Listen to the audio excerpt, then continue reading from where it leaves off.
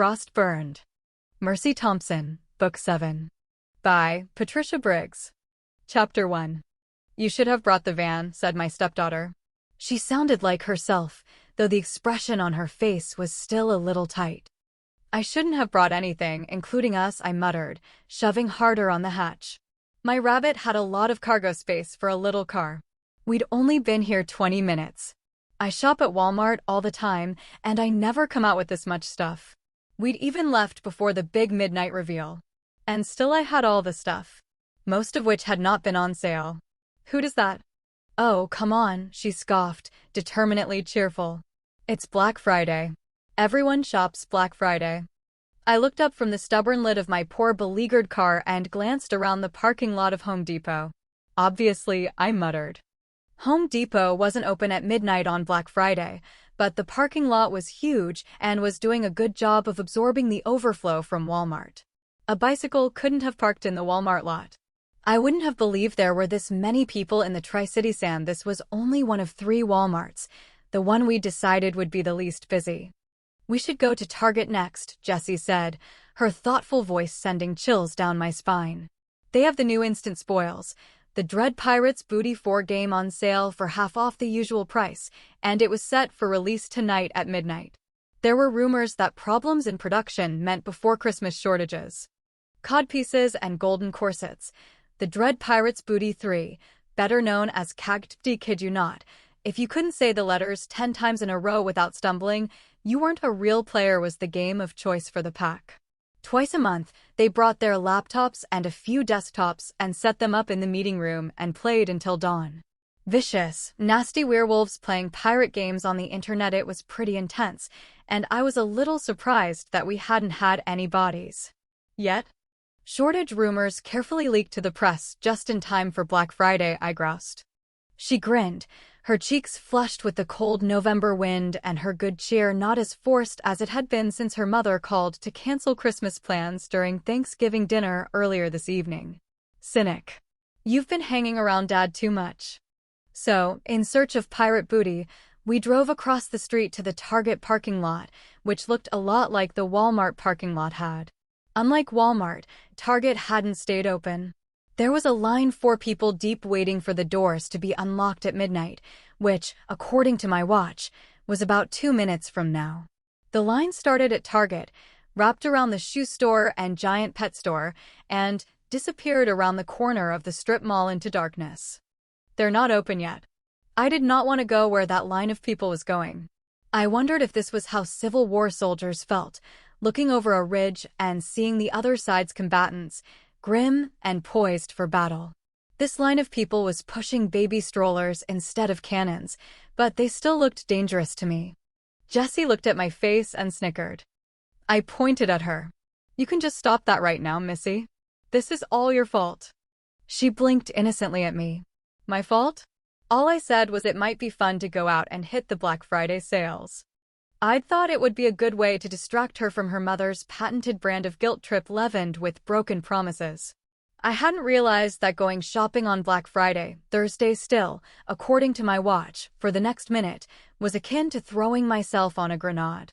I'd still have done it. I love Jessie, and the diversion was starting to work, but it might have been nice to know how bad it was going to be.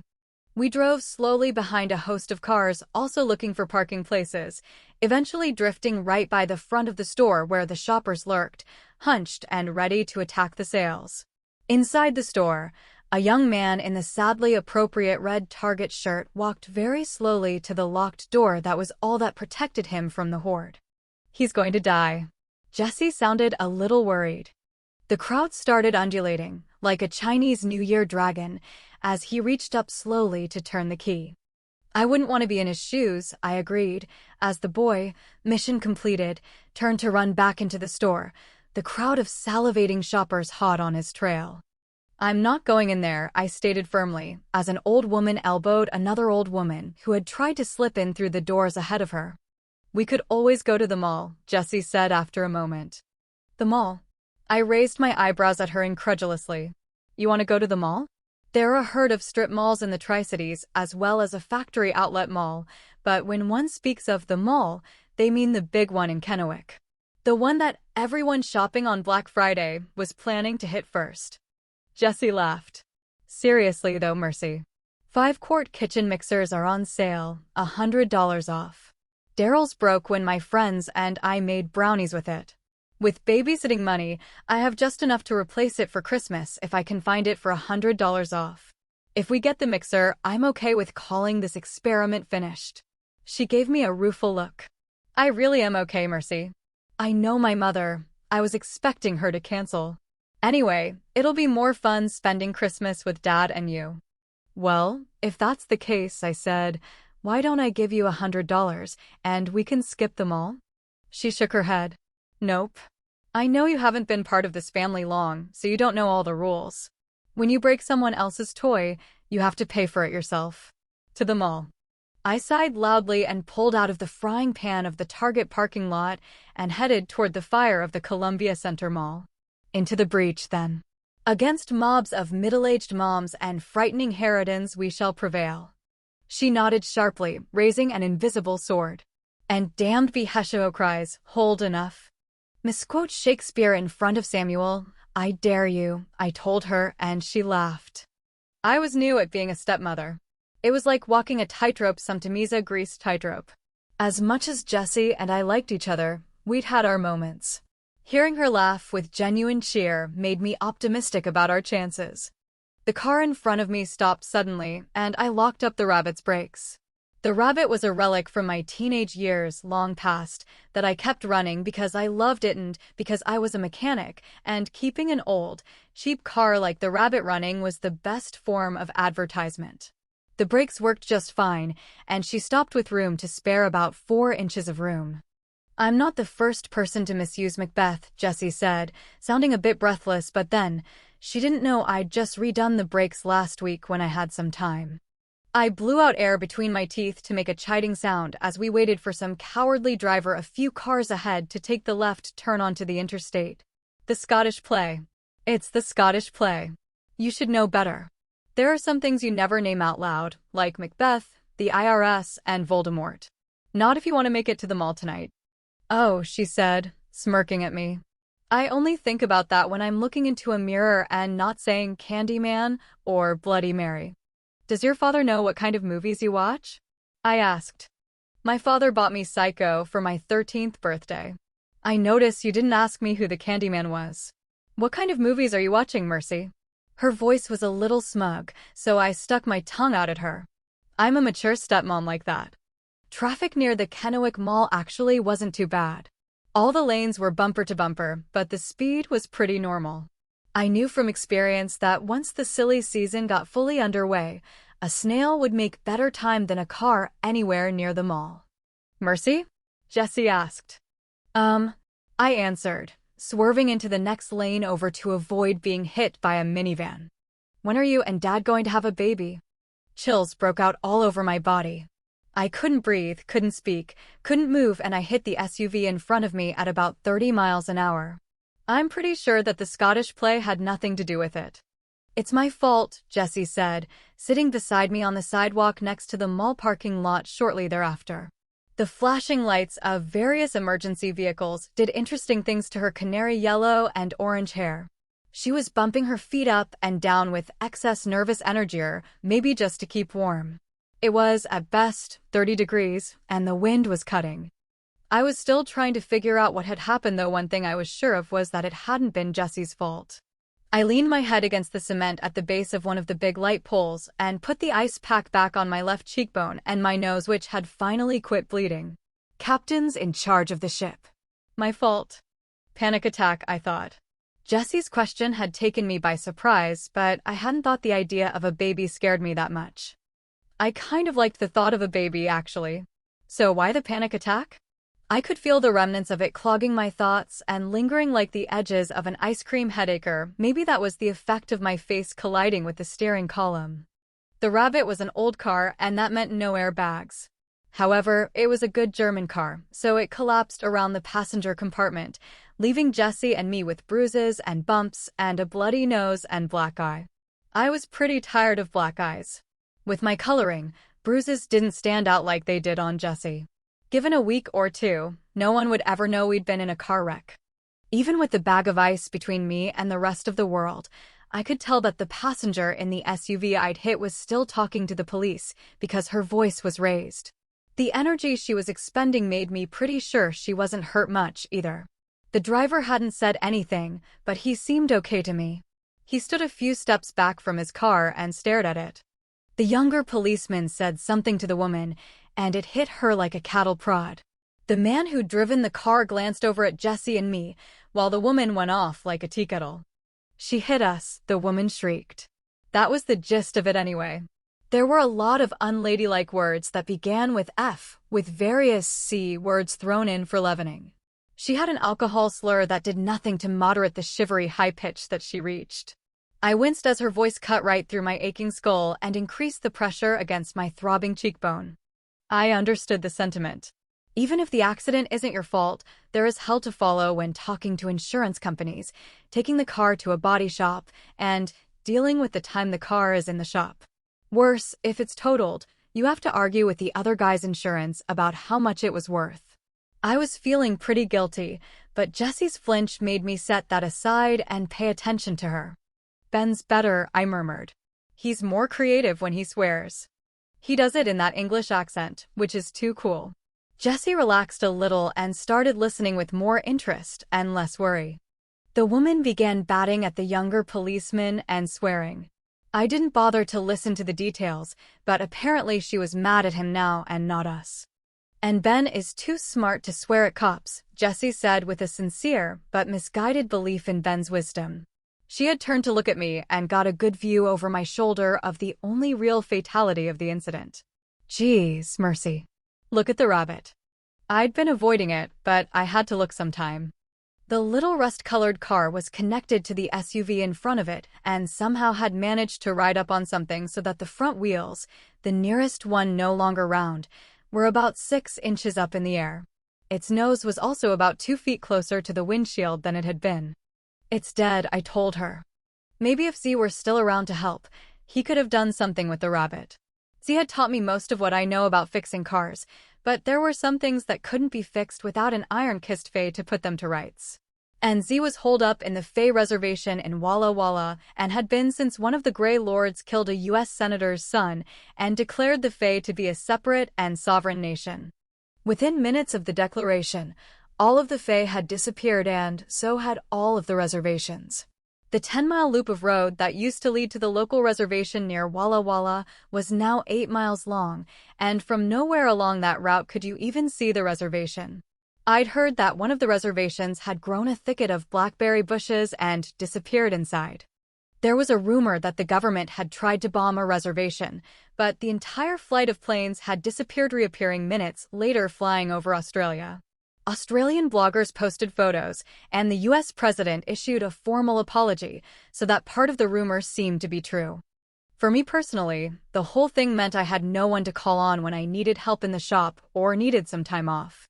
I hadn't even gotten a chance to talk to Z before he was gone. I missed him, and not just because my poor rabbit looked to be headed to that big VW rally in the sky. "At least we weren't driving the Van Aggen," I said.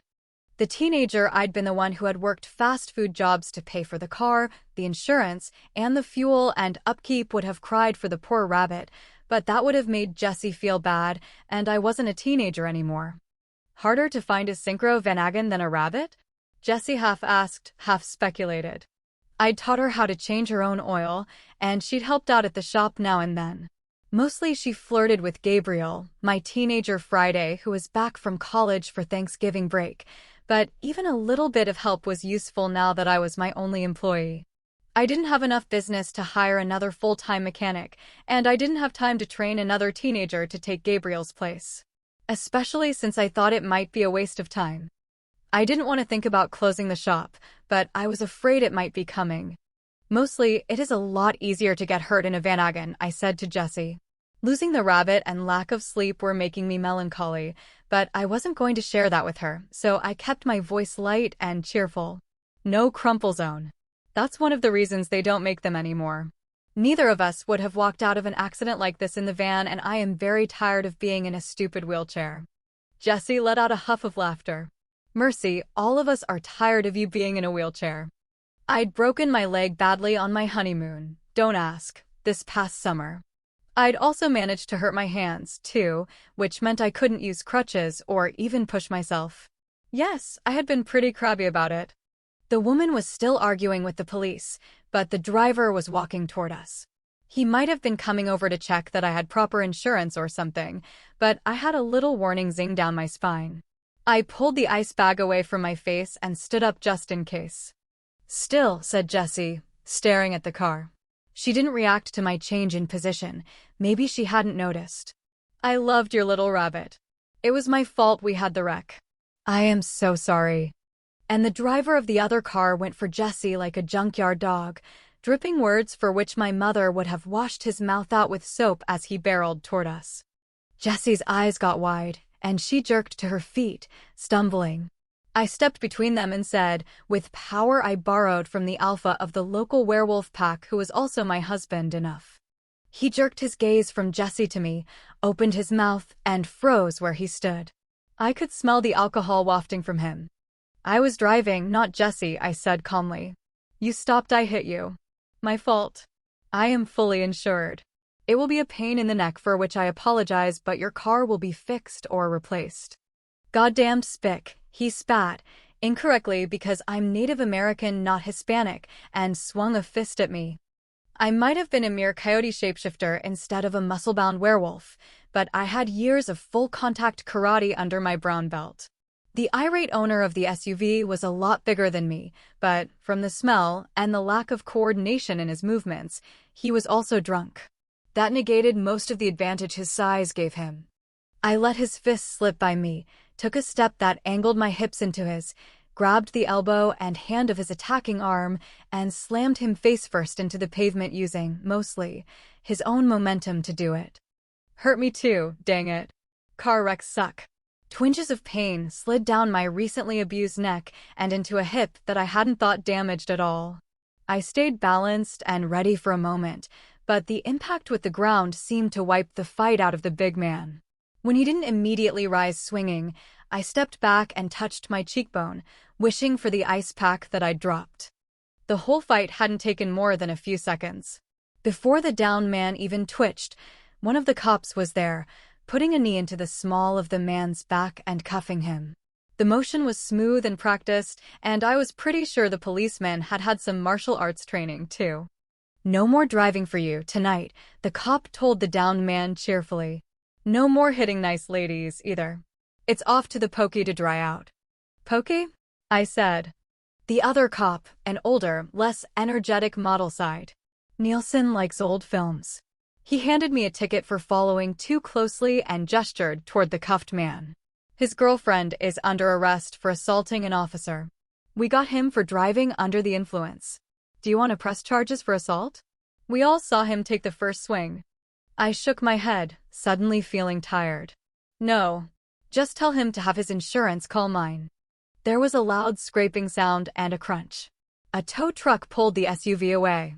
The rabbit settled to the ground with a sigh, a gurgle, and a hiss of hot antifreeze hitting cold pavement as the radiator tore open. Jessie shivered beside me. I needed to get her out of the cold. When's your dad coming? I asked her. She'd called him while I'd been caught up talking to officials and people who handed me ice bags. I called, Jessie said. He didn't pick up, so I called Daryl. No answer either. I should have told you earlier. Adam didn't answer the phone? That felt wrong. Adam wouldn't be unavailable while we were out shopping among the hordes. He'd even volunteered to come. That would have been interesting. He couldn't handle Walmart on a quiet day. That Daryl, his second, hadn't answered his phone didn't bother me as much, but it was still weird. I pulled out my cell phone and saw that I had a new text message from Bran, even weirder. The Merrick, ruler of the werewolves, just didn't text. I checked it and got, the game is afoot. Bran is channeling Arthur Conan Doyle, I said, and Jessie peered over my shoulder to see. I tried calling Bran back. My fingers were too cold for texting with any speed, but his phone came back disconnected or no longer in service. I tried Samuel, the Merrick's son, and got his answering service. No, that's fine, I told the service lady who picked up. I'll just go into the emergency room if Dr. Cornick isn't available. There was no reason not to leave a real message with her, but the text from Bran had unsettled me. My panic attack, the cause of the wreck, unsettled me more. I continued with other pack members, Warren, Honey, Mary Jo, and even Ben. Their cells were in order: off, ring to voicemail, off, ring to voicemail. I puzzled over Bran's message as I called Paul, who would as soon kill me as rescue me, though he'd feel differently about Jesse.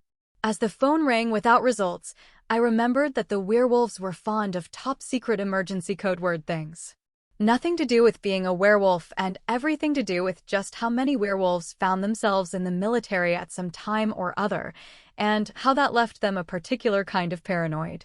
Boy Scouts had nothing on the be preparedness of werewolves. I knew about the secret codes because I'd grown up with werewolves, but I hadn't learned them because I wasn't one. Adam presumably would have gotten around to teaching me now that I was a member of his pack, but what with river monsters and broken legs and pack drama, it was no wonder it hadn't made it to the top of the list. Paul didn't answer either. I was willing to bet, based on the evidence, that Bran's text meant no phones. Which was all well and good, but Jesse and I were stuck here at the mall until we found someone who would answer their stupid phone. If this was just a test of the emergency secret code system, I was going to chew on someone. If it wasn't my stomach clenched and the panic attack I'd had that had caused the accident seemed more sinister. I was twice bound, once to Adam, once to the pack. Had something happened to Adam or the pack? I reached out for those bonds. Mercy? Jesse asked, interrupting my concentration before I connected with Adam or the pack. I don't know what's going on, I told her. Let me keep trying, people. After a moment's thought, I called Kyle. He wasn't aware anything, so he might not have gotten the memo about the phones. And, as the significant other of the third-ranked member of the pack, he might know what was going on. I got his voicemail and didn't leave a message. Next, I tried Elizaveta the witch. Elizaveta was under contract to the pack. I'd recently seen what Adam paid her every month and had no qualms about making her play taxi, but she didn't answer.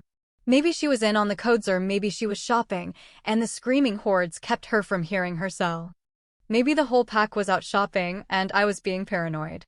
What are the chances that the pack has joined the rest of the Tri-Cities tonight and gone out shopping in the middle of the night? I asked out loud. Not high, Jesse said seriously. Most of them are like Dad. The noise alone would give them the heebie-jeebies. Cram them in with a bunch of normal people in tight quarters and wait for the bloodbath. I can't think of any of them, except maybe Honey, who would try it. That's what I think, too, I agreed. Something's up. We're on our own. I'll call Gabriel, she said, and did so. Gabriel, my whatever-needs-doing man, was fighting like a demon not to be in love with Jessie. He had officially broken up with her in September, when he left for Seattle and college, though they hadn't been officially dating. But he'd sat next to her at Thanksgiving dinner a few hours ago and flirted as hard as he could, given that her sharp-eyed father was at the same table. Love doesn't wait on convenience. When he was in town, Gabriel also lived in my very small manufactured house on the other side of the fence from the home I shared with Adam and Jesse. When he and his mother had a huge home-wrecking fight over whether or not he should be hanging out with me and my werewolf friends, he'd moved into it. He might be living mostly in Seattle, but it was there waiting for him when he came back for the holidays. He wouldn't be on any werewolf emergency contact list, so when Jessie shook her head, I started to get even more worried. Had something happened to the pack while we were gone? Damn it, I said, and I tried again to feel Adam through the mating bond that tied us together. The bond was strong and steady, but sometimes it took more effort to get information from it. When I'd talked to Adam about it, concerned, he'd shrugged. It is what it is, he'd said. Some people have to live in their mate's head to feel secure. How did you feel when we were doing that? He'd grinned at me when I'd tried to apologize. Don't fuss. I love you just as you are, Mercy. I don't need to swallow you whole. I don't need to be in your head at all times. I just need to know that you're there. There are a lot of reasons I love Adam. I fought my way down our bond, increasing my already considerable headache, and squeezed past the barriers my subconscious mind apparently had created to keep from being overwhelmed by the charismatic alpha among alphas who was Adam Hauptmann, and touched him at last. Hey, Mercy, said a deep voice. You okay? I looked up and recognized the tow truck driver. I know most of the guys who tow cars in the area. I have a mechanic shop. It comes with the territory. "Hey, Dale," I said, trying to appear as though I hadn't been fumbling around with werewolf magic. It would have been easier to pretend to be normal without the sudden renewal of the nasty, shivery, breath-stealing feeling that had caused me to run into the SUV in the first place. I struggled to suppress the second panic attack. Probably Dale would think that my chattering jaws were from the cold. "Jesse and I are okay, but I've had better days." "I can see that." He sounded concerned, so I must have looked pretty awful. "You want me to tow the rabbit to your shop? Or do you want to admit defeat immediately, and I can take her out to the Pasco wrecking yard?" I fixed my gaze on him as I had a sudden thought. He looked down at his coat. "What you looking at? Is there a spot?" I thought I grabbed this from the clean clothes. "Dale, if I'm paying you to tow my car to my shop, is there room in the truck for Jesse and me too? We can't get my husband on the phone. I have a car at the shop I can drive home." He smiled cheerfully. "Sure, no prob, Mercy." "That would be good," I said. "Thanks. That would work." My shop was a safe, warm place to think. I needed that, needed my fortress of solitude against panic. Because when I reached down the bond between Adam and myself, I could sense nothing but rage and pain. Someone was hurting my husband, and that was all I could tell. Dale's truck smelled like old French fries, coffee, and stale bananas. I forced myself to make light conversation, catching up on his daughter and her new baby, the rising costs of diesel fuel, and whatever else I could come up with. I couldn't let Jesse know how worried I was until I had more information. My shop looked just as it should. The little boneyard, where the remnants of a few dead cars lingered to donate parts to their living brethren, and the parking lot were well lit. New halogen lights illuminated the 4 cars in the still-alive-but-need-help parking lot, and I patted Jessie's knee when she drew in a breath. I hopped out of the truck and helped Dale unchain the rabbit, sending Jessie into the shop. She glanced again at the 4 cars in the parking lot where there should have been 3 and ran inside without protest. She had no trouble opening the door that should have been locked in when she went in. She didn't turn on the lights because she was her father's daughter. She knew better than to turn on lights in a room with windows when there might be something to hide. "Poor thing," Dale said, patting my car's trunk, not paying any attention to Jessie. "Aren't many of these left running around town anymore." He looked at me and said, casually, "I have a line on a '89 Jetta 2-door with 110 on the meter. A little banged up, but nothing a little Bondo and paint can't fix." "I'll keep it in mind," I said. "What do I owe you?" "Boss will bill you," he said, turning my smile genuine despite my tension. Dale's boss was his wife.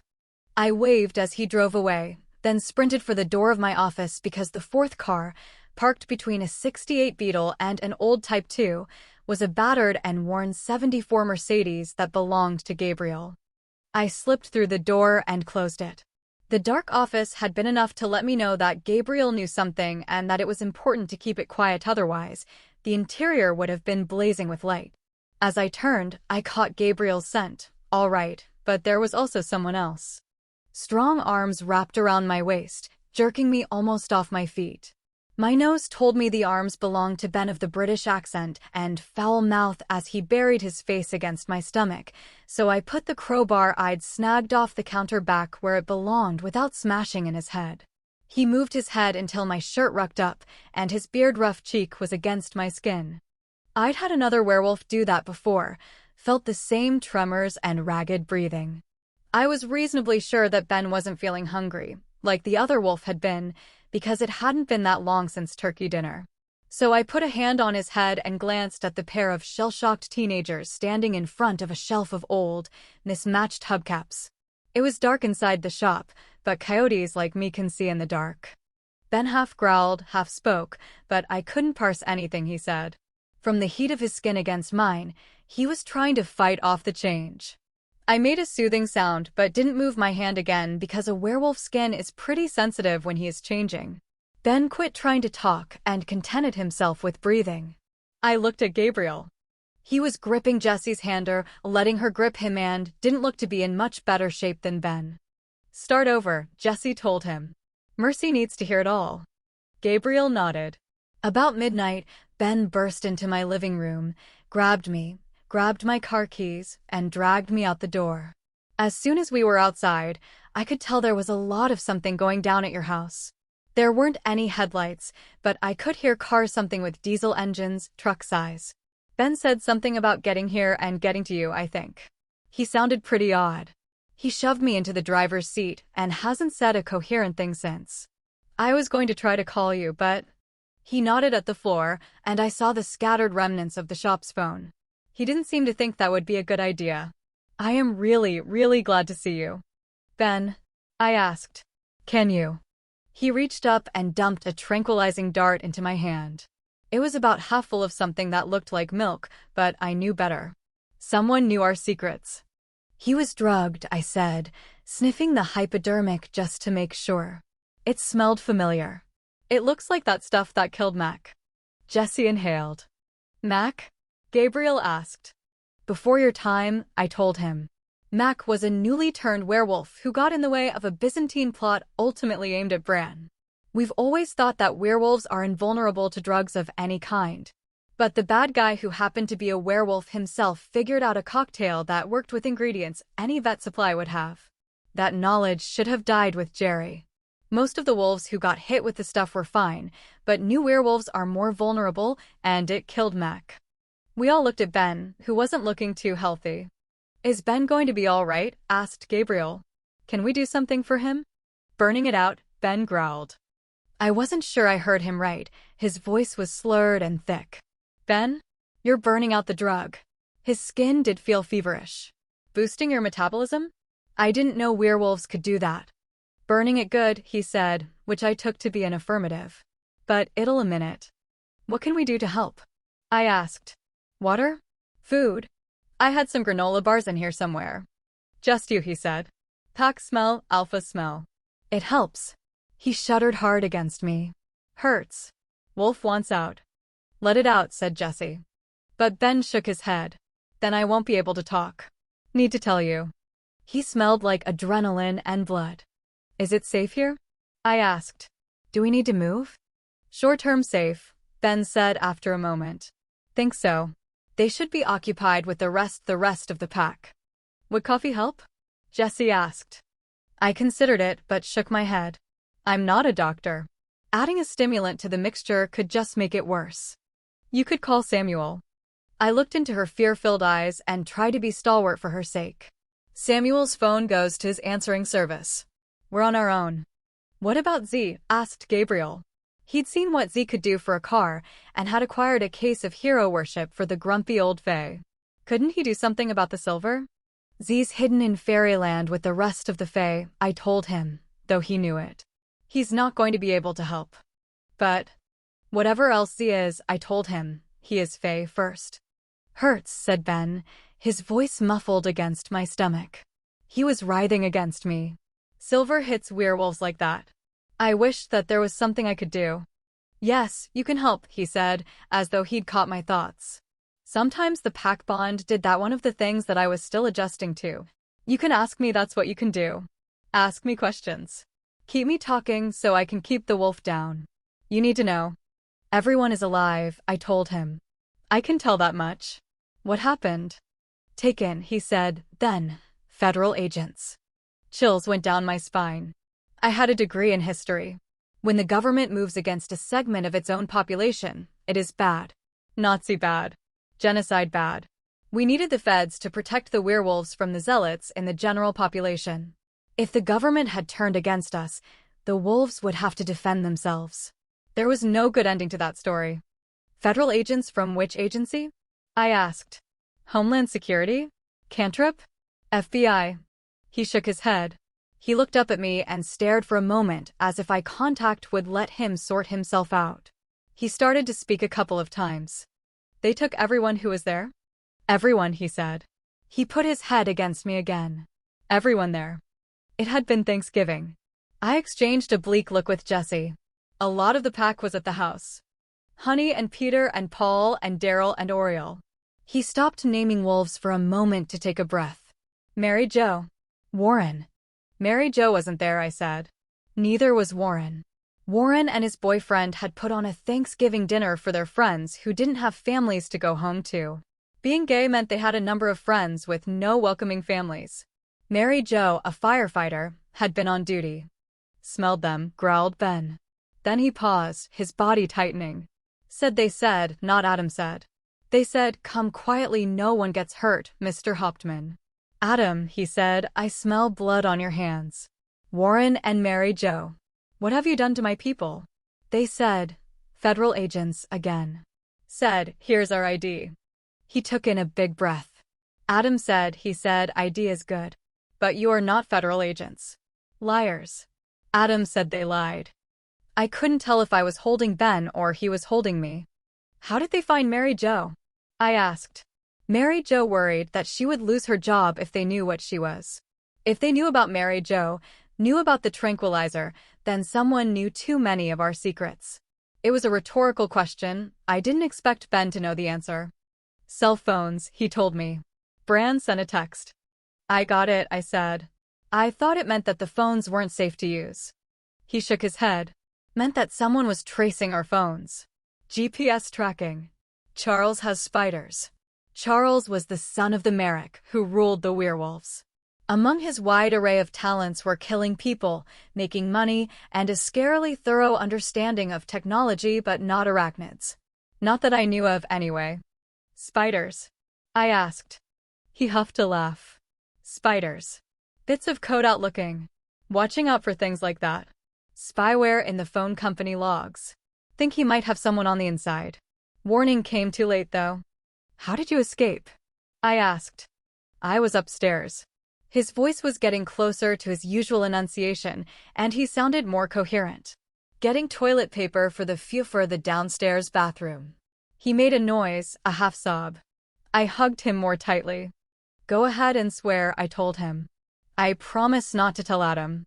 He snorted. Bad habit. I couldn't tell if he was talking about his swearing or me promising not to tell Adam.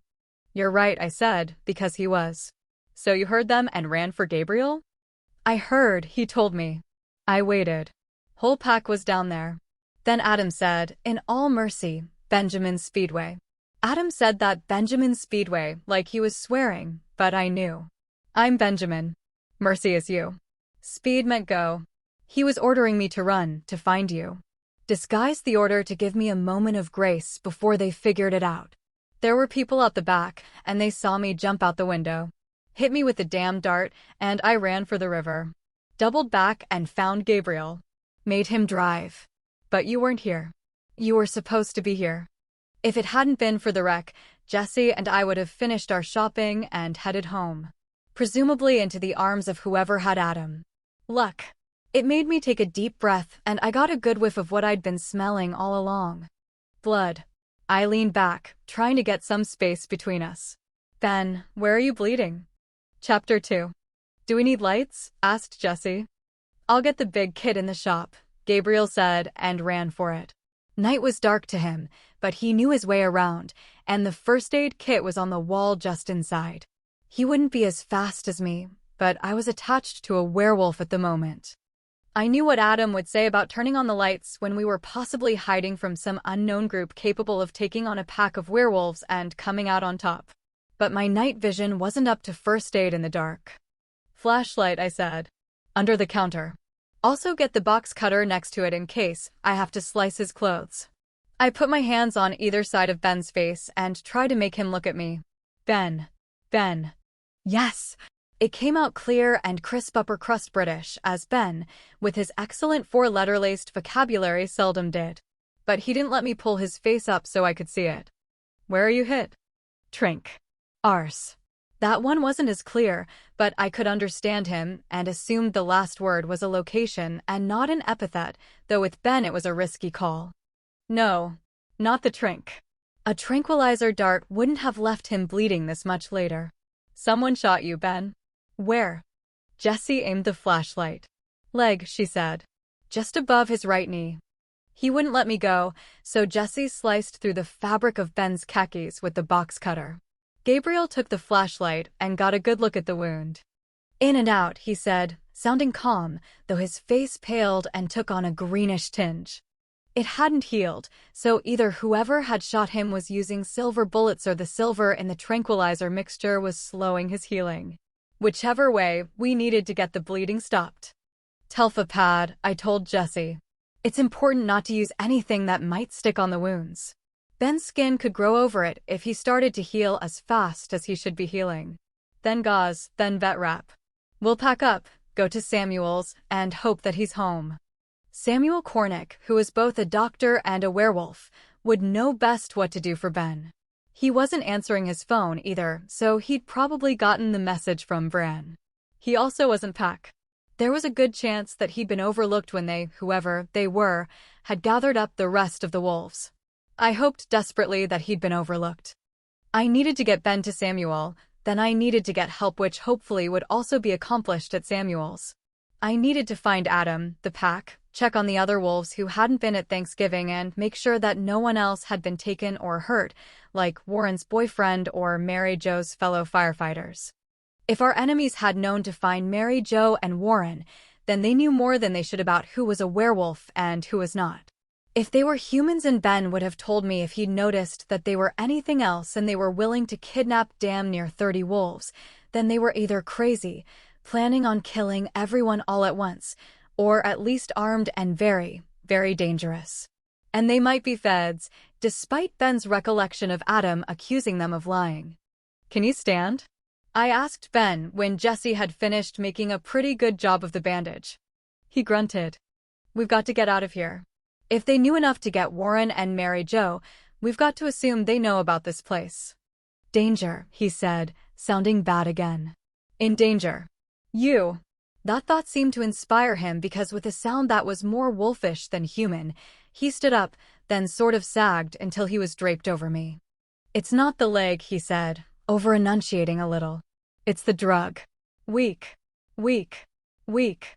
He was tensing up, his eyes bright gold with the wolf's drive to protect itself. No predator likes to be weakened and vulnerable. It's all right, I told him firmly, because it was important that he believe me. If he didn't, he'd get aggressive, and we would have even more trouble. You are among friends. Gabriel, grab the keys to the Mercedes parked in the garage and help me get Ben to the car. Marcelia's dark blue Mercedes, an S65 AMG, was parked inside my garage lest anyone walk by the parking lot and decide to key the paint or toss a rock. It was 3 months old, here to get its first oil change, and I could have bought a second shop for less than its sticker price. The AMG? Gabriel said, though he retrieved the keys as he spoke. You're going to let Ben bleed all over a Mercedes AMG? He's already bleeding all over a Mercedes, Jessie said dryly. Then she turned to me. Wait a minute. The AMG? That AMG? Mercedes Athena Thompson Hauptmann, what are you thinking of? You can't let Ben bleed all over Marcelia's Mercedes. Marcelia the vampire queen? Gabriel choked. Mercy, that's just stupid. Take my car. She's not a queen, she's the mistress of the Seeth, I corrected him. That car seats 4 and doesn't scream VW mechanic on the run with wounded werewolf. What I didn't say, because I didn't want to panic anyone, was that because the vampires were a lot like the CIA crossed with the mob, the Mercedes also had bulletproof glass. More importantly, if we were really dealing with an attack by a government agency, this car was clean of tracking devices. Between me and Wolfeth magic-using vampire who served Marcelial the tracking gadgets that were routinely attached to new cars all the way down to the RFID tags on the tires had been disabled. And right now I had bigger things to worry about than offending Marcelia, scary though she was. Get Ben to Samuel, who could treat what was wrong with him. Take Jesse and Gabriel to someplace safe. Find whoever had taken my mate and get him back. Adam's pain was a roar in my heart, and I was going to make everyone who hurt him pay and pay. It was like triage. Decision 1, preserve those who were safe. Decision 2, retrieve the rest. Decision 3, make the ones who took them regret it. On that thought, I ran back into the office. At Adam's request, I'd taken to keeping my 9mm SIG in the safe. Being married to the local pack alpha gained me some notoriety, and it made Adam feel better knowing I was armed. I shoved 2 spare, loaded, magazines into my purse and grabbed the extra box of silver ammunition. If I'd had a nuclear bomb, I'd have grabbed it, too, but I would make do with what I had. Jessie had settled in the back with Ben. Smart girl. Ben knew Gabriel well enough under normal circumstances, but Jessie smelled like Adam. Ben couldn't sit in the front with me because the combination of drug and wound made him too volatile, and he was too strong for me to wrestle with while I was driving. Jessie had also found an old blanket to cover the seat. I backed the Mercedes out of the garage and waited for Gabriel to close the door and get in. "Your eyes are gold, Mercy," said Gabriel as he slid into the front seat. I didn't know they did that. Neither had I. Samuel lived about 20 minutes from my garage, but it felt like hours. The temptation to put my foot down on the accelerator was strong. Marcelia's car topped out at 250 mph. I had also, at her request, taken care of the electronic governor that limited the car to more human reflex-safe speeds. But there were a lot of cops out even at this rarefied and still dark hour because the shopping crowds were starting to increase again. I needed to avoid getting pulled over as long as I had a man with a gunshot wound in the back seat. At 60 miles per hour, we purred slowly along the side of the river to Samuel's house in Richland. Before I'd married Adam, Samuel had been my roommate. He still came by to visit a lot. A wolf, especially a lone wolf, needed the presence of others. Though Adam was alpha and Samuel was very dominant, they had a cautious friendship. Samuel had a condo in Richland right next to the river, where land prices were at a premium. He could care less what his home looked like. He had lived with me in my elderly 14x70 trailer for 2 years, more or less, without much complaint, but he loves the water. What he paid for that condo could have bought a huge house anywhere else in town. The complex was less than 10 years old, built of stone and stucco and groomed to within an inch of its life. I parked the Mercedes in front of Samuel's garage, left my comrades in the car, and knocked at the door. No one answered. I put my forehead against the cold surface of the fiberglass door and listened, but I could hear nothing. "Please, please, Samuel. I need you." I knocked again. When the door finally opened, it wasn't Samuel but Ariana, Samuel's mate. She wore a sweatshirt and fuzzy midnight blue pajama bottoms decorated with white kittens playing with pink balls of yarn. Fae have glamour, that's what makes them fae. They can take any living shape they like, and mostly they like forms that blend in. I'd first met Ariana in the guise of someone's well-to-do grandmother. I've also seen what I think is her true face and form, which is spectacular and beautiful. Ariana's current facade was neither beautiful nor ugly, more of a pleasant average. Pale gold hair, more often found in children than adults before the advent of hair dye, framed her face and set off her soft gray eyes. Her apparent age of somewhere between 25 and 30 was a match for Samuel's apparent age. There were traces of her fae self in her face, just as my old mentor Z's fae countenance shared similarities with the human one that I was more accustomed to seeing. Thing was, she shouldn't have been there. She was fae. She should have been at the reservation with all the others. I'd called to check on Ariana as soon as I'd found out that the fae had retreated and had gotten Samuel. He'd told Maine what I now saw was a suspiciously relaxed manner that Ariana was safe and would return when she could. Apparently, that was a lot sooner than any of the rest of the fae. "Ariana," I said, I thought. "That I had retreated to the reservation with my kin?" she asked. "My mate is here. I am no follower, and my allegiance is no longer to the Grey Lords, if it ever was. They chose to allow me to stay here under the condition I do nothing to draw attention to myself." She grinned mischievously at me. "They required us to bring any artifacts or magical items we hold. I brought the Silverborn with Methy were surprisingly eager to let me leave with it." The Silverborn was an artifact that she'd created long before Christopher Columbus was a glint in his father's eye. It ate the magic of any fae that went near it. Too powerful to be left where humans could get it and too damaging to be brought to the reservation. Her face lost its humor. "But I am chatting and you're hurt. Coming out of the cold." "Not my blood," I told her. "Is Samuel here? I have a warning and a patient for him. Otherwise, we should probably go." "He's not here," Ariana said. "His father called him away a few days ago. He said it was something to do with a meeting about disturbances in the force." I gave her a look, and she grinned, again. "I swear to you that was what he told me." Bring in your wounded, though. I have a fair amount of barbering experience, and Samuel keeps a very well-stocked first aid kit. I hesitated, and the expression on her face changed. Ariana was ancient older than Bran, I think, but she had this softness about her, a vulnerability that allowed her to be rather easily hurt. I'm not doubting you, I told her. But my wounded is a wolf. He is in human form for the moment, but he is clinging to it by his fingertips. Ariana had a deep-seated and totally justified terror of canids, which she'd only overcome with people she knew well-meaning Samuel. Most of the rest of us did our best not to be too wolf or coyote-like around her. She took a breath. I knew the patient was likely one of your werewolves. Who else would it be? Bring him in. I gathered my people from the car, human and otherwise. I wasn't sure it was the right thing to do.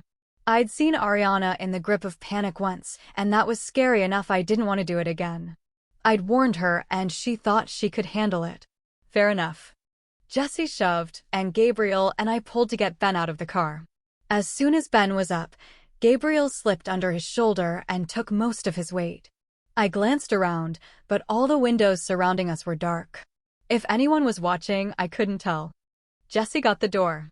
Gabriel paused in the entryway because, though the walls were painted bright colors, the carpet was white and Ben was still bleeding. Ariana rolled her eyes at us. Bring him in, children. I assure you that I am more than capable of pulling a little blood from fabric and carpet. Reassured, I waved Gabriel and Ben forward. The condo was one of those open floor plans where kitchen, dining room, and living room shared the same space. Gabriel supported Ben through the entry hall, past the kitchen area, and into the living room, where we laid him down on the dark brown leather couch. He looked worse, if that were possible, than he had in my office. As if, now that someone else was in charge, he'd quit struggling to stay alert. Ariana looked at all of us and frowned. Tell me what happened. So I did, telling the story from my point of view until we hit the garage, then dropping back to Ben's tale. When I'd finished, she put her hand against Ben's forehead. He muttered something crude, and her eyebrows raised. Not fair to hold him responsible for something he says in this state, said Jesse defensively. Ariana's lips turned up. I've heard worse. She pulled up Ben's pant leg. The bandages we'd put on were bloody already. Was this a silver bullet? It's not healing like it should if silver wasn't involved somehow, I told her. They definitely shot him with a tranquilizer dart that contained a mixture that included silver. Same stuff was used to kill a friend of mine a few years back. That's why we wanted Samuel to take a look. Ariana stepped back and half closed her eyes, holding her hands about 6 inches over Ben. I have an affinity for silver, she said. I can sense it, but not call it to me. Ariana is Welsh for silver. Ironic in a woman mated to a werewolf. There's some silver in him, she said after a moment. But none near his wound, so it must be the dart they hit him with. If it was a silver bullet, it didn't leave anything behind. He'll have to wait until the silver works its way out, but I can at least treat the wound. I kept my hand on Ben's while Ariana stripped his bandages off and coated the wounds, front and back, with some urban salve concoction she kept in an old pottery jar. Ben lay on his side to allow her access. He kept his eyes closed, but every muscle in his body was tense. Ariana was the next best thing to a stranger, and he was wounded. Every once in a while he would growl quietly, and Ariana would jump like a rabbit, which made Ben tense even more. By the time she was done, both of them were shivering like a pair of thoroughbreds before the Kentucky Derby. That's as much as I can do for him, she said, stepping away with a sigh of relief. She headed for the kitchen sink, regaining her self-possession with every step she took away from Ben. She washed her hands with soap and dried them on a white cloth. When she spoke again, her voice was brisk and confident. I don't have Samuel's expertise, but barring the threat of infection, which isn't an issue for werewolves, his leg should be fine. If there wasn't too much silver, I thought. I couldn't tell if Ben was following the conversation or not. His eyes weren't totally shut, but now that I was the only one touching him, his body was unnaturally relaxed. In any case, there's nothing more we can do for him without Adam, his alpha, who could pour pack strength into him, or Samuel, I said. I could borrow some abilities from Adam, but I hadn't been able to manipulate the pack bonds enough to affect healing yet. Let me try to call Samuel, Ariana offered, picking up the phone on the end table next to the couch. She stiffened, the phone to her ear, then dialed. Finn. I am so sorry to wake you, but I had a dream. Finn was Phineas Brewster, her mostly human descendant who sold used and collectible books. Why she had decided to call him instead of Samuel was the same reason she had stiffened. I wondered what she had heard or felt that had changed her mind. Ari. A sleepy voice on the other end of the phone. Sadie, try not to eavesdrop when I can avoid it, but, like the wolves, my ears are sharp. No, he continued foggily. Then he cleared his throat and sounded much more awake.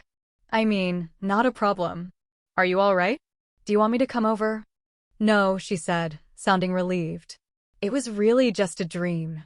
But it left me worried about you. The Fae couldn't lie. So she had dreamed and woke up worried about Finn, but it could have been tonight or 10 years ago. I'm fine. His voice was easy, as if he was used to having her call him in the middle of the night because she was worried. Stay fine. She hung up, frowning at the phone. There was someone listening. The phone is bugged? Gabriel frowned. She shrugged. Someone was listening. I could feel their attention. Magic or technology, it doesn't matter. If I didn't call anyone, they'd have wondered why I picked up the phone. No phones, I said, pulling out my cell phone. I forgot. Geez, how dumb can I be? Bran had sent a message that they were using the phones to trace the pack. Ben had told me that, and we carried our phones with us here. I patted Ben's shoulder. Cell phone, Ben. Crushed it on the way to you, he said, slurring the consonants. Bran said ditch the phones. Jesse? Gabriel? Do you have your cell phones? Jesse handed me hers, but Gabriel shook his head. Mine's next to my bed, where it won't do us any harm. I borrowed a hammer and the garage and disposed of both phones. I was pretty sure that I could have just pulled the batteries, but pretty sure wasn't good enough, so I used a hammer. Who is it? Jesse asked me when I got back in the middle of a discussion of what happened at the house. Is it the government? The Fae? She crossed her arms and hugged herself. The vampires? Samuel told me that his father has been waiting for the government to quit screwing around with the Fae and turn its attention to the werewolves, Ariana said. The Merrick is also in the middle of delicate negotiations with the Fae, negotiations that are making the vampires extremely nervous, because they fear what they will face if the Fae and werewolves come to an agreement. The men who took the pack claimed to be government, I said. But Adam seemed to think they were lying. But they were human, which makes me think government anyway. Are we safe here? Asked Gabriel. Or do we need to find a better hiding place? They could have traced our phones here, I told him. We need to keep moving. I was hoping to take a minute and see if I can contact Adam and figure out what's going on. You can stay here to do that, Ariana said. I can't make the apartment disappear into a hedge of blackberries, but I can make it difficult to find for a few hours. Mercy? Jesse asked. How much can you tell? He's alive, I said. I decided to trust Ariana to know her own strengths. If she could keep us hidden until I talked to Adam, it would really help. I need to find somewhere quiet to clear my head and see if I can pick up anything more. I wasn't going to taint Jesse with the mishmash of dark and violent emotions I'd been picking up from him off and on all night. It was the off and on that really worried me. Take a hot shower, suggested Ariana. Meditation is easier when you're clean. I'll bring you something to wear and keep your flock safe. Ben growled and she flinched. I tried just sitting down on the floor of the spare bedroom, but I could smell Ben's blood. My scalp itched. My right pant leg smelled of antifreeze from my poor deceased rabbit. My shoulder ached where the seatbelt had caught me, and my cheekbone throbbed. So I followed Ariana's advice and showered. I heard the bathroom door open while I was shampooing the blood out of my hair. How had it gotten in my hair? And there were clean clothes folded neatly on the toilet seat when I got out. I pulled the sweats up to my nose and shook my head. If someone had come to my house, even someone I liked, I'd have been damned before I gave them Adam's clothes to wear, especially if it was someone he used to live with. I could have blessed Ariana's generosity, though, because when I sat on the floor of their spare bedroom wearing Samuel's oversized shirt and sweatpants, I felt safe and at home. That helped while I struggled to find my way through the strong but tangled weave that was my bond to Adam, but it still didn't seem to be enough. Frustrated with my failure, I got up. Exhaustion, fury, and nagging pain that seemed generalized to my whole body rather than any one bruise fought with despair. Despair won and left me muzzy and sick. I'd been so sure that I could contact Adam given just a little space and quiet. It should have been easy because his emotions were buzzing around me so strongly that it had been a strain to keep track of which were my feelings and which were his. Only when I stood up did it become apparent that instead of plush carpet under my bare feet, there was hard-packed dirt beneath the boots I hadn't been wearing. They were a scuffed black, and the leather gave around my feet with the softness of long wearing. They weren't my boots, but I knew them. What was I doing wearing Adam's boots? My bleary thoughts tried to figure out the logic while I became vaguely aware of my surroundings. The air smelled dry and still.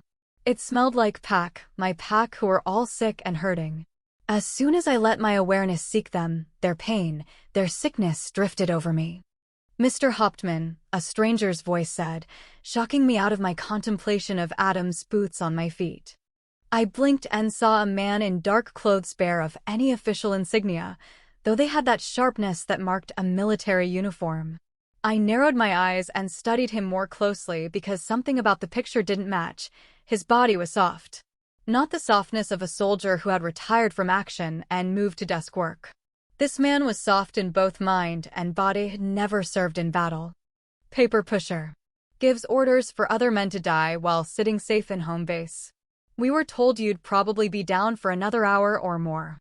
I do apologize about the restraints, rather medieval, don't you agree? But we didn't think you'd be feeling particularly happy with us when you woke up, and killing you after all the trouble that we've gone through to capture you would be unproductive. You may call me Mr. Jones." He looked at us as he spoke. And I became aware that part of the heaviness that kept me from moving much was some sort of binding on my ankles and wrists.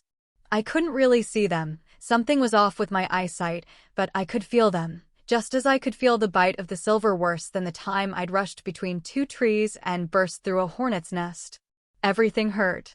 The Mr. Jones made Adam think seriously about rolling his eyes like Jesse, but it would require too much energy. Jones? Did this man not know that Adam could hear every lie out of his lips? At least it hadn't been Smith. Adam also thought about shedding the restraints and killing the man behind the desk, but so far no one had been irreparably injured. The burn of the silver fought with the dampening effect of the tranquilizer and left his temper raw and vicious. But he had people to protect. So he held his temper and sarcastic comments and continued the parley that Mr. Jones had begun. "You've gone to a lot of trouble to get us here." Adam's voice slurred a little, and he pulled energy from the pack bonds, aware that he was taking from them what they didn't have to give.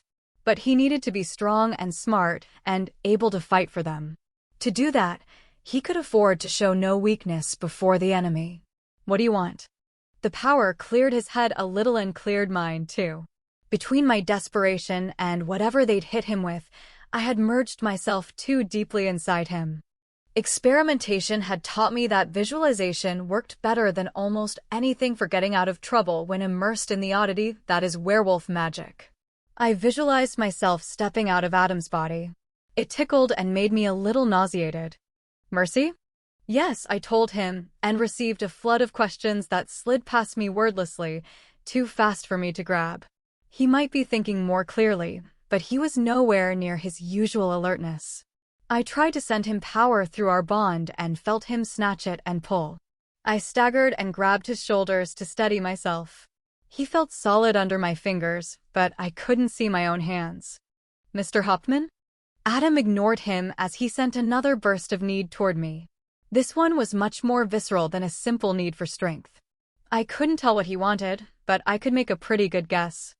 Ben found Gabriel, and they both found Jesse and me. We're all safe at Samuel's. Ben is hurt, but not seriously. I didn't tell him that Samuel was gone. Adam straightened and took a deep breath. The pain was shivery and concentrated in his joints, making it difficult to move. He opened and closed his hands to make sure they worked. His vulnerability made it difficult to control his rage at the people who had done this to him. I was picking up everything he felt. I left my hand on his shoulder as I took another step back, hoping that it would give me more distance so I could think. And then I tucked the other hand in the back of his waistband like a child in the dark. I was afraid that if I didn't anchor myself to him in some way, I'd go back to Samuel's house with no information at all. It was better, though I could still only see what he saw, and his vision was oddly limited. The silver, his wolf said. Too many things not working right. My eyes see, but Adam doesn't perceive. I patted him on the shoulder, not knowing if he could tell what I was doing or not. Words were useless. Adam had to control the wolf, and I wasn't really there to help. You always help, the wolf disagreed. He tugged on our bond and took just a little more strength from me. Always, Adam agreed, as his wolf settled around him again. Mr. Hauptmann, am I boring you? Adam moved his full attention to our enemy, and Mr. Jones flinched. That flinch satisfied me and made me hungry at the same time. I liked his fear. I liked it very much. No, Mr. Smith, said Adam softly. I find you very interesting at the moment. Jones, snapped the man behind the desk. The lie of his name smelled tainted. His angry reaction told Adam that he was weak-minded, easy prey. No less dangerous, in some ways more dangerous, because he'd react with his emotions, but under real pressure, he'd break. Someone moved to Adam's right and into his field of view. From my perspective, it was almost violently sudden. Like Jones, he wore black. His clothes weren't just a uniform, though. With Adam's perceptions, I knew that he wore armor. He moved better, too. Someone had trained him for hand-to-hand combat. I had the sense that there were other people in the room, more of the enemy, but for some reason this one held Adam's attention. He and Jones were the only ones I could see. Soldier, Adam told me. He showed me the bulge of a second weapon inside the cuff of the man's pant, knife or gun, and another on the outside of the opposite leg. Adam watched the body language between the soldier and Mr. Jones. Jones was nominally in charge, but the men, the ones I couldn't see but Adam was aware of, followed the second man, including Jones. Adam had seen it in the army, when the commanding officer was green and leaning a little too heavily upon the skills of the men of lower rank. The soldier demanded respect, while Jones smelled and acted like prey, trying, unsuccessfully, to be a predator. Whatever this kidnapping was, Adam was on his feet, and the pack was okay. Not good, but alive and breathing. I was aware, because Adam was, that our pack were lying in heaps behind us. All of them chained hand and foot as he was, sick from the silver and the tranquilizer, but otherwise okay. Adam thought that meant that this wasn't an extermination order. They wanted something and thought that Adam and his pack could provide it. For the moment, they were safe. Well, said Jones impatiently. Adam held his silence.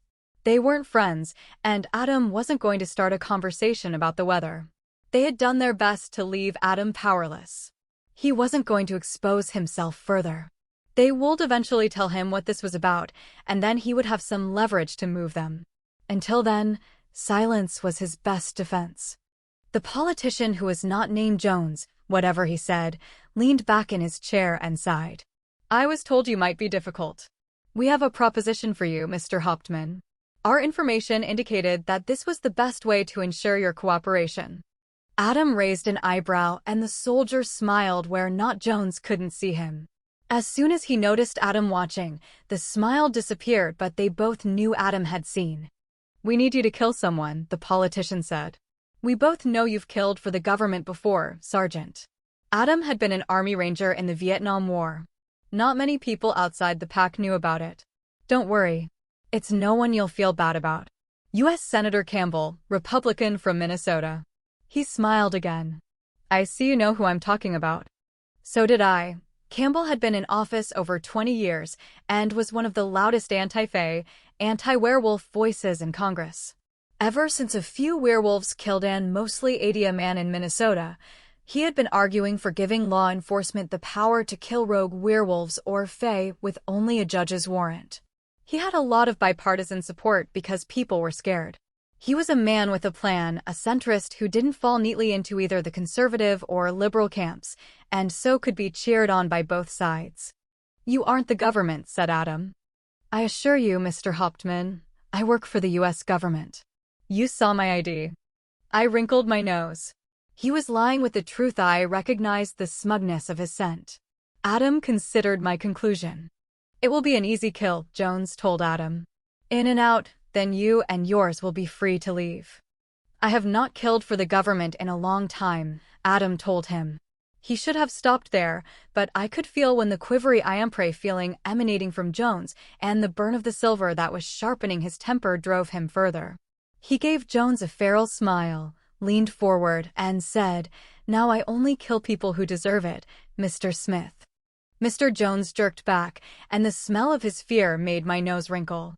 Then he raised a Glock he'd hidden behind the desk. Adam, slowed by silver and forgotten shackles, stumbled to his knees when he tried to move to respond. A shot rang out and the smell of gunpowder, blood, and death filled the air an instant before the earthquake in the pack bonds tried to throw me back to my own body. I clung to Adam as tears and helpless anger racked me, his and mine, while Honey's agonized cry rang in my ears. I didn't need to see it with my eyes because the pack bond and Adam told me who it was, told me it was fatal. By accident or design, Jones had killed Peter with a clean bullet between his eyes, killed the heart of the pack, our sole submissive wolf, Honey's mate. Adam's head was bowed as he absorbed the blow, Peter's death and Adam's failure to prevent it.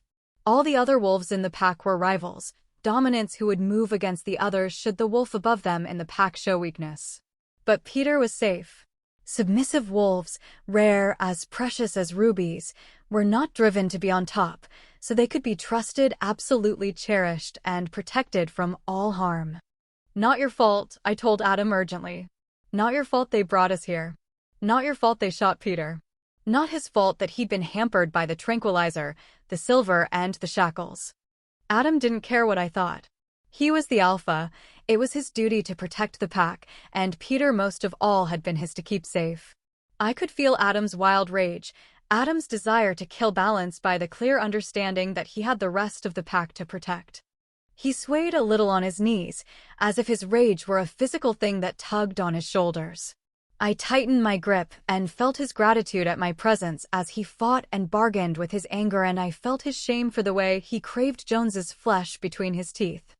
Jones is dead, I promised. He just doesn't know it yet. But we are patient, we can wait until the time is ripe. Adam went still. He forgets sometimes, does Adam, that I am as much a predator as he is.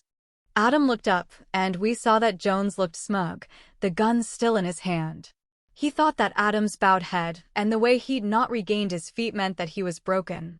The soldier who stood beside Jones's desk was blank-faced, but more wary. Adam sorted through possibilities before he decided that Jones needed to be a little more afraid because that fear would slow him down if he decided a second example might be needed. And if that fear made him try something, Adam would kill him sooner rather than later and deal with the soldier instead. Adam stood slowly, which was a lot more difficult than he made it look since his hands were chained behind his back and his ankles shackled together. It required strength and balance, and he used the movement to center himself. He let his wolf meet Mr. Jones's eyes, tensed his shoulders, and twisted the cuff on his left wrist. Metal screamed. I felt the burn as steel cut into his wrist before the joint of the cuff broke. He continued to watch Jones, daring him to do something, anything, as he repeated the procedure on his right wrist. He didn't bother moving quickly, even after the handcuffs fell to the ground. As he brought his freed hands forward, Jones jerked the gun up, but the soldier slammed it down on the desk, unfired. "You want to shoot them all and try again, Mr. Jones," he said. "You aren't going to be able to get another pack the same way and Hauptmann was specifically required." Jones fought for the gun, but the other pulled it away with contemptuous ease. "Shut up," the soldier gritted. "You've made a proper cluster of this. Just sit there and keep your mouth closed. I told him you were the wrong choice for this." Adam turned his attention to the manacles at his ankles. His deliberate inattention was an insult, a power play, and it scared me. I wanted to watch Jones and company to make sure that they didn't shoot Adam. "They won't," he assured me as he pried the manacle off his right ankle with a sharp twist of his hands. "They have gone to too much trouble to get me to kill me right now. They will wait until I kill their senator and prove that the werewolves need to be eliminated." Bran warned me that I was becoming too well known, that someone would try to make some sort of play against me. "And when you don't kill Senator Campbell?" I asked. Adam would not do their bidding. There was no question in my mind about that. "I will do anything to keep my pack safe," Adam corrected me gently as he pulled the second ankle restraint into two separate pieces before twisting them together. "Even kill Campbell. Make sure Bran understands that when you tell him about this, so he's not taken by surprise." That's what Bran failed to see when he'd been worried that Adam's temper meant that he should be kept out of the public's eye. Adam had a hot temper, but he was always in control because he needed to protect the ones he cared about even if it destroyed him instead. "Understand this," Adam said in a guttural voice, staring at the soldier, though I knew his attention was also on Jones. "If another of my pack is harmed, all bets are off. You might be able to kill me, but not before I have taken care of Jones, you, and a fair swath of the rest of your men." "Understood. Mercy, get Samuel, get Bran. Find out where they have us. Get the pack free before I have to do what they want," Adam told me, then sent me away from him and back to my own body in Samuel's guest bedroom. I opened my own eyes and realized that there was noise downstairs, a wolf growling and a woman's sing-song voice. Magic, fey magic, shivered over my skin in a rising tide. I bolted to my feet and down the stairs, taking them 6 or 8 at a time. Ben would have felt Peter's death. Wounded and scared, that couldn't have been a good thing. Ariana was curled up in a corner of the room crooning in a language that sounded vaguely like Welsh, but wasn't because I couldn't understand a word. Ben, in the middle of his change, was crouched on the couch, all of his attention on the stranger in the room. Jesse and Gabriel were both standing between Ben and Ariana. Gabriel was bleeding. Neither of them would be a match for Ben. 3/4 changed and raging because of the drugs in his system, the mess of the pack, Adam's rage, and Peter's death. All of this I saw as I took the last leap that would have taken me to the floor if I hadn't altered my trajectory. I twisted in the air and hit Ben instead, and we both hit the floor. I pinned him like my mother had taught me to pin calves or goats when I was 10 years old, and she decided that I should follow her footsteps as a rodeo queen. Her efforts were doomed. I didn't like horses, not like she did, and she only had 2 weeks to visit before she had to go back to her own life. But goat tying had been fun, and I'd practiced for most of a summer. I hadn't thought about it for a decade or two, but the motions came right back to me as soon as my hands were on the enraged werewolf. Desperation is a really good way to inspire muscle memory. "Ben, stop," I said, holding his head twisted and pressing a knee on his shoulder. "Ariana is not an enemy." I glanced at her and added, "Not unless you scare her into doing something horrible to one of us. We need to get Jesse and Gabriel safe, then find the pack. I need you, so suck it up." He was still struggling, and I put my mouth right next to his ear. "They killed Peter, Ben," I whispered, but I let him hear my own grief. Peter had once charged out with a sword and saved the pack from an enraged fae that I'd brought to their doorstep. He was a great big sweetie who loved his mate and played video games with a devastating intensity and a love of planning that led his team to victory more than once, despite his disinterest in winning or losing. He left a gaping hole in the pack that had us all reeling. "They killed Peter," I told Ben. "And we need to make them pay." Ben stilled beneath me and started to shake. I released my hold but stayed on top of him, burying my face in his fur so I could hide my tears. It wasn't only my grief that racked me, but Ben's, Adam's, Honey's, and that of the whole pack. We had failed to protect our heart, and now he was dead. It wasn't fair. Ben wasn't through his change yet, maybe halfway, and at that stage I had been assured his skin would hurt if someone breathed on it. But I clung to him and let the wave of emotion hit me and waited for it to ebb. "Mercy?" asked Jesse. "Mercy, what happened? Is Dad okay? Mercy?" There was controlled panic in her voice, and it pulled me back to myself. I had no time to wait for anything. "Ben," I asked, "can I let you up?" In answer, he stood up on 4 paws, shedding me as he did so. So much for my mother's tactics. He avoided looking at Ariana. I could smell her panic, too, and stared at the blinds that blocked the darkness from the room. I rolled the rest of the way to my feet and rubbed my face to clear my eyes. I'd forgotten about the damned wreck again and yelped when I put pressure on my cheekbone. The EMTs had sworn it was okay, but it sure felt as though it might be broken to me. Bruises shouldn't hurt so much. My left shoulder ached, along with the opposite hip and knee, but worst of all was the ache in my heart. I glanced at Ariana, who wasn't looking at any of us. She was still muttering to herself, and the smell of fey magic was growing uncomfortably strong. "Ariana?" I asked. "It's okay. Ben's sorry. He won't hurt you or anyone else." I remembered the fey's need for truth and clarified carefully. "He won't hurt anyone here." She didn't respond. Samuel had lectured all of the wolves about what to do if Ariana checked out and started to get scary. The artifact she'd made, the Silver Born, kept her power muted, but she had been the last of the powerful Fae born after humans began to use iron. Even muted, she could wipe out a city block or rend all of us into painful shreds if that was the form her madness took. If she really freaked out, Samuel was worried that the Silverborn might give her back everything it had taken from every Fae for as long as it had existed. That would be bad. "Talk," I told Jesse and Gabriel, who had stayed where they were, between Ben and Ariana. "Talk in a normal voice, it doesn't matter about what. She's not listening to what we're saying right now, just the tone of our voices. If we can keep it calm, she might be able to recover. She doesn't want to hurt us. Ben, stay quiet, stay still. We can't help anyone, can't do anything if we get wiped out by one of our friends. Should we leave?" Gabriel absently wiped the blood off his arm. It wasn't anything deep, and he'd been my right hand in the garage for long enough to ignore the minor wounds. Old cars are full of sharp edges. "You don't run from predators," Jesse said. "Not until she calms down a little." "Right," I agreed. "But if I tell you to run, I want you to go and don't look back. That means all of you, especially you, Ben." Ben glanced at me. He knew what I meant. If I didn't make it out of here, it would be up to him to keep Jesse and Gabriel safe, to let Bran know what had happened. "Did you get in contact with Dad?" Jesse asked at the same time Gabriel said. Something set Ben off. But it wasn't anything in the room, I don't think. "Calm topics," I told them. "Happy thoughts." But it was too late for that now. "I talked to your dad, Jesse. Adam is okay." "Ben?" asked Jesse. "What set Ben off?" "Peter's dead," I told them, keeping an eye on Ariana. Jesse went white. "Who is Peter?" Gabriel knew some of the pack, but he hadn't met Peter. "Peter is special," Jesse said. "Dad calls him the heart of the pack, with capital letters, like it's a title." "That's right," I told them.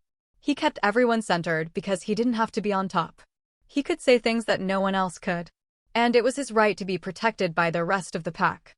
Ben moaned, a sad, very wolfish sound. Ariana looked up, her gaze focused on me. I had to fight to keep my eyes on hers because her pupils and irises had vanished, and her eyes swallowed the light. "I liked Peter," she said, and my heart started beating again. If she was tracking that well, we might be okay. Samuel asked him to help us with my fear of werewolves. Peter was kind. She wasn't all back, the smell of magic wasn't fading, and her voice sounded wrong. And her eyes were really freaky. I didn't know what else to do, so I kept talking. "Adam and the pack, all the pack except Ben, are being held by a group of human radicals, some of whom appeared military trained. They're trying to blackmail Adam into killing Senator Campbell of Minnesota. They're still claiming government ties, but they're lying." "Republican," supplied Gabriel, trying not to stare at Ariana's eyes and mostly failing. It was a good thing for him that the Fae don't see it as an act of aggression the way the wolves do. A lot of the Fae liked being stared at. When she met his gaze, he gamely kept talking. "Campbell is anti-Fae, anti-werewolf, and oddly for a Republican anti-gun. Good speaker and a likely presidential candidate in the next election." "Gabriel's taking a class in current events," Jesse told me. She looked away from Ariana and took a step closer to me. She didn't see the face start forward as if to pounce, then catch herself, but Gabriel and I did. Gabriel moved a half step sideways so that he was between Ariana and Jesse. "Oblivious to her near death," Jesse asked. "Who are they?" "The National Rifle Association." "No clue," I told her. "The NRA," I gave her a weary smile. It seems like a lot of trouble for them to go to since there are plenty of other anti-gun senators, and none of them have made much headway against private gun ownership since the assassination attempt on President Reagan before you were born. Then who? If Campbell died and was killed by a werewolf, it would destroy the détente between those who want to kill the wolves and those who want to see them as good people with a terrible disease, Gabriel said. After the Fae killed that senator's son who got away with murder, the only reason everyone isn't running around killing anyone who is other is because the Fae have withdrawn and haven't done anything to hurt anyone else. Public opinion after the first few days of Panasis behind them, even if the government is throwing fits. Freeing a serial killer because he killed only Fae and werewolves wasn't justice. That the guilty man had money and political ties just made the Fae's cause more righteous. Campbell's death would give the humans' only side a martyr, said Ariana. Her voice, still laden with magic, was not her usual one, but she was looking at me as though she knew who I was, so I thought we were over the worst. Campbell is well-liked and an obstacle for those who are more extreme. He has been a voice for moderation in their leadership. Campbell has argued against several of the more radical suggestions for how to deal with non-humans. Moderate was not a word I'd have applied to him. But there were more extreme voices, that was true. That answers why, doesn't it? I murmured. Ariana, are you back with us? Not quite, sorry, she managed. Do you have a good way to reach Samuel or Bran? No, she hesitated. Yes, I know where they are in Montana. I can drive. Okay, I said. Take Finn's car, it'll be harder to trace. Finn drove an older Subaru, built before the days of GPS and electronic surveillance. Our enemy might not be the government, but they had access to government-level spy equipment. Is it safe for us to leave? I asked. Or do you need a few more minutes? Safe for us, not for her. I didn't want to do anything to provoke her, and Jessie had been right. Never let predators think that you might be running away. I will go upstairs, she said. Don't move until after I have closed the door. Ben, who'd completed his change and stood in full werewolf form, quivered when she walked behind him, but he didn't turn to look at her. It spoke of his willpower. It is hard to have someone who might harm you where you cannot see them. But he managed. She stopped on the stairway. Be careful, Mercedes. There are people who would mourn if you took hurt. Always am, I said, and she laughed. But she didn't look at us, just kept climbing.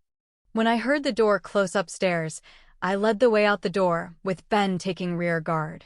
I eased the door open slowly, but there were no suspicious cars awaiting us. Even so, I didn't breathe easily again until we were on the highway headed back toward Kennewick. Where are we going? Asked Gabriel. I need to stow you and Jessie somewhere safe, I told him. There are too many big bad things out there that would love to get their hands on the two of you. He shrugged. Not me, Mercy. I'm just your hired hand. It's Jessie they want. I glanced at him. You planning on going back to the trailer and waiting to see what happens to her? He growled. Pretty good growl for a human. That's what I thought, I said. So I need somewhere safe for you both. You have someplace in mind? Asked Jessie tightly. I heard the rebellion in her voice and didn't blame her. How often had I been told to take the sidelines because a coyote wasn't in the same weight class as a werewolf? It sucked. But if they took her, too, I think that Adam would sacrifice the world for his daughter. I have a place in mind, I said. Where? Asked Jessie, but Gabriel guessed. Oh hell no, he said. Chapter 3. Gabriel was still arguing when we drove into the apartment complex in East Kennewick, where his mother and sisters lived. Look, I said, not for the first time, if they know all of the pack, then they know about you and Jessie, and they can guess I've stashed you with her. They'll also know that you and your mother haven't spoken a word since before last Christmas. They will know her feelings on the werewolves.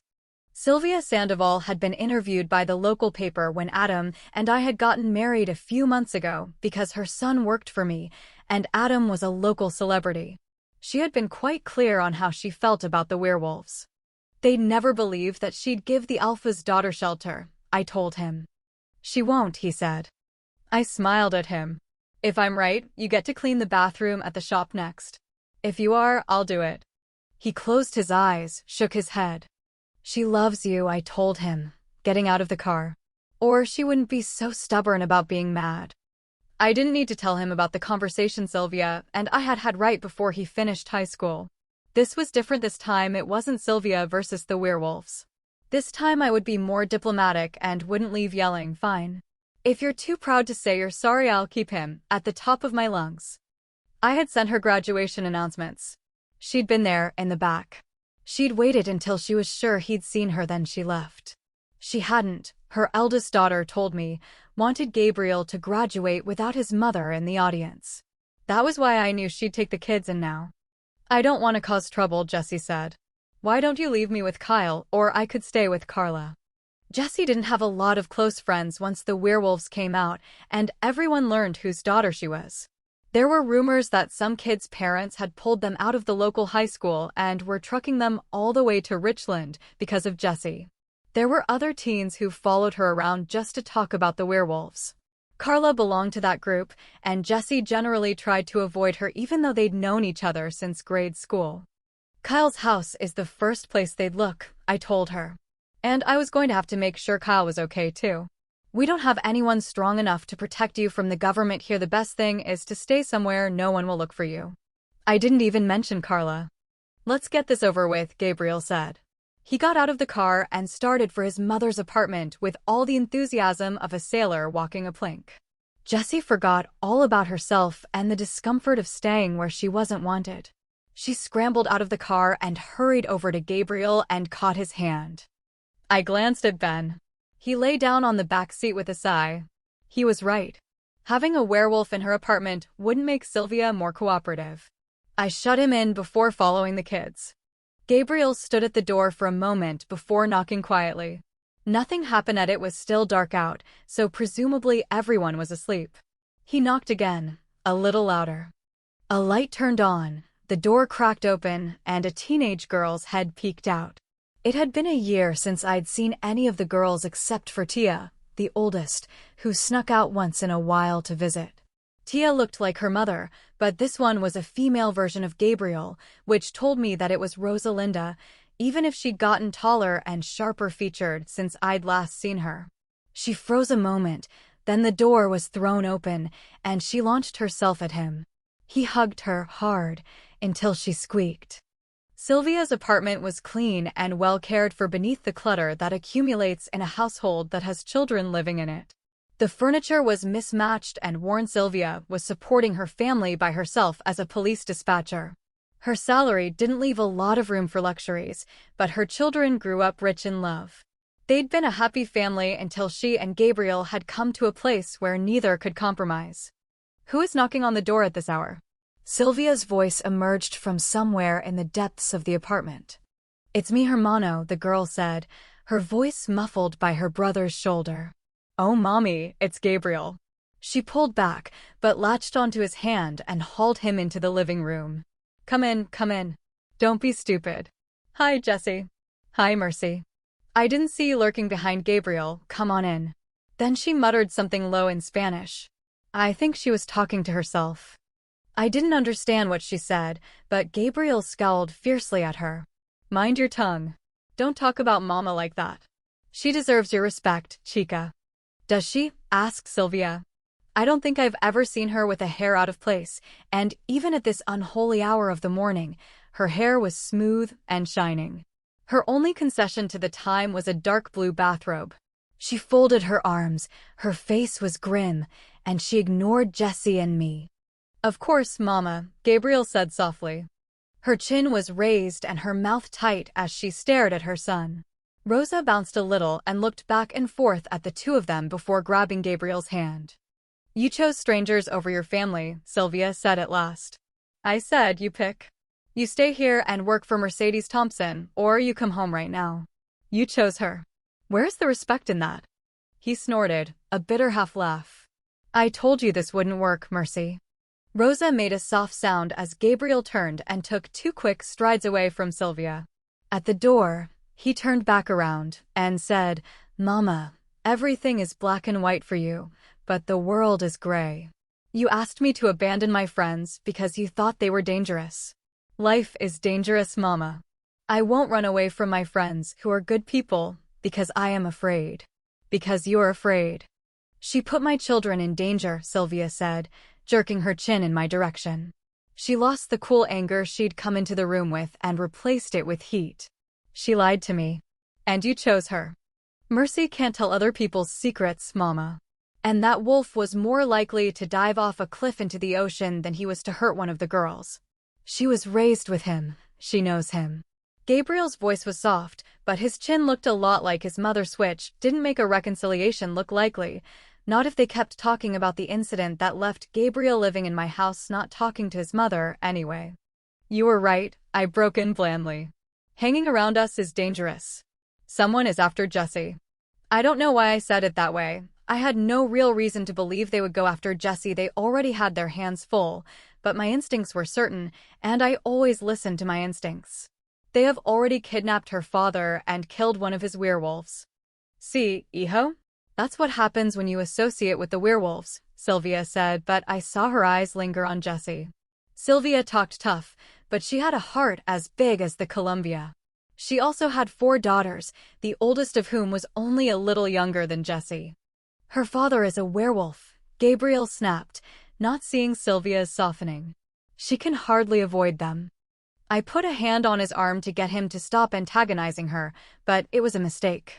Sylvia looked at my hand, and her face hardened again. The people after Jesse are human, I told her before she could say something she couldn't take back. Not werewolves, fae, or anything other. They are human and they will hurt her. And you raised a man who cannot leave someone he cares about to face that danger alone, any more than he could desert his friends just because it was the safer, smarter thing to do. Not even if his mother asked him to, because it was she who taught him how to love other people in the first place. So he is in danger too. Won't you hide them for a couple of days so that they will be safe? Sylvia looked at me, straight in the eyes. Then she shook her head and gave a little laugh as her expression softened. A compliment slipped inside a reprimand, inside a request I cannot possibly turn down. Leave a child in danger? Leave my child, and when Gabriel made a protesting noise, you'll be my child when you are 50 and I am 70, hijo, so it is better that you accept it early. I am not going to leave my son, whom I love, to face danger alone for pride's sake. Even I am not such a fool. Oof. The oof was because Gabriel was hugging her hard, tears in his eyes that he wouldn't shed because he was not a man who cried in front of others if he could help it. About that time there was a squeal from one of the other bedrooms. My ears had told me that the girls were all awake and listening. They had apparently just been awaiting their mother's decision before exploding into action because the room filled with Sandovals. I told them the whole story. If they were going to protect Jesse, they deserved to know everything. When we were done, Sylvia shook her head. What is this country coming to? She asked. Mi papa, your abuelo, is rolling in his grave. He died for this country, for good and right and freedom. He would be so sad. If it's the government, said Tia, Gabriel's oldest sister, then you'd better get rid of your phones. They can trace those, you know. Done, said Gabriel. Mine's back at my home, but we trashed Jesse's and Mercy's before we came here. Adam didn't think they were government agents, I explained again. Even though they had proper ID. Rosalinda got up off the floor and ran into one of the bedrooms, emerging with a cell phone encased in pink sparkly things. Here, Mercy. You'll need a phone. No one will think to trace mine. Thank you, Rosa, I said. Thank you for taking care of my brother and giving him a place to live, she said solemnly. You only say that because when I moved out, the little girls moved into my room, said Gabriel. So you don't want me to move back in? Well, yes, she agreed. That was very thoughtful of Mercy. He ruffled her hair and looked at me. Ben's going to be getting restless. I need to go, I agreed. Be careful, Jesse said. I will, I said. I got in the Mercedes and headed out to West Richland and Kyle's house. Ben stayed in the back seat, where the leather was covered. The car was an awkward fit for him. The seat was too narrow, and the floor was not big enough either. His wound had quit bleeding, but he couldn't brace with that leg. Warren should have been home with Kyle. Adam had smelled Warren on the men who had taken the pack. So they had taken Warren, but Kyle hadn't called Adam or me. That meant that either something was wrong with Kyle, or they had taken Warren in some way that had not alarmed his lover. Unhappily, the first was more likely. I turned on the radio to listen for the news. It was pretty late, or rather, early in the morning to get real news, but Mary Jo had been taken while on duty as a firefighter. If the enemy had done something to the people she worked with, doubtless we'd hear about it. It would be stupid of them, but people who attack a full pack of werewolves are either very stupid or very strong. I was betting that if someone had kidnapped a firefighter or killed a bunch of them, there would be some sort of special report on the radio even at this hour. While I was driving, I used Rosa's blink-covered phone and tried Elizaveta the witch's number to no avail. Then I tried Stefan's. It said something about how ambivalent I was feeling about Stefan that I'd tried the witch, who didn't like me, first. If Stefan had still been part of the local seethe, I'd have had a good excuse to hesitate. But Marsilia had screwed him over to save her position as mistress of the seethe. Vampire politics make the very complicated dance of manners that is werewolf protocol look like the hokey-pokey. She'd tortured him and his menagerie on trumped-up charges so that the rebels would approach him and reveal themselves. He'd served her for centuries, so she knew he wouldn't join the cuckoos who'd been foisted upon her by a vampire whose name had never been given to May called him Gauntlet Boy. Gauntlet, because the only time I'd seen him, he'd been wearing gauntlets. Boy, because vampires scared me spitless. She'd been partially successful. He hadn't joined the rebellion which Marsilia quashed with his help. But he also hadn't looked upon the deaths of the people he protected as justifiable. Vampires vary a lot in how much they care for the humans who they feed from. Stefan's menagerie were his friends, or at least dear pets he cared for. So he wasn't part of the seethe, and, vampire or not, Stefan had been my friend since I'd come to the Tri-Cities. However, thanks to Marsilia's ungentle machinations, I'd been seeing more of the vampire and less of my friend in him lately, and I didn't like it. I didn't like it enough that I seriously considered not contacting him for help. The enemy was powerful, and we needed our allies. I was getting tired, and the weariness tamped down the anger and left me scared and alone, even with Ben stretched out in the seat behind me. So I called Stefan. It rang 3 times, and a voice, not Stefan's, said, "Leave a message." There was a beep. I almost just hung up. But it was unlikely anyone had Stefan's phone under surveillance, and I wasn't calling from a number he would know. So I said, "Could you call me at this number? My phone is dead." A police car had someone pulled over on the side of the road. My speed had crept up, and I slowed. The coast was not clear to speed just because one police car was occupied. My phone rang as I passed the cop car, but the Mercedes's windows were very dark. It was unlikely that anyone could see into the interior even if Rosa's phone was so encrusted with plastic gems it ought to emit its own light. Risking a ticket, I answered the phone. "Yes." "Mercy," said Stefan. "What do you need? And why are you calling me on someone else's phone?" By the time I finished verbally reliving Peter's death, I was shaking with anger and terror. So much rode on my playing the game right, and I didn't even know the rules. At least with that much adrenaline flowing, I wasn't tired anymore, but I also wasn't paying attention to driving. Part of me, the part that remembered I'd totaled the rabbit a few hours and a lifetime ago, tried to remind me that wrecking Marsilia's car would only make a bad situation worse. But the rest of me was focused on more immediate matters. "Peter was a good man," said Stefan when I was finished. "I will meet you at Kyle's house." I glanced at the sky. It was still dark, but the clock in Marsilia's car said it was 5:30 in the morning. "You'll be cutting the daylight thing pretty close." "There is time," he said, his voice as gentle as I'd ever heard it. "I can get home in very short order should I need to. Do not worry about me. We will worry about the others, yes? Hang up now and drive." I hung up and hoped I'd done the right thing. Exposing the pack's vulnerability to the local vampires wasn't a smart thing to do. Marsilia would happily dance on our graves if the pack and I, especially I, were utterly destroyed. I trusted Stefan.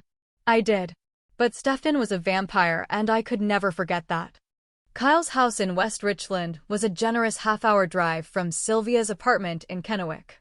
I'd spent a lot of time this night traveling back and forth along this same stretch of highway. To my right, the Columbia was a murky presence as the houses of Kennewick passed by the window to mark my progress. Had I done the right thing leaving Gabriel and Jesse? It had felt like I was getting them out of harm's way when I'd done it. But what if whoever had taken Adam did think of Sylvia? Gabriel was strong and smart, but he was also an unarmed teenage human. Had I just given our enemies more victims? I thought of the bullet that hit Peter and was pretty sure that the person who had fired it at a helpless man could shoot one of Gabriel's little sisters, too. Somewhere nearby, Adam was being held. I had no real reason to think that they would be hunting Jesse. Not one. But I was uneasy leaving them without protection. I called Z. He hadn't said goodbye when he'd retreated to the Fae reservation, just left a note telling me to be patient and not contact him.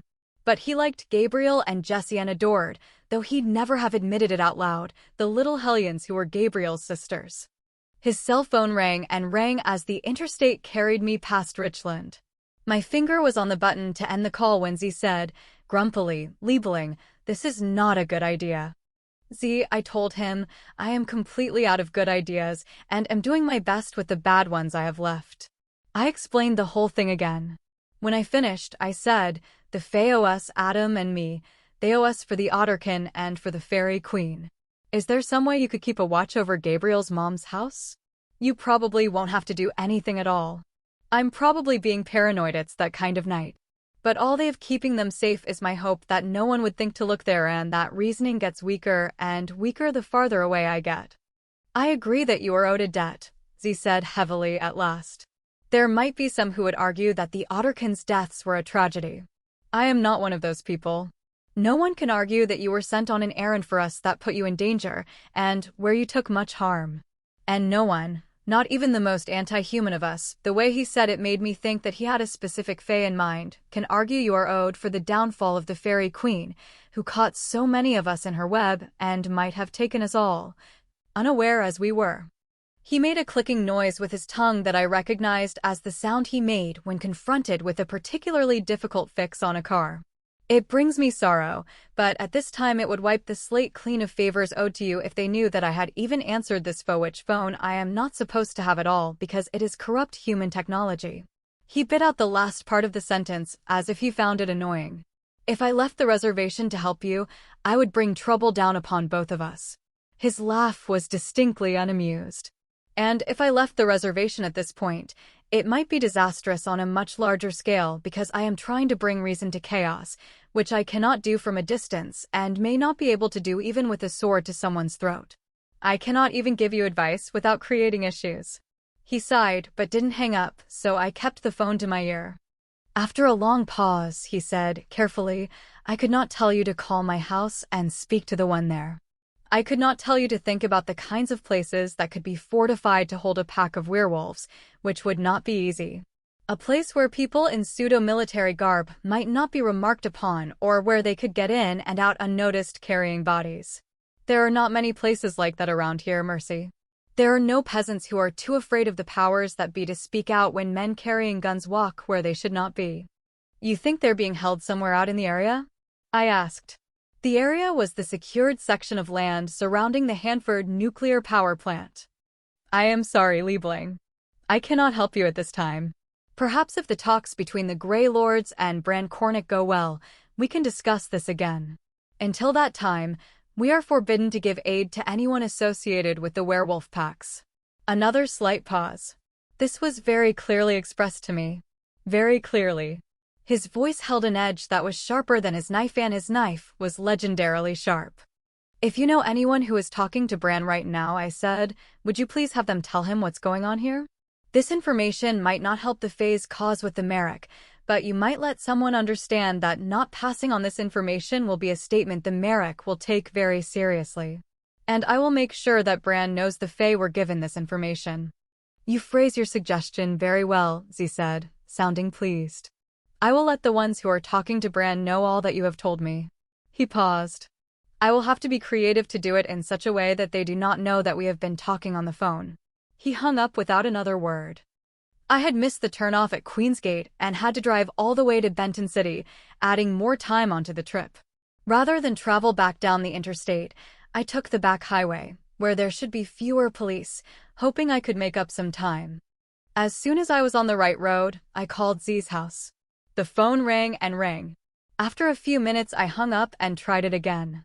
Z wouldn't have given me that number for nothing. Maybe he'd rented the house out to someone he thought could help me. Maybe there was another fae who, like Ariana, was powerful enough to defy the Grey Lords. Or maybe the fae had left designated spies outside to keep track of things they couldn't monitor from their barricaded reservations, someone who owed Z a favor. I was still coming up with fantasy scenarios when someone picked up the phone. "What?" he snapped impatiently. "Who is this?" I asked, because, gruff and sharp as that answer had been, he sounded like Tad. Z's half-human son would not have come back here without letting me know. "Mercy?" Some of the grumpiness left his voice, and I was certain. "Tad? What are you doing home? How long have you been there, and why didn't you tell me you were home?" Tad had been his father's right-hand man in the VW shop when he was 9, and I first met him. He'd kept on as my right hand and chief tool wrangler when his father had retired and let me buy the shop. Tad had left to go to an Ivy League school back east, giving out scholarships to fae as a way to show how liberal and enlightened they were. We'd emailed once a week since he left, and I called him once a month to keep up. Tad was the little brother I'd never had, and in some ways we were closer than I was to my half-sisters. We had more in common, neither of us quite fitting into either the world of the humans or the world of the supernatural. He because he was only half-fae, and I because I was the only shape-shifting coyote in a world full of werewolves and vampires. When the fae had pulled their disappearing act, I'd called him, both on his cell and on his dorm room phone, to no avail. I'd decided he'd gone to the reservations with all the rest of the fae. Apparently not. "Tad?" I asked, because he hadn't answered any of my questions. He hung up on me. Evidently, he didn't want to talk about it. Fair enough. I was a little short for time, too. I dialed again. "Go away, Mercy," he said. "Your dad told me I should call his house for help," I said, speaking quickly. "Bad guys are after Jesse and Gabriel. I have them staying with Gabriel's mom in the hopes that no one will think to look for them there. But if they do, if the bad guys come, there isn't anyone there who can protect them." I could almost feel Tad's reluctance to listen to me instead of hanging up again. Something must have changed in him while he was at college. I'd seen no sign of it in our correspondence or during his infrequent visits home. Maybe it had something to do with the reason that he was out here instead of in the reservation with the rest of the fae. "You think I could protect them, huh?" he said, finally. It was a fair question. Tad was half fae, but I had no idea what that meant. From a few things that Z had let slip over the years, I knew Tad wasn't one of the half fae who were as powerless as most humans. But that was all I knew. "Your father does." I gave him the only answer I had. He didn't say anything. "I have to see if Kyle is okay," I told him. "Adam and the whole pack have been taken tonight, and one of the pack was killed." "I'm trying to do what? Rescue them? Stop the bad guys? Check on Kyle, because I think that they might have done something to him when they snatched Warren.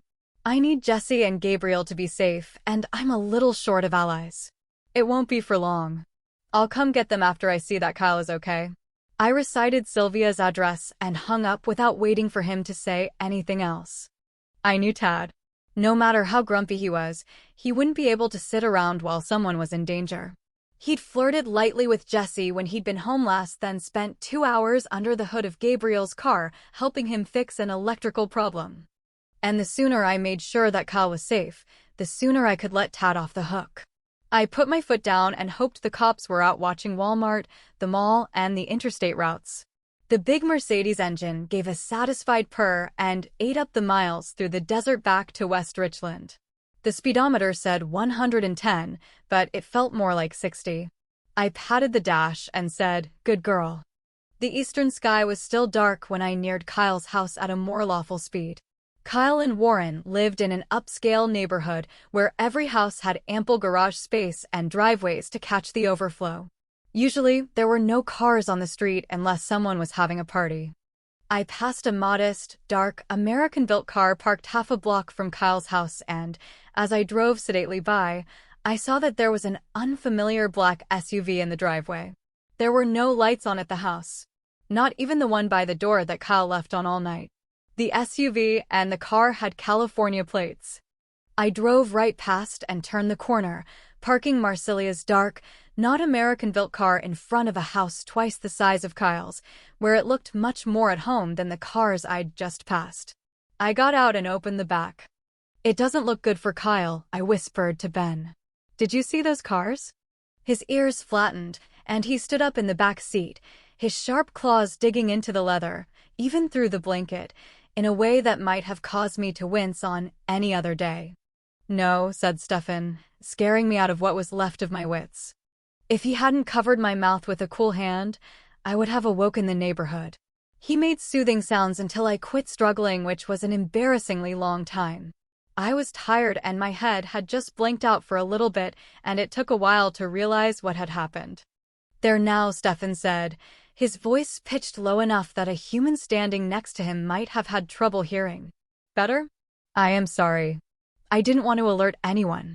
Sorry for sneaking up on me, or sorry for holding my mouth shut.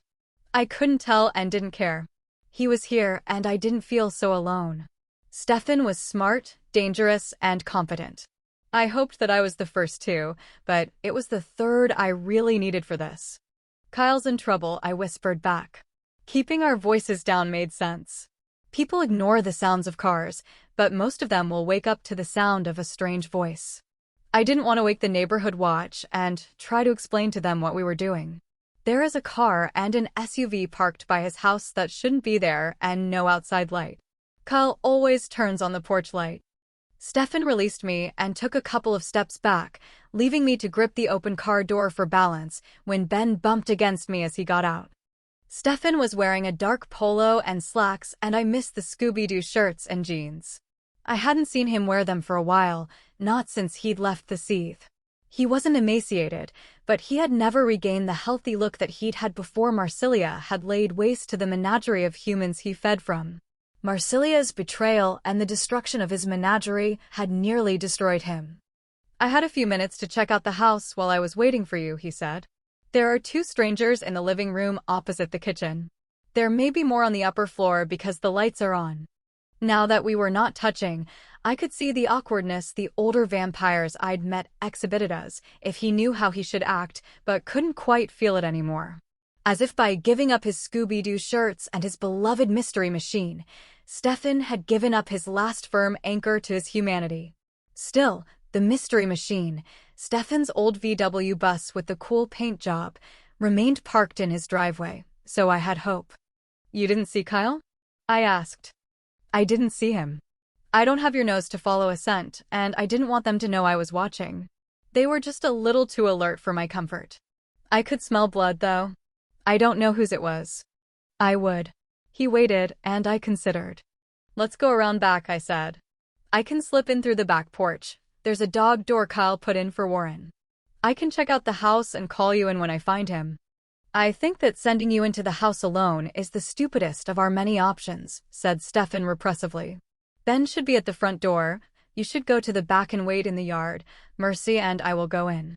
The oldest and most powerful vampires acquire names that define their most prominent characteristic. Stefan's name among his kind was the Soldier. This was the sort of situation in which he excelled. I felt the relief of having an expert make the calls. They are only human, Stefan said, and there was a familiar look in his face, though I was more used to seeing it on the wolves. Hunger. I will kill them, and Ben will kill any who get past me. You can let us know if anyone tries to get away out the back, and we will kill them too. Stefan had always liked people. I hadn't noticed before that he also enjoyed killing them. Maybe that was part of the new, more vampiric Stefan. So much for letting someone else make the calls. We don't need to kill them, I pointed out reasonably. As you said, they are only human, and there are only 2. That we know of, he said. We don't know anything about them, I told him.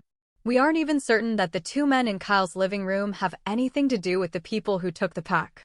Stefan raised an eyebrow. Was right. Who else would they be? We don't know who is backing them or what their endgame is, I continued doggedly. We don't even know if Kyle is there. What I do know is that we can't go in to kill. Stefan frowned at me. I forget that you are too young to remember the lessons of Vietnam.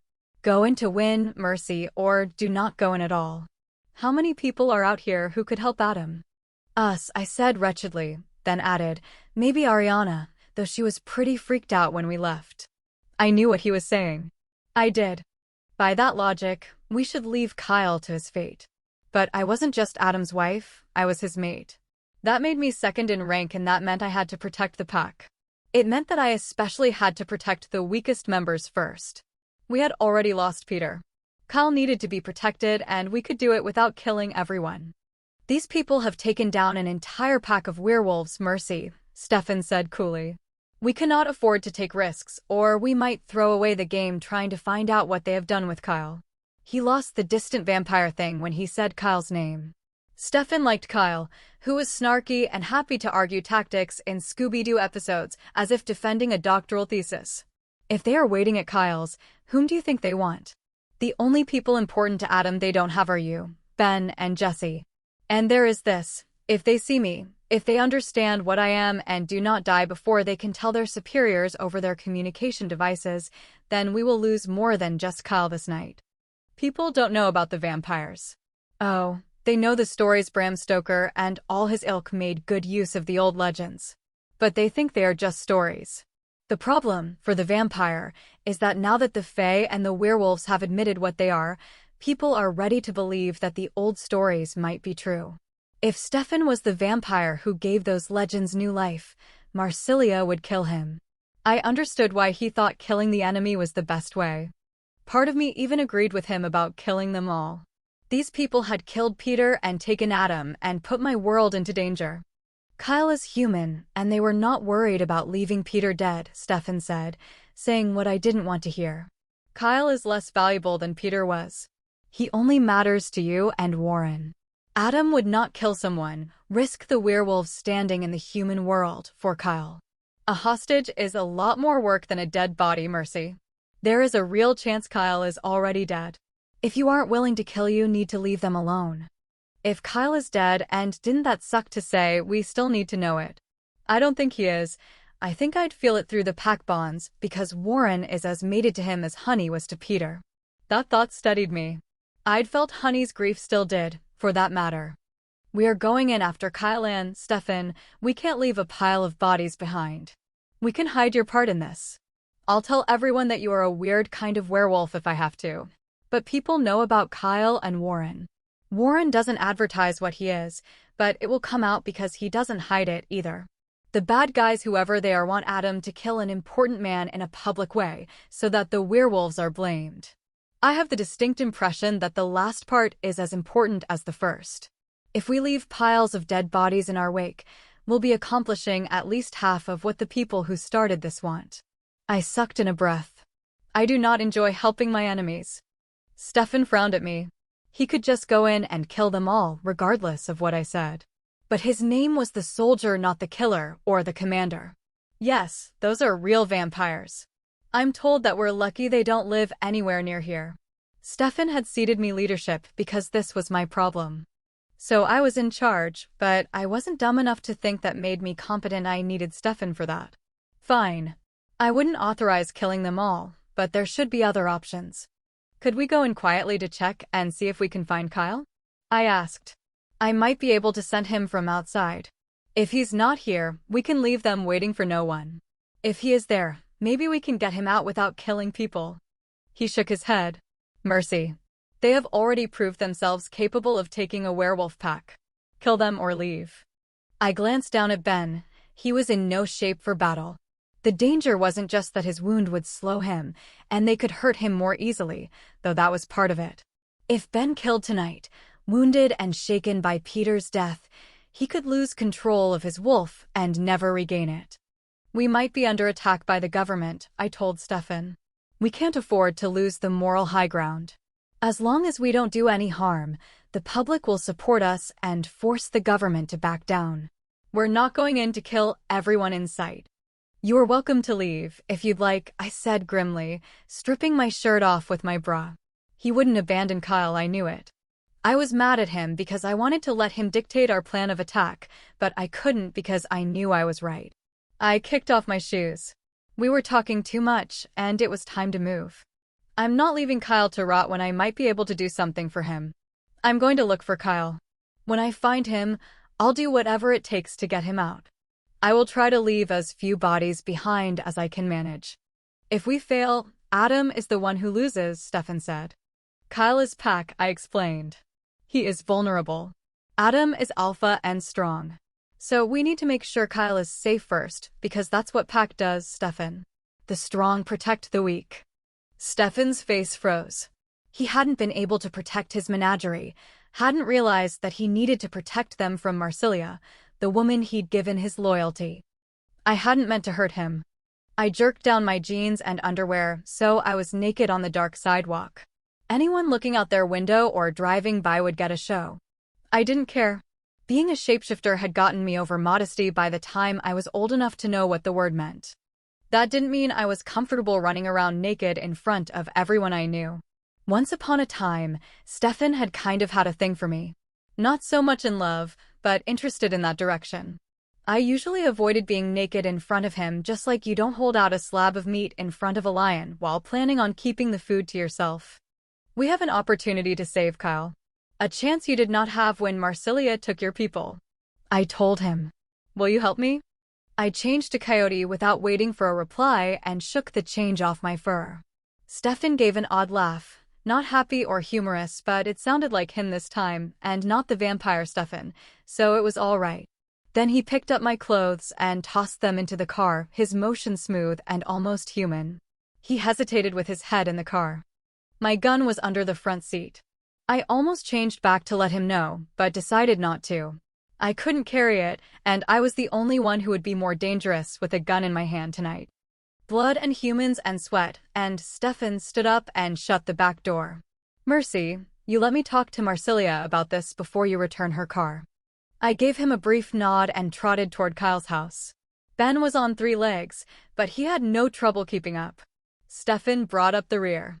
The guy next door to Kyle had died a while ago, and the house was still empty with a for sale sign in the tidy front yard. The gate to the backyard was open, so I led my posse in that way. There was an 8-foot stone fence between the yards, but someone had left a ladder next to it. Had old Mr. What's-his-name been sneaking into Kyle's swimming pool before he died, or on this was more troublesome, had someone been spying on them? In any case, it was not much effort to get over the fence.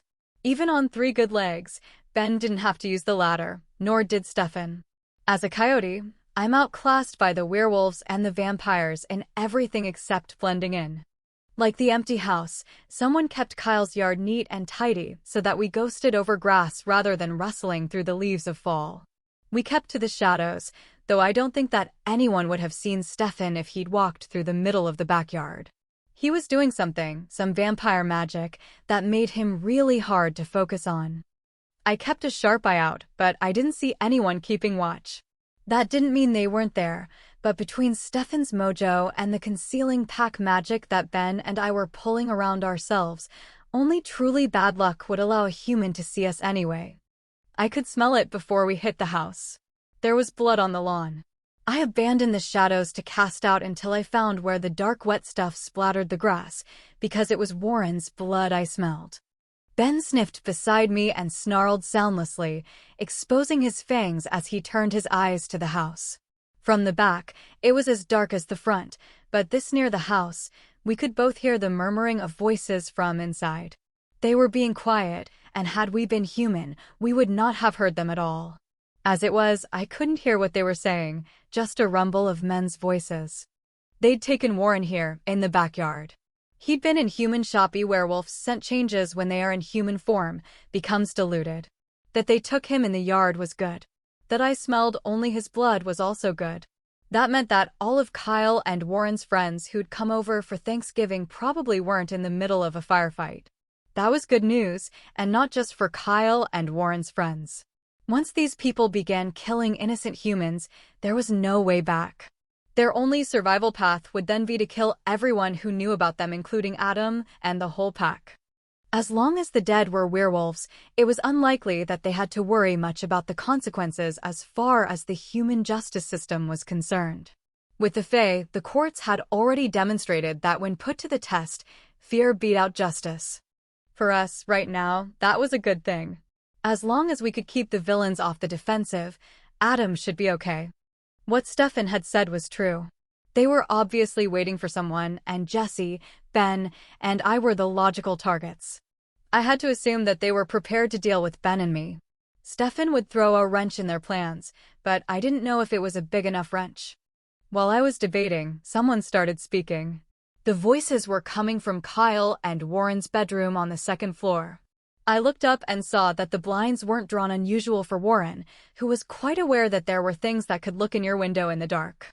"They aren't coming," someone said. "We can't afford to wait until daylight. We need to find them. Orders are to get the information." "Yes, sir," a second man said. "How far can I go?" The second man gave us a total of at least 4.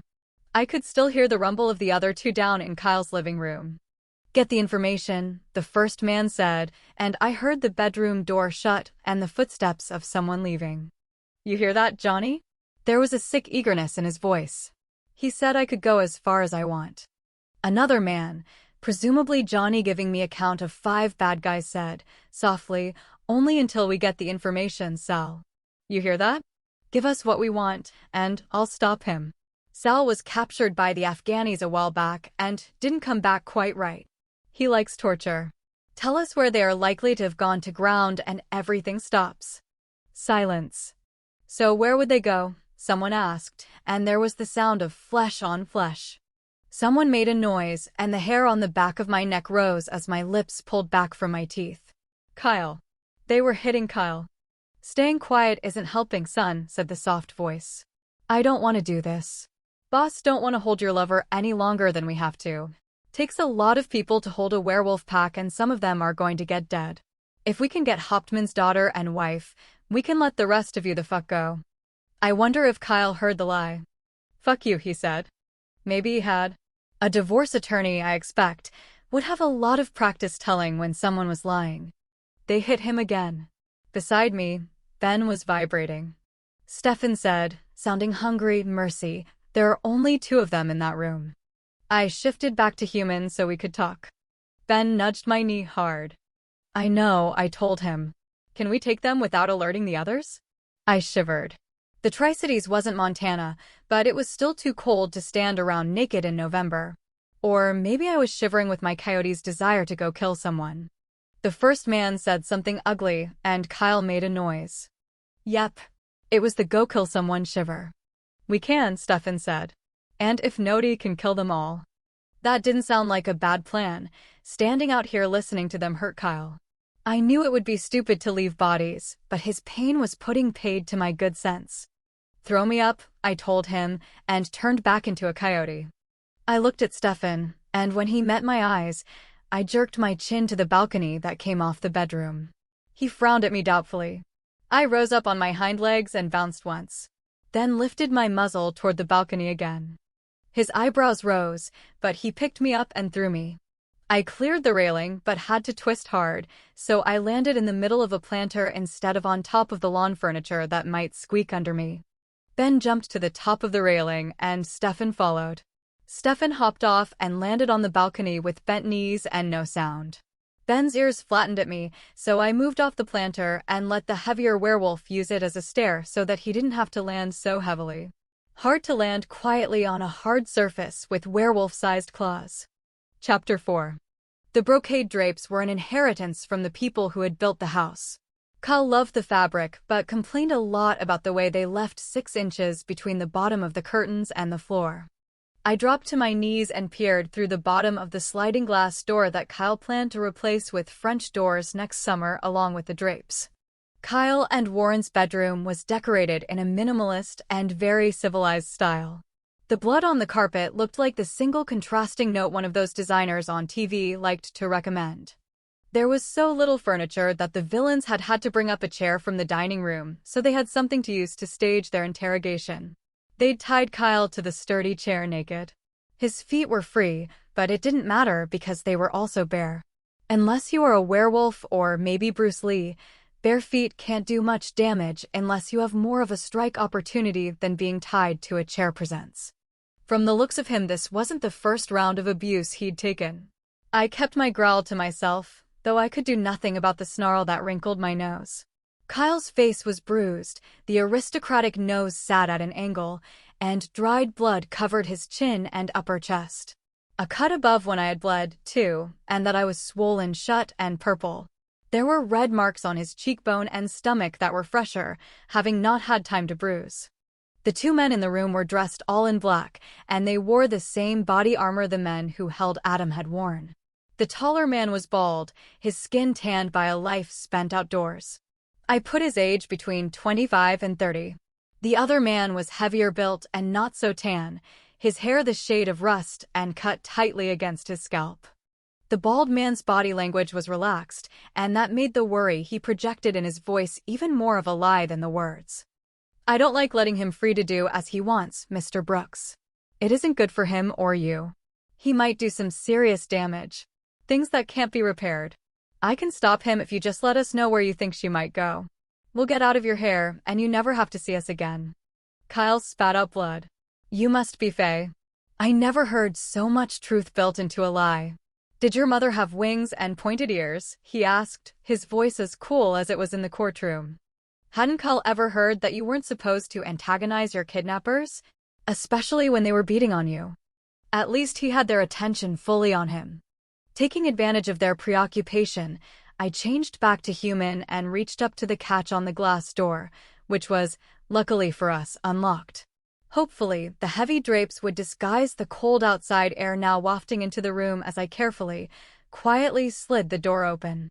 It was good for us and for Kyle that he had not had time to replace either the door or the drapes. As soon as I had it opened, Stefan dropped to his knees to get a good look through the gap between the floor and the drapes, and I shifted back to Coyote. My four-footed shape might not be as impressive as one of the wolves, but it was more lethal than my human shape. I squeezed next to Stefan and looked again. The bald man's face had lost its pleasantness, though he'd taken his time to answer Kyle's taunt. Your mouth is dangerous to you, Mr. Brooks. I'd suggest you use it to give us the information we want, or you might not be able to use it at all. You're a dead man, Kyle said. Warren doesn't take kindly to people who hurt me. We had to get in there, and now the only obstacle was the curtain. If we could be quiet enough, the men downstairs would not hear us. Your Warren is our prisoner, said the bald man, back to his Mr. Nice Guy persona. He can do nothing to help you. Kyle smiled. You just keep telling yourselves that. The younger man bounced a couple of times on his feet and feigned a strike. Kyle pulled his head out of the line of fire, and the man hit him in the shoulder with a spinning back kick that launched Kyle's chair over onto its side. If he'd hit him in the head with that foot, Kyle would have been dead. On the floor, Kyle's face was aimed right at me. He blinked twice and shook his head.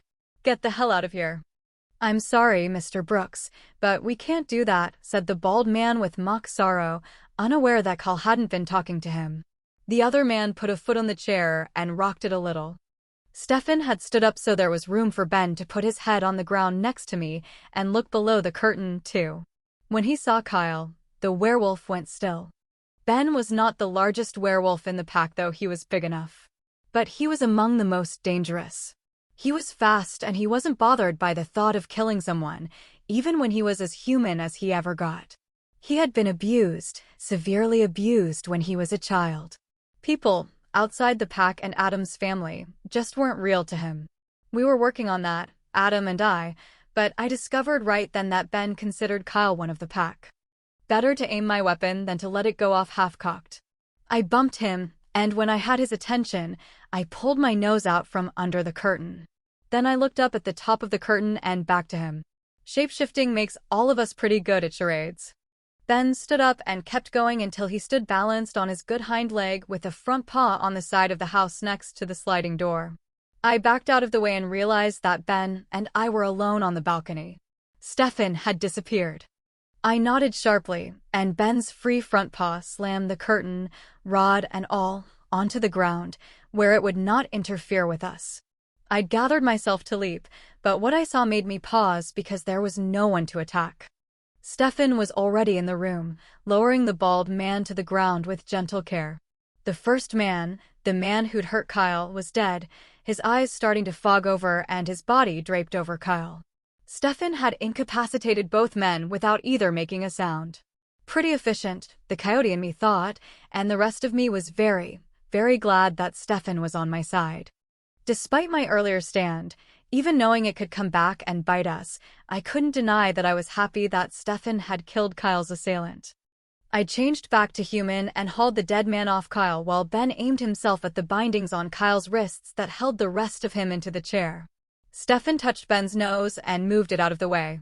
He looked at the bindings for a moment. Yellow nylon rope wrapped Kyle's wrists and wove in and out of the sturdy wooden chair. There is no way the police are going to believe you broke out of that. And that was the first sign I had that Stefan really had taken what I'd told him to heart. We were going to call the police and Kyle, very human Kyle, was going to rescue himself. Stefan put a hand on the seat of the chair and the other on the back. "Brace yourself," he warned Kyle, then pulled the chair apart. The ropes fell away like magic. Everyone but Kyle froze, listening for any sign that someone else had heard us.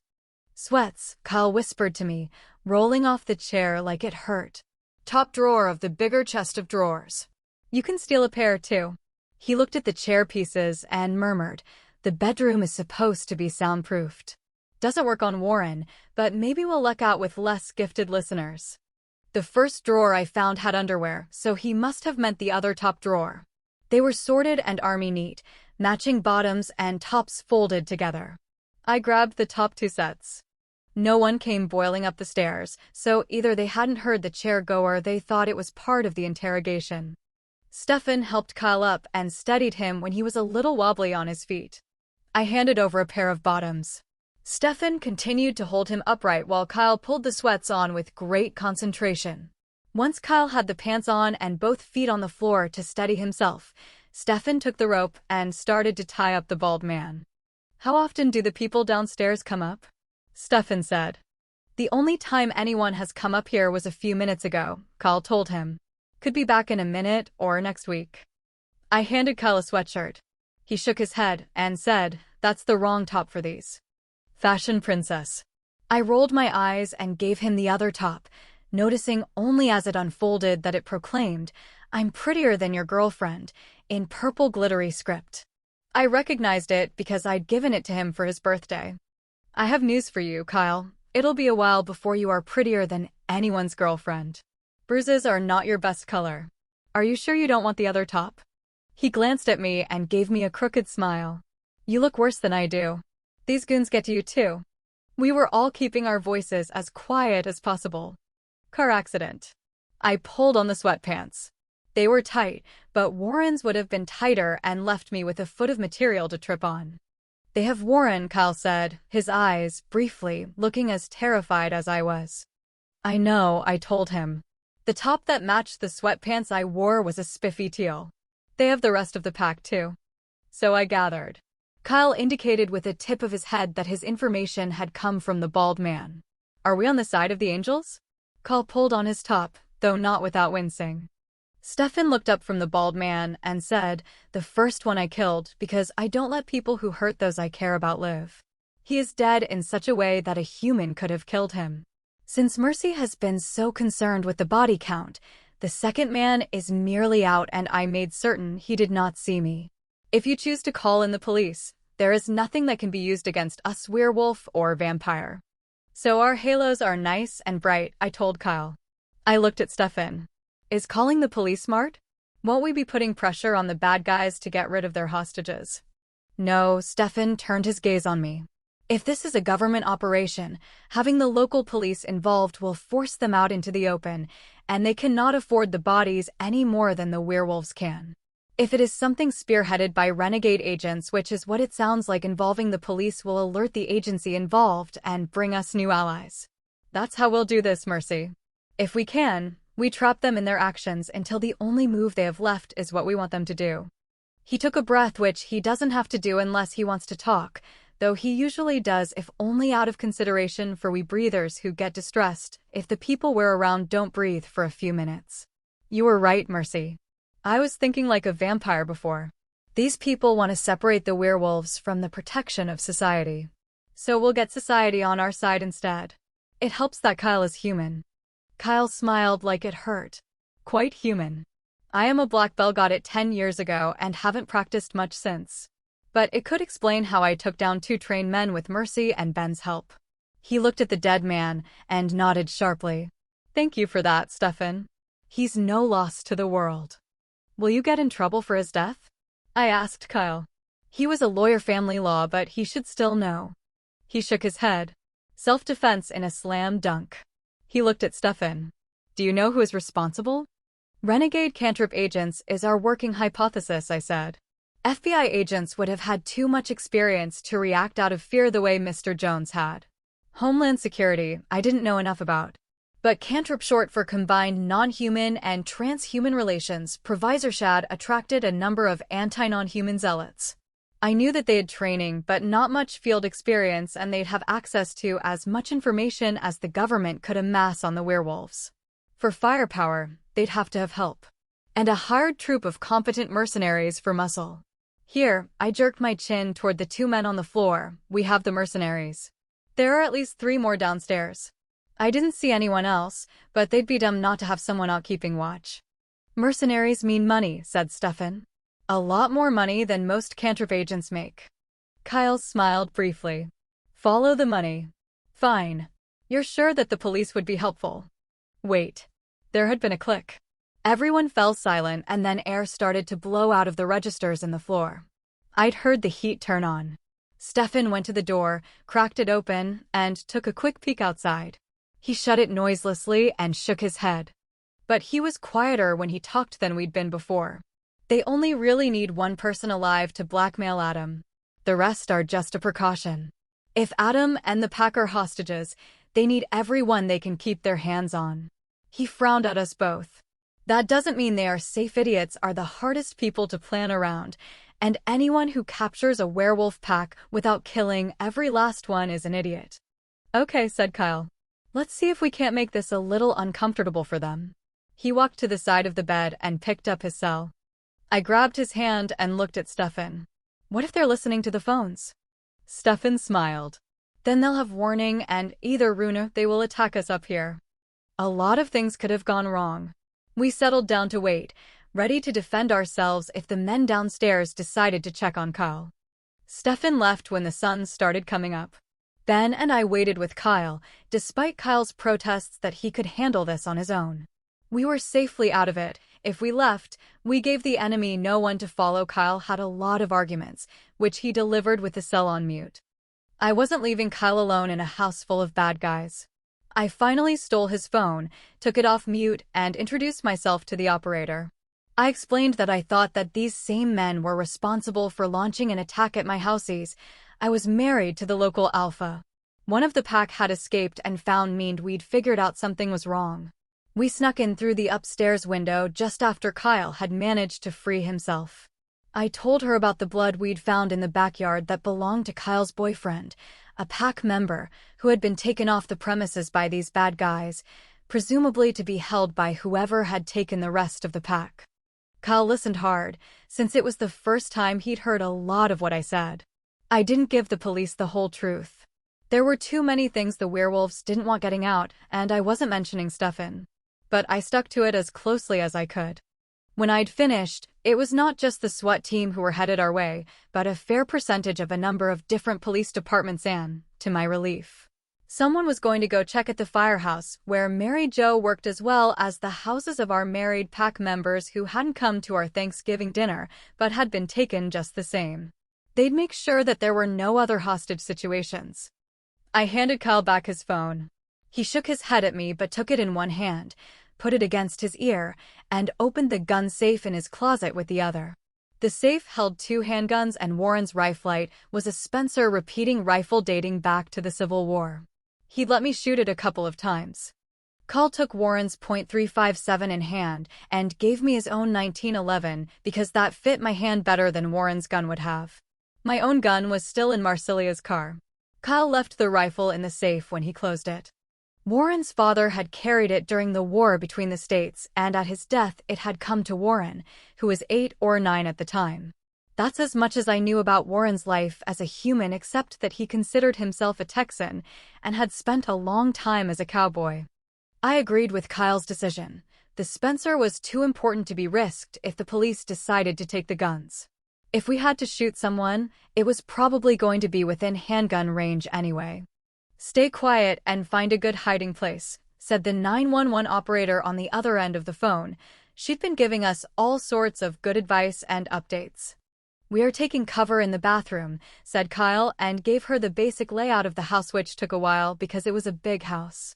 He was steady and cool while we watched the door between his bedroom and the rest of the house. The bathroom afforded us a little protection. The walls were marble slabs, and we weren't in direct line of sight from the door. Kyle kept the phone tucked between his ear and shoulder, and I could hear the operator keeping him up to date on what was happening. I had a sudden sick thought that we really didn't know if we could trust the police. What if the government really was behind it all? What if the police were in on it too? Paranoia, the gift of the survivor and the burden of the overtired, stressed, terrified coyote. I thought about the likelihood of the police being under the control of the bad guys and came up with it as being unlikely, but not as unlikely as a group of humans descending on Pack HQ and abducting a pack of wolves, including wolves who were not out to the public. Since the latter had happened, it made me feel less paranoid for suspecting the former. "Okay," said the operator. "The police are there and in position. Just hang tight and wait for them." As the sounds of rapid-fire orders seeped into our bolt hole, I became more and more uneasy about trusting the police to be on our side. About that time, there was a gentle tap on the bedroom door. "Mr. Brooks? This is Kennewick PD, sir. Please put down your weapons. We have the suspects in custody and you are safe." Kyle put his gun down on the floor, then noticed me not doing the same thing. He reached out toward me, and Ben growled. I was not alone in my paranoia, else Ben was just picking up on how unhappy I was. Wounded and surrounded by the dead and terrified, he wasn't exactly Mr. Sane right now either. "Give us a moment," Kyle called out. "Mercy's pretty freaked out. She's had quite a night, and it's not over. Let me talk her down." There was a pause, then a more familiar voice called, "Mercy, drop the gun. We're the good guys. We'll find Adam, but you've got to put down the gun and let us in." "Tony?" I called out, not releasing my grip on Kyle's gun. But my stomach muscles started to loosen. Tony Montenegro worked for the Kennewick police, and he was on our side. "It's me, Chica. Let us do our job." I engaged the safety and put the gun down on the floor next to Kyle's. "Come on," Kyle said. "They'll feel better if we're not near the guns." And then he murmured, "I'll feel better too." "Ben, is there anything you can do to look less frightening?" Ben dropped his head and tail, hopping on 3 feet to accompany us to the bedroom door. I wasn't sure his posture made him look less lethal, and that was before he ruined it by snarling at the bound kidnapper who had awakened at some point and was struggling. The bald man froze, and I patted Ben on the head. "Sorry, Ben," I murmured. "No eating the bad guys when they are tied up, and the police are on the other side of the door." I wasn't really kidding, though I didn't know it until I said it. Both Ben and Kyle gave me a thoughtful look. "I'm going to have the werewolf lie down next to the wall," Kyle said loudly. "He's already been hurt by the guys who took out Adam. I don't want anyone shooting him by accident." "Everything's been going smoothly," said Tony reassuringly. "We've got 2 guys, they surrendered peacefully enough, so no one is too trigger-happy except for Mercy. But lying down by the wall is a good idea." There had been a 3rd man downstairs, I thought. Or maybe one of the 2 from below had been the man who'd come up to give the men holding Kyle their orders. I listened to Tony explain that the wolf who was in the room was one of the victims and not to be shot. He was being very cautious, but then he'd seen the werewolves before. Timber wolves are big and scary. Anyone who has ever seen one in a zoo or in the woods is in no doubt that they are in the presence of an apex predator. Werewolves are bigger and scarier than that. Sometimes they can downplay it, a little body language, a little pack magic, and they can pass for a huge dog if no one is looking for werewolves. Ben was in no condition to play harmless, which wasn't his best thing anyway. That he was wounded meant that if someone got jumpy, Ben would take it to the next level. Lying down next to the wall 10 feet from the door was as good as it got. I stood between him and the door. "Okay," said Kyle. "No one is armed," or I think he started to say dangerous, but stopped himself. He told me that no one should lie to the police. The trick was not to tell them much until you had a lawyer. No one is armed. The door opened, and the police cautiously entered, giving Ben a wide berth, which was probably smart. He might be tracking a little better than I was at that point, but not much better. And he didn't like being cornered by strangers in uniforms at the best of times. We all held very still while they examined the 2 men on the ground without touching. "I killed the first guy," said Kyle, sounding shaky. I couldn't tell if it was an act or not. No one would believe a lawyer would confess to murder unless he was in bad shape, but Kyle didn't want them looking at Ben. "No bite marks that I can see," said one of the officers, who was kneeling by the dead man. "I'm not a doctor, but I can't turn my head that far around. I'd say his neck was broken." The tension in the room immediately dropped, replaced by a curious elation. "No one wants a werewolf kill on their watch," Tony explained quietly to me when he saw my expression. "And Adam has been very helpful from time to time. And no shots were fired, no one died at our hands, none of ours was hurt, and we got to play heroes. This operation went down slick and smart. It is a very good day when we can say that." Of course, it wasn't over then. They took us to the Richland Police Department. I didn't ask why they didn't use the West Richland office. They interviewed Kyle and me separately. He told me that would happen. I didn't know the policemen who talked to me, and at least one of them was terrified of Ben. I had told them that Ben needed to stay with me, and they didn't argue after I pointed out to them that if I wasn't with Ben, I wouldn't be there to stop him if he got upset. I'd removed his bandages, and they'd taken photos of his wound, which still wasn't healing. I'd refused medical care for him. By that time he was in a foul temper and pain, his vulnerability exposed and photographed, and hungry. Someone had found a first aid kit, and I'd rewrapped his leg.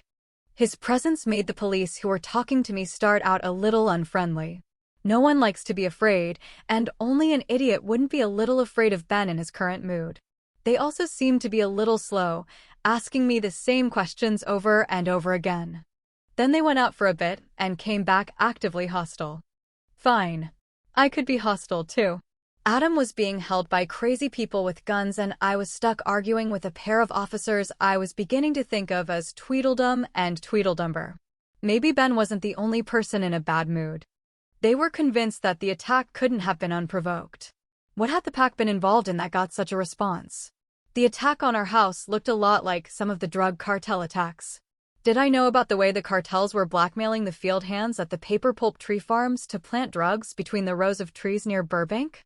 About the 50th time we were going through the same old thing. They had a problem with me being unwilling to tell them where Jesse and Gabriel were hid. Dina, a youngish man in a very well-tailored suit, came in and introduced himself as Loren Hoskins, my lawyer. He advised me not to say another word, so I shut up and let him do his job. An unpleasant 3.5 hours later, he escorted me outside, a firm warning to me that I leave the police work to the police ringing in my ears. Presumably that meant that they didn't want me out looking for Adam, because the police are so well equipped to take on guys capable of taking out a whole werewolf pack. I might have said something to that effect as we were leaving. But they didn't have a werewolf's hearing, so the only one who heard me was my lawyer. "They have training that you don't," said the lawyer in a very quiet voice. That was true. But they didn't have a mate bond and a werewolf pacing beside them. Ben was limping, but he was putting weight on his bad leg. Either he was getting better, or he was so tired all of his legs hurt. "Kyle called me," Loren, my lawyer, said, opening the back door of his car to let Ben inside without any apparent concern for his leather upholstery or the worry of having a werewolf sitting at his back while he drove. "He told me he thought that the both of you were at a point that a lawyer would be good, and heavily implied that if they were being so hard on him, it might be because there was some pressure from above. He also said, in so many words, that if they were giving him, a lawyer, a hard time, that they were likely doing worse. Would I mind coming to your rescue and sending a lackey his way?" He held open his passenger door for me like a gentleman. I was sweaty, bloody, bruised, and wearing Kyle's sweats. We were getting looks from people walking by, the nice-looking, well-dressed man and the psycho woman from hell. Inviting me into his car might have been a braver thing than letting in a werewolf he didn't know. "They didn't have you under arrest," he told me. So, theoretically, we could have walked out of there any time. But I didn't like the vibe I was getting from them. "If I'd pushed earlier, we might just have gotten you arrested, which is ridiculous under the circumstances." I sat down and discovered that the relative safety of his car was enough to make me try to doze off as soon as the seat belt was fastened and the door shut. "Kyle's free as well," Loren, my lawyer, said, waking me up from my doze. I don't think that he'd noticed I'd fallen asleep, as we were just turning out of the parking lot. I'd missed him getting in, starting the car, and backing out of his parking space. According to my associate, who texted me, they released Kyle as soon as his lawyer appeared. While we were talking to the nice police officers, Kyle has been to his doctor, who has already checked him out and let him go. Kyle texted me as well. He suggests that I drop you by his place for lunch. He told me to let you know that he has hired a security team to watch the house to keep this from happening again. I needed to find Adam and the pack. Before I could do that, I needed to contact Adam. My hands closed into fists, and I had to flatten them on my leg. I needed to check with Gabriel and Jesse, and I needed to check with Tad, who had expected me back a long time ago. Gabriel's sister's phone was in Marcelia's car, and so was my gun. "What time is it?" I asked. 12:30. I'd been up for 30 hours and was stumbling stupid tired. I needed a safe place to sleep before I would be useful to anyone. Kyle's house was as good as any. "Sure," I said. "Wake me up when we get there." After that initial bit, I found I couldn't sleep with a stranger so near.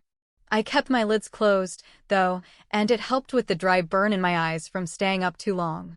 I directed him to turn a block later than Kyle's house, and he let Ben and me out by Marcelia's car. He glanced at me and glanced at the car. Sure, blood, bruises, and werewolves didn't make him turn a hair, but me driving Marcelia's car? That was worth a second look. I'd left the keys in the pocket of my jeans, which were still in the back seat. Anyone could have sat down, pressed the ignition button, and driven off. There were some places down by my garage, was one of them, that you wouldn't want to do that. But here, in the wealthy area of West Richland, it was more or less safe. Besides, who would believe that someone would leave a key in a car like that instead of locking up? I opened the back door of the car and Ben, somewhat wearily, hopped in onto the blood-stained blankets. He was tired, or he'd just have run the block or so to Kyle's house. He looked thinner than he had earlier that night. He hadn't eaten since Thanksgiving dinner yesterday evening, and he was going to need a lot of food. Kyle would have red meat for Warren. I should have thought of that. Loren, my lawyer, wouldn't have minded stopping at a fast food place to get food for Ben. I needed to take better care of him. I pressed my fingers to my cheekbones and let the pain from my injury drive my tears away. I would cry when everyone was home, everyone except for Peter. Until then, I had more important things to do. I parked the car in Kyle's pristine driveway. When Kyle opened his door to let Ben and me in, he did a double take. "Holy Hummer, Batgirl, where did you get a Mercedes AMG?" Kyle had changed out of his sweats and wore a black and red button-up shirt that complemented his dark hair and went with the black slacks that were so casual I knew they must have cost him a pretty penny. We all found our refuges where we could. I baked cookies, and Kyle wore expensive clothes. "It's not my car," I told him. "Marcelia left it for an oil change, and I couldn't resist." Kyle knew who Marcelia was. So I added, "Ben's been bleeding all over the back seat. Do you think we can clean the blood out of the leather well enough that she'll keep it? Who do you think should pay for the damage? Ben for bleeding on it, the bad guys for shooting Ben so he was bleeding in the first place, or me for stealing it? That is Marcelia's car, and you stuck a bleeding werewolf in the back seat?" Kyle said, ignoring my attempted humor. "I shouldn't have sent Loren. You'd have been safer stuck in the black hole of the justice system for a few months until something distracts the Queen of the Damned from killing you." He'd picked up my name for Marcelia. I hoped he never used it around her. I noticed that the earlier red marks on his face had darkened to bruises to go with the other bruises he had. His nose had been reset, but both of his eyes were black and puffed up. I might have won the disreputable award last night, but with Kyle's new bruises, for the first time in a long time, someone looked more beat up than I did. He limped when he stepped back to let me in. "It's a good thing for the guy who beat on you that Stefan killed him," I said soberly as I walked into the entryway. Ben also limped, and I found that since my knee decided to hurt, I was limping too. That made 3 of us. Kyle's house smelled like gun oil and strangers. Or he'd have to face Warren. Kyle flinched, closing the door behind Ben. "I know. It's going to be months before I'm not explaining my face to everyone I meet." "Hello." "No, I was beaten by an army of muscle-bound men who didn't even have the courtesy to be cute." "No, don't worry about it. I'm fine now. The nose just has a little bump like Marilyn's mole. It emphasizes the perfection of the rest of my face." He glanced down at Ben. Both of you come into the kitchen. Ben, I've pulled out the remains of last night's turkey. There's also 4 pounds of roast I was going to cook tomorrow. I'll cook Warren another turkey so he can have turkey hash. It's on a platter on the table. Ben rubbed his muzzle over Kyle's shoulder in a way that I think was supposed to be reassuring. Kyle sucked in a breath. Either it hurt, or the reminder that the werewolf was big enough to rub his shoulder without much effort wasn't exactly reassuring. Ben, when was the last time you brushed your teeth? Asked Kyle. Or else Ben's breath was really bad. Ben showed his teeth in a mannerly grin and started eating the food Kyle had left on the table with enthusiastic concentration. I slumped in one of the breakfast bar stools and blew out a loud breath. Did you find out if they found out anything about them? I asked. Kyle gave me a look, then busied himself making me a peanut butter and huckleberry jelly sandwich. What really bothers me is that I understood that question. You will eat this and go to sleep, so your pronouns get their antecedents back. The police haven't gotten very far yet investigating the men who invaded my house. The bad guys have good lawyers, very good lawyers. Not as good as Loren and nowhere near as good as I am, of course, but top-notch, expensive, out-of-town lawyers. Loren tells me that he thinks the lot of them will be out on bail by tomorrow because of all the money floating around. Tough to keep them when the only dead body is one of theirs, and by my own testimony, he was the only one guilty of assault. I stared at him over the sandwich he put in front of me. You're kidding, right? Kyle shook his head. Eat that, Mercy. Don't just stare at it. Dickens has it that the law is a ass, and a lot of the times he is right. We have them on criminal trespass. Tony is incensed, he told me, but they can't get them for terrorist activity. Somehow, the 2 men downstairs were unarmed when they were arrested, so another man must have gotten away with their weapons, because the police turned my house upside down looking for guns while they were questioning us, and all they found were our guns. The guns we took from the bad guys and the Spencer in the gun safe. I thought about the man who'd given the orders, who might or might not have been one of the men in the living room, and my vague suspicion that they would have left someone on watch. Then, mysteriously, continued Kyle, the guns belonging to the 2 men up in my bedroom have disappeared from the evidence room. They're holding ours, Mercy, pending further investigation. So I'm doing some shopping today because I'll be damned if I'm going unarmed when people have kidnapped Warren. His manner had been as confident as always until he reached that last part, and his voice broke. He's alive, I told him. You'd know if he weren't. The only one they killed was Peter. Kyle jerked his head up. Peter's dead? I nodded. It was too much trouble to stay upright, so I folded my arms and put my forehead down on them. Peter's dead. The moron shot him because Adam let him see what alpha meant. Now Peter's dead, and Adam, I shook my head. A hand rested on my shoulder, then Kyle's face buried itself in my shoulder. I called my father, he said, his voice muffled by the material of the sweatshirt I wore. Told him that if he didn't want his friends knowing all about his gay son who was sleeping with a werewolf, he needed to release my trust to me today. In 4 hours, we'll have money to throw at the problem. I'll finish this sandwich, I told him. I knew how much it had cost him to call his family. The only one he talked to was an older sister. Then I'm going to sleep. Do you mind if I sleep here? Well, not here, said Kyle, pulling away from me. He wiped his eyes and covered up the emotion with brisk efficiency. But in a guest room. A bed will be helpful when you wake up and feel like you are going to feel after tonight.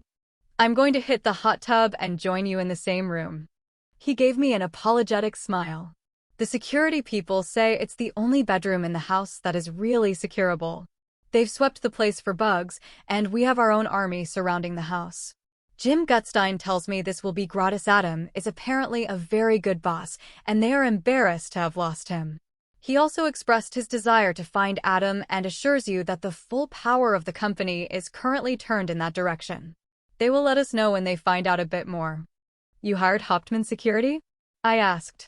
Jim Gutstein was the highest-ranking non-werewolf at Adam's office. Only the best, he said. I filled him in on everything I knew that he didn't until he tapped me on the shoulder to stop me. Finish your sandwich and go to sleep in a proper bed. After sleep, we can go buy guns, then tear the Tri-Cities apart looking for our men, right? Kyle was a smart man, and I followed his advice. I smelled him first, The musk and mint that said werewolf, the other unique scent that said mine. I was so relieved. I'd been sure he was hurt and alone and I couldn't find him, but silly me. Here he was right beside me. Adam, I murmured. The wolf stirred and put his nose on my shoulder. He was lying on top of me and making it hard to breathe under his weight. I vaguely knew it was a dream because Adam was both human and wolf at the same time, but Adam was more real than that thought, so I discarded it. "You're alive," he said, and there was a relief in his voice that shook me. "Of course I am." "Something stirred the ant's nest," he said, nuzzling under my ear. "What did you do?" I didn't want to think about it because then I knew I'd remember that this was just a dream, and I wanted to be safe in our bed with Adam stretched out half on top of me, touching me as I allowed no one else to touch me. This was a dream where he was safe, and there were no men in body armor armed with nasty weapons who were backed by someone powerful enough to put pressure on the police. Not powerful enough to suborn them entirely, or they wouldn't have ridden to our rescue. But there was a lot of money involved and some raw power. "Figure out who they are," ordered Adam, pulling his head back so he could look me in the eye. "Follow the money," I agreed, pulling him back down. I needed his warmth against me more than I needed to see him. My body believed better than my eyes, which knew I was looking at a figment of memory. Carl already suggested it. Now if I can just work out a way to do that. I could set Adam's associate Gutstein on that, couldn't I? Gutstein can look. You were talking about the police. What have you been up to that the police were involved? When the bad guys took Warren, they took Kyle too. Held him at his house. Adam growled, and so did someone else.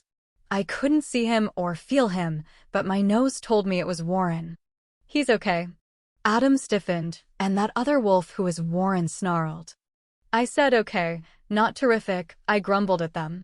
I wasn't lying. He got beaten up. Stefan killed the one who did it, though Kyle has to claim credit for it. He handled it, Warren. He's smart and tough. He'll be waiting, so you'd better survive this. The snarl died, and Adam and I were alone in our bed in the huge house that served as Pack HQ and as our home. Ben and I helped Stefan, I murmured to Adam. They had Kyle alone and were trying to get him to speculate where Jesse and I would be likely to show up. Stefan killed the one and tied up the other. Kyle called the police, and they swarmed the house and saved the day. Jesse. He didn't have to say anything more.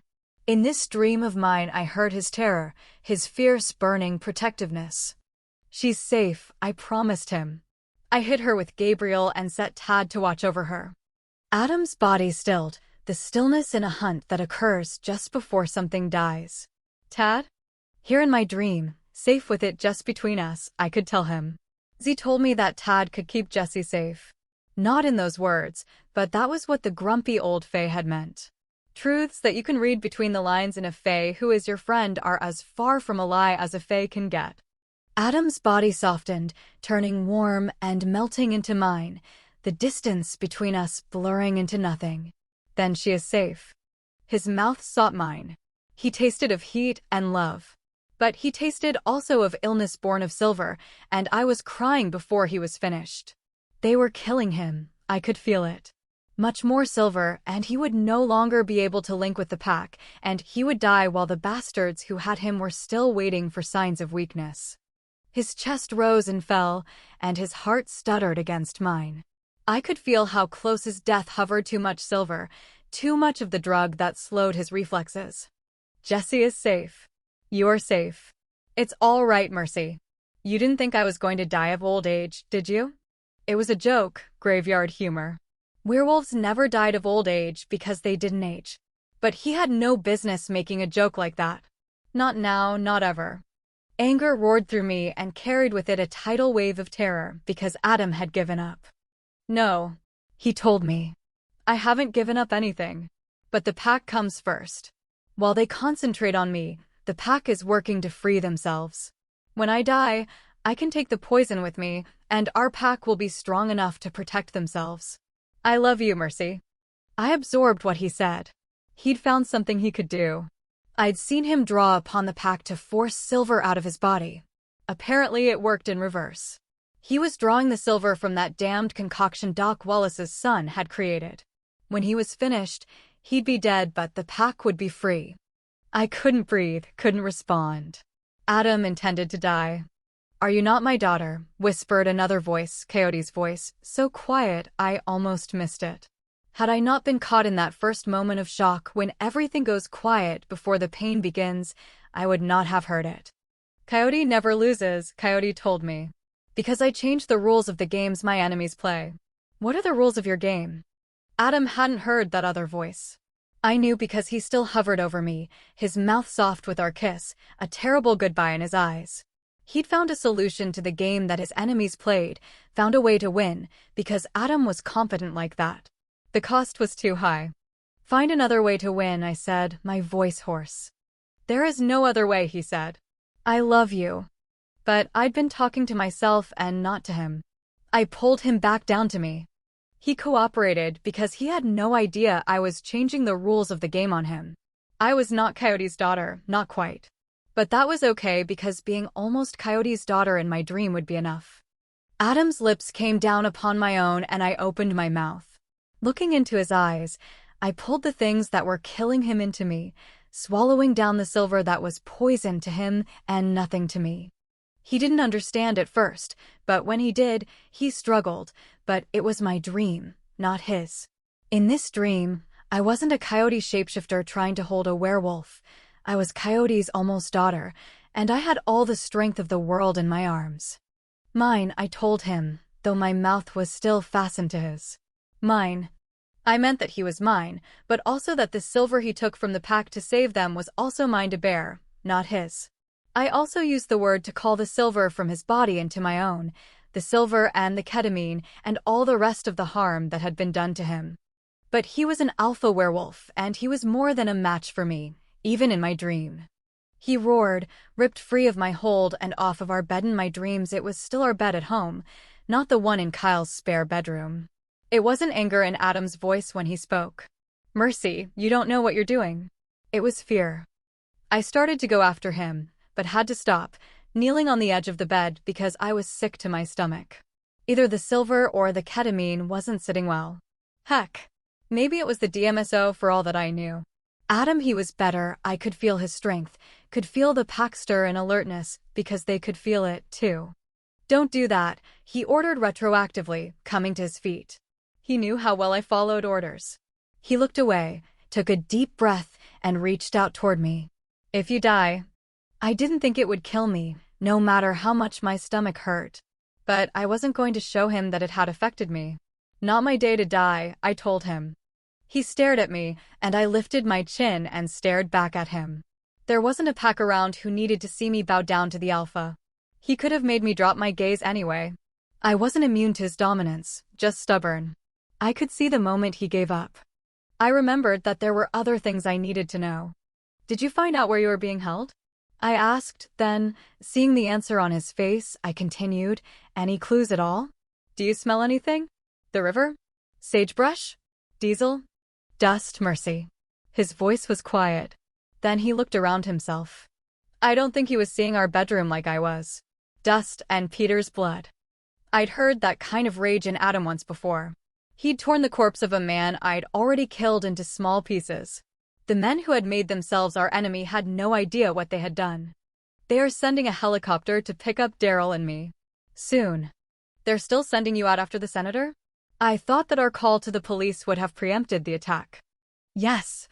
We told the police about why Adam and the pack had been taken. They seemed to be taking our words seriously. "They know." They told me it would be more difficult now, but they didn't seem to be really bothered. Either the attack itself is what they want or there is something else I am not seeing. He sat back down on the bed and put his hand against my forehead. "Are you okay?" I smiled at him. "Ariana is going to see if she can contact Bran. Maybe he can ride to the rescue." Adam considered that. "What about the vampires?" he asked. I stared at him. Marsilia hates me, and Ben bled all over the back of her Mercedes. The AMG? Something distracted me. Something terrible.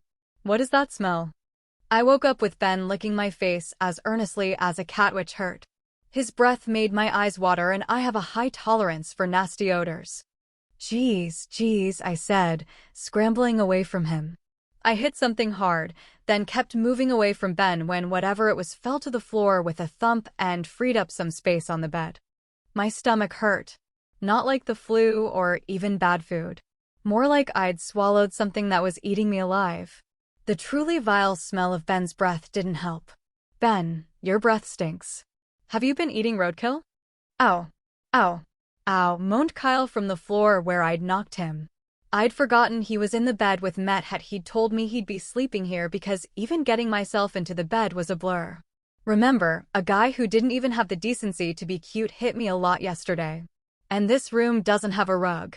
Ben laughed at me, and I covered my nose with both hands. But I was awake now and remembered where I'd smelled breath that bad before. DMSO from the trink, right?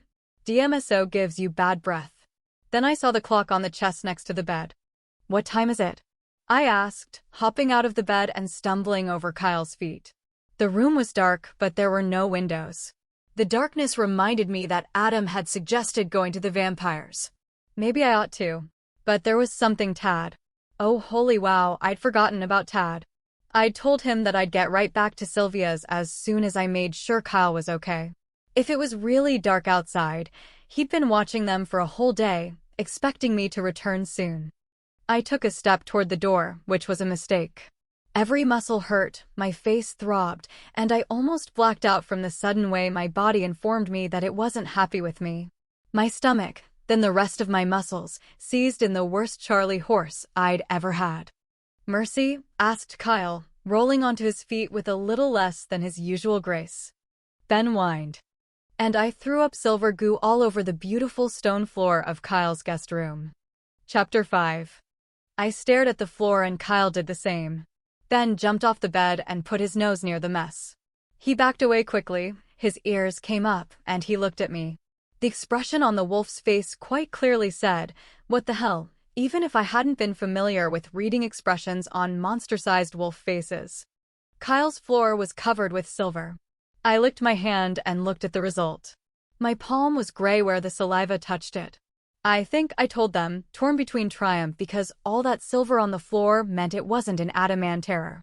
Having that place where Adam and I touched be something that I could drag something as physical as silver through was terrifying in its implications. I think I'd better wash this off. There was a bath attached to the guest room, and I staggered into it, washing out my mouth and scrubbing wherever the silver had touched. Kyle opened the sink cabinet and handed me a new toothbrush and one of those little travel toothpastes. I used it twice. My lips were still black, like one of those 13-year-old goth girls who wore black lipstick. I used to know a couple of guys who painted their lips with silver nitrate to turn them that color, Kyle said. I thought it was pretty stupid.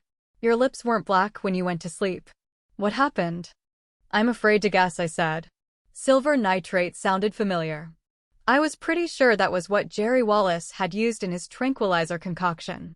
Give me a few minutes, and I might have something worked up that sounds vaguely coherent, okay? He looked worried, but nodded. I looked in the mirror again and touched my lips. They felt just like they usually did.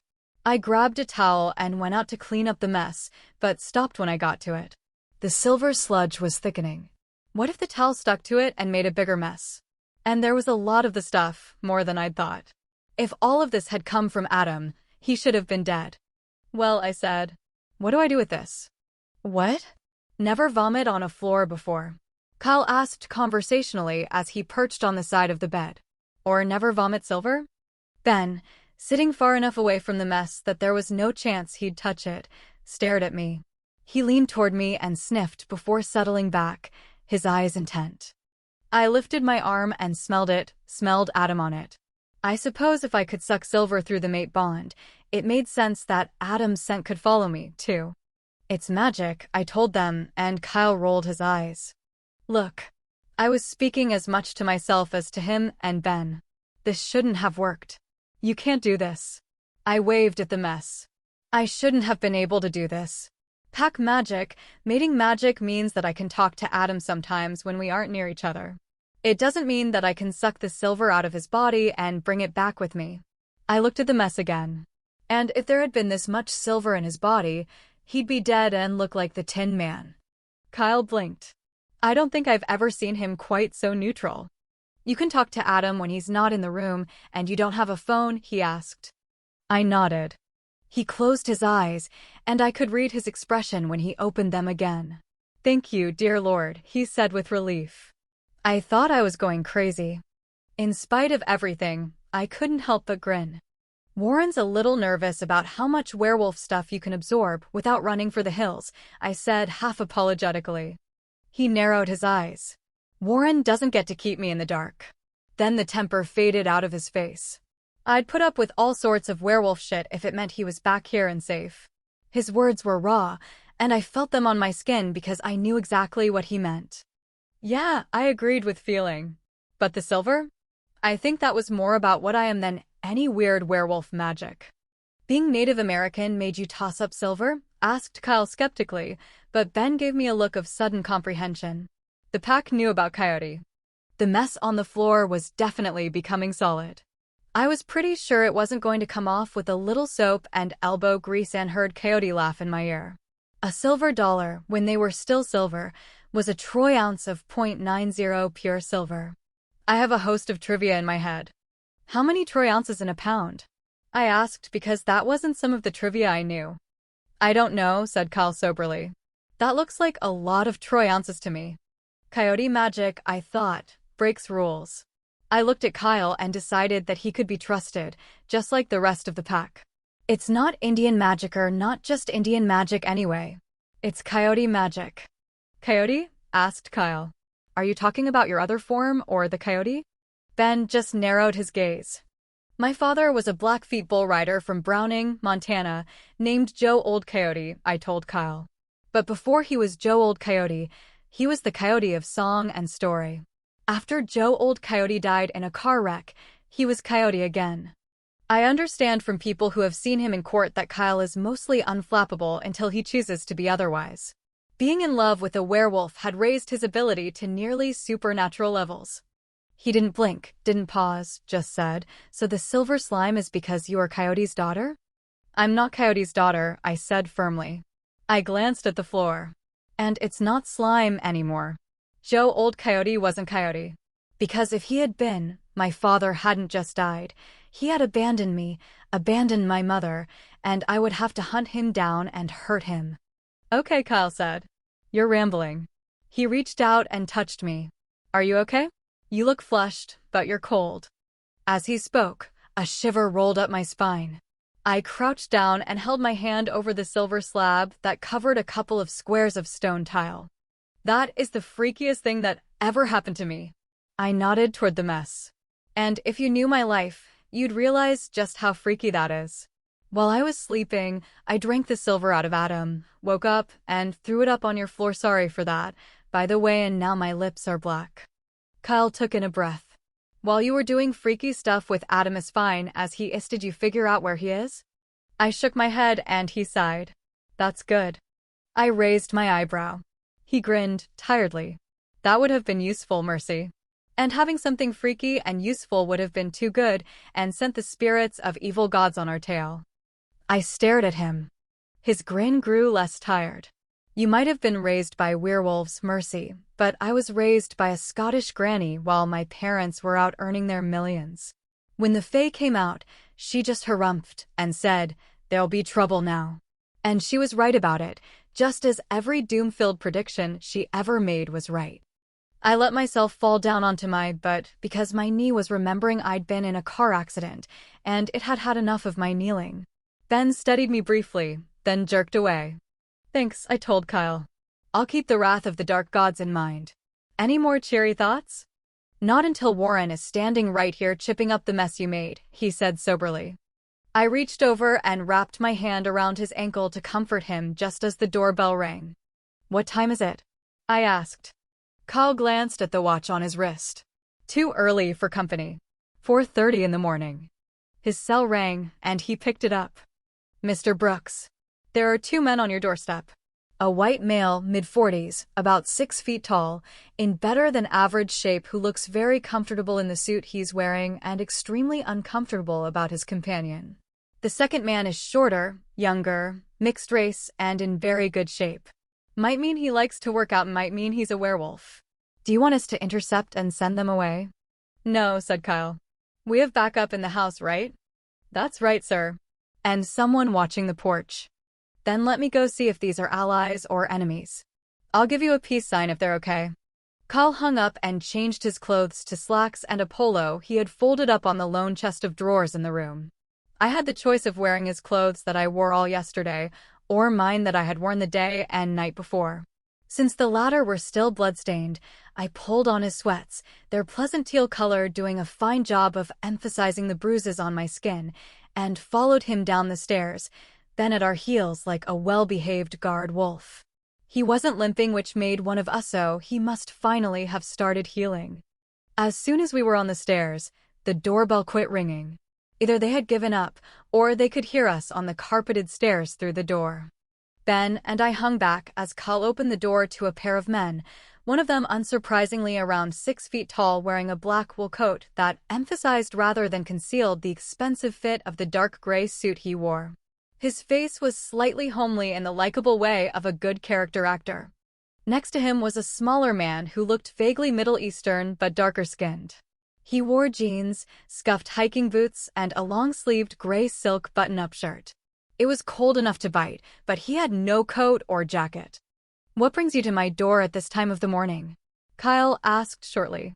"Kyle Brooks," said the taller man. "My name is Lynn Armstrong. Agent Armstrong. I work for CNTRP Cantrip, if you prefer, and I was wondering if you would mind if I and my associate come in to ask you a few questions about the men who broke into your house yesterday." I sucked in my breath. Cantrip was the agency I suspected our villains belonged to.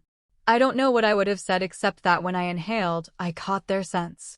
I could smell dry cleaning fluid, wool, and some dog breed that clung to the complex scent of Agent Armstrong.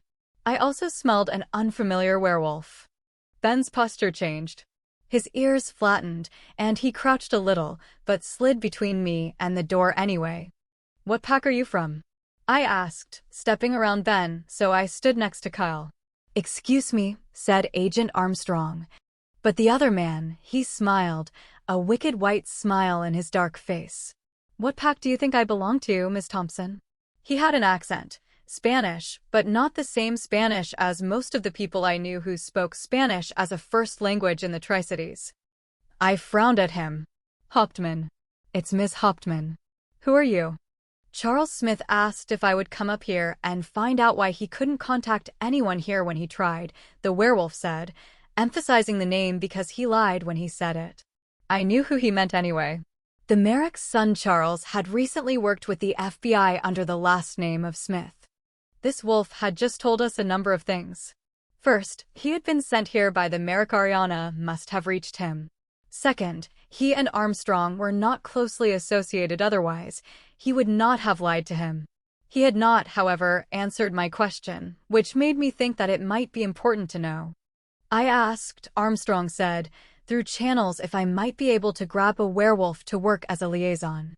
Since I believe that it is a group of rebel Cantrip agents who are responsible for your recent, he looked stuck for the proper word. Problems, supplied the strange wolf.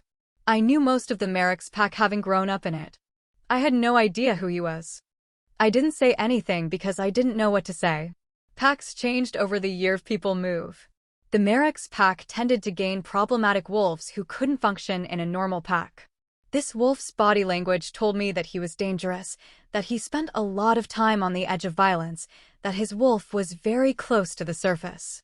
The wolf in human seeming spoke into my silence.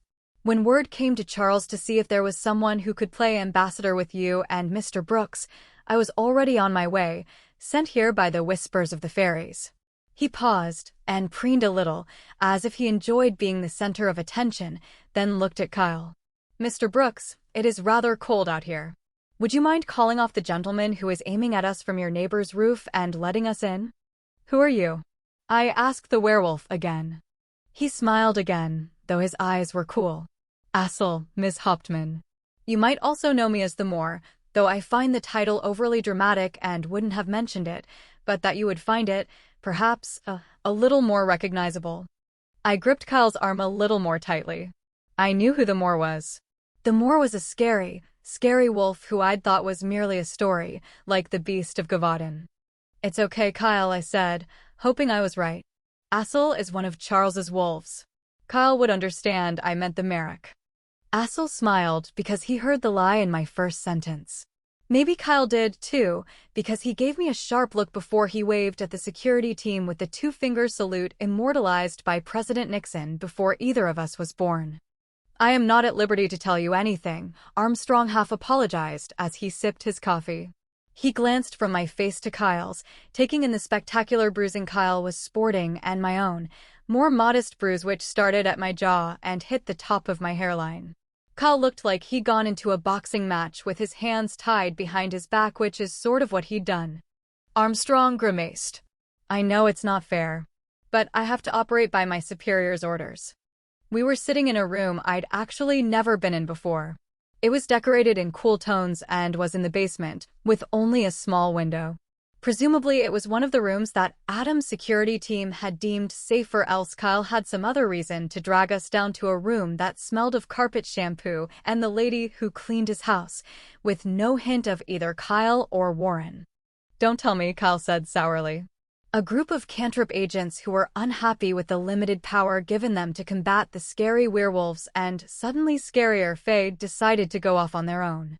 Someone decided that they needed a really big event to turn the tide of public opinion in their favor, and they decided the murder of a popular anti-Fae senator would be the torch they could use to inflame the public and get, at last, the right to shoot werewolves and Fae on sight.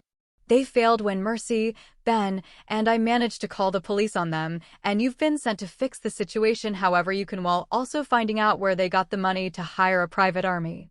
How am I doing? For a moment, Armstrong's friendly face wasn't so friendly. The Moor smiled and lifted his own cup to his lips. If I wasn't looking at his eyes, he appeared too young, too urbane to be responsible for the violence he was famous for. He caught me looking, and I looked away, but not before I saw his pleased smile. Don't patronize us, Kyle said softly, his attention on Armstrong. You need us to find your people before they do something even stupider. I'm not sure we need you at all. Your cooperation will be noted, Armstrong said. That might become important for you if Bennett succeeds in making a bloodbath here that he can blame the werewolves for. Who is Bennett? I asked, and Armstrong pursed his lips. Excuse me, he said. Let us instead say, our rogue agent, who is apparently responsible for recruiting other dissatisfied agents. The slip of his tongue that gave away Bennett's name seemed purposeful because he wasn't very upset. It is imperative that we stop him, and you can help by telling me anything you know about how Hauptmann and his pack were taken. Anything about the men who held you here. Anything might be useful. In return, I assure you that we will turn our resources to locating and rescuing your people. He was sincere and truthful, which surprised me somehow. I'd expected him to lie his head off. We're on the same side, Armstrong said earnestly, and he believed that, too. I could hear it in his voice. Those men who broke into your house are all dead, Mr. Brooks, Assel said quietly, and Armstrong jerked his head around so fast it was a wonder he didn't kink his neck. He wasn't so much surprised about the dead men, I thought, but that Assel knew about their deaths. I wondered if Assel had killed them himself. The werewolf caught my expression and smiled, showing his teeth. Not me. I was not sent here merely as a liaison, Miss Hauptmann, but as a useful tool in your arsenal. They were released on bail last night.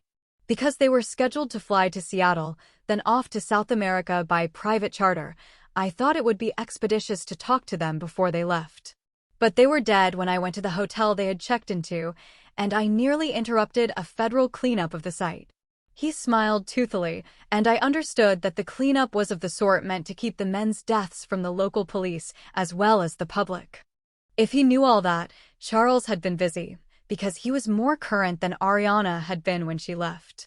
Armstrong was watching him with sudden wariness. Apparently, he hadn't known how much Assel knew. Did you kill them, Agent Armstrong? I asked. Most people didn't know that werewolves could hear lies, and those who did thought I was human. No, ma'am. But my people were responsible for the cleanup. There was an anonymous call to my superiors. He grimaced. I've spent most of the last 24 hours playing cleanup, catch you and all sorts of other things that end in up when things go to hell. Assel nodded at me. Like me, he'd heard the truth in the agent's voice. Armstrong had not killed them, and unhappy was a very small word for what he was feeling about their deaths and the involvement of cantrip agents in the whole thing. My nose could sense more than just lies. Emotions, especially strong emotions, have sense too. You told the police that they wanted your husband to go after Senator Campbell, Miss Hauptmann, Armstrong said. I lifted my chin. That's right. He shook his head. Doesn't scan. These guys were the real deal, Miss Hauptmann. They make a lot of money by not shooting their mouths off. There is no way that they told you that. Assel met my eyes. He knew how I got my information. He tilted his head a little and gave a shrug. He was the dominant wolf in the room.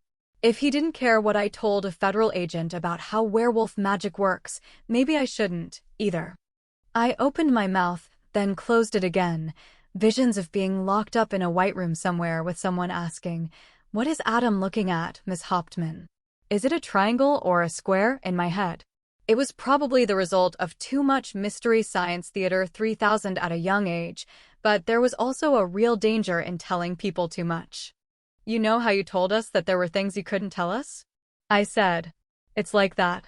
There are things I cannot reveal to you at this time. Need to know things. Armstrong grunted, but he could hardly complain. On a scale of 1 to 10, how sure are you that the threat was aimed at Campbell?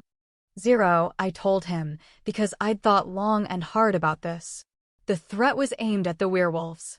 Campbell might be a secondary targeter. Maybe he was scheduled to be miraculously saved at the last moment. It's easy to thwart an assassination when you know the who, where, and when. I don't know why they picked Adam. He's become a public figure, murmured Assel. People like him, and they trust him. When newspapers and magazines want to talk to a werewolf, they try for Adam because he's pretty and well-spoken. 3/4 of the people interviewed on the streets of New York for a recent morning news story could pick Hauptmann out of a lineup.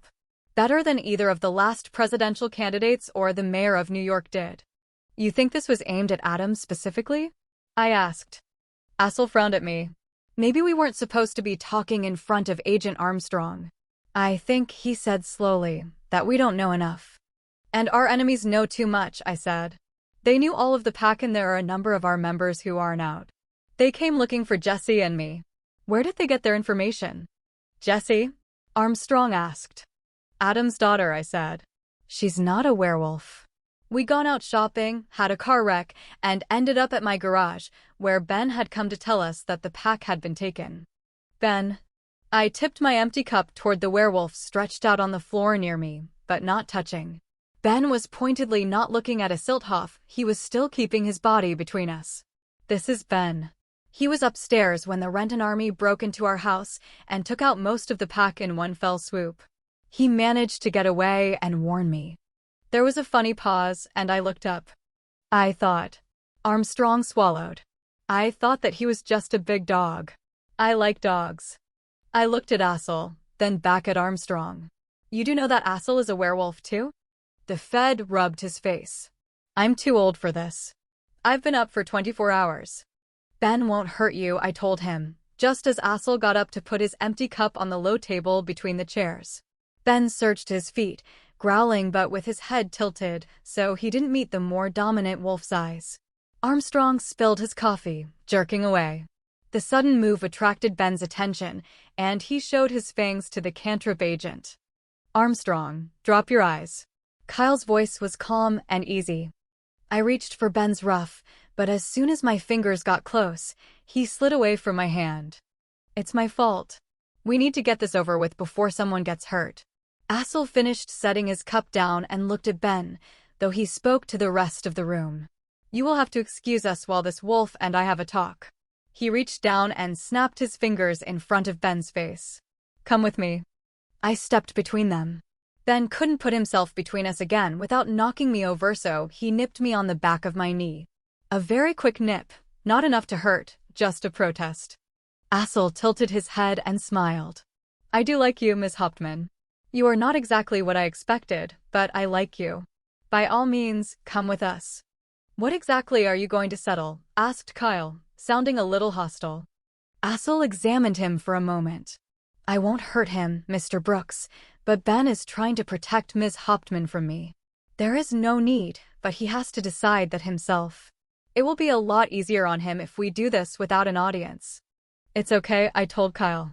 It's a good idea if we are likely to spend much time in each other's company. And I could question Assel without Agent Armstrong listening in, and he could question me. Guest room, suggested Kyle. The one we were sleeping in.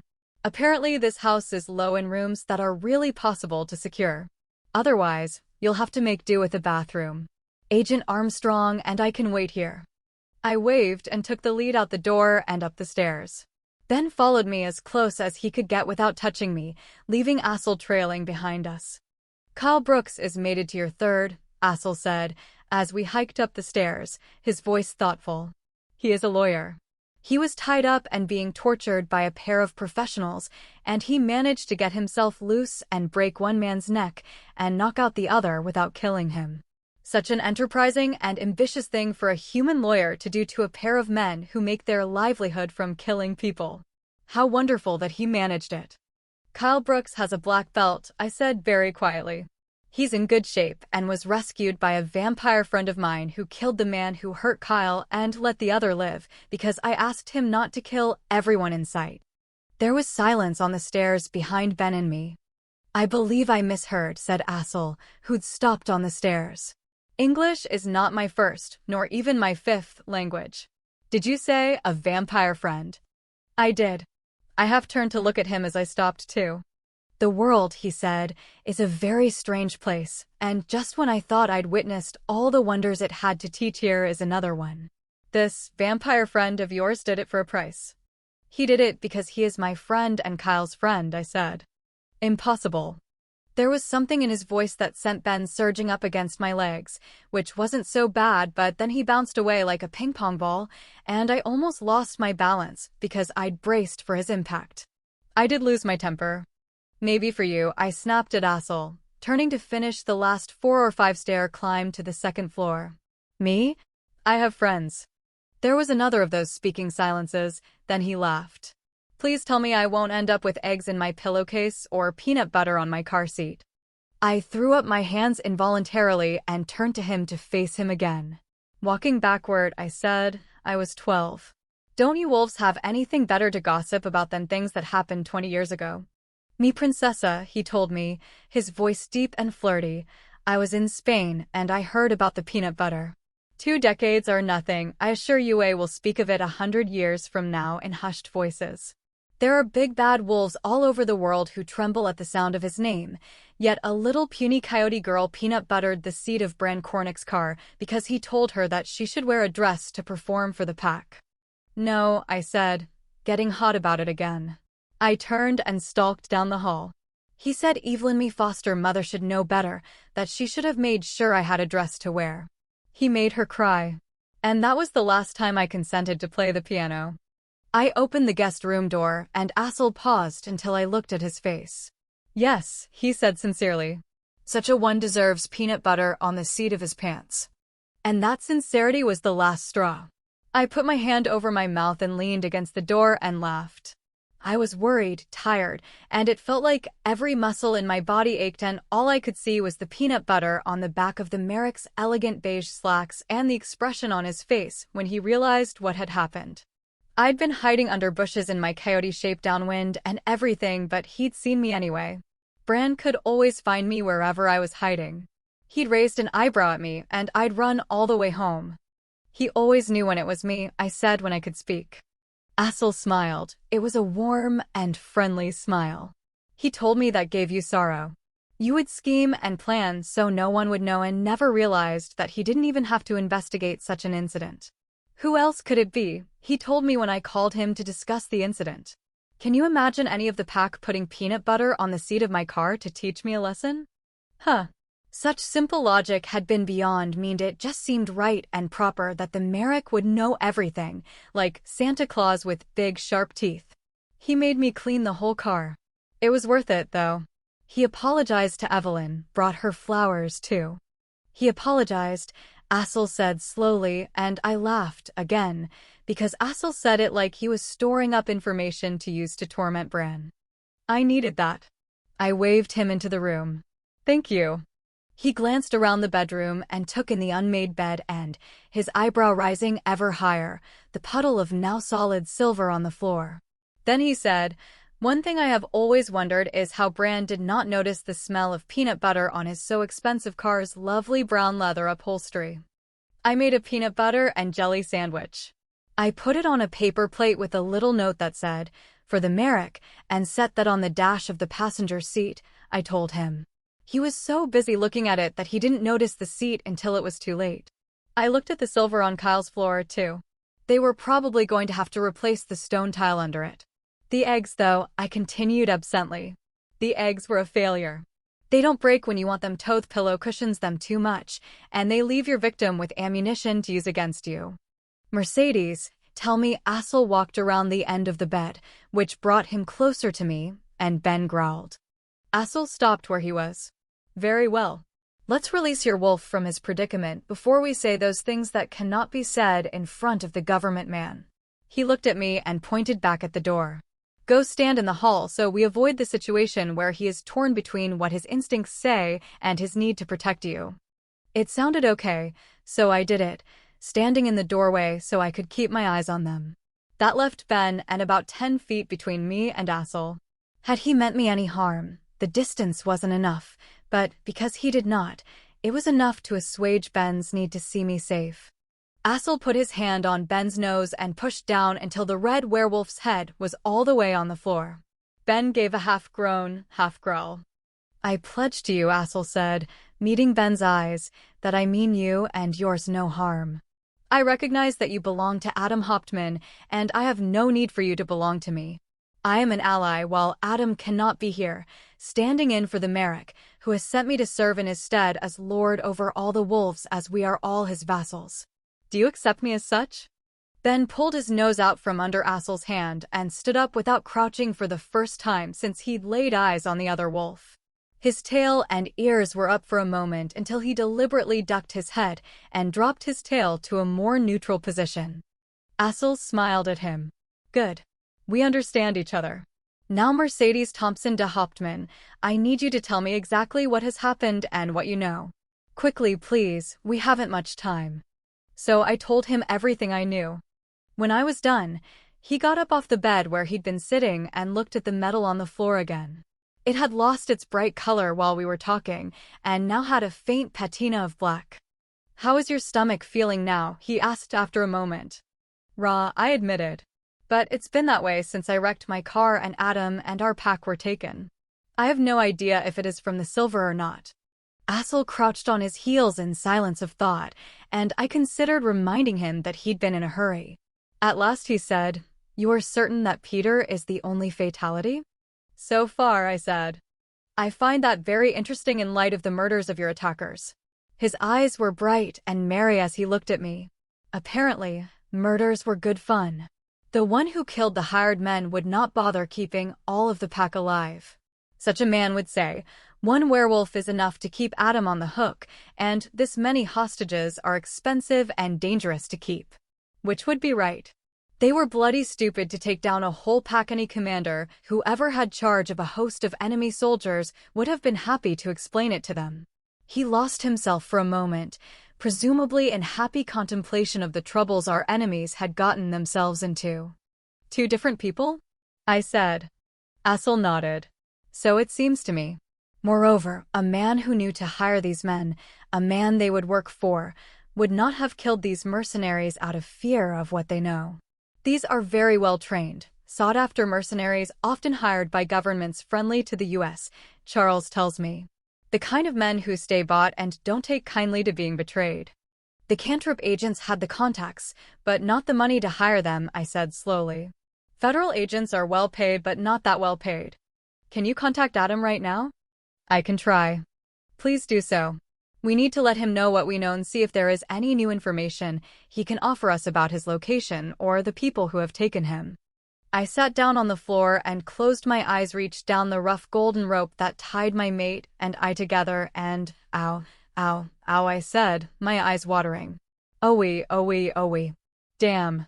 Damn." Assel looked from me to the silver on the floor. "That will teach you not to use your bonds for things they were never intended," he told me. Especially not silver. Werewolves and silver do not mix. Shut up, I said fiercely and very quietly because the sound of his voice sent sharp, arcing lightning rods of pain from my eyes all the way through my skull. That is quite a lot of silver, he observed. Then, sounding intrigued, he said, and it is pure silver, though the substance that the tranquilizer dart uses is silver nitrate, which is a white powder. Assel got up and moved around. Ben came close. I could smell him, but he didn't get close enough to touch. Werewolves are different when they are in their wolf shape, less human and less caught up in human manners. It would be wrong. But wolves are gregarious, far more so than humans or coyotes, for that matter. Normally, Ben would be pressing against me if I was in distress. Assel must still have been worrying him. When my head quit feeling quite so breakable, I looked up and Assel handed me a glass of water from the bathroom. I drank the whole thing and felt better. Don't worry, he told me when I handed him the empty glass. I expect the effect is temporary. It'll probably go away once the silver is out of your system entirely. He touched my lips, a light, quick touch that didn't allow me time to react. He showed me his fingertips, which were red, as if he'd put his fingers in a flame. I touched my lips, too, remembering how black they were. They used to use colloidal silver in nose drops for people with asthma or bad allergies, he told me.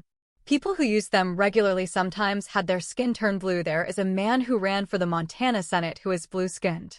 I thought your lips were from lipstick. Oh, you're a little older than most of the young ladies wearing black makeup. I stared at him in horror.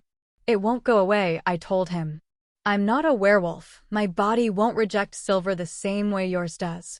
Gabriel's little sister, Rosa, had done a report in school about a girl whose skin had turned gray when she was a teenager back in the 50s, and nothing anyone had tried had made any improvement. I'd proofread it for her. I scrambled to my feet and went into the bathroom to look at the mirror again. I took a washcloth and scrubbed at my lips, but they stayed black. Assel didn't follow me into the bathroom, but he stood at the door. You told Armstrong that you think this was aimed at the werewolves. Don't you? I asked. Assel shook his head. It doesn't matter what I think. Let's look at the world through their eyes a moment. If Adam did exactly as they asked him to, what would be the result? They kill the pack anyway, can't have witnesses. They'd kill Adam, so he doesn't kill them. The senator's dead or wounded by werewolves. The people who think the only good werewolf is a dead werewolf would have more power. I ticked them off on my fingers, then said, Kyle and I, Adam and I, and just I have gone through this 100 times. Okay, Assel said. The rogue cantrip agents like the last part, the one that lets them go hunting werewolves. Maybe they like the dead senator part too. Campbell has been standing between them and their kill-em-all hunting license for a long time. But who is after Adam or the pack? You think they are the ones this is aimed at, so who benefits? Shouldn't we do this part downstairs? I asked, my throat tight. I didn't want to go over and over how much danger Adam and the pack were. I knew. We were discussing this with Armstrong. Assel shook his head. What happens if Adam and the pack are gone? I bared my teeth at him. I go out for revenge. I don't do peanut butter much anymore. But if they aren't afraid of the pack, they aren't going to be afraid of me. Bran is scarier, but they probably don't know about Bran. Maybe they do, said Assel. Maybe they're after Bran. They knew about Jerry Wallace's silver/DMSO/ketamine cocktail, I conceded. They knew every wolf in the pack. Maybe they do know about Bran. Mercy? Kyle called up from the floor below. Are you through telling the werewolf all the things we mere mortals shouldn't know yet? I'm making breakfast, and the sun's coming up. What were you planning on doing next before Agent Armstrong and I arrived? Asked Assel. I was going to go to get Adam's people, the ones who work for his company, to see if they can figure out where the money is coming from. See if they can tell if it is government money or private. I was going to the vampires to see if they knew anything about where someone might be holding a pack of werewolves. They run this town's supernaturals like the mob ran Chicago back in the day. There was something else. Something I was supposed to be remembering. Damn it, I said, diving for my dirty, bloody jeans. Tad. Damn it. I pulled out Gabriel's sister's phone and saw that I'd missed calls and had 20 new text messages. There were 15 calls exactly 1/2 hour apart from a number I didn't know. I didn't bother to read the text messages, just dialed the strange number. Tad answered. So, he said grumpily without waiting for me to say anything. I take it you're dead? Because otherwise, there is no excuse for guilting me into sitting outside in winter, watching the most boring family on earth for more than a whole day. They started sending out the kids with cocoa yesterday about 2 in the afternoon. Dinner was homemade burritos with Spanish rice and refried beans and almost good enough to forgive you for making me think you might be dead. How did they know you were there? I asked. I knocked on the door to use the bathroom. Figured it was safer than leaving them to be slaughtered by enemy government agents while I went out to find the nearest gas station. There was a pause. You all right? No, I told him honestly, closing my eyes. Not at all. Adam's still gone. They had a few men here at Kyle's. That's Warren's boyfriend, right? Right. Anyway, Ben, I, and Stefan, mostly Stefan, got Kyle out of their clutches, but spent the day at the police department answering questions. Good for Stefan. I rubbed my eyes and thought. I think the best thing to do might be to grab Gabriel and Jesse and bring them back here. There are police keeping an eye out on Kyle's house, and Adam's team is running security. I looked at Assel and asked, are you planning on staying here with us? He nodded. Until Adam is found, yes. Okay, did you hear that, Tad? I have one of Brand's wolves here to help out, too. I don't have a car, Tad told me. I hiked over. You'll have to come get them yourself. No worries. I'll be over in about 15 minutes. I opened my mouth to ask if he would consider helping us further, but closed it again because he'd been standing guard all day. If Kyle has an extra bed in his mansion, Tad said, I'll catch a few winks of sleep there, and I'll help you until this is finished. He paused, too. I'm sorry I've been a jerk. Life hasn't been a bed of roses lately, but I don't have to take it out on you. Sure you do, I told him. Who else would listen to it? I'll be over as soon as I can. I clicked the phone off. I'll come with you, Assel said. They know where you are, which makes you the shiniest target. Fine, I said. If we leave Ben here, there will be room in Marsilia's car. Assel looked at me. Your vampire friend is Marsilia? Mistress of the Tri-Cities Seeth. I snorted. Don't be silly. Marsilia hates me and would love to see me rot in hell. I stole her car so that the bad guys couldn't find me because I wrecked my car. Ben's already bled all over her Mercedes, though, so a few more miles on the odometer won't make her any madder. I caught sight of Ben. He was watching me intently and told me as clearly as he could without words that he didn't intend to be left behind. You need to change back, I told him. You've been shot and dragged all over the place, and you've been wolf for nearly 2 days. Time to change back and rest up. All I'm doing is picking up Jesse and Gabriel and coming back here. Brand sent Assel over to be useful, so he will be, and, unless I'm much mistaken, will also have an escort of Adam's finest trained professionals to make sure I make it back safely. I'll keep her safe, Assel told Ben solemnly. Besides, I said, I'd like to leave Kyle with some real backup in case something happens. It was the truth, and that one worked. Ben liked Kyle, and Ben didn't like very many people. Chapter 6. Fear was a familiar friend. Adam sometimes thought that he'd been afraid since he'd stepped on the bus that took him to basic training all those years ago. And the older he got, the more he had to fear. Right now, he was afraid for Mercy, who didn't have the sense to be afraid for herself. When he'd been a boy, he'd thought that if you were just strong enough, tough enough, there wouldn't be anything to be afraid of except for God, of course. His parents had been small farmers, patriots, and devout Baptist God-fearing Christians and raised him to be the same. But their best efforts had met the world, and, mostly, the world had won. He'd left the farm first, and Vietnam had done its best to scour him of his patriotism. It hadn't succeeded entirely, though he reserved the right to think most elected officials could do with a little jail time to mend their ways. Vietnam had also taught him that the tougher and smarter you got, the more afraid you learned to be. It had also taught him that there were monsters in the world, and he had become one of them. Then he'd come back home and found out that war didn't cause fear, love did. He loved Mercy with a fierceness that still surprised him. Adam took a deep breath, and it didn't hurt. Silver didn't burn in his joints and dull his senses anymore. He tested his body, just to be sure. Someone watching would only see that he continued to sit with his back to the wall of the cold stone room where the pack had been imprisoned. He tightened and released muscle groups that responded with their usual quickness and force. He didn't understand what Mercy had done. No, that wasn't quite Trish taking the silver poisoning his body into herself. He understood that was how the pack bonds worked for her, that she saw things in symbols and pictures while he smelled things. Samuel had once told him that he and Bran both heard music. What he didn't understand was how she'd used the pack bonds and magic to do the impossible. And what really scared him was that he was fairly certain that Mercy hadn't known what she was doing either. She could have killed herself. Silver wasn't poisonous to her. However, if someone had injected an average Joe human with the amount of silver that had been in his body, it wouldn't have been good for the human either. He wasn't a doctor, but he was pretty sure it would have been fatal. He could feel her, so she wasn't dead, but the link felt off and that really scared him. He had to control the urge to run, to bowl through anything that stood between them so he could protect her. But he wouldn't waste her efforts. He would wait until the proper time, then he would go hunting. Something changed in the room, and Adam pulled his head into the here and now. He listened. The almost constant soft clink-clink was the sound of his bound wolves moving restlessly, even drugged into almost unconsciousness, because the pain of the silver in their bodies and in the chains that held them made it impossible for them to lie still. He could smell them, smell silver and sickness in spite of all that he could do for them. Judging from their condition, the sacrifice he'd intended would not have helped the pack enough. Jones was afraid, and he'd pumped them all too full of silver.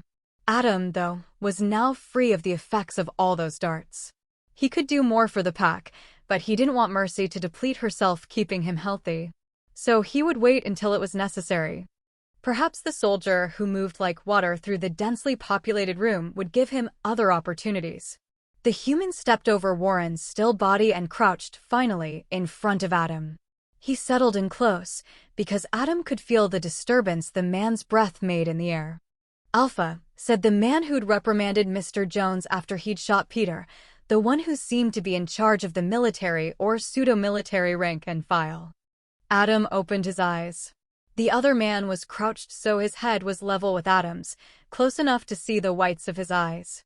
He was wearing the familiar black armor, and his face was blackened and mottled with a fresh application of grease paint. Warren was lying just behind him, and Adam saw the gleam of his eyes in the darkness. Daryl slid closer, his chain silent as the big man moved. Adam made a move with the hand away from his enemy observer and Warren, then Daryl subsided. Adam was in no danger. Free of the silver and drugs, Adam could have crushed his throat before the man took his next breath. It was tempting. Very. But this one wasn't the man who'd killed Peter, so Adam waited to see why he was here. Killing was easy. It could be done at any time. "We're going," the other man said in a conversational voice. "Leaving our employment here." Adam lifted his head and met the other man's gaze. After a brief count, his opponent turned his head. "You aren't as foggy as my employers think. Secret knock 'em out darts that work on werewolves or not," said the enemy soldier. "They don't affect you the way they are supposed to. I saw that right off, even if Jones chooses not to. So you might have picked up that I had some men waiting at Kyle Brooks's house with orders to capture your wife, your daughter, and Ben Shaw because our intelligence said that was where they would probably go. Early this morning, the police broke up the party." He quit speaking for a moment and stared at Adam's face. "And how do you know that?" He shook his head and spoke to himself. "Freaking supernatural bullshit.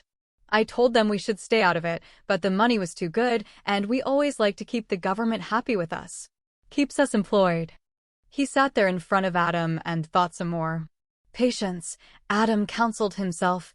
There was more information here, and it would be easier if the man chose to tell him about it himself. "So we ended up with one of ours dead and 3 in custody, and your wife is talking to the police about how someone kidnapped your pack and wants you to go kill the good Senator Campbell. I thought maybe one of my boys talked out of turn, which they wouldn't. But maybe she knew about it the same way you know what went down this morning, huh?" He waited a moment, but both he and Adam knew that Adam wasn't going to respond.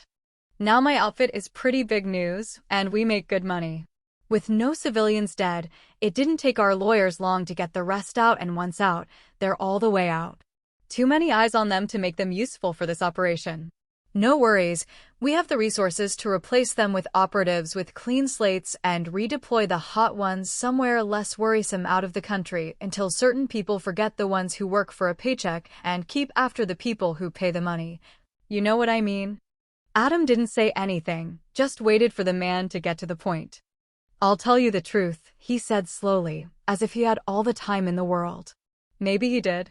I asked to be in on this. You are demon spawn, you werewolves and the fae and the witches. All of you need to die, and someday I hope to be one of the people called upon to rid your scourge from the earth.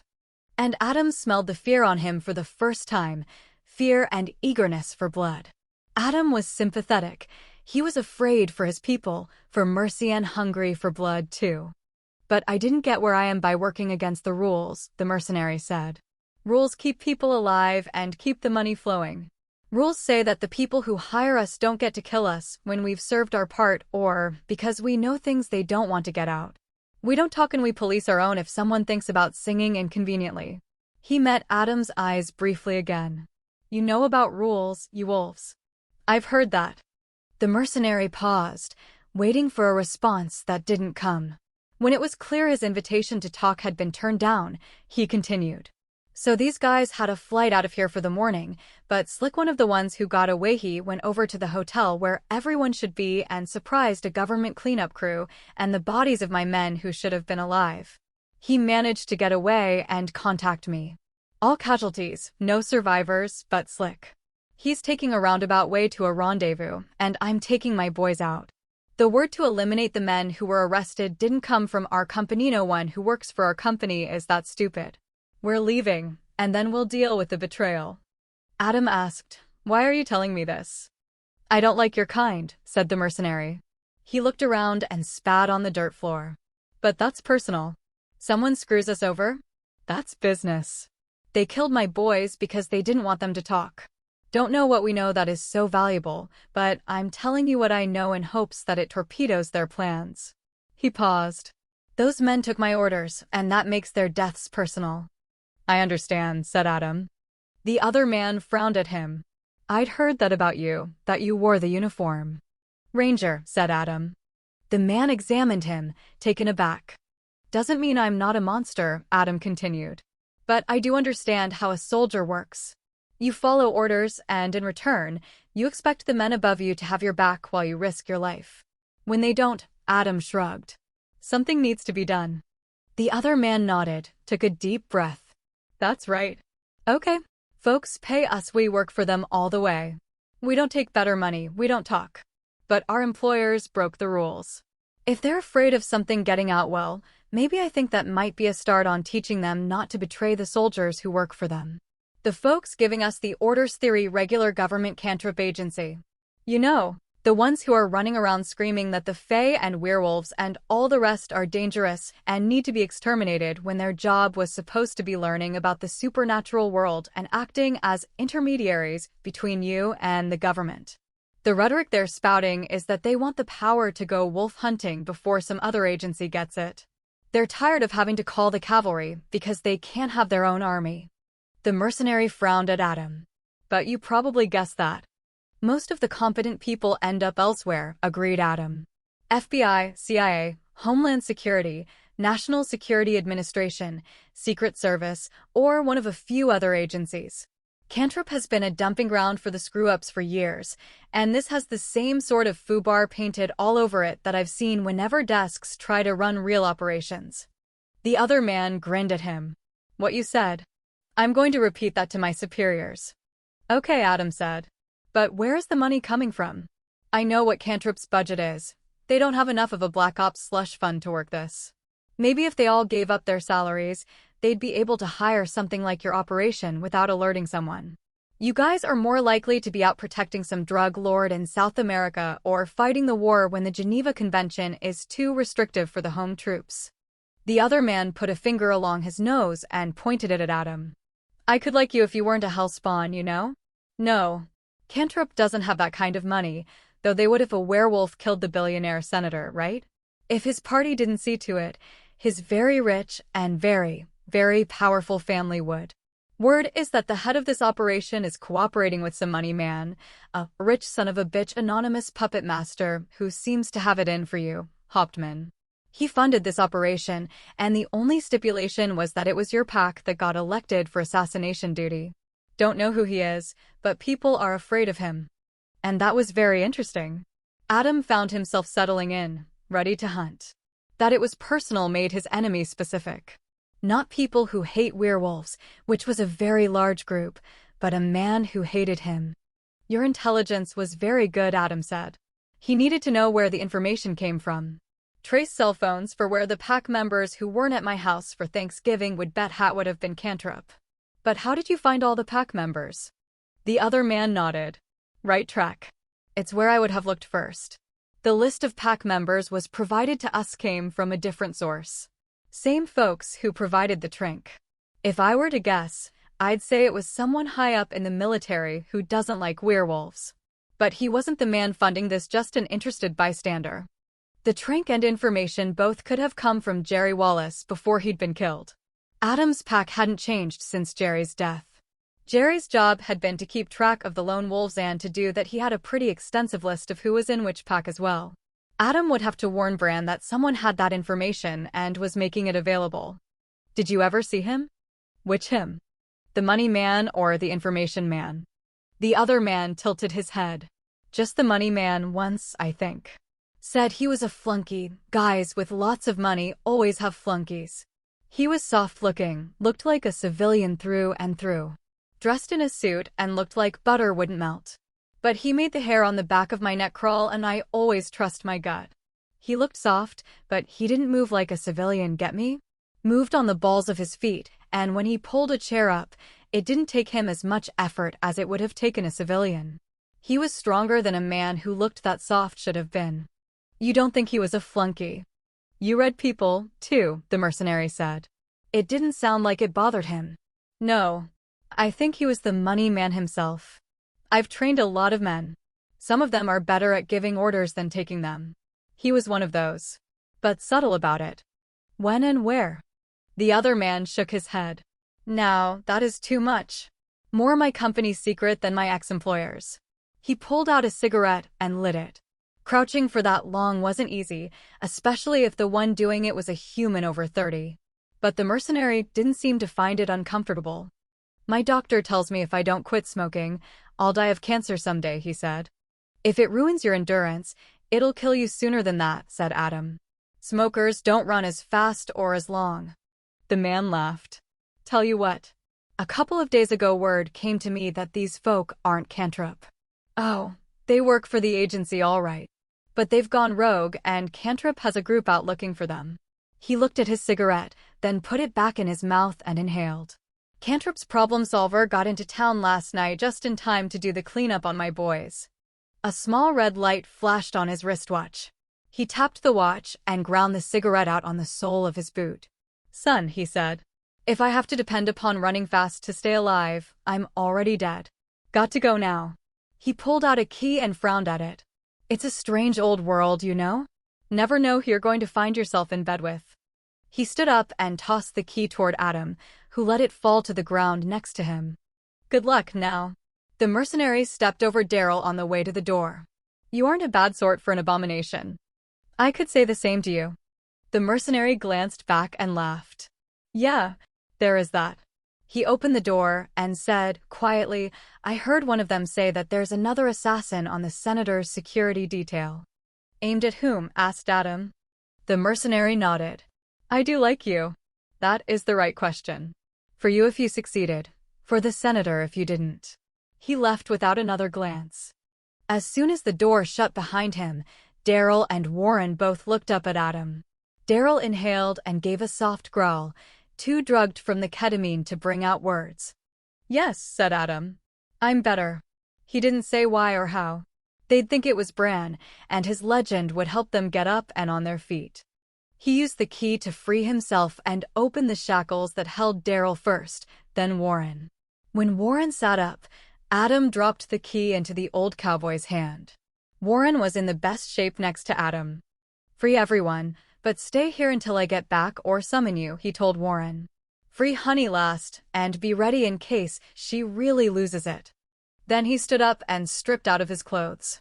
The final thing that he had learned in Vietnam, even before he'd been turned into a werewolf, was that he was good at killing.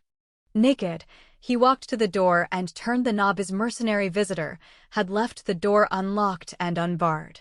It opened into the small antechamber where Mr. Jones's desk was still in place. The room was dark, but they were undergrounder, so his nose told him, though the ceilings were higher than usual for a basement. The steel bar that kept them imprisoned was lying on the floor. Adam bent down, picked up the bar, and set it on the ground next to Daryl, who closed his hand on it and tried to get to his hands and knees. Adam's second was functioning on instincts. "Shoo," Adam told him, and put a hand on his shoulder until he subsided. "Wait and protect. I'll be back. See if you can get them to change." Warren's yellow eyes met his. "I'll save Mr. Jones for honey," he told Warren, "then let the wolf take him."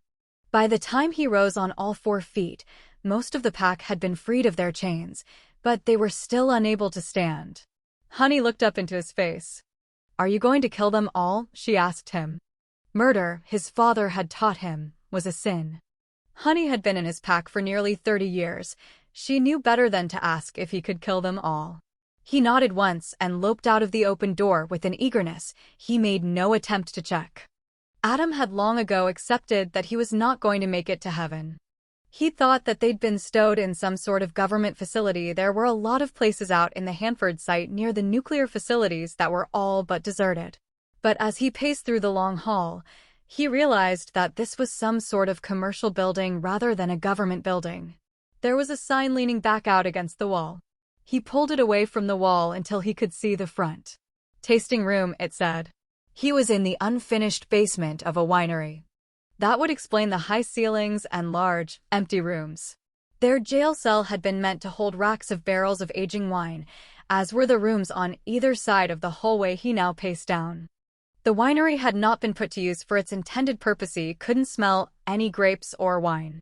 The half-dirt, half-tile floors and the hallway drywall sans tape and texture meant that someone had stopped while the building was still in the construction phase. The basement was empty, though it was obvious that there had been people here fairly recently. They left behind the smell of body armor, gunpowder, and grease paint, as well as trails of footprints and marks where things had been dragged. 2 of the rooms, identical to where they had been held, had been used as living quarters. The only difference was that the heavy wooden door that had been barred to keep wolves in was removed and set inside the rooms that had housed the mercenaries, presumably so that no one could keep them in. The mercenary commander who had talked to him had been right, Adam decided. Under other circumstances, Adam would have liked him, too. In the distance, Adam heard diesel engines start up, the same engines, he was pretty sure, that had hauled the pack out to whatever distant proto-winery Cantrip had found to use as werewolf storage.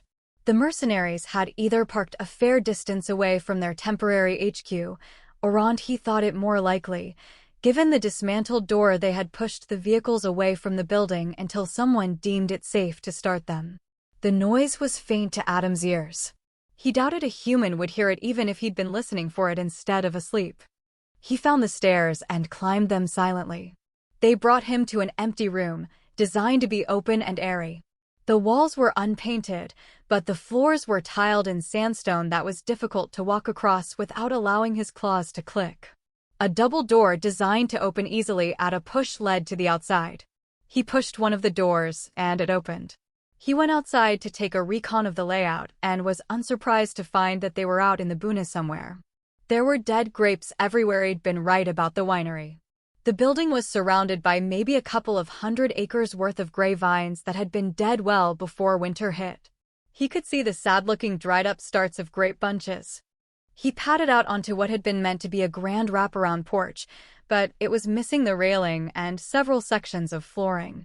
A parking lot had been laid out, one big enough for 10 cars or maybe a bus or 2, but it hadn't been paved. There were 4 black SUVs and a Nissan with a plate frame advertising a national chain of rental cars in the lot. The house/winery was about halfway up a hill from a 2-lane highway that stretched in either direction and vanished around the wrinkled, hilly country. An orchard of apple trees bordered the would-be vineyard to the west, and a rather better-tended vineyard on the east.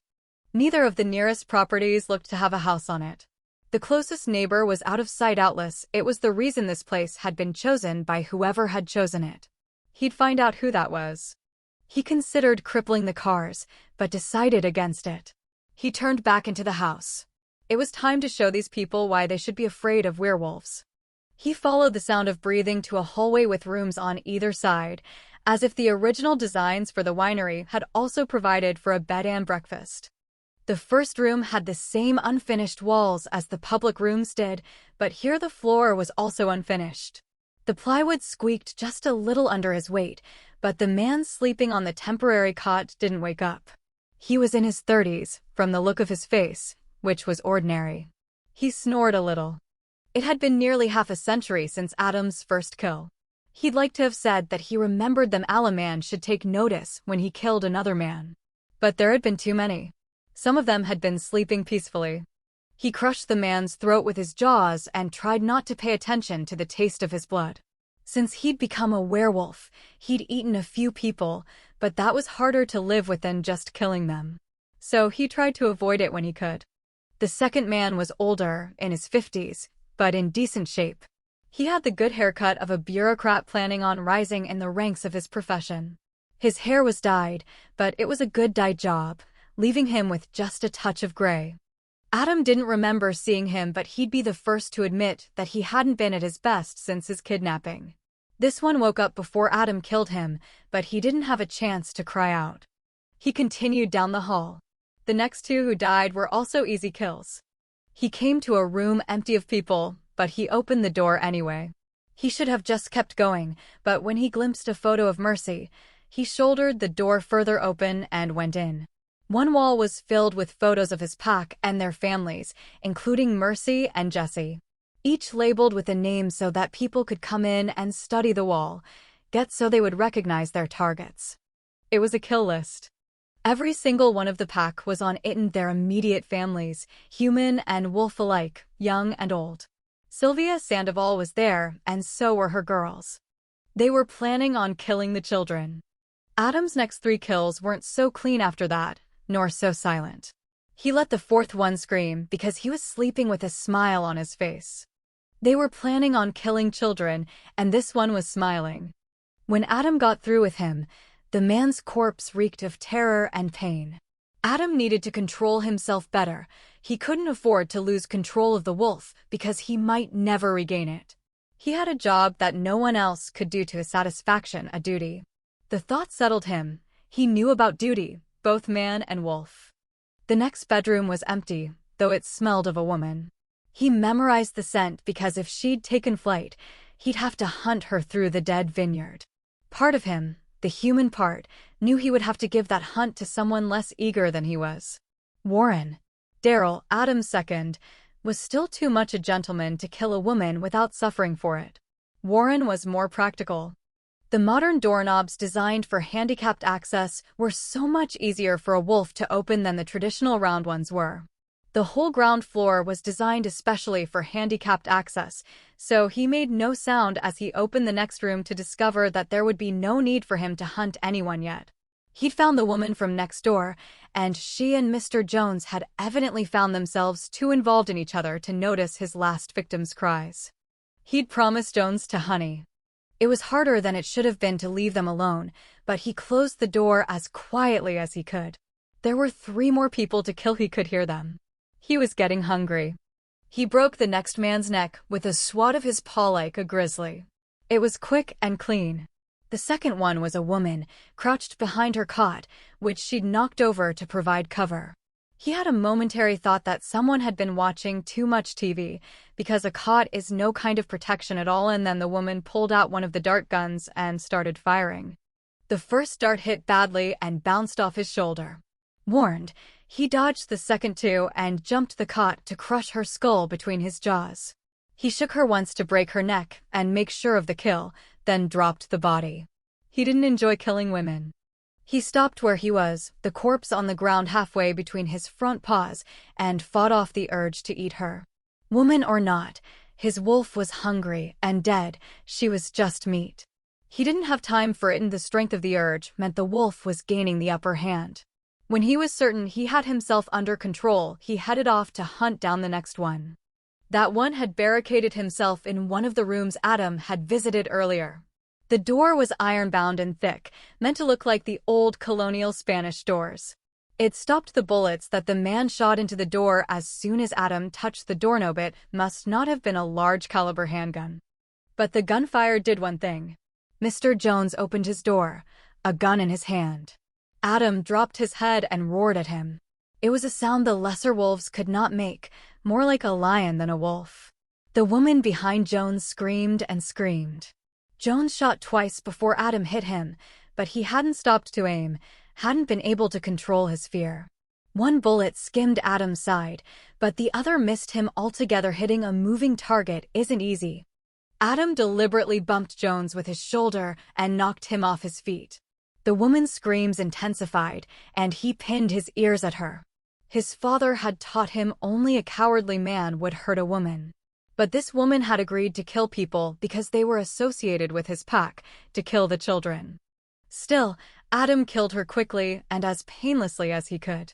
And when the silence of her death filled the room, his father's admonitions rang in his ears. Jones made an incoherent noise and scrabbled with his gun, trying to get his shaking hands to work. Adam left the woman's body and grabbed the gun out of the human's hands and crushed it. He dropped it, now unusable, to the floor. His jaws ached to finish Jones, but he'd promised Peter's killer to Honey, even if she hadn't been in a state to know it. Revenge was a dangerous thing, but a quick, clean act sometimes allowed the victim closure. So he left Jones for Honey and went to deal with the only other cantrip agent he'd left alive. The door was solid wood and locked against him. Adam hit it with his shoulder and cracked the wood, breaking it free of its hinges. It hurt, and he stopped to tear it to bits. Only when the door lay in broken shards did he come back to himself. The man was on the floor, blood pouring from a bullet wound. Either Jones's gun had been a bigger caliber and gone through the door, or it had gone through the wall. His gun lay on the floor beside him, and his hand couldn't get a grip on it. "Tiger, tiger burning bright," he stuttered, looking at Adam as he choked on his own blood. "In the forest, in the forest." He drew in a breath, looked Adam in the eye, and said again, quite clearly, "Forest." His body convulsed once more, then he lay still. "Did he who made the lamb make thee?" Adam responded silently with the appropriate line. It was a question that he held dearly. Had God made werewolves? How could he have done so and still be benevolent? Adam stared at the man until a stray sound reminded him that, William Blake's poetry aside, all of the cantrip agents weren't dead yet. He called out to his pack, summoning them to the last of the hunt. They came, stumbling and slow, and mostly in wolf form now. The change would help them fight off the effects of the drugs. Warren, Daryl, and a couple of others held on to their humanity. They stopped when they saw him waiting at the top of the stairs. Warren's nostrils flared, and Daryl ran a hand over his mouth. Adam looked at Honey, and the golden wolf swayed a little. He caught her eye, then glanced behind him to send her hunting. Only when her impassioned snarl behind him signaled that she'd found what he'd sent her after, did he step aside and motion the rest of the pack on by. When the last of them had passed him, he started his change back to human. There had been a landline in the planning office. His change was faster than usual, whether due to Mercy's meddling or the killing field he'd made of the ground floor of the winery. He didn't care to speculate. The phone worked, which was nice, because otherwise he'd have had to use one of the cantrip agent's phones, and with the taste of the hunt on his tongue, that would have been unwise. He called Mercy first. He needed to hear her voice to remind him that he was not entirely a killer, not entirely a monster. But her cell rang 3 times. And then a recorded voice informed him that her line was unavailable. He fought down instinctive panic. She was smart. She would have destroyed her phone to keep them from tracking her. If she were dead, he would know. Human form or not, he was still too close to the monster who had ripped a door apart for being a door, and that monster needed to hear his mate.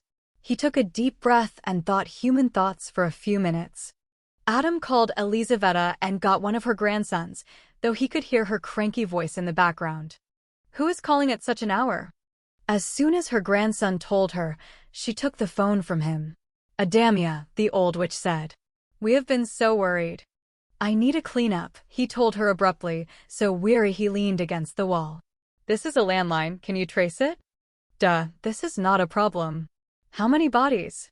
He couldn't remember. Hadn't kept count. He looked at his hands and realized that they were black with blood. "That many," she said into his silence. "We will come and do what is necessary." "It has to be done before dawn," he told her. "They are sending a helicopter at dawn." "Then they will find nothing," she told him. "We need transport, too," he said. "For 30 wolves." "This we can also do," she promised him. "And I need to know where Mercy is," he said. "She is at Kyle and Warren's house," Elizaveta told him. "I thought you would ask, so I sent one of my grandsons to follow her." "Good," he said. "Come as soon as you can." "Yes," she told him and hung up. Elizaveta was nearly 70. She was powerful, but her body was beginning to fail her. In the last 2 years, she'd lost both of the people she'd been training to take her place, the people who should have been helping her carry the burden of her work. Both of them were killed in incidents involving his wolves. She might have taken it wrong, might have blamed his pack, except that she liked Adam. His mother had been Russian. Her parents had fled Moscow when she was a child. She had spoken Russian as her first language, and Adam had learned it at her knee. When he'd first spoken to Elizaveta in Russian, she'd recognized the accent of Moscow, her hometown, and it had created a bond that he deliberately used. He was always very careful not to tell her that his mother had left fleeing the tide of revolution that had immolated Russia just after World War I. He was at least as old as Elizaveta. She didn't know it, would never know it because Adam understood people. Oh, she knew in abstract, unlike the public, that werewolves could live a good long time, but she'd never made the connection to him. He knew that because if she ever processed what she knew, she would hunt him down and try to make him turn her. He would kill her before he did that. The vampires had a taboo about attempting to turn anyone who was not a normal human. It had happened. The local Seath had a witch bludgeoned a woman who had been brain damaged while still human. Adam knew of 3 werewolves who had been witch-born. They were the 3 most dangerous and powerful werewolves in the world, and he didn't think it was an accident. The idea of that much power in a woman so morally ambivalent was disturbing. The thought made him laugh. Here he stood dripping blood on Spanish tile, his naked body drenched with the blood of strangers, and he was judging other people's morality. He could have let them all live, turned them over to the courts. But the courts had let a serial killer walk because his victims had been fae and werewolf. Cantrip was a government agency. These people were not serial killers, and if he turned them over to the courts, only Peter's body and a kill list would stand as witness against them. Additionally, it would come out that they had a drug that worked on the wolves, a vulnerability that Bran had been trying to keep secret, and Adam agreed it was best not to advertise to everyone who might decide it was a good idea to rid the world of werewolves. Probably the justice system would only slap the wrists of whoever was in command. He might even lose his job to be hired immediately at 10 times his salary by someone who supported his vision. Cantrip would hire another person with the same attitudes. The end result would be that the enemy prospered, and the wolves would lose a few more weapons in their struggle to survive. But Adam could have done it anyway. Could have captured the enemy without killing anyone. He chose not to. And it wasn't because he was sure that the courts would not grant them justice. That was just an excuse, really. He clenched his bloody fist, then brought it up to his mouth and licked it. They had attacked his people, and they had killed the one he most needed to protect. They threatened those under his protection, and for that, they could only die. The world needed to remember that it was a bad idea to attack a werewolf pack. He picked up the phone again and dialed Hauptmann Security. Gutstein. There were the sounds of a busy office behind him. It was very early in the morning, an odd time for busy. Jim. Adam closed his eyes. Adam. Sir. Good to hear from you. Behind him, the office noises ceased and then someone cheered, followed by a whole lot of noise. Jim Gutstein covered the speaker of the phone, but his whistle still made Adam jerk the phone away from his ear until it was over. When he put the phone back to his ear, Jim's voice was still muffled. Can't hear a word he's saying. Shut up until we know what's going on. Silence fell, and Jim said, "Sorry, sir. Brooks told us what he knew, and we've been worried." It took Adam a half a second to connect Brooks to Warren's Kyle. He still wasn't at the top of his game. He needed food, and he refused to consider all the meat that was nearby. And short-handed, said a whiny voice over Jim's line. "Tell Evan," Adam started, grateful for the routine that helped keep him human. "There goes that promotion, Evan," said Jim. It was an old joke, and everyone laughed. In the noise, Jim said, "Are you okay, sir?" "Never better," Adam said wryly, considering the scope of the snafu. "However, I have this situation under control. I need you to find out who is in charge of security for Senator Campbell and tell him that a group from Cantrip, at least one person in the military, and a money man in the private sector have it in for the senator and tried to arrange an assassination. The word is that they already know," Jim told him. Mercy was pretty clear to the police. "I'd rather know that they have that information for certain. You tell them that the people behind the attempt tried to blackmail me into doing it, and though that situation is under control, it is not certain that the senator is safe. I have taken a bite out of the Cantor faction." He smiled with teeth. "The military gentleman was probably aimed more at us than him, and that might be true of the money man as well, but they are still in play. They had alternate plans if they couldn't force me to act. The kill list hadn't been the only thing in their ops room. Mostly just notes and scraps of paper, but he was good at connecting the dots. Someone in their security team is prepared to assassinate him should I fail. I failed, and hopefully the money is gone, but I don't know if he or she has any way to know that. I'll find out who the senator's security detail is and tell them. I know someone who can talk to the senator directly. That will make the feds send someone official to talk to you. Tell them I won't talk officially." Jim had been with him nearly 15 years. "There are bodies I won't claim, Jim, or lie about. My official story is that I woke up and the place they were holding us was on fire, so we escaped. Officially, I don't know anything except that they seem to want me to assassinate the senator." "Is it on fire?" "Not yet," said Adam. "The witch could do a lot with a body, but she wouldn't be able to erase the marks his claws had made in the tile, or the doors he'd splintered. Fix the bodies and burn the house." The blood was drying on his skin, and it itched. The smell was making his hunger worse. "Time to finish this talk." "Good," Jim said. "I want you to know that we are behind you, you and your wolves. We've got your back. And right now I've got all sorts of our most expensive equipment keeping watch on Kyle Brooks's house, and we have people following Mercy. We haven't been able to locate Jesse. Brooks told us Jesse was safe." "Yes. Good. I'll stop in tomorrow, and we'll call a meeting to discuss how we should proceed." "Do you want us to tell your wife that you're okay?" Jim asked. Adam looked down at the dark stains on his hands. "No. I'll tell her when we're really out of here." "All right. We'll keep her safe."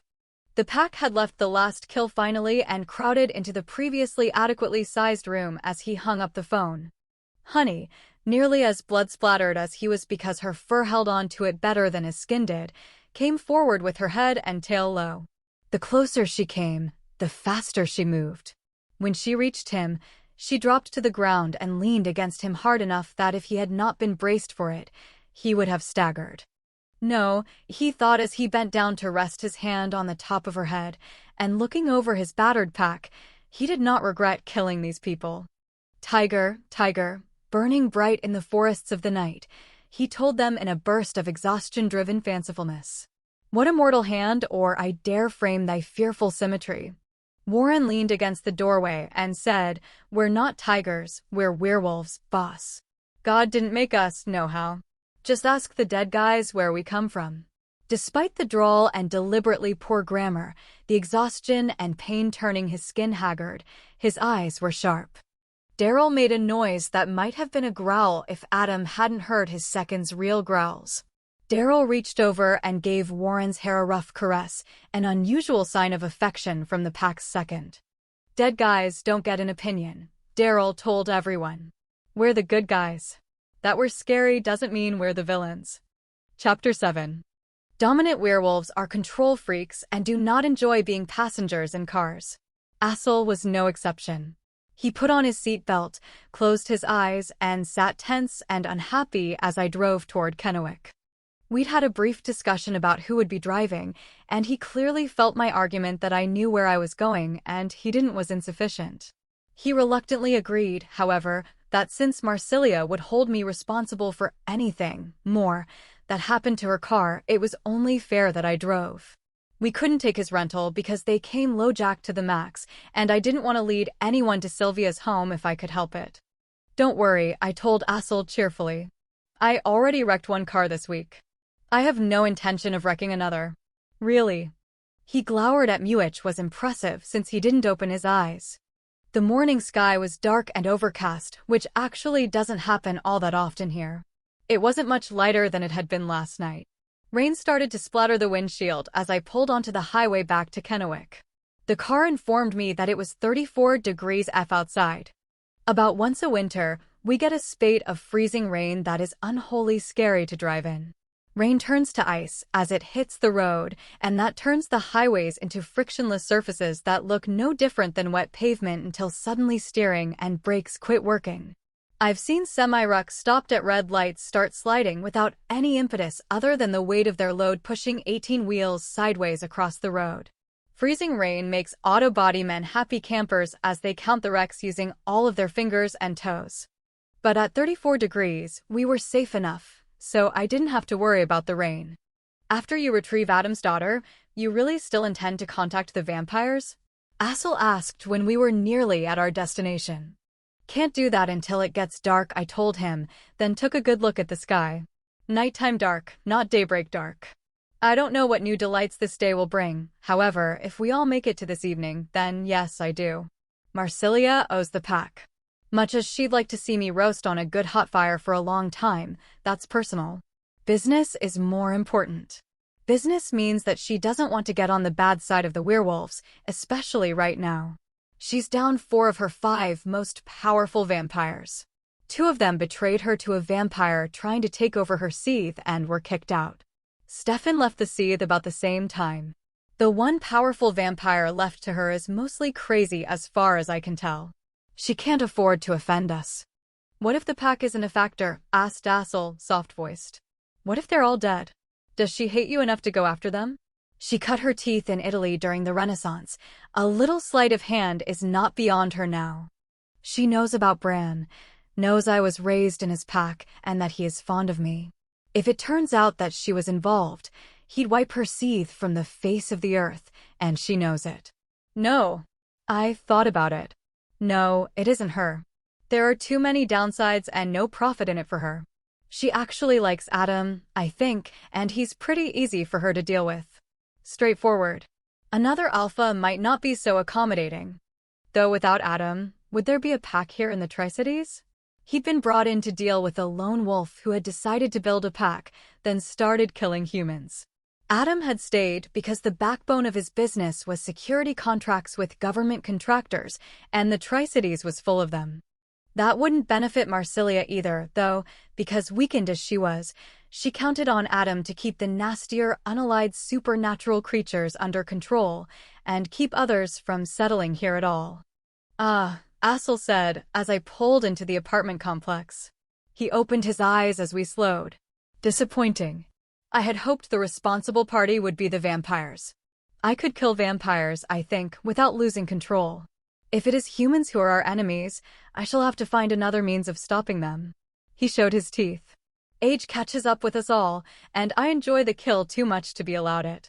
If we are to be allies in truth, Mercedes, you should know my weaknesses before they become an issue. Most of the werewolves who belong to the Merrick's pack are there because they can't function in a normal pack. Assel, it seemed, wasn't an exception. Okay, I said after discarding several versions of comments that mostly boiled down to, please don't kill anyone then. I drove past Sylvia's apartment, still thinking about the likelihood that Assel would be put in a position of killing someone. There were no empty spaces to park anywhere. I guess most people were still home at 7:30 in the morning on a Saturday, with rain coming down in sheets more common on the other side of the state. Go figure. I finally found a place next to the dumpsters a few apartment blocks down. The little Corolla that had followed us from Kyle's house, presumably full of Hauptmann security personnel, had to keep going. I gave them a little wave as they went by. I opened my door and got out and something hit me in the back. The weight dropped me flat on my face on the pavement. The suddenness of it held me still more than any hurt, though pain came right on the heels of the realization that someone had landed on me. I'd hit the ground limp, raising my head just a little to protect my face, years of karate benefiting me yet again. It set my knee and cheekbone off again. "Don't fight me," said the woman perched on my lower back. "I don't want to hurt you." She put something narrow and hard around my right wrist and reached for my left, braced for me to pull at the trapped hand. Instead, I rolled sideways toward the hand she'd already gotten, one knee under me to add additional force. The move knocked her against Marcelia's new car with a thump that wasn't hard enough to do real damage. At least not to her. Even as the sound of her head on the oh-so-sleek side of the car chimed my "if I live through this I am dead" meter, and raised it a few notches, I changed. The odd little cuff that had been tight on my wrist dropped off my coyote paw, and I slid out from under the woman completely. I also acquired an additional opponent loads. I slid out of Kyle's sweatpants when I slid out from under the woman. I leaped with my back feet and rolled in midair, pulling my head and front paws out of the sweatshirt and left it behind. My panties clung to my left foot and my tail, but the real trouble was my stupid bra. I landed, took 2 more running leaps, and tumbled head over teakettle when my bra fouled my front legs, which meant that her first shot slid along my fur instead of wherever she'd meant the bullet to go. I focused on her as I rolled on the ground maybe 15 feet out, fighting the too stretchy to break straps. Leaping away had been the wrong thing if she was shooting. At least if I was rolling around tangled in clothes on top of her, she couldn't aim. I had a blink of time to see her rise to a shooter's crouch, a dark-skinned woman with white hair in a waist-length braid and a young face. She would have looked more at home in an anime convention than holding a big gun made bigger by the silencer on the barrel. I didn't want to do it this way. She took aim at my wiggling body. Dead doesn't pay as much. And then something dark, shadow-quick, passed over the roof of the car and landed on her.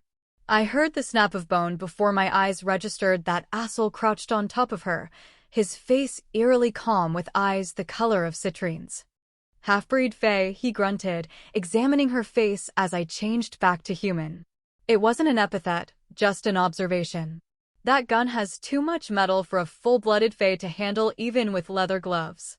I opened my mouth to argue with him instinctively. Z had no trouble with metal, but the dead woman kept the words in my mouth. My head caught up with events and I realized that, although he seemed to be calm enough, his bright eyes said differently. I'd been raised among werewolves and I'd never seen anyone, not even Adam, who was pretty damn fast, move that quickly. Just a feeling of motion, then she was dead and Assel was there. I pulled the bra all the way off to give myself time to think and the scary werewolf time to calm down. Realizing I was standing naked next to a very full parking lot that might soon be filling with people, I put the bra on correctly and pulled up the panties. The sweatshirt lay between Assel and me, and I had to force myself to walk toward him and pick it up. "She is also truly gone," he said impersonally.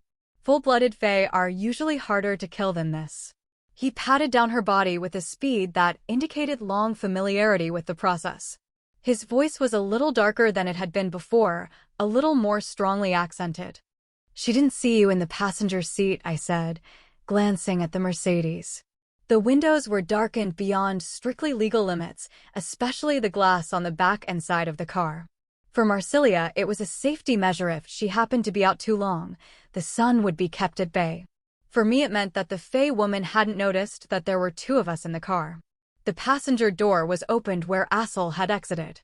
"Careless," Assel agreed, standing up and looking at me. I pulled the sweatshirt over my head and carefully didn't look up to his eye level as I pulled the shirt down.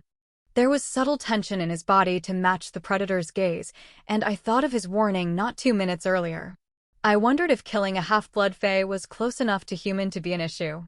He seemed to be handling it okay so far, but with the wolves, that could change awfully fast. And that calm of his was ringing all sorts of bells in my hindbrain. "We need to hide her before someone walks out to dump their garbage," I told him, approaching him and kneeling. It was a submissive posture even if I did it to grab the sweatpants that lay at his feet. He didn't say anything, just watched me. I didn't look up to see him doing it, but the back of my neck felt his eyes. The ground was really cold on my butt, and I pulled the pants on with more energy than usual. I'd kept one sock on, try not to think about how ridiculous I must look in coyote form when I have to change without losing my clothes first, but I couldn't help but wince as I looked about for the other sock. I didn't find the sock, but my shoes were next to the driver's side door of the Mercedes. The sight of the door put the search for my sock, the dead woman, and the werewolf who'd just killed her momentarily right out of my mind. Damn, I said, putting my hand on the dented metal. When I'd knocked her into the car, the would-be assassin/kidnapper's head had left an impression in the driver's side door. Cars aren't as tough as they used to be. My old rabbit could have taken a blow twice that hard without even noticing it. I took another step closer, and my cold bare toes bumped into warm flesh. I looked down and met a pair of eyes that had been dark before death fogged them over.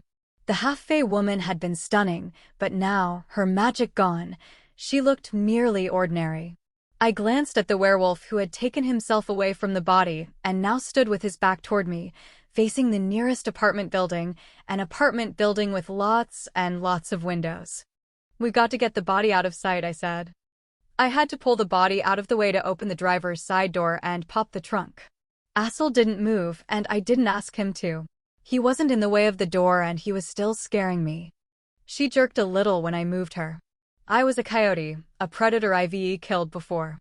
I knew it was only the air left in her lungs, knew that her floppy head meant a broken neck. But her abrupt motion made me jump and drop her anyway. At least I'd moved her far enough so that I could get into the car and I hadn't squeaked. Only when the door was open did it cross my mind that there was a button for the trunk on the key fob in the hip pocket of the sweats. Guys' sweatpants have neat things like pockets in them. Assel hadn't helped me move the body the first time, but as soon as the trunk was open, he picked her up without my saying anything, grabbing the gun and the cuffs she'd used on me when he bent down. Body, gun, and cuffs gave him no trouble. She was locked safely out of sight in the trunk nearly as quickly as he'd taken her from alive to dead. He stared at the trunk for a moment and flexed his hands while I stared at him, hoping he wouldn't look back at me. I've seen a lot of wolves in human form with those bright wolf eyes. A lot of them. And none of those eyes scared me as thoroughly as Assel's had. There was something else at home in Assel's head, and it had enjoyed killing the woman and would have been happy to continue the little spree. Bran's son and chief assassin, Charles, scared me, but I was confident that if Charles wanted me dead, it would be quick and painless. Assel's beast enjoyed playing with his victims. Oh, yes, it would not be a good thing if Assel had to kill again, but I was pretty sure it would take something bigger than me to keep it from happening. After Assel's little speech in the car, I would have thought he would have tried harder not to kill anyone all by himself. I opened my mouth to say something, and the bland little Corolla rolled past us again. The driver waved and shrugged. No parking for Hauptmann security. If I waved and shouted, would they come running or just keep looking for an empty parking space? Empty parking space. She'd been waiting right here for us, I thought. Right next to the only parking place, which, conveniently, had a garbage container for her to lie on top of. She jumped on me from above. I wondered if she'd glamored the spot so no one tried to park in it. I wondered if she'd known Tad was here. I wondered. What if she had a partner? I asked, and started not quite running, but moving rather more briskly than a walk toward Sylvia's apartment without bothering to put on shoes. A case of frostbite I could deal with, not so much dead Sandoval girls. She'd been looking to take me alive, but hadn't hesitated to pull the gun. How did that play into our villain's plan? And if they were willing to kill me, what about Jessie? Had she already visited the Sandovals? The only reason that I didn't flat-out sprint was Assel. If his wolf was that close to the surface, there was a chance he'd decide I was prey if I started running away. "Why do you think there might be another one?" he asked, sounding entirely normal. "Because so far these guys have worked in teams of more than one." But that wasn't it, not really. My instincts were chattering unhelpful conclusions without evidence. He caught my not-quite lie. The group that took Adam were human, yes? Fae and human do not work well together. Yet, you are sure she is involved. I glanced at him. His eyes were dark again, and I was relieved. Mercedes? Why do you think she is part of the kidnapping plot and not of some other thing? Adam is alpha, and you're his maid that makes you targets for all sorts of people. It struck me that Assel was perfectly okay with the fact that there might be two separate groups out to kill us. I think I said that, adding another, and remembered that he already thought there was more than one gun aimed at my pack, even if they were all, mostly, working together. Adding yet another enemy who wants to kidnap or kill me to this soup pushes my belief in the ultimate fairness of the universe too far to one side. I just wish I knew how she knew we were coming here. I looked up at the back windows of Sylvia's apartment. She was a smart woman who worked at a police station. Her apartment was on the 3rd floor. There was nothing to hint at a problem within. No bodies flying through the air, no broken glass, no little pink-clad Sandoval girl screaming as she ran from scary people with guns. Maybe I was wrong. Maybe my dead assailant had been on her own. Add to that, I continued almost absently because my instincts were screaming at me. Assel's eyes were still dark, so I risked breaking into a jog. I haven't ticked off any of the Fae lately. It's not the vampires in a separate attack. If Marsilia had decided to put me out of my misery today, she would have succeeded. I wish I knew how our dead Fae knew to come here. Either they overheard Tad and me talking, or they somehow knew to look here. My voice trailed off, because I realized how stupid I'd been. Someone who didn't know the soap opera of my life from close-up might not realize that Gabriel's mother and he were estranged. Sylvia's apartment would be the last place I'd have looked for the kids. But someone from the outside, someone who only knew that Gabriel had gone missing with Ben and Jesse and me, someone like that might very well check out his nearest relatives. I'd overestimated our enemies, and they'd found Jesse. That's what my instincts had been telling me. "Mercy?" asked Assel, who had sped up to keep pace with me. His beautiful accent made him sound like someone's lover instead of a man who had killed a woman with as little thought as I gave to opening a jar of mayonnaise. Maybe less thought. Not that he scared me anymore.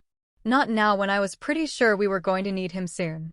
The back wall of Sylvia's apartment blew out, spitting stucco, plaster, glass, insulation, and a man's body down on the sidewalk below. Some of the debris must have bounced because nearby car alarms went off. The body rolled when it hit the ground, got up, ran back at the apartment building, and did a Jackie Chan up the side. I was really happy to see him moving because I'd recognized him on the way down. Tad. I hadn't intended to yell or run, but I was doing both. Assel paced me, but we split up as we reached the apartment building. He went in the same way Tad had, and I, not blessed with supernatural strength, had to run up the stairs instead. I ran up those steps as fast as I've ever run. The door opened, and Jesse and Gabriel spilled onto the stairs with various Sandovals clinging, pushing, and sobbing.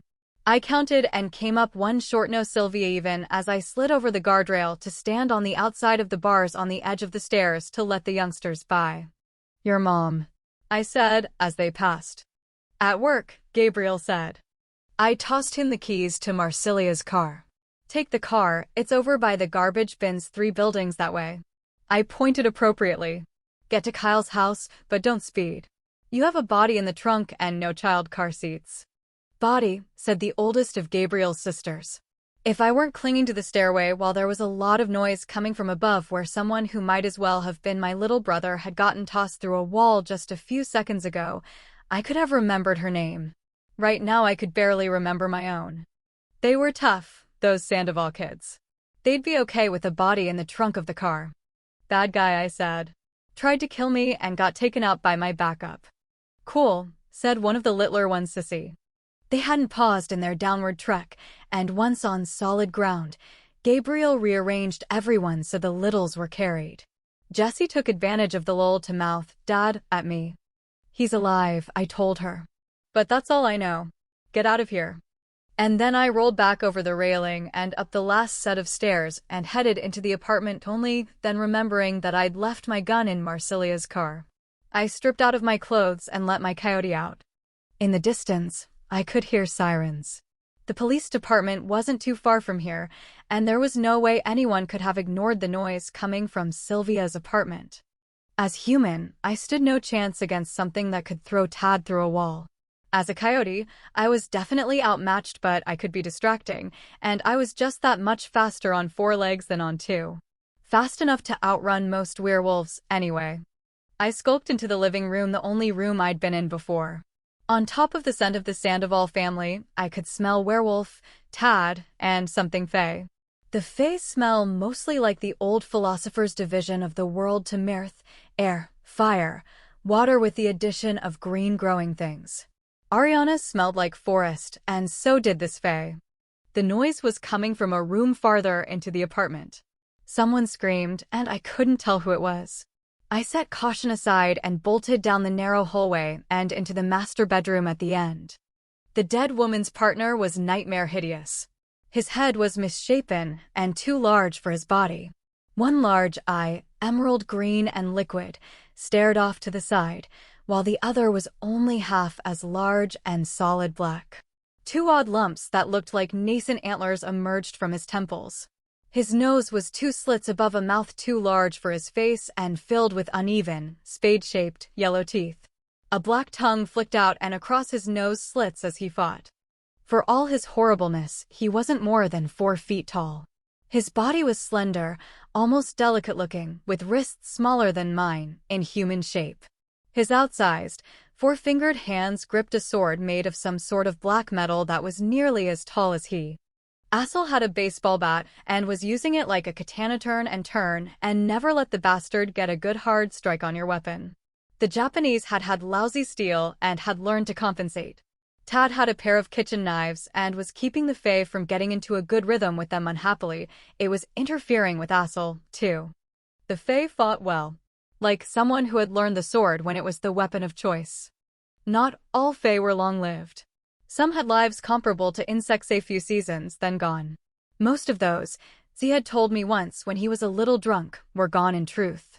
Their more fragile lives incapable of dealing with the steel and concrete that was conquering the earth. Others lived nearly human-long, 20 years for some, 150 for others. Originally, only a small percentage of Fae were nearly immortal. The rise of humans and technology had selected for those tougher Fae, and they now accounted for a far higher percentage of the Fae than they ever had before. A human lifetime was long enough to become an expert swordsman. My own karate sensei was accounted quite good in various weapon forms, including the sword. But Assel was a famous swordsman with centuries of practice, and this Fae was more than holding his own. He was old. Tad wasn't doing badly, his father had taught him, he'd told me once. If Tad had had something bigger than kitchen knives, if he and Assel had fought together before, they could have worked together. As it was, they had difficulty staying out of each other's way. I slunk down low and, keeping to the outside edge of the room, slowly moved closer to the fight. I slid under the bed. Under my bed, dust bunnies, underwear, and a random shoe or two were common residents, but Sylvia was more organized than I, and all she had under her bed was one of those thin plastic containers full of wrapping paper. I crawled from the head to the foot of the bed and, with my nose under the bedspread, watched for a chance to be of use. The Fae, leaping back to avoid Assel's baseball bat, hit Sylvia's desk and rolled over it, sending monitor and keyboard crashing off the top, along with a small clay jar filled with writing implements. Several neat stacks of rubber-banded papers escaped the hit. The Fae hissed and damn near levitated off the desk like a cat thrown in a swimming pool and all but crashed into Assel to get away. In the Tri-Cities, whose population has largely been employed by the government in one way or another for more than half a century, there is an abundance of those old, clunky steel desks straight out of the 1950s.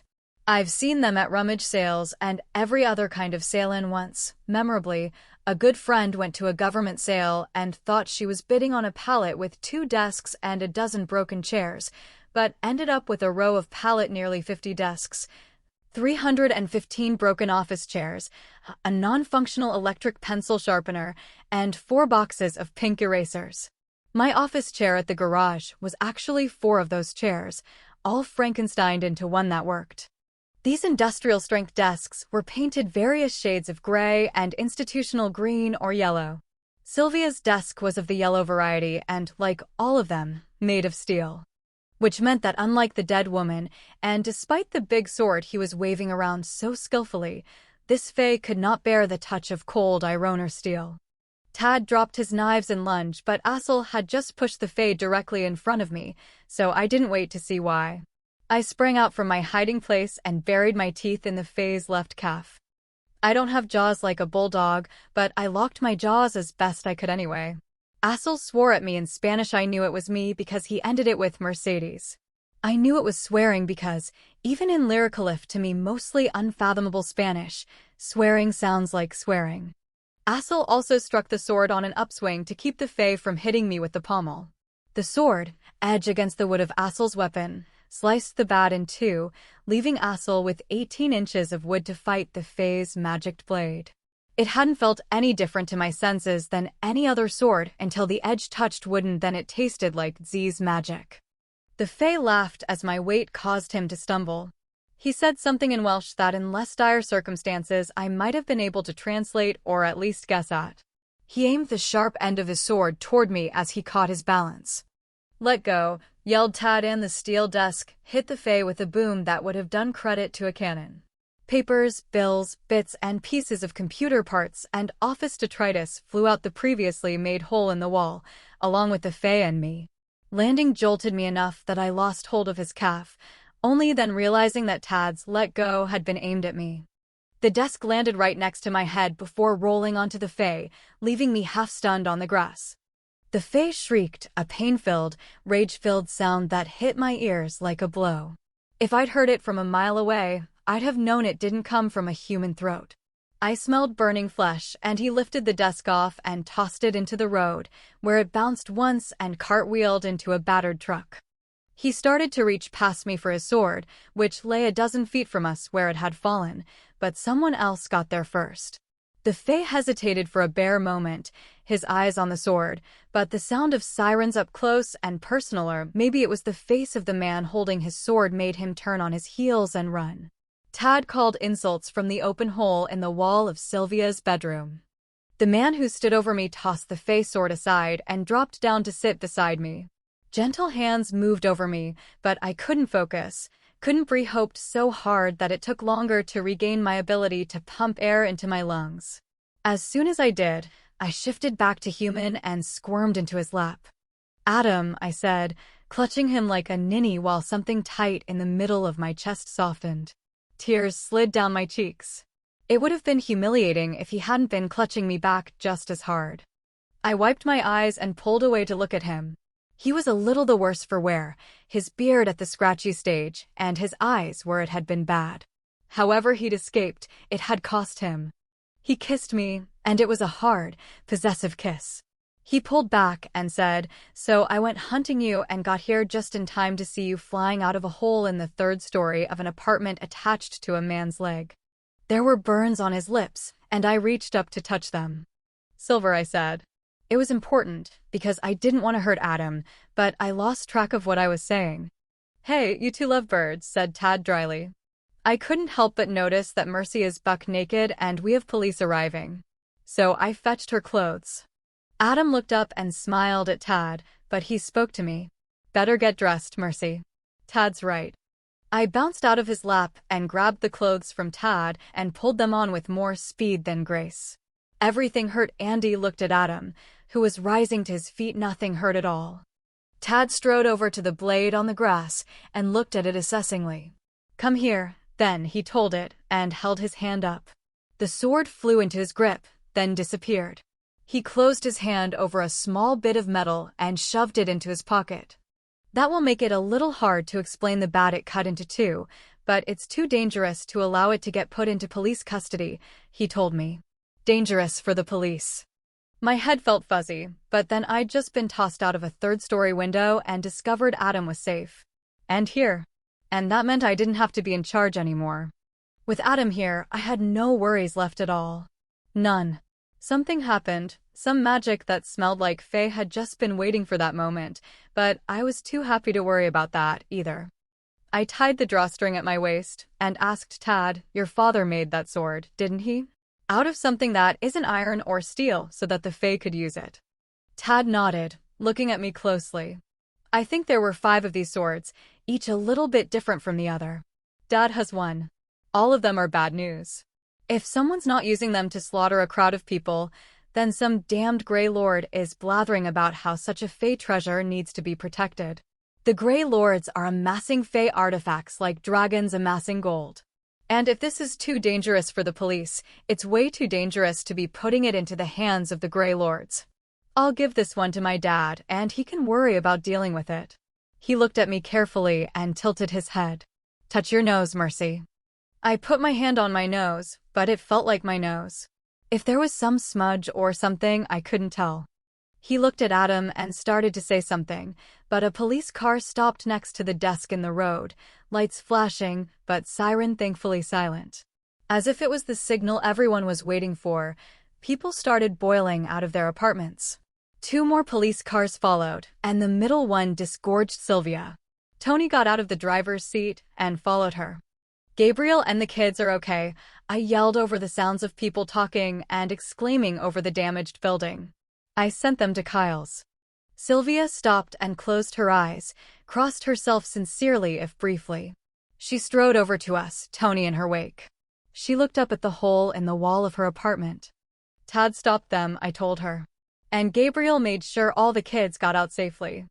Who did this? Asked Tony carefully. He was looking at the hole in the wall too. Tad made a noise, and Adam moved behind me and wrapped his arms around my shoulders. I leaned my chin on his forearms, content in his hold. They were professionals. Mercenaries. There had been no fire in the woman who attacked me. No anger. No sorrow. This had been a job and nothing more. I know who this one was, said Tad unexpectedly. Not that it'll help us any. Hey, Tony. Long time no see. Good to see you, Chico, Tony told him. What happened? Mercy stowed Jesse and Gabriel. You know Gabriel, right? Tony looked at Sylvia and nodded. I introduced Gabriel to Mercy in the first place. Don't think I haven't forgotten that, said Sylvia, and he winced a little, looked at me, and winced again. Sylvia gave me a look that would have sent vampires running for cover. She was rather pointedly ignoring Adam. You're sure that the children are safe? I sent them to Kyle's house, I told her. But she didn't know Kyle. He's the boyfriend of one of the wolves, a lawyer. He's got security people guarding his house, so the kids will be safe there. I'm sorry, Sylvia. If I had thought that they would know to look here, I never would have brought Jesse. You also sent this one. She tipped her head toward Tad. Though he looked like a boy no older than Gabriel. I'm tough, Tad said soulfully, looking more puppy-like and not very tough at all. I couldn't tell what Sylvia was thinking, but she bent down and started collecting the paper that littered the ground. Right, said Tad breezily to Tony. So Mercy left Jesse and Gabriel with Sylvia, thinking they would be safe here from whoever was trying to grab them. But she was worried about them and asked me to keep an eye out. I saw comprehension dawn on Tony's face. You're Z's son, he said. I keep forgetting that makes you half Fae. It was easy to forget. Tad looked human, just like the purebloods do most of the time. I never have known whether Tad's appearance is a glamour like the one his father wears, or if he really does just look human. Half-Fae, I am told, can go either way, and some of the half-Fae who don't look human also don't have enough magic to hide what they are. A lot of those don't make it to adulthood. The Fae are a very, very practical race as a whole. Tad nodded at Tony. Mercy knew I have enough oomph to cause a big ruckus if someone came calling. And someone did. He looked up at the apartment ruefully. If we can't catch the bastards who did this, I suppose I'll have to pay to get it fixed. Not your debt, said Adam. His voice was different, darker and harsher than usual, but he was so warm against my back. We will take care of the expense of fixing your apartment, Sylvia. I waited for her to explode, and I couldn't blame her.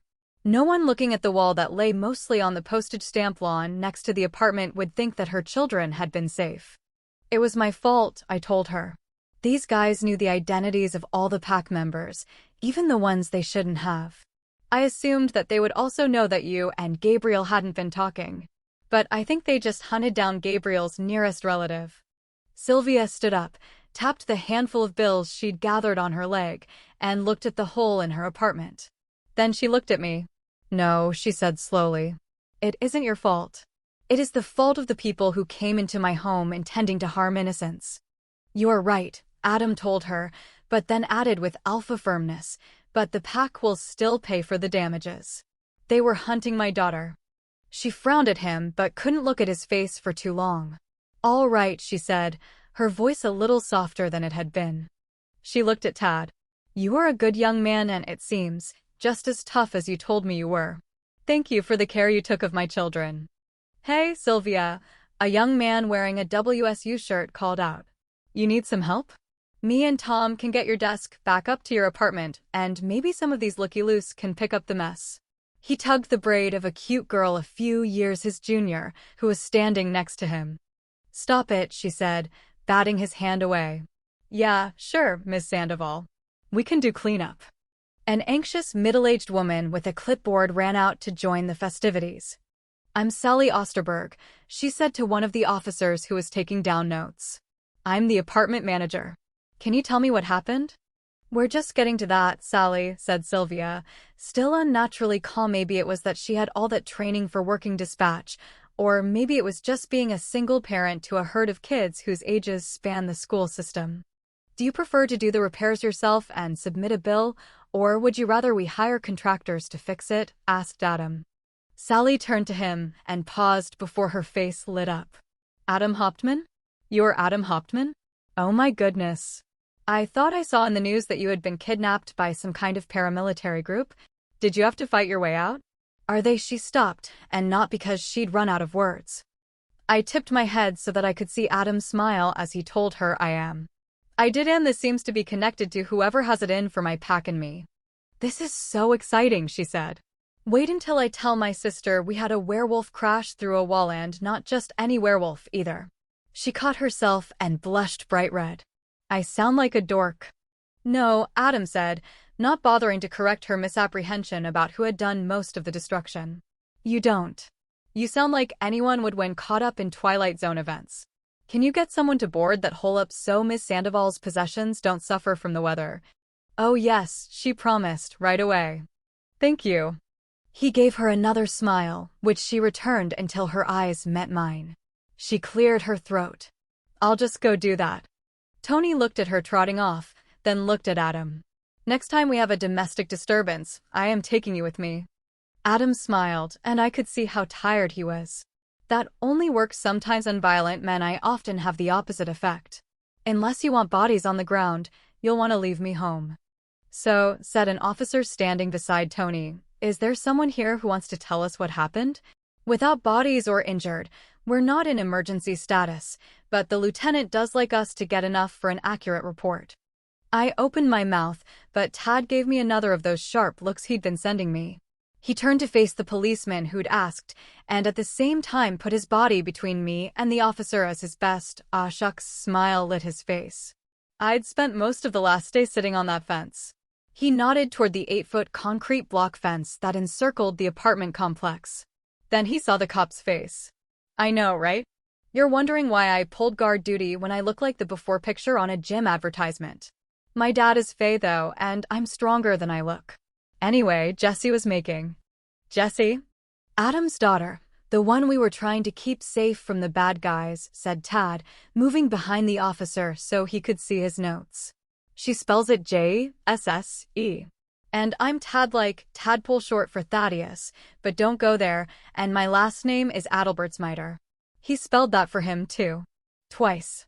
The officer turned to force Tad to give him some space, but Tad just followed him around. "Thank you," the officer said firmly. "What happened to the wall?" He looked at me, but Tad answered that, too. "I was eating Jessie's brownies when someone rang the doorbell. I sent Jessie, Gabriel, and the kids into one of the bedrooms and went to answer the door." "So you let him in?" "Do I look like I'm 5? asked Tad indignantly. "No. I asked who it was, and he said he was UPS and had a package for us. I told him to leave it on the porch 'cause I was naked, just out of the shower." "I thought you were eating brownies," said the officer, who seemed to have resigned himself to having Tad hanging over his shoulder. "I was." Tad shook his head. "I lied to the guy. I was there to keep the kids safe. No way was I opening the door to some stranger. There are things out there who can take it for an invitation, and you don't invite evil into your home." "No," said the officer faintly, "I can see that you wouldn't." Tony rubbed his mouth to hide a smile. Tony had seen Tad in full-blown look-at-me mode before. It wasn't that Tad was lying to the police officer, but, like a good stage magician, he'd keep the police looking where he wanted them to look. I didn't know what Tad was trying to cover up, but with Adam here and safe, I didn't really care. "I thought you Faye couldn't lie," said one of the kids who was supposed to be cleaning Sylvia's stuff off the ground. Tad nodded at him. "Yeah, that's only the true Faye and some of the halfies. All that kind of stuff doesn't apply to me. 'Cause I lie," and he spread his arms to invite everyone to admire, "I'm still here." Behind me, Adam laughed quietly. "Anyway," continued Tad, now talking to the crowd instead of the police, the supposed UPS guy, he said he needed a signature. I told him to leave a form and we'd pick the package up at the UPS office, and that's when he unlocked the door with some kind of picklock or magic. I wasn't paying attention because he tried to hit me with a stun gun. When that didn't work, he drew a freaking sword and tried to take off my head. "A sword," said the officer, who was starting to look as though he was having trouble keeping up. Tad nodded. "I know, right? Weirded me out too. I guess he was pretty old, 'cause he knew what he was doing with that thing. I took 2 years of Aikido at school, and he made a monkey out of me." I wondered if anyone would notice that although Tad was pretty banged up, there were no sword cuts. I drew him back farther into the apartment to give the kids a chance to escape. Sometime in there, he tossed me through the wall. All the people who were cleaning up the mess near him and the policemen and policewomen who were listening to his story looked at Tad because he didn't look like he'd been tossed through a wall. Tad wasn't good looking. His ears were too big and they stuck out, and his nose was flattened as if he'd gone 3 rounds with George Foreman. But when he wanted people to watch him, they did. It wasn't magic, it was force of personality. "Half Fae," he told them again. "Sometimes it helps." He looked up at the hole, too, and shook his head and winced. "Doesn't mean it didn't hurt." I ran back up and kept him occupied while the kids escaped. I tossed the desk at him, knocked him out the same hole he'd knocked me through, and by then you guys were pretty close. He picked himself up and ran. Apparently we weren't going to talk about Assel. I glanced around, but didn't see Brand's wolf anywhere. Maybe Assel was responsible for Tad's look at me not at what I am hiding performance. "Adam, what can you tell me about your kidnapping?" Tony wasn't as caught up in Tad's performance as the other cops were. Adam gave him a tired smile. "I'm going to get some rest. I'll have my lawyer get in touch with you, and I'll give a full statement tomorrow." "Okay." Tony gave him a reluctant nod. "Fine. Get in touch before 10 tomorrow, or I'll give you a call. Mercy, your turn." I thought about the body in the back of Marcelia's car and tried to decide where to start. "She didn't see much," Tad said, and this time I could feel his magic push past me, focusing Tony's attention on him. "How about she takes Adam home, and they both talk to you tomorrow? I know who this guy was because he's a Spriggan. That's a kind of fae and fairly rare, thankfully, because they are nasty, bitter mischief makers one and all. This one is a pureblood, and that makes him a renegade because he's not holed up in the reservations with the rest of the fae. There's only one renegade Spriggan. He goes by the name of Sliver and usually hangs out with a half-fae woman called Spice. They hire out as muscle or assassins. I didn't see any woman, but she might have been keeping watch. Spice must be the dead woman in the trunk of Marcelia's car. It would have been a good time for me to tell the police about her. Her death was self-defense. If I told them right now, it would look better than if they found out about it later. But I was content just resting against Adam and couldn't find the impetus to say anything. Tony frowned at Tad. "And why do you know the names of assassins for hire?" Tad's brilliant facade soured. "Because even though they don't care a fig for the half-bloods, the pure-blooded fae send us lists of fae who did not answer the Grey Lord's call. We, the rejected, are to watch out for these fae and turn in any purebloods we see." Tony nodded slowly. "I see. And if you don't turn them in?" Tad's smile left entirely, and he looked very adult. "Nothing good. The Grey Lords don't have much use for half-bloods." Tony blinked a couple of times and bit back whatever homily had come to him. Finally, he looked around at the destruction that was getting cleaned up. It was a crime scene, so probably no one should be cleaning yet, but it was also Sylvia's private papers flying in the wind. "No bodies on the ground," said the officer Tad had cornered. "No one bleeding. No lawsuit because Mr. Hauptmann is paying the damages, though we'll need to do a report just in case." We can let them clean up, Tony. He looked at Adam. Mr. Hauptmann is coming in tomorrow to make a statement about his kidnapping. That works for me, Tony. Tony frowned at me, and Tad's magic lit up again. Finally, Tony said, okay. He looked at Sylvia, and his face softened. Why don't you give your keys to one of your neighbors so they can lock up after they're done cleaning the mess? I'll take you to Kyle's house so you can look in on the kids. Chapter 8. Adam kept his mouth shut and left his arms wrapped around Mercy so that he was anchored and didn't snarl at the nice policeman. He kept his eyes off her face because he was having a hard enough time with all the noise and people as it would the bruise that covered half her face would not help. His instincts kept shouting that something was wrong, and had ever since he'd seen the desk land, and he couldn't tell if it had missed her. He'd stopped breathing. The thought of his world without Mercy in it. Well, that didn't help him calm down either. He had the feeling that enemies were watching, that no one was safe. It was just the after-effects of battle, dealing with his kidnappers last night and interrupting Mercy's fight this morning. That on-edge feeling had been familiar even before he was a werewolf. Adam politely refused to answer any of Tony's casual questions as they waited for Sylvia to converse with her neighbors. The policeman finally gave up prying.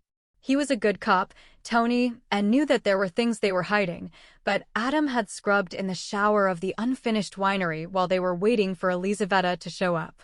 He knew that the only stains left of his killing spree were invisible ones, and he knew how to hide those, even from a good cop's instincts. Tony picked up a fluttering paper that had attacked his shoe and looked at it. A bill from the power company Adam saw, with a lot of red on it. Tony clenched it in his hand. It was no secret that Tony loved Sylvia, that she had put him off firmly. But Jesse had told Adam that had been a couple of years ago, when Sylvia's husband had been dead only a year. Tony had respected her wishes and backed off then, which was the right thing to do. But, maintained Jesse, someone should kick Tony and make him try again.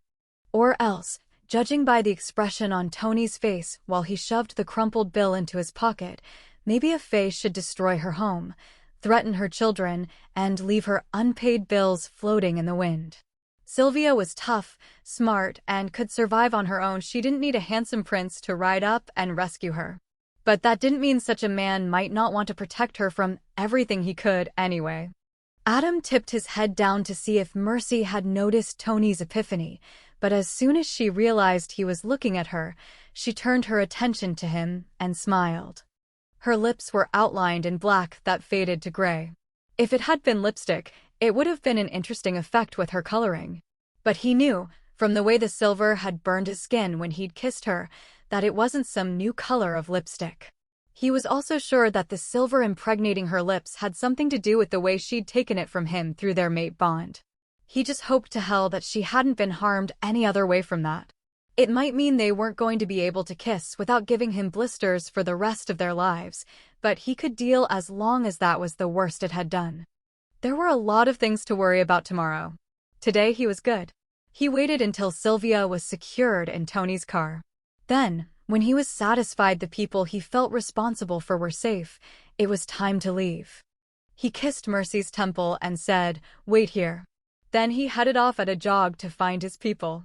He found both identical Toyota Corollas, the one he'd arrived in and the other manned by Mercy's surveillance team, parked near the dumpster. He had the man who'd driven with him hand over the keys and ride back with the other two. By the simple expedient of combining them, he gained a car to take Mercy back to Kyle's. He opened the door but realized, as he bent to slide in, that the pair of shoes on the ground next his car where Mercy was a sock just under the dumpster. He smelled Mercy, death, fanned a strange werewolf. It was that last scent that made him growl.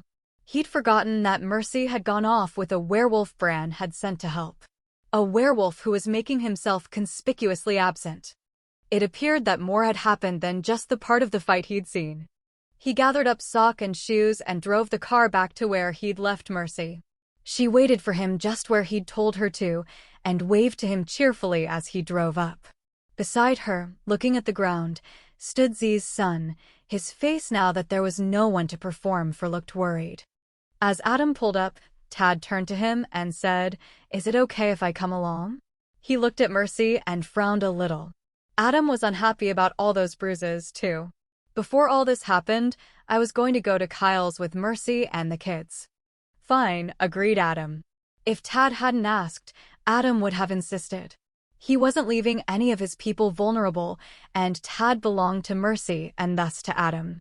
Adam glanced at Mercy and said, "I'll drive." He knew that he looked nearly as rough as he felt. He'd seen himself in the bathroom mirror after his shower, and Mercy was better at reading his face than most people. Even the half-beard he wore wouldn't protect him from her scrutiny. He waited for Mercy's response. He enjoyed their arguments because very few people argued with him at all. Mercy would argue until she won. He convinced her he was right, or it was clear that she was not going to win no matter how right she felt she was. If she was cranky enough about it, she'd get him back. That damn Junker rabbit was still cocked up on one wheel where he could see it out their bedroom window. He kind of liked it, not the leprous rabbit. The rabbit made him crazy, but that she cared enough to make the effort. This was a battle he wouldn't lose, though he probably shouldn't drive. His concentration was as shot as his temper. Nothing like lack of sleep and battle fatigue to give him fuel for a really nasty case of road rage. Even so, there was no way that he could relinquish enough control to let anyone else take the wheel, not even Mercy, who was a good driver. Instead of arguing, Mercy just smiled and got into the passenger seat without a word. Inexplicably, that sent his temper flaring worse than if she'd argued. He bit his tongue because he'd look like an idiot if he yelled at her for not arguing with him. Tad hopped into the back and fastened his seat belt. As Adam drove out of the parking lot, Tad said, "We should pick up the other werewolf over by the high school, just turned down 10th. Why did he run off?" Adam asked, then looked at Mercy. He was worried that his presence would just complicate things. In the rearview mirror, Adam noticed that Tad was tapping his fingers and watching Mercy as if he was worried about her. "Who died over by the dumpsters?" Adam asked. "The other half of the Faye team who tried to take Jesse," Mercy said, sounding as if she were talking about something mundane like grocery shopping. "She jumped me when we parked, and Assel killed her. By the time it occurred to me that it would be smart to tell the police about her, the kids had already taken off in the car with the body." Adam damned near stopped the car. On any other day, he'd have been upset about a body in the trunk of the kids' car. But that was before he'd heard Assel's name. "Brand sent them more?" "Assel," Mercy agreed, so he knew he hadn't misheard. He said Charles sent him, but he was talking in front of Agent Armstrong of Cantrip. Armstrong must have been the Fed who was at Kyle's house, the one who'd tried to get him to wait when Adam had hustled out to find Mercy. Mercy was right. Bran had sent the Moore to take care of Mercy and Jesse. The Moore, who was so crazy his own son, had sent him to Bran to be put down. Except that Bran, for his own reasons, had decided not to do it. Assel. Maybe he had recovered from being crazy. "He kept that bastard from wiping the floor with me," said Tad. "I was overmatched, and that's an understatement. I might have been able to slow the Spriggan down long enough for Jesse and Gabriel to get the kids away, but it would have been a close thing, and I would have had to pull out my big guns to do it." He looked out the window and continued blackly, "My control of the big guns isn't what it should be. So I'm glad Assel showed up." College had changed Tad. It was supposed to, Adam knew. But looking at Tad for a moment longer than was really safe while he was driving, Adam was afraid that he'd gained the sort of knowledge that a chick learned from being pushed off a cliff rather than the low branch of a tree, and had taken damage from the fall. Adam had grown up that way, too. The Moore was waiting for them, leaning on a light post and looking bored. Adam had never actually met Assel, but he looked Moorish, wolfish, and dangerous. Who else could he be? He didn't have a mark on him from the fight, though it would be hard to see a bruise on his skin from a distance. People were looking at him as they drove past in their cars, mostly, Adam thought, because Assel was wearing nothing more than a summer-weight shirt. It took a more experienced eye than most people had to see exactly what Assel was. As he pulled the Corolla over to the curb, Adam met Assel's eyes briefly, and the old wolf gave Adam a commiserating smile, which Adam found himself returning. This trip was going to be rough. Probably worse for Adam, who was still wound up tight with the aftermath of this morning's killing. But if half the stories Adam had heard were right, Assel was wobbling precariously between human and beast, so it wouldn't be easy for him to be cooped up in the car with an unfamiliar dominant wolf, either. Assel opened the door behind Mercy and slid into the back seat. As soon as the door shut, the urge to tear out the strange wolf's throat tightened Adam's hands on the wheel. He should not be driving feeling like this. But without the task of getting to Kyle's in one piece to focus on, he was certain to do something regrettable. "Adam," said Tad, clearing his throat, because he doubtless could read the uncomfortable atmosphere in the car, "we need to go to my dad's house before we go anywhere else." "Why?" It was almost a growl rather than a real word. Adam needed to keep his time in the car with the other wolf to a minimum, and that didn't include a side trip. Assel's presence behind him was an itch between his shoulder blades. Because that damn sword isn't the only Fey artifact that Sliver and Spice ran around with, and Mercy is acting strange. "Yes," howled the beast that lived in his heart. "There is something wrong with Mercy. I've been trying to tell you, but you thought it was just from the fighting. It isn't. This is like what happened to her before, when we couldn't protect her." Adam looked at Mercy, who looked back at him with big eyes and a half-smile on her face. "I'm fine," she said, which if it had been true, she would never have said, not in that tone of voice. She'd have been arguing with Tad or making smart-ass quips about strange people. "Rub your nose," Tad told her. She rubbed her nose. "Pat your knee." She did that as well. "Cough twice." She covered her mouth and coughed. Have you ever seen Mercy take 3 orders in a row without arguing? Not being psychic and able to hear Adam's inner beast, Tad thought he had to convince Adam. Not even when Bran is the one giving the orders. Adam put his foot down on the gas. If the tension in the car had been strong before, it was nothing to the current conditions and it had nothing to do with the moor. Adam wanted to kill something, anything to make Mercy all right. Under his hands, the wheel of the car groaned, and he loosened his fingers and fought not to lose control. The other werewolf was doing his best to make this easy, keeping quiet and keeping his gaze focused out his window, so Adam couldn't meet his eyes. Adam appreciated it and tried to reciprocate as well as he could when anger was a tide that threatened to blind him. "What did they use? And how do we fix her?" He spoke between gritted teeth, trying to keep his human form and stay between the white lines on the road. His hands tightened again, and there was a pop as something gave way in the steering wheel of the little car. When it didn't seem to affect his ability to turn, Adam ignored it. "I don't know how to fix her," said Tad. "But my dad will. He can't use phones anymore," Mercy called him yesterday, and the powers that be took away his phone privileges. "I have a way to reach him at home." "Okay." Z was good. Adam sucked in a deep breath and tried to make his wolf realize that changing right now was a genuinely bad idea. What was it that got her? He knew squat about Fey magic but couldn't help but ask. Maybe it would be something that wore off. "An artifact, a set of bone wrist cuffs," Tad said. "It's supposed to make prisoners easy to control." "Before Assel killed her, did Spice put a set of cuffs on you, Mercy?" "Just one," Mercy said in a chipper voice. "I changed to Coyote and stepped out of it." Assel threw the cuffs into the trunk with the body. "If this is true," Assel said, "why didn't it show up until after the battle was over?" She wasn't being compliant when she threw herself at the Fae in the apartment. "I don't know," answered Tad. "Maybe because she only wore one of the cuffs. Maybe because she only had it on for a short time. But you see it, don't you, Adam? It took me a while to be sure." "Yes." His beast had noticed immediately and become frantic, but Adam hadn't wanted to see anything wrong. Z's house was less than a mile from Kennewick High School, a small Victorian nestled in a small cluster of houses that dated from the time that Kennewick was a tiny transportation hub connecting railroad and river traffic. The house needed paint and a little work on the porch. The yard was tiny, as was common in the days when the use of horses meant that the distance between places mattered more. House and yard were surrounded by a wrought iron fence that was suitably elaborate for an iron-kissed Fae's home. Adam put his hand on Mercy's shoulder and brought up the rear of the procession to the house. Even through the sweatshirt she wore, he felt the silver that coursed in her blood. Tad didn't unlock the door when he turned the fancy brass knob, but Adam had the feeling that he'd unlocked it in some other way. Mercy would have known because Mercy could sense magic a lot better than Adam could. Z's house was furnished sparsely and none too fancily despite its Victorian appointments, which included the original light fixtures and fine woodwork. The living room had a matching couch and love seat that were comfortably worn.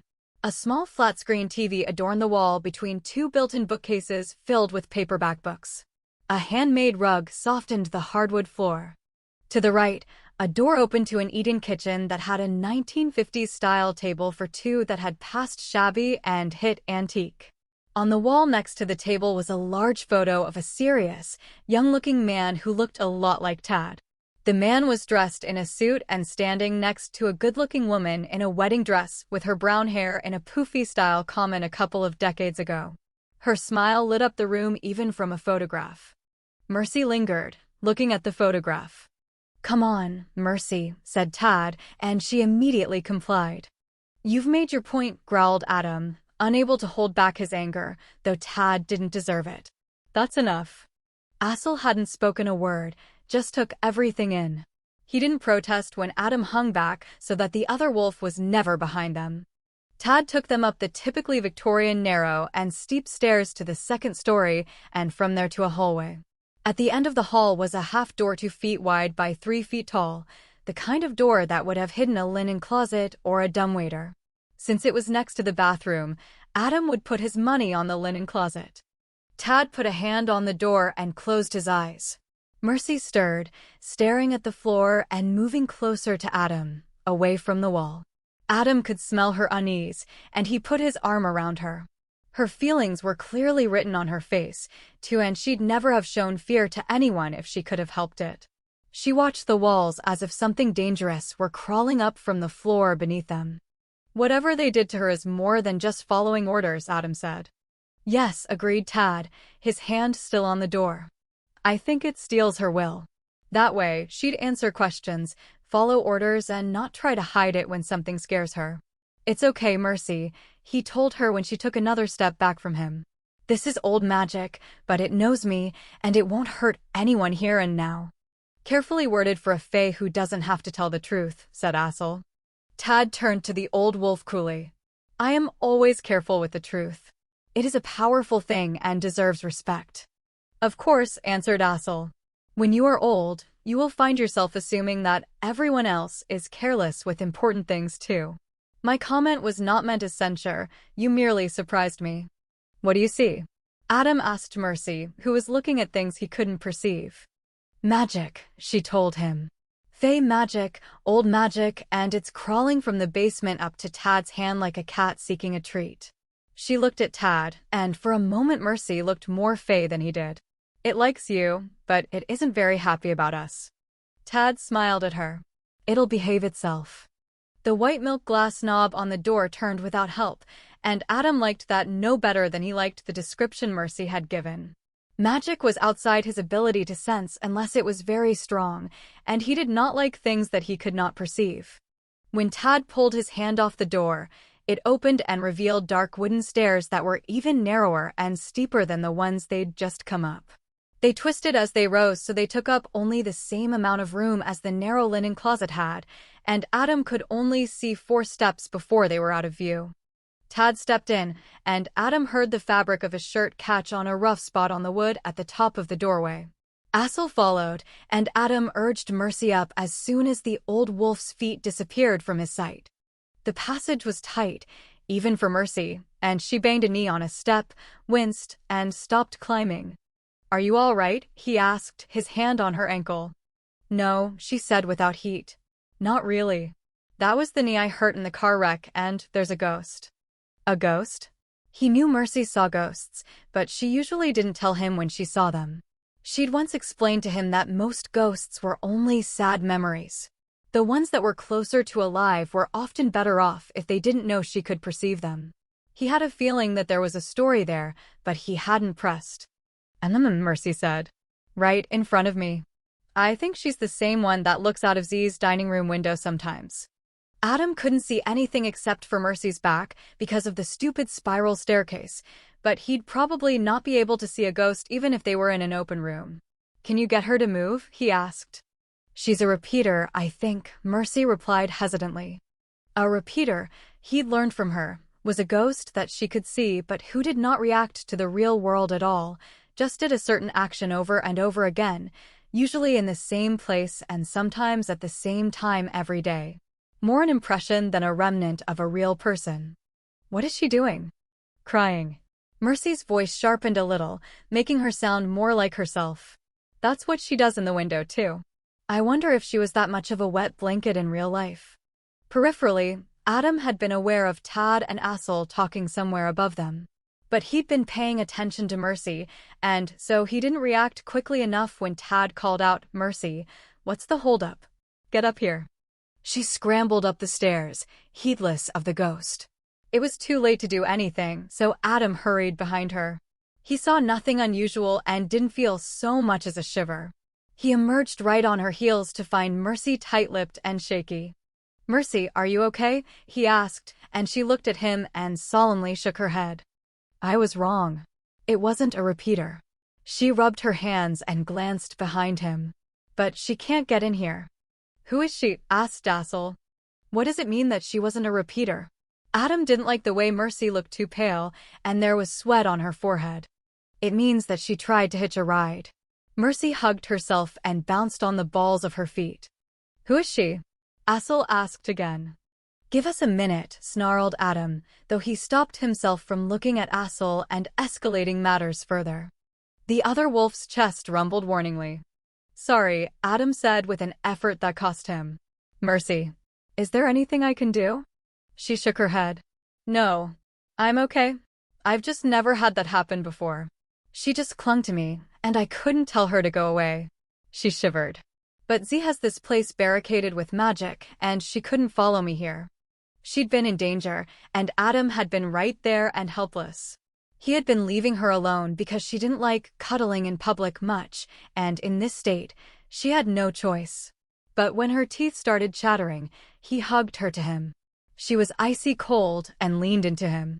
She was all muscle and bone, and she'd be offended if she knew he thought of her as fragile. Without the formidable will that drove her, she was small. Her teeth quit chattering almost right away. She looked over Adam's shoulder and said, "She's a ghost, Assel. I've seen her a few times hanging out around this house." "Our house is haunted?" Tad sounded taken aback. "She doesn't bother you," Mercy said defensively. She stepped away, and Adam let her go. "I'd have told you about it if she were bothering you." Crisis apparently averted, Adam looked around. The room was narrow and long, wide enough, if barely, for 3 people to stand shoulder to shoulder. The floor was carpeted with layers of Persian rugs that were worth a not-so-small fortune. Unmatched bookcases lined the wall on one of the long ways of the room, ranging from hand-carved museum pieces to boards separated by cinder blocks. The top 2 shelves of each held a selection of unpainted metal toys. The rest of the shelves were filled with various sharp-bladed weapons. The books, and there were a lot of them, were piled on the floor on the other side of the room. The wall directly across from the doorway they'd entered was entirely covered by an enormous mirror. "Could you shut the door, Mercy?" Tad asked, walking up to the mirror. "I don't activate the mirror without the door closed." Adam got to the door before Mercy could and closed the ghost out. He didn't like it that she was still obediently following orders, although this time, he thought, Tad hadn't meant it like that. Tad would know that giving Adam or Assel orders, under these circumstances, might be a bad idea, and so he'd told Mercy. Mercy touched the door after Adam shut it. "There's some kind of magic," she said. "Protections," Tad agreed, without turning from the mirror. "Useful to keep out ghosts and spies." He knocked 3 times on the mirror and said, Spiegle find, Vaders Bild und Stimme. In der Tief deiner Sinn, seiner Wort seiner Form. Meiner Wort meiner Form, für, Late for Zusammen. Deiner Wahrheit bindeglied. Verbind uns sehr Wirklichkeiten. Wiesen und Natur im Leid. "Mirror, mirror, on the wall," Assel murmured when Tad quit speaking. "Shoo," said Tad. "This isn't that mirror. That mirror broke, and good riddance to it. Let's not give this one ideas, please." Adam couldn't tell if he was serious or not. After a few minutes, during which the mirror did nothing more interesting than reflect everyone present back at it, Assel started to look at the toys on the shelves, though he kept his hands to himself. It gave him an excuse to keep his back to Adam, which Adam appreciated. Mercy bent down to get a better look at the books. Most of them were German and old. But Adam noticed that there were a couple of newer mysteries, 2 in what looked like a complete Doc Savage series, numbered 1 through 96, in paperback. Mercy reached out to touch one old book, and Adam's instincts made him block her hand. "It's not smart to touch a grumpy old phase things," he said. "It wants me to touch it," she explained earnestly. "All the more reason not to do it," Adam told her, keeping a hold on her hand. A compliant prisoner, he thought, has to do whatever she is told by whatever tells her to do something. He wondered if that ghost would have given her trouble if she had been able to exert her will. He glanced at the mirror, but there was still nothing more interesting than their reflections in it. "Tad, what's the holdup?" "Shiv," the young man said. "Not so loud. Someone on the other side of the mirror might overhear." "He'll come as soon as he can." "There's a lot of metal in here for a phase den," murmured Assel. "And enough magic to make my nose itch." "Z is a metalsmith," Mercy explained, leaning against Adam.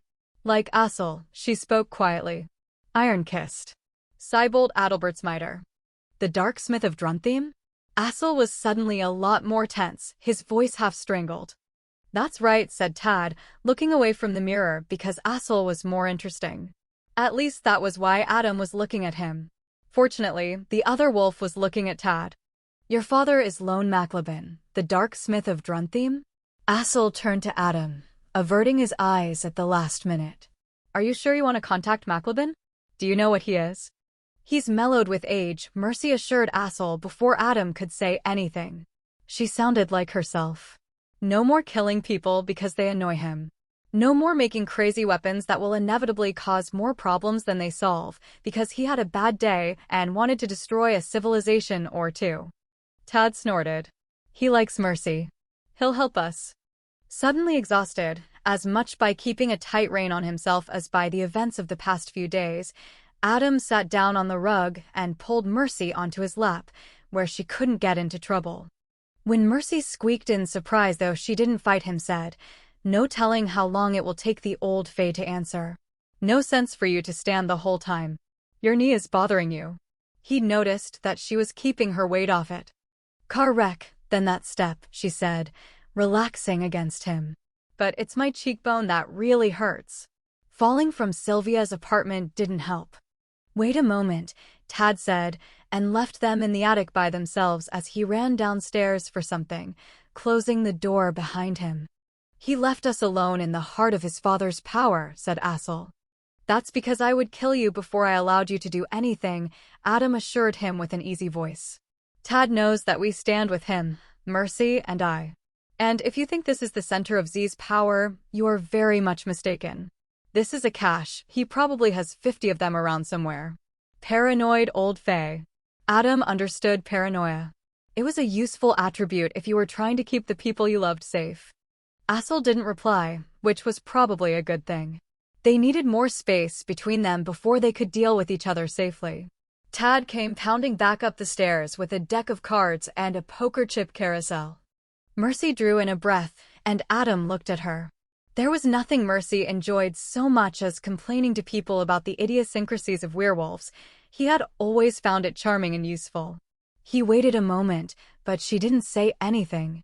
Adam put his hand on her face and turned it, gently, toward Tad. It would be better if she explained the problem to him. Until Assel and Adam had been properly introduced on Adam's territory, such things had a very well-established protocol, so that no blood was shed. Assel would be easy to offend. He and Adam had both been very careful not to pay too much attention to each other. "Mercy, would you tell Tad why poker is a bad idea?" he asked her. "Assel and Adam don't know each other," she said amiably. "And even if they did, poker isn't really a good werewolf game." She appeared to consider that a moment. "Or rather, it is too good a werewolf game. It would end with bodies." Tad glanced at both wolves, one after the other. "7-Up," he suggested. "War? Gin rummy?" "I know you play gin rummy because Warren taught me to play it when I was a kid." "Tell him," Adam said to Mercy. "No games between two dominant wolves unless they know each other very well and have established their dominance." There was a very nasty chess match that happened in the Merrick's pack when I was 6 or 7. Bran put an end to it, but not before one of the wolves ended up with a pickaxe in his leg. Mercy continued instructing the uninitiated in her Mercy matter-of-fact fashion. Adam and Warren could play, for instance, because, though they are both dominant wolves, Adam has firmly established himself as more dominant in both their eyes. One lost game won't make any difference. Daryl and Warren, though, are second and third in the pack hierarchy. They play cagged during pack gaming days, but they play on the same side. Always. Tad gave Mercy an assessing look. No poker. No gin rummy, and especially no chess if you don't want to end up pickaxed. And I didn't know you played cagged. Werewolf games, Mercy said solemnly, play for keeps or go home. She was so cute sometimes it made Adam's heart hurt. She was also a killer cagged player. The pack made Mercy and him play on opposite sides to keep it fair. I threw out my Go Fish cards a long time ago. Tad's voice was dry. I'm going to play some solitaire and leave the rest of you to twiddle your thumbs. Exhausted, worried, and unhappy, Adam leaned against the wall and let his eyes half close in an old soldier's trick. He wasn't really asleep, but not really awake either. Any break in the current patterns of sound, sight, or scent would attract his attention. Tad sat down in front of the mirror and laid out a game of spider solitaire. He played 3 or 4 games and lost all of them, no cheating for Tad. Assel seemed happy to occupy himself studying Z's little toys as far away as he could get from Adam. The moor wasn't exactly what Adam had expected. Much less crazy and also much better at the dance that kept everyone alive in a small room with 2 dominant wolves who were strangers to each other than a wolf of his reputation ought to be. Bran usually knew what he was doing, and that seemed to be true when he sent Assel as well.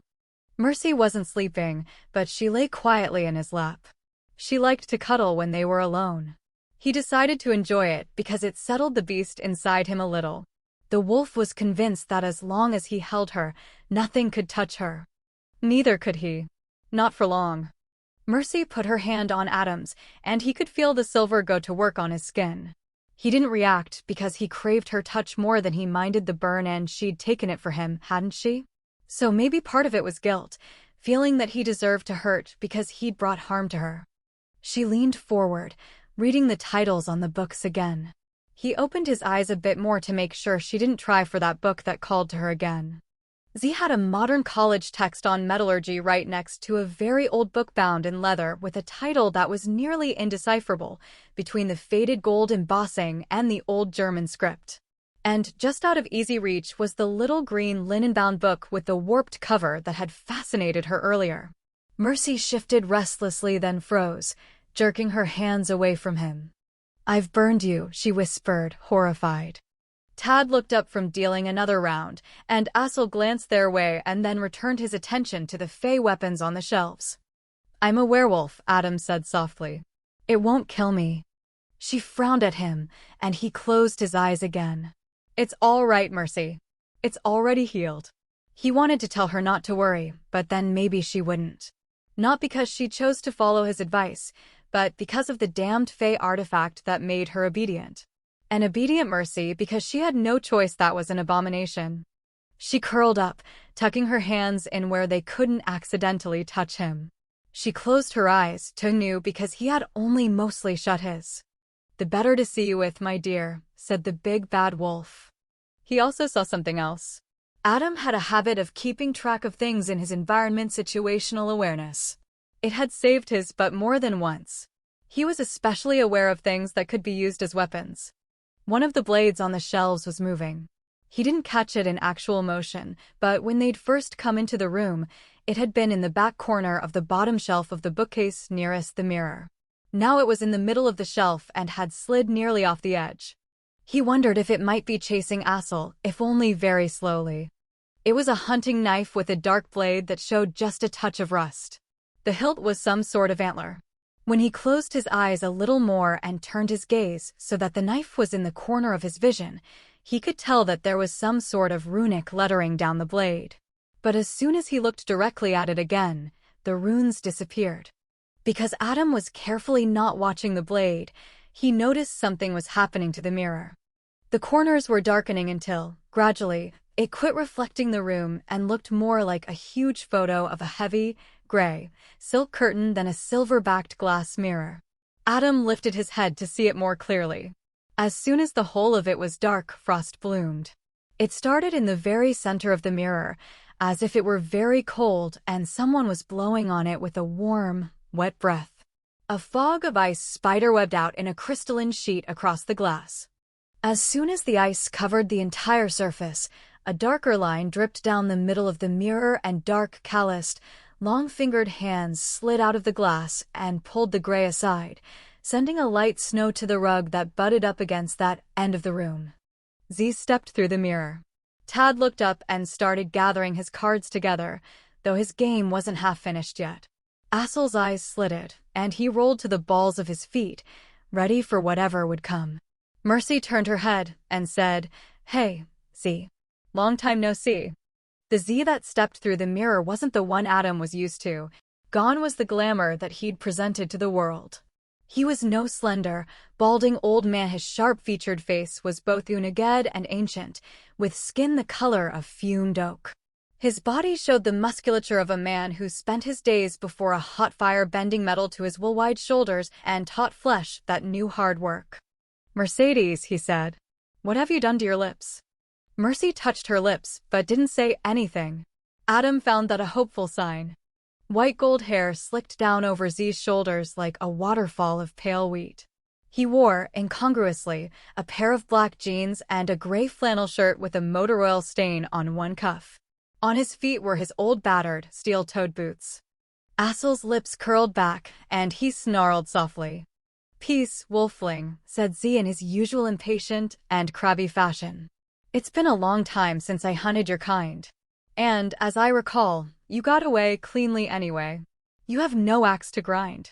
The old fae frowned at Tad, who had set the deck of cards on the poker caddy and gotten to his feet.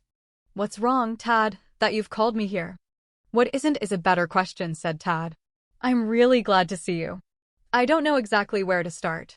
"If it helps," she said, "I'm caught up to where someone has apparently taken most of the wolf pack captive. Last I heard, Mercy set you to guard Jesse and Gabriel while she went off to see how Kyle fared. I see that you managed to recover at least one of the wolves, Mercy." "Adam recovered himself," Mercy told him. "The lips are from the silver." Z frowned at her and took a couple of steps nearer. Adam stood up and pulled Mercy to her feet beside him, unwilling to let this stranger with Z's eyes and voice approach him when he was in a vulnerable position. "Silver." Mercy explained how Coyote told her to change the rules, and so she drunk the silver out of Adam's body. Adam intended on having a word or two with Coyote the next time he saw him, not that it would do any good. Mercy backtracked and began again with Stephens helping her free Kyle and ran all the way through to escorting Assel to Sylvia's house. "So I sent Jesse and Gabriel to take the kids to Kyle's house," Mercy said. "In Marcelia's car, which now has a dent and a dead body in the back," said Z. "It sounds worse than it is," she assured him. "No," Adam disagreed. "It is exactly as bad as it sounds." "You know these assassins?"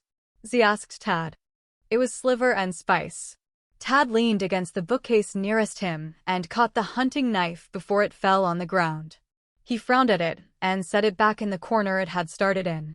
"You stay there," he told it. Z smiled, and his face suddenly looked a lot more like the Z Adam knew. "I wish you better luck than I have with that." He nodded toward the knife.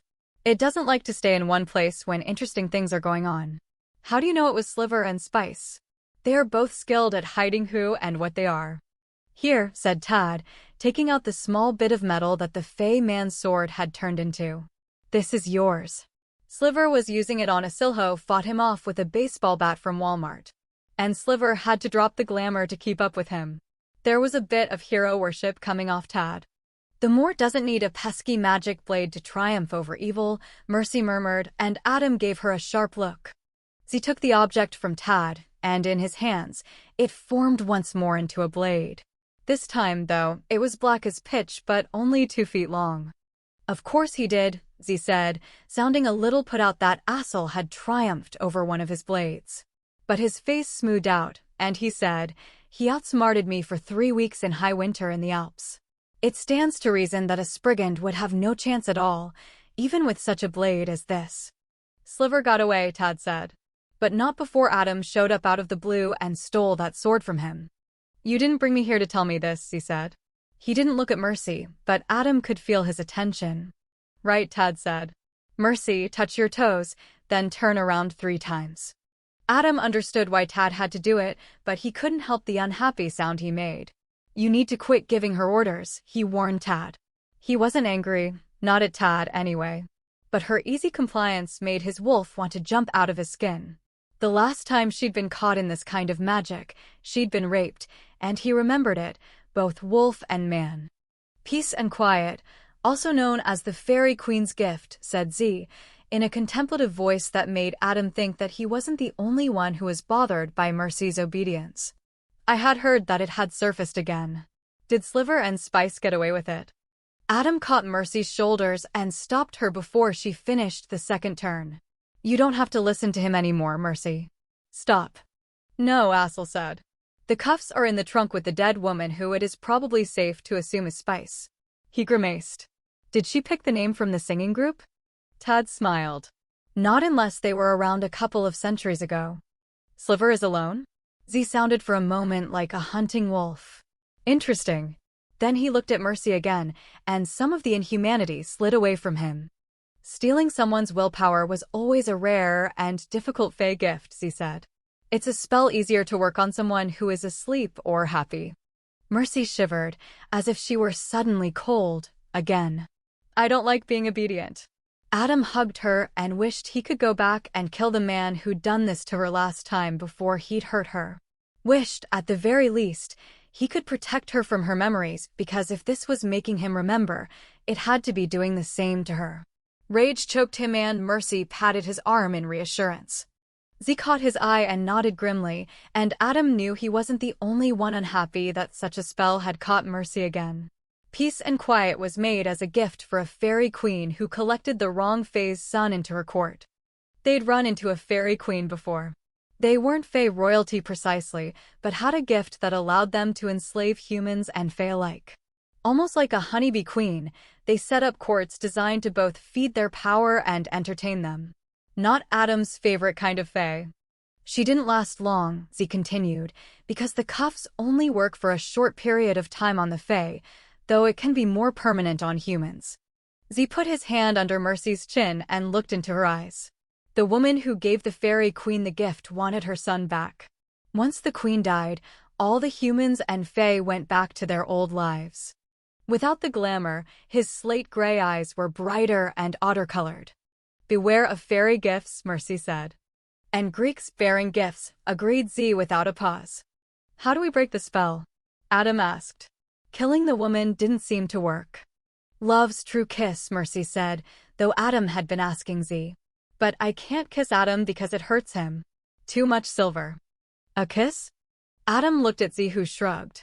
Actually, a kiss from someone who loves you is an effective remedy for a number of the effects of Fae magic. All right then. Adam lifted Mercy's chin and kissed her. He'd kissed her at Sylvia's apartment, too. But this time he didn't let the burn of the silver distract him. He pictured his Mercy in his mind. Mercy holding a plate of cookies in the hope that they would make her neighbor feel better after his wife left him. Mercy baring her teeth at him because he'd annoyed her by trying to make her stay safe. Mercy pulling the damn tires off the wreck in her backyard because she was mad at him. Mercy shooting Henry before the cowardly wolf could challenge Adam while he was hurt. And his lips first bled, then blistered against hers. He accepted the pain and put it behind him, letting his body feel only the softness and warmth of hers. He took in a breath through his nose and let her scent surround him. This was his Mercy, and he wanted her mind, body, and soul. She was his. And he was hers. The kiss warmed up, and he pulled her tighter into his body and let the heat of their kiss spread through his body in hopes it would catch flame in her. She returned his kiss, her body softening his partner in this, as in so many things. She fit against him well, all muscle with just a hint of softness, smelling of burnt oil, harsh orange-scented soap, and Mercy. Then every muscle in her body tensed, and she started to struggle. He held her just a little longer, to relish her fight, which told him the spell had been broken. But Mercy knew how to break the grip of someone who was larger and stronger than she was. That he didn't want to hurt her was of more use to her than his strength was to him. She twisted her wrists to break his hold and ducked out and away. Damn it, Adam, she raged at him, while Adam caught his breath. You don't let me hurt you like that. You haven't eaten since God knows when because I can see your ribs. You've lost 20 pounds in 2 days.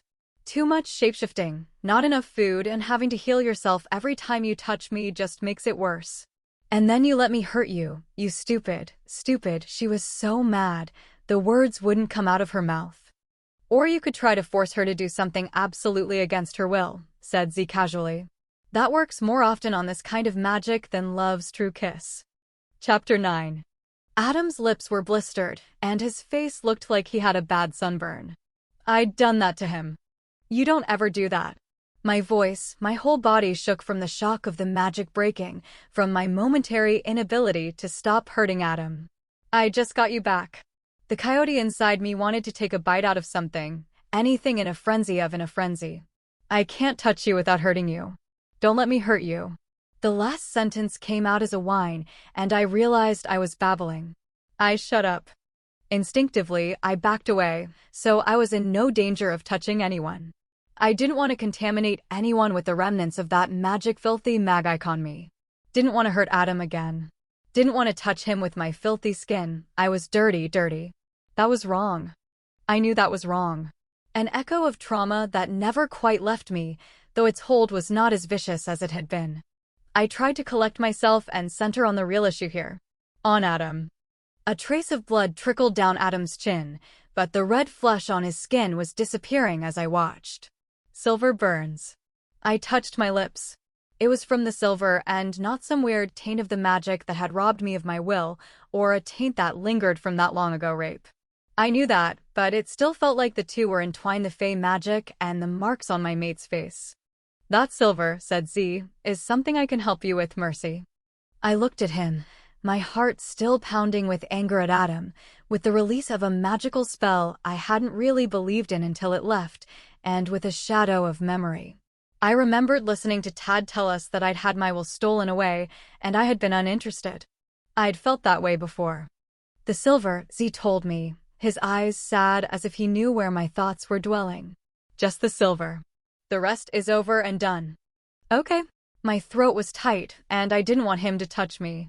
Didn't want anyone to touch me ever again, but I knew that made no sense. Mercy. Adam waited until I looked over and met his eyes.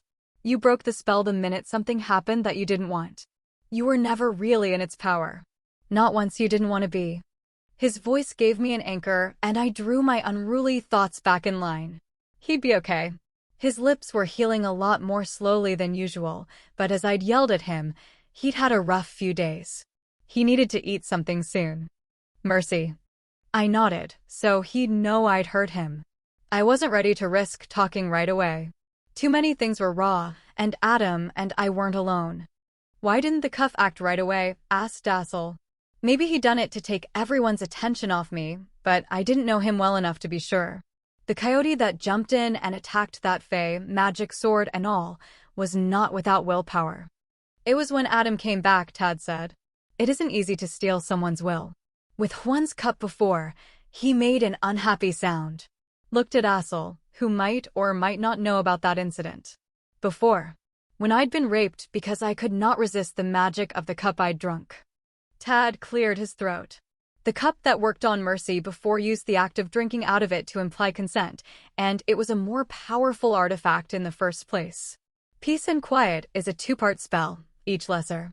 The first is spelled to make the wearer happy and relaxed. Sort of like the best marijuana ever. That leaves the prisoner vulnerable so that the second one can work to make the person wearing it compliant. The magic continues to work after the cuffs have been removed, so they could be used to subdue more than one prisoner. I rubbed the wrist the cuff had been on. I hadn't felt anything from it half I'd been busy at the time. If she'd used the other cuff first, would I just have let her take me? Instead, the magic had snuck up behind me and taken me without giving me a fair chance to fight it. It had waited until the euphoria of having Adam back had left me defenseless, then stolen my will. Will the magic come back if I relax again? I asked, swallowing bile. I was safe. Adam was here, had been here the whole time. Nothing bad had happened, though I remembered the feel of the weeping ghost's attempt to take control of my body. What would have happened if Z hadn't built wards into the doorway that I could cross and the ghost could not? The walls of the room confined me when the coyote inside me wanted to run until I focused my eyes on Adam again. In his steady regard, I read my Sophitia's ridiculous as my need for it was. If the ghost had gained control, he'd have dealt with Id as he dealt with the fey magic that had turned me into a helpless doll. No, said Z firmly. It isn't so easy to work magic upon you, Liebchen. One chance was all it had. Probably you'd have recovered on your own after a few days. The Fairy Queen's gift is weak, a designed weakness that brought about the downfall of the Fairy Queen who depended upon it too much. I nodded, and the tightness in my belly eased. Z looked at Tad. It also isn't so easy to destroy an artifact, powerful or not. I would never advocate it because it would put me in trouble with the Grey Lords. He looked at the black blade and smiled a little, handing it back to Tad. Here, Mainstone. You take this for a while. You might find it useful. Be careful, though, it is a hungry sword and likes best to eat magic, and it has a habit of betraying its wielder. Tad smiled, worked whatever magic was necessary to turn it back into a steel grip with no blade in sight, and tucked it into the pocket of his jeans. I understand, he said. And I know the stories about this sword. Good. Z looked at me. Removing the silver isn't going to be pleasant, Mercy. He glanced at Adam. But we have to do it now or maybe never. I don't know if I'll be able to use the mirror gate again. He frowned. Ariana could attempt it, but her magic is not what it once was. Tad has the magic, but he doesn't know enough to ad-lib such a spell. Is magic ever pleasant? I asked. I'd rather you did it. I'd been hoping the old gremlin could do something about my little silver problem, and I wasn't going to let a little PTSD moment stop me. I braced myself, closed my eyes, and made sure I had control of my face. Z laid his hands on my cheeks and filled me with his magic. It didn't hurt at first. Z's magic had a flavor, one that spoke of oil, metal, movement, and red heat. I could feel the call of his magic, and it felt very different from the way I'd called the silver out of Adam. Gradually, my feet started to tingle, but as soon as that tingle started to travel upward, the sensation in my feet changed to a sizzle like the bite of a red ant or two that rapidly increased to 1,000. The sensation followed the tingle all the way up my body. Ow, ow, ow, I chanted. It didn't hurt when she took the silver from me, Adam said, sounding unhappy. I shut up. I could deal with a little stinging. Okay, a lot of stinging. I didn't need to upset Adam. Not being Coyote's child with a mystical connection to a werewolf, I have to follow the rules of magic, Z told Adam. He pulled his hand away from my skin and frowned at the disc of silver he held while I caught my breath. This is a lot of silver to have scattered in your body, Mercy, and we are not finished yet. And you said that you already rid yourself of some of it. Adam nodded. I saw the bedroom floor. He must have gone to Kyle's first, then, and followed me to Sylvia's. More silver came out than went in. They gave me 5 or so good shots of the stuff, but nowhere near the amount on the floor. Conservation of matter, said Assel, would indicate that perhaps she pulled the silver from more than just you. How bad is the pack? Conservation of matter, said Tad astringently, is a funny concept when expressed by a werewolf. Who knows better that magic makes science blink than a 170-pound man who turns into a 250-pound werewolf? They are not as bad as I'd feared, Adam said slowly, though he acknowledged Tad's comment with a smile. I hadn't considered that she might have helped the lot of us. Most of them are still pretty sick, but Warren and Daryl are almost back to normal. Still, if there had been that much silver, even scattered through all the pack, we would all be dead. But there are still some sick from the silver? Z asked. Yes. Z waved to Tad. Come over here and put your hand over mine. I'll show you how to do this so you can heal Adam's pack. Cool, I said without enthusiasm, but my hackles had smoothed out again. I get to be a teaching exercise. Like a dog with a face full of porcupine quills, I found it harder to stand still and let silver be drawn out a second time. But the pain did focus my attention on the present, as did Adam's grim face. I gave him a cheery smile, and his frown deepened. Z taught magic the way he taught mechanicking B, making Tad do all the work while he stood behind him and made acerbic corrections. He did it in Old German, and though I can get by in modern German, the old stuff sounds a bit like Welsh spoken by a Swedish man with marbles in his mouth. In the end, Tad held a dime-sized bit of silver, I rubbed the cramps out of my thighs, and Adam stalked back and forth like an enraged baboon I'd seen once at a zoo. Assel had retreated to the far corner of the room with a book, to keep his presence from inciting Adam further. If Tad intends to do this to the werewolves, I said through gritted teeth, because every muscle on my body was cramping with equal insistence, then Adam will have to hold them down. Adam stalked over to me and began kneading my shoulders. I sighed in relief and let him work on them while I turned my attention to my left calf. It won't be so difficult with the wolves, said Z. Their bodies are already working to get rid of the silver, and all it will require is a little assistance. They also heal faster. I'll keep watch, Adam promised me. Tad won't take any harm. So are the Fae planning on taking over the world? I asked Z. He laughed so hard, he couldn't speak for a few minutes. The short answer is yes, he told me cheerfully. Assel set aside his book and quit pretending he was not interested. But, I said, and he laughed again. Liebchen, he said. If they could all point their swords in the same direction for more than 10 seconds, they just might manage something scary. The reality is that everyone is tired of merely surviving and is looking for a way to thrive in this new world of iron. He shrugged. I don't know what will happen except that things are changing. I heard someone Coyote say that change is neither good nor bad, I told him. Behind me, Adam made a wolfish noise that meant disagreement. The older you are, the more you fear change, even if you think you are in charge. Especially if you think you are in charge. There are a lot of very old Fae. Z inclined his head to Adam in a move that looked a lot more royal in his own shape than it did when he'd done it while wearing his human seeming. As you say, I would tell you that there is nothing to worry about except that there is. There are a lot of Fae who hate the humans, Mercy. Some Fae hate them for the iron encircling the world, some hate them for the loss of the old Underhill even though we have replaced it, and some hate humans for their ease of procreation. He sighed and looked old. Hatred is not a useful thing. To hear you say that is a thing I never thought to hear no matter how old I became. Asa laughed and Z raised an imperial eyebrow, and someone who didn't know him might not have seen the wry humor in his eyes. Not useful, Z said, then looked as though he was listening to something, though my ears didn't pick up anything strange. But it is powerful. Someone is knocking at my door, I must return. He put his hand on his son's shoulder. Stay safe. And you, Tad said. And Z walked through the blackness that filled the mirror's frame as though it were just another doorway.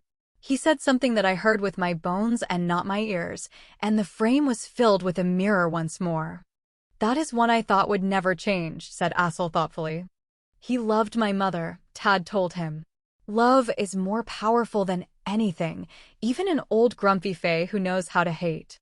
Assel gave Tad a thoughtful look. Indeed. And then he looked back at the mirror. Love is both useful and powerful but seldom convenient. I don't know about that, Adam said. I found it pretty convenient. That's not what you told me, I corrected him, and he laughed. The ghost tried to give me trouble again on the way back down the stairway from Z's mirror room. But I wasn't stoned by Fae magic this time. Go away, I told her. Mercy? Adam was just behind me, and he put his hand on my back. Not you, I told him. It's the ghost. He growled, and it made me smile. Proving that she could do something other than cry, the ghost screamed at me, her face all but pressed to mine. No one else reacted. It was really ear-piercing, so someone would have reacted if they could hear it. It was just another one of those things that only I could perceive, lucky me. For a long time I'd thought that was the only thing I could do with ghosts, observe them. Then I'd met a vampire who could steal the power of those he consumed. He'd taken the power of a walker like me, and he'd been able to do more. I focused my attention on the ghost, borrowed a little alpha from Adam, though I didn't really need it, and said again, go away. She disappeared abruptly, and there was a crash somewhere below. I heard Tad, who'd preceded us, run down the stairs to the main level. Assel, like a lot of the older werewolves, didn't make any noise when he ran. When Adam and I got down there, Tad was sweeping up glass in the kitchen while Assel watched. It looked as though the ghost had managed to dump all the dishes that had been in the drainer by the sink onto the floor. Tad looked at me as he dumped the shards in the garbage. "I thought you said all that she did was cry." I think I told him apologetically that when I walked through the ghost without my usual mulishness, although she didn't quite manage to take me over, she did succeed in pulling herself a little closer to this world. She's probably going to be a little more of a presence here until the effect wears off. "We have a ghost."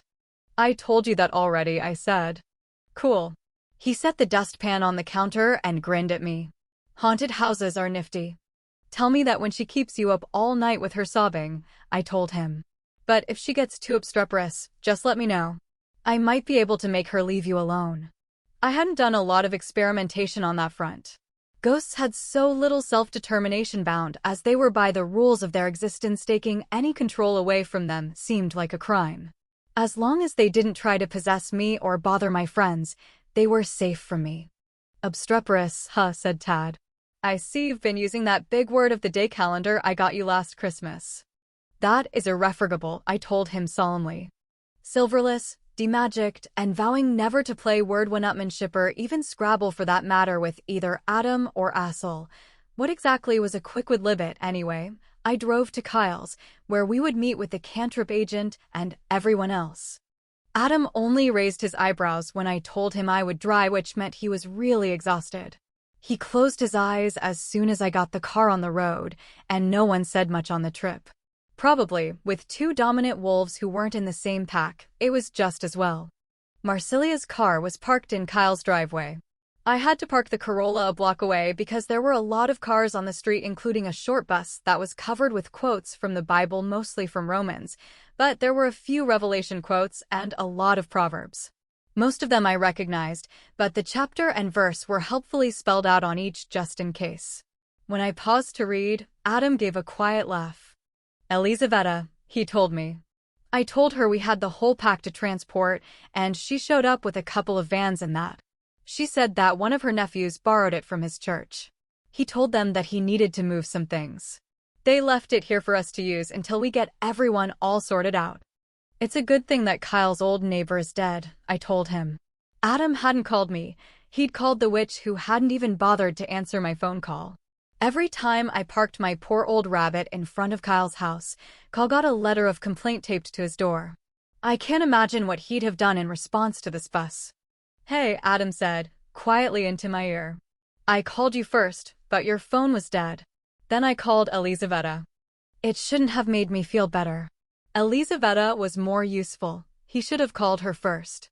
She could destroy evidence and had minions who could borrow vans. But he'd called me first instead. Impatient with myself for having been so jealous about something so stupid, I looked around for a distraction, and my eyes found the bus again. "Thou shalt not suffer a witch to live," I told him, pointing at the front quarter panel. I wonder if Elizaveta saw that. It doesn't say werewolves, but I expect it is implied. "Wives, be subject to your husbands," Adam deadpanned without looking at the bus. "Let your women keep silence in the churches." Paul. He has so many useful things to say. "It is well for a man not to touch a woman," I replied sagely, and Adam laughed and kissed me. I stiffened, irrationally worried that Z might not have gotten all the silver, but Adam made a sound closer to a purr than a growl. So I relaxed and participated. "Do they always flirt with biblical quotes?" Assel asked Tad.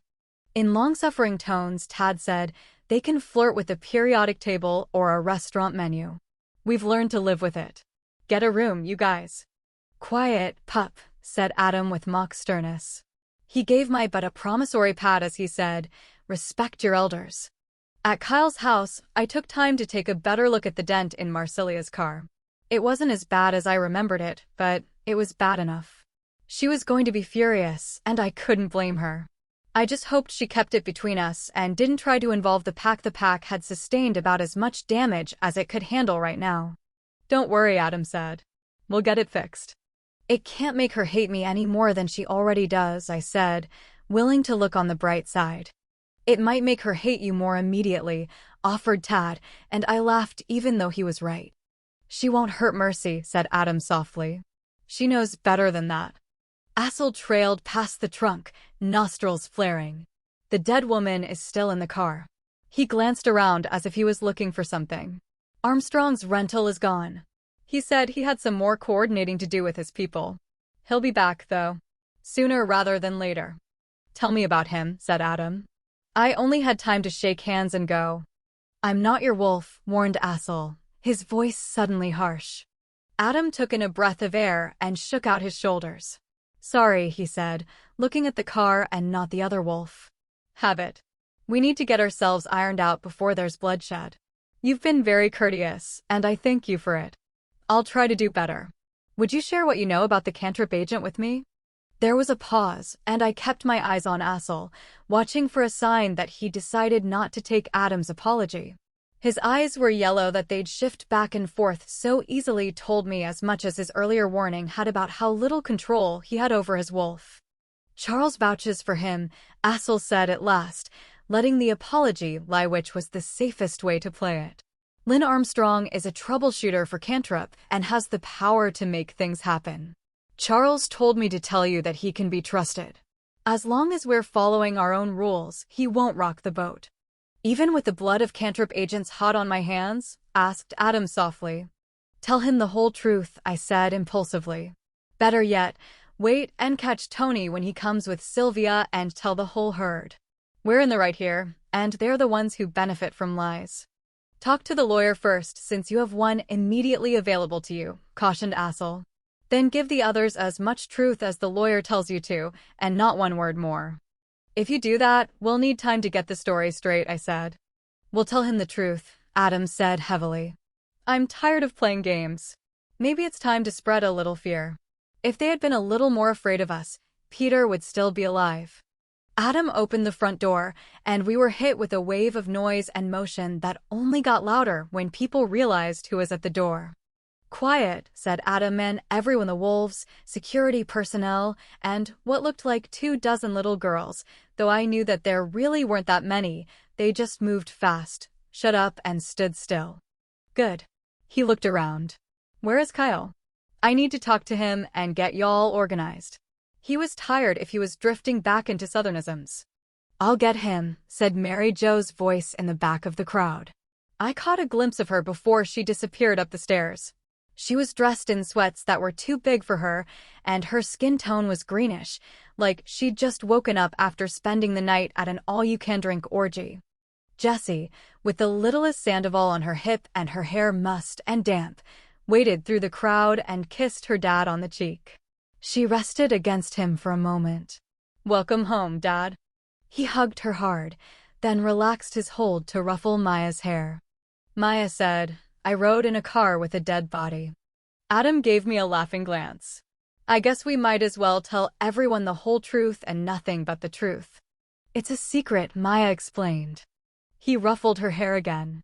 Yes, but not a secret from your mom. You shouldn't keep those. I tell Mama everything. Good for you. So, Jessie said, backing up a step, I hear that you managed to survive without Mercy to rescue you this time. He smiled. Brat, remember who's paying for your college. She grinned at him. Maybe I'll just get pregnant and work at fast food for the rest of my life. She turned and trotted off the way she had come before he could formulate a reply. Amid laughter that had as much to do with relief we were safe as with Jessie's humor, Adam went to work ordering the chaos. I waited for a while, watched various members of the pack come and go.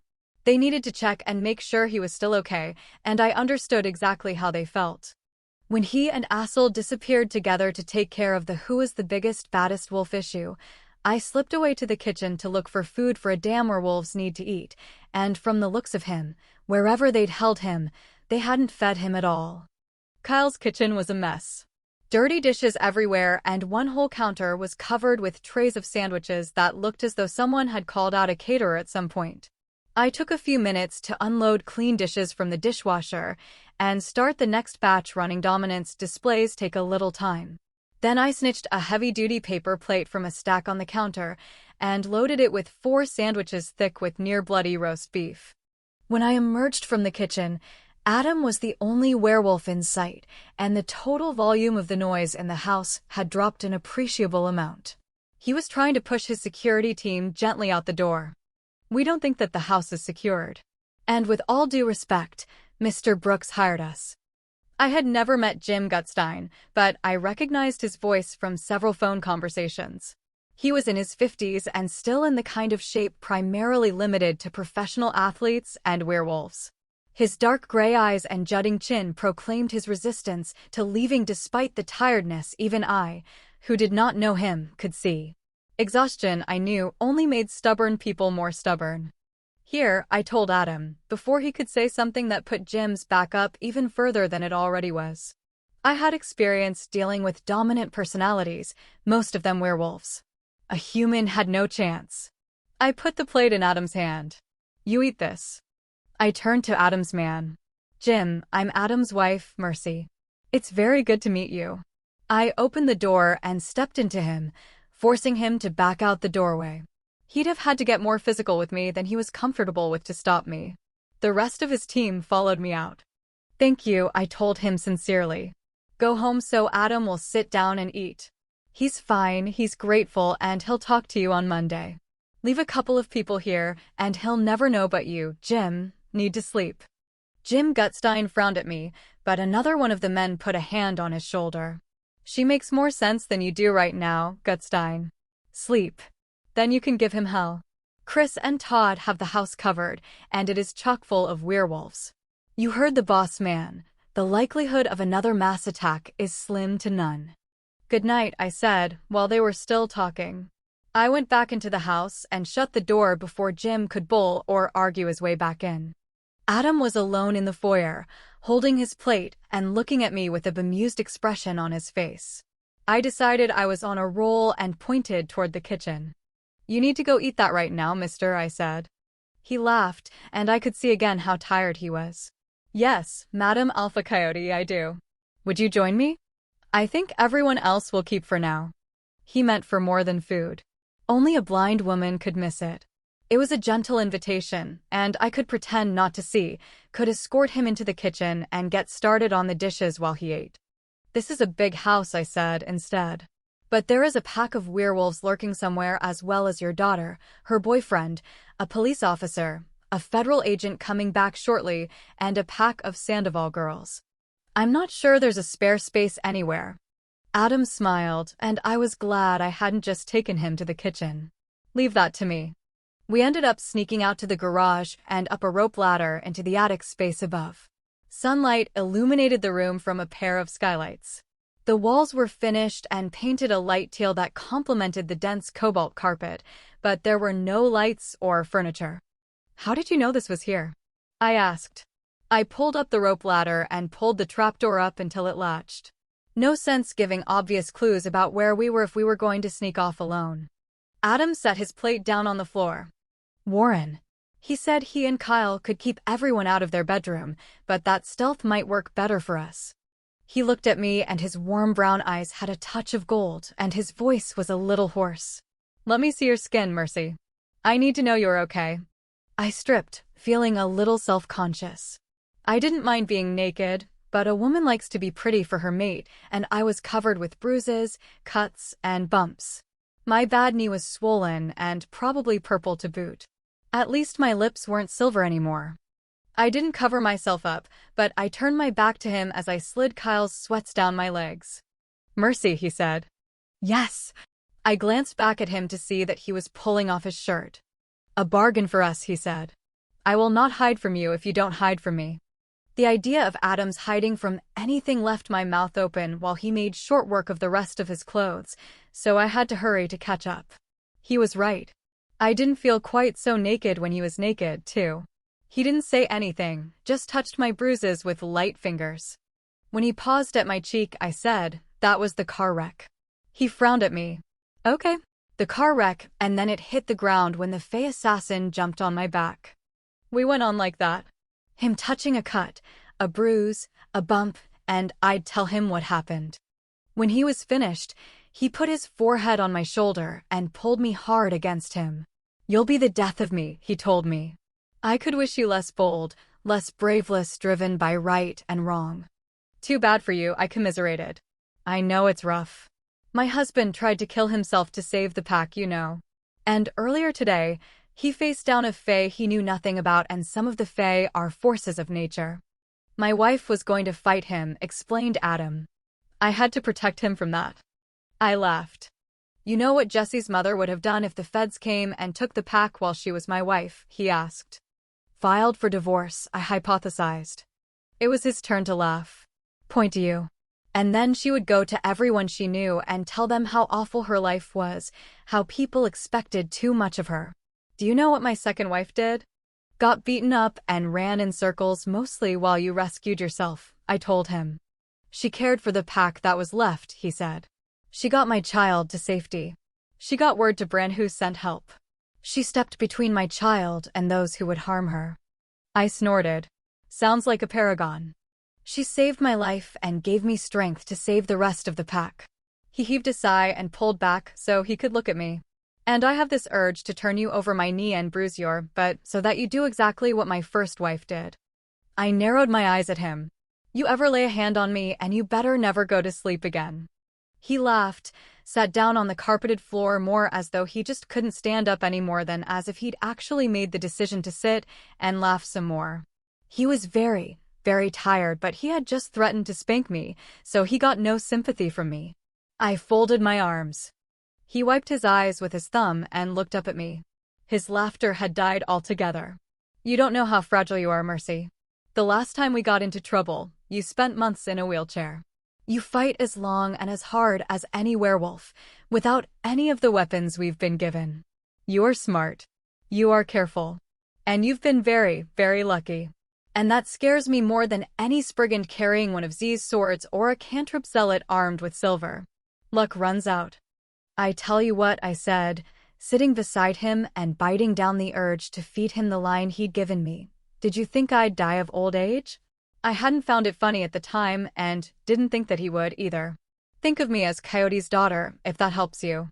"Coyote is lucky." Adam shook his head. "No, Mercy. Coyote isn't lucky. Coyote is rash, and everyone around him dies, including him. But when the sun rises, he's all better and he goes out to look for new friends. Because Coyote is immortal. And you're not." He didn't say it, but we both heard it. I tapped on the floor and then leaned forward. "Time for a distraction. This Coyote is all better right now. Are you and I going to be friends, Wolf?" He canted his head and touched my chin with his hand. "I don't know. Are you going to keep doing your best to get yourself killed?" It hadn't been I who had been trying to commit suicide. I hadn't realized I was still mad at him about that. I turned my head and nipped his finger. I'd meant it as chastisement, but he didn't take it that way. Gold lit his eyes with fire, and he left his finger where it was. "I guess so," he said, sounding resigned, but his lips were soft on mine. Both of us dozed a bit afterward, not really asleep but too content to get up. I buried my nose under his ear, where his scent could wrap around me. I licked tenderly at the warm skin of his neck. "Peter is dead," he told me suddenly. I put my weight on his chest so he wouldn't feel so alone. Yes. It was my job to protect him. "The average werewolf lives 10 years after he is changed," I reminded Adam. "A human has 70 years or so upon the earth before his time is done. Peter was older than that, 4 times older than you are. His was not a short life, and his death was quick. It wasn't enough, and I knew it. But it would count for something later, when his death wasn't so near." "My fault," Adam said. Someone who didn't know him would have thought his voice was calm. There were not so many of them.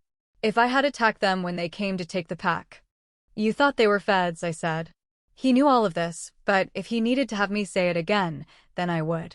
If werewolves start killing federal agents, soon there won't be any werewolves. It was the right thing to do.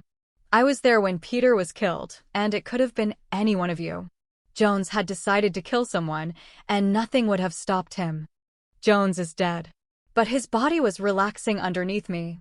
Adam wasn't stupid. This wasn't the first time bad things happened that he couldn't control. "I'm not surprised." He huffed a laugh. I didn't kill him. I lifted my head so I could see his face. That does surprise me. I killed the rest of them and let Honey kill Jones. He watched my face closely. He'd hidden what he was from his first wife, who had been entirely human, and she'd still run away from what little she'd glimpsed. Good, I said. That way, I won't have to. He laughed again, and his body softened as much as it ever did. There just wasn't much soft about Adam. I love you, he said. I know, I told him seriously. How could you help it? He laughed again and rolled over until I was on the bottom and flexed his hips against mine. I tried, he whispered in my ear. But it didn't work. I breathed into his ear for the pleasure of feeling him shiver against me. Of course not. He smelled like home, like safety, like love. Of course not. I promise I won't spank you, he told me, his voice rough and low as he added, not unless you ask me to. I let him feel my laugh against his shoulder. That's because you aren't genuinely suicidal. We loved again then, the short nap of the rug soft under my skin and the warmth of him surrounding me. Afterward, he fell asleep while he was eating, between one bite and the next, like a toddler. I don't think that he had slept since the pack was taken. He didn't even stir when I pulled away from him to go put my clothes on. The room might have been finished, but it was not heated. Adam was a werewolf, which meant the colder the better for him, not so for me. Fully clothed, I sat down next to him to watch over him while he slept. The quiet time didn't last. The door between house and garage opened no more than 20 minutes after Adam dropped off. Warren called, "Sorry, boss. You're needed if you don't want Kyle to shoot the rest of the pack." He didn't speak that loudly, but Adam's eyes opened up anyway. He smiled at me and said, "Good to know. Tell Kyle to hold up and I'll be right down." Warren studied the rope ladder when Adam tossed it out of the trapdoor. We've put the pack downstairs in the big room to create some space apart from the Sandoval girls.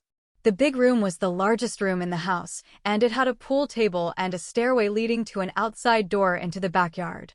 Kyle's house was bigger than ours, but not set up for groups of people quite this large.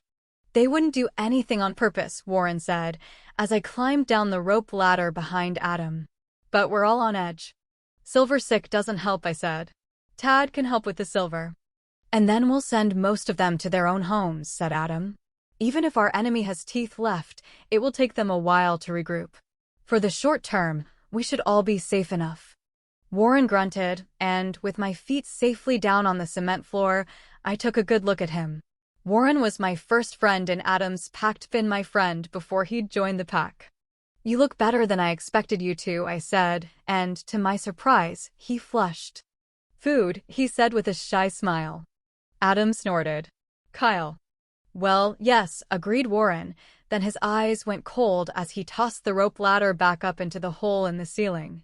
Mercy, next time you see our favorite bloodsucker, you tell him I owe him one. I'll tell him, but he did it for Kyle. Warren nodded and hopped on top of the metal shelving that lined the wall so he could close the trapdoor properly. There were no digs, humorous comments, or even sly looks when Adam, Tad, and I joined the pack in the great room in the basement. I took that as a sign of how bad everyone was feeling. Some of the wolves were notable by their absence. Daryl and Oriole went to their home, Warren told us. He glanced at Adam. They seemed mostly recovered from the silver, and he is supposed to participate in a conference call with some Chinese scientists on Sunday. All the most dominant wolves seem to be pretty well clean of silver, Tad said. He told us it's because you used your mate bond to pull the silver out of Adam, and through Adam, the pack, said Honey.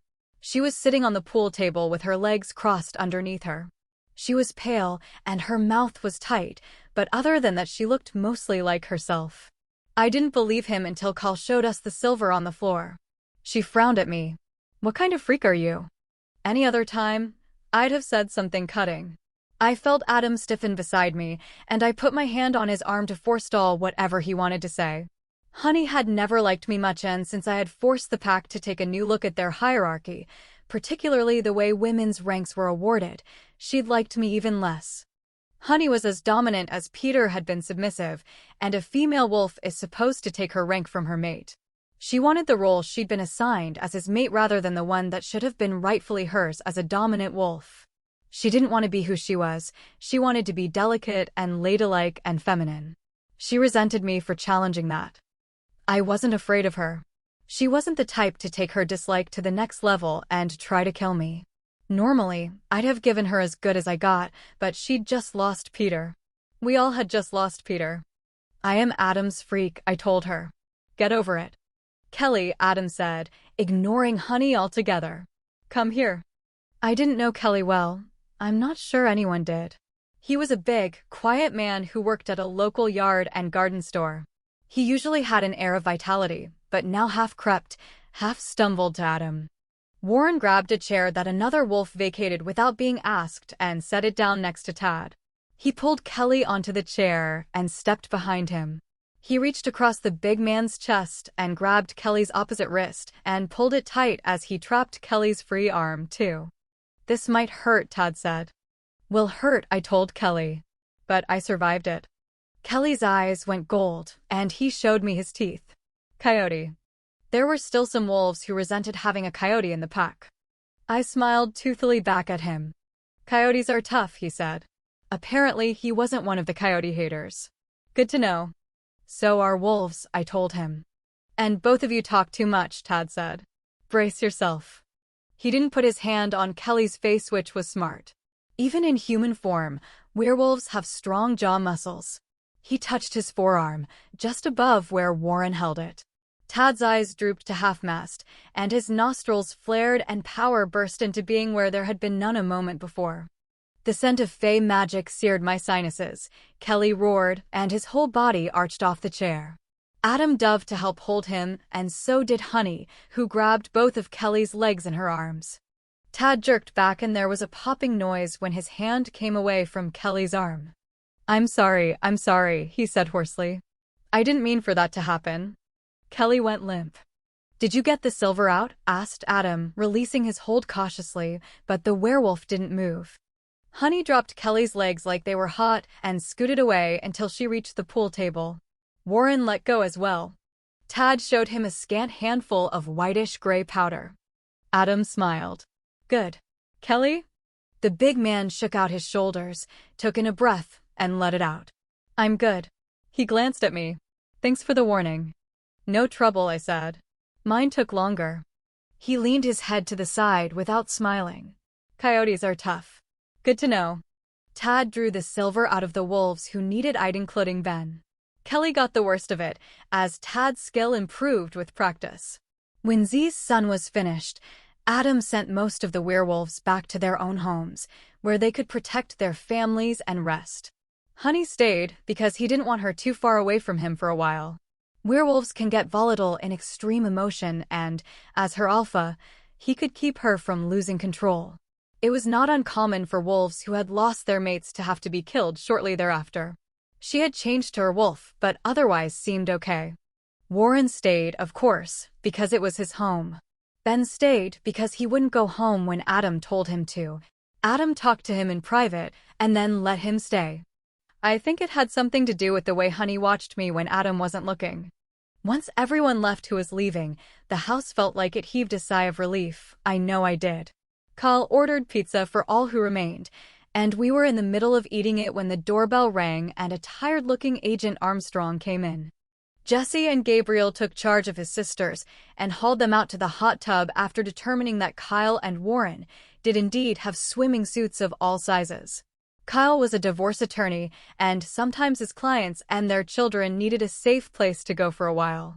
That was why his house was so big and why some of the rooms were Disney-themed and sized for people under 10 years old. Honey was given the job of making sure nothing happened to them.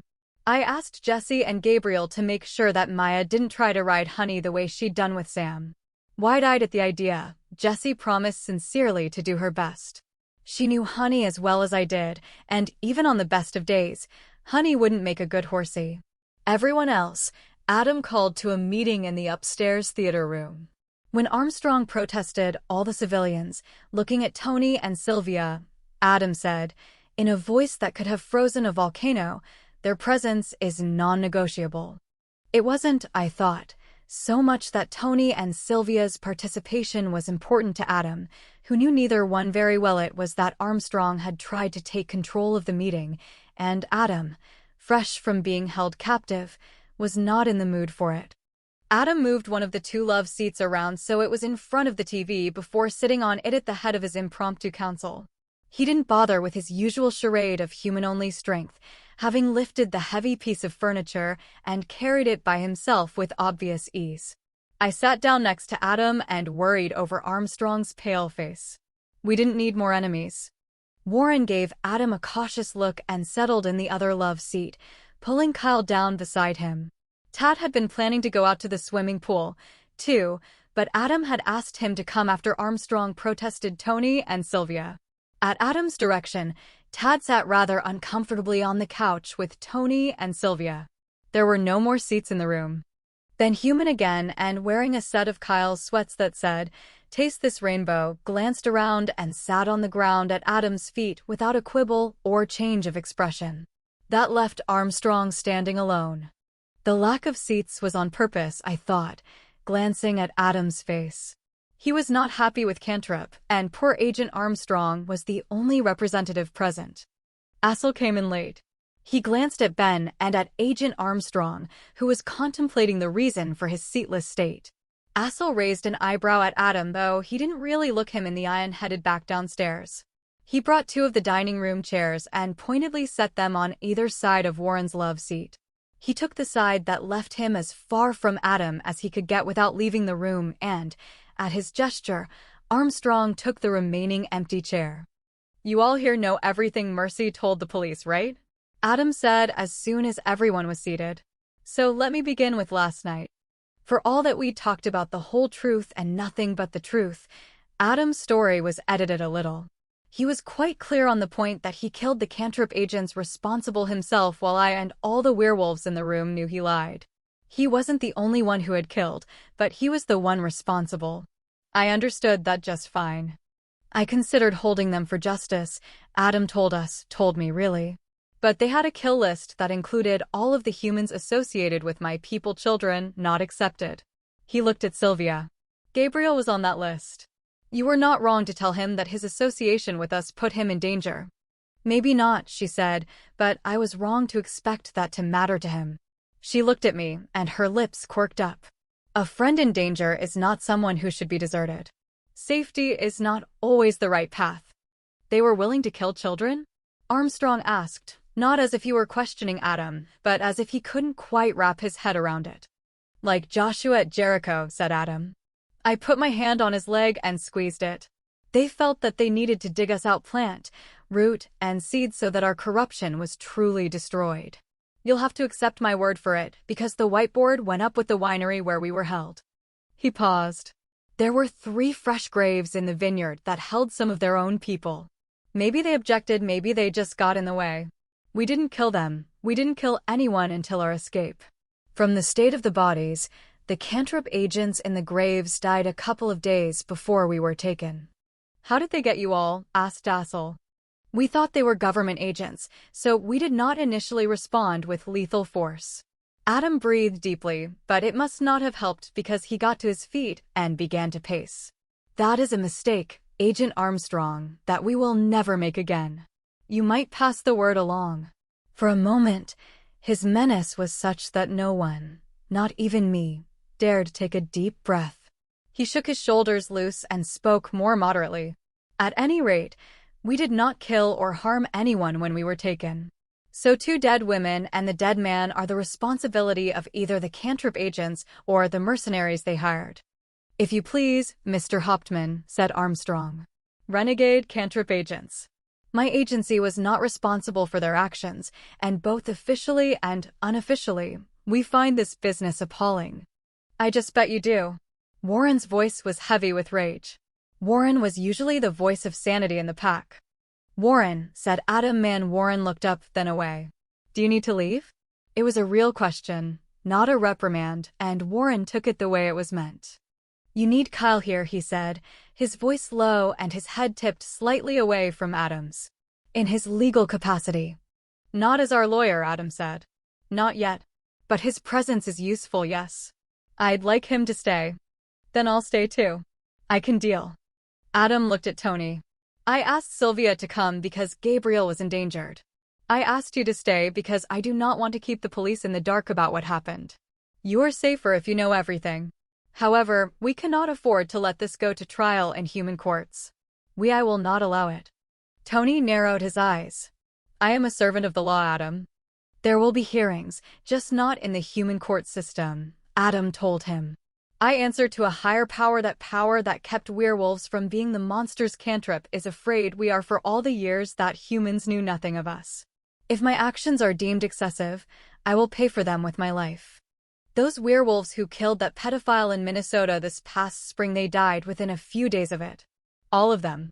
Natural causes, we were told, though their bodies were cremated very quickly and no autopsy was performed, Armstrong said neutrally, his eyes on me rather than Adam. A force of nature, anyway, I said obliquely. Charles was a force of nature, right? I'm a servant of the law, too, Tony, Call said too hastily to be as smooth as his usual redirection. And no one knows better than I how the law and justice cannot, always coincide. I swear to you now that werewolf justice is swifter and more just, if more brutal, than our court system can manage. He leaned forward earnestly. We humans are not equipped to deal with a werewolf fairly. And if the police had tried to arrest those men in Minnesota, some of them would have died. I am content that justice will be served in this case. There was a long pause. Even if I agree it was self-defense, Tony said, you have just confessed to killing federal agents. I am not qualified to give you a pass on that, Adam. Agents who attacked law-abiding citizens without provocation, murmured Kyle. Adam is a security expert. I imagine that he has the attack on his house on camera somewhere. Adam grunted. With nice face shots of several of the Cantrip agents, Gutstein informed me tonight. And we have Peter's body. Where is Peter? I asked. Safe, Adam told me. They'd buried him in the vineyard next to their own dead. We dug him up and arrangements are being made. Suspicious deaths require autopsy, said Tony. Adam looked at him and nodded. Yes, we'll talk. There is nothing suspicious about his death. He was murdered right in front of me. He has a bullet hole in his forehead. No one said anything for a moment after that. The expression on Adam's face might have accounted for the silence. I have the power to say that Cantrip and the federal government is satisfied that Adam acted in self-defense when he killed those people, Armstrong said. Mr. Brooks is right. It would be a political nightmare for Cantrip if the actions of these men were to come out even though they were not acting in any kind of official capacity. He took a deep breath. It would be a similar disaster for the werewolves. In the current climate, I don't know that you could get a judge to declare self-defense, Mr. Hauptmann. If the trial went to a jury, a decision either way could lead to riots and unrest that might break out into open fighting in the streets. Armstrong looked at something none of us could see, then he met my eyes and held them. I am a federal agent, sworn to uphold the interests of my country. I am a patriot. I have seen fear and hatred cause men and women who have likewise so sworn to forget their oaths and give in to their hatred. I don't want this to go to court. Tony threw up his hands.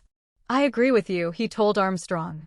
Both about the self-defense and Adam's chances in court, though if the case is kept local, I think he would do better than you think. Still, there are bodies. The buried Cantrip agents were shot execution style, with the same gun that killed Peter, Adam said. You run ballistics? Asked Tony. No. Tony frowned at him. Then how then? He shook his head. Never mind. But those aren't the only bodies. Adam's face became even more expressionless. There will be no other bodies. After we escaped, there was a fire at the winery. Another silence followed. I can accept a separate justice, Tony said, finally. I've known you. I and my department have called you for help, and you have never failed us. I've seen you meet violence with soft words. And I've never seen you lie.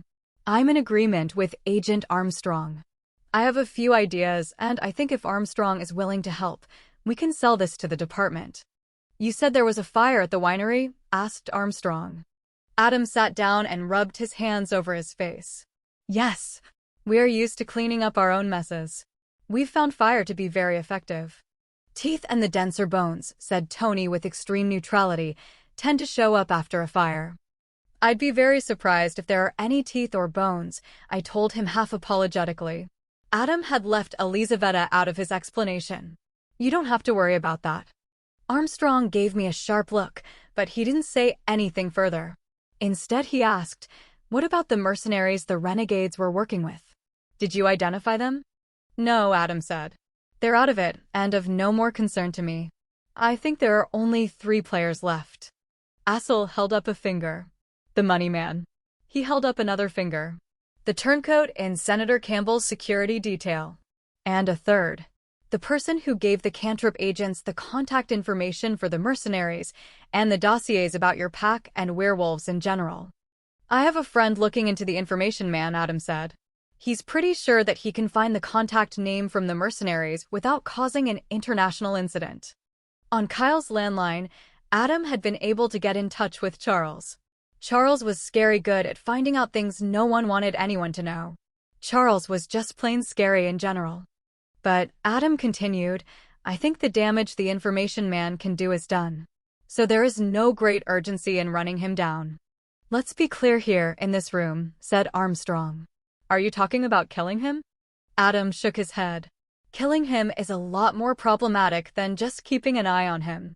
The past few days aside, we try our best not to go around killing humans, Mr. Armstrong. You don't consider yourself human? Asked Armstrong.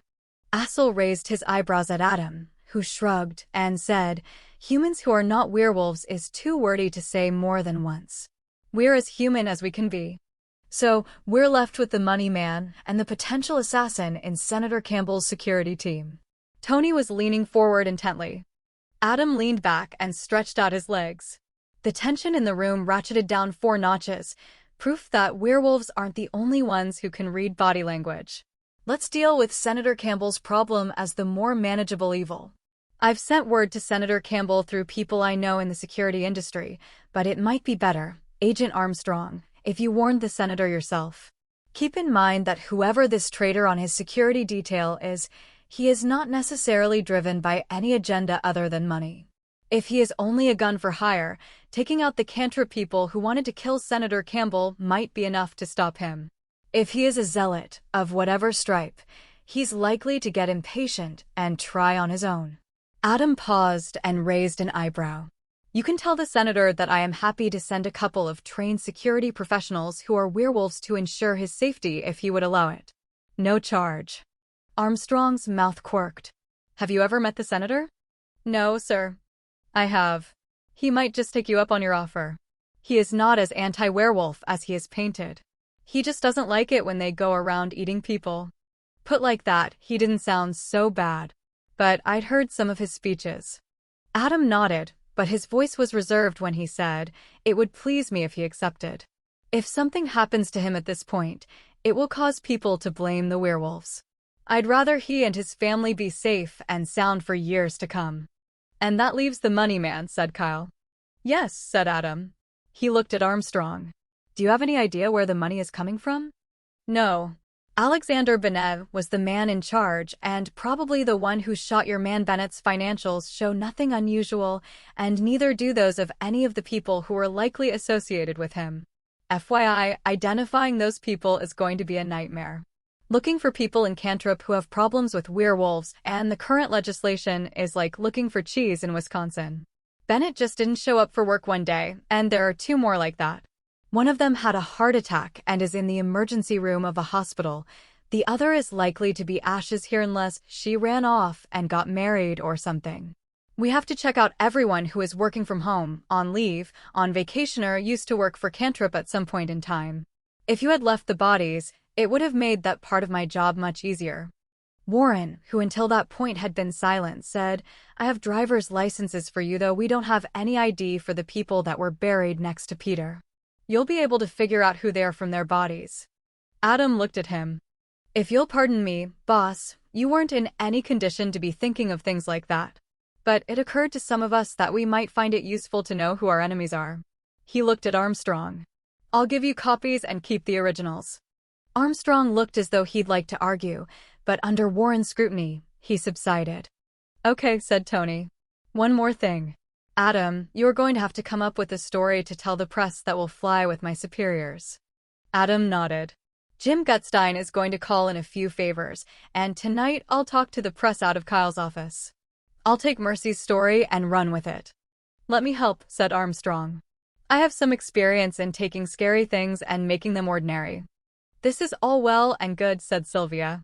But you need to explain to me why Maya told me she rode here with a dead body. That is my fault, Assel said. More bodies, said Armstrong. I thought there weren't any bodies at Sylvia's?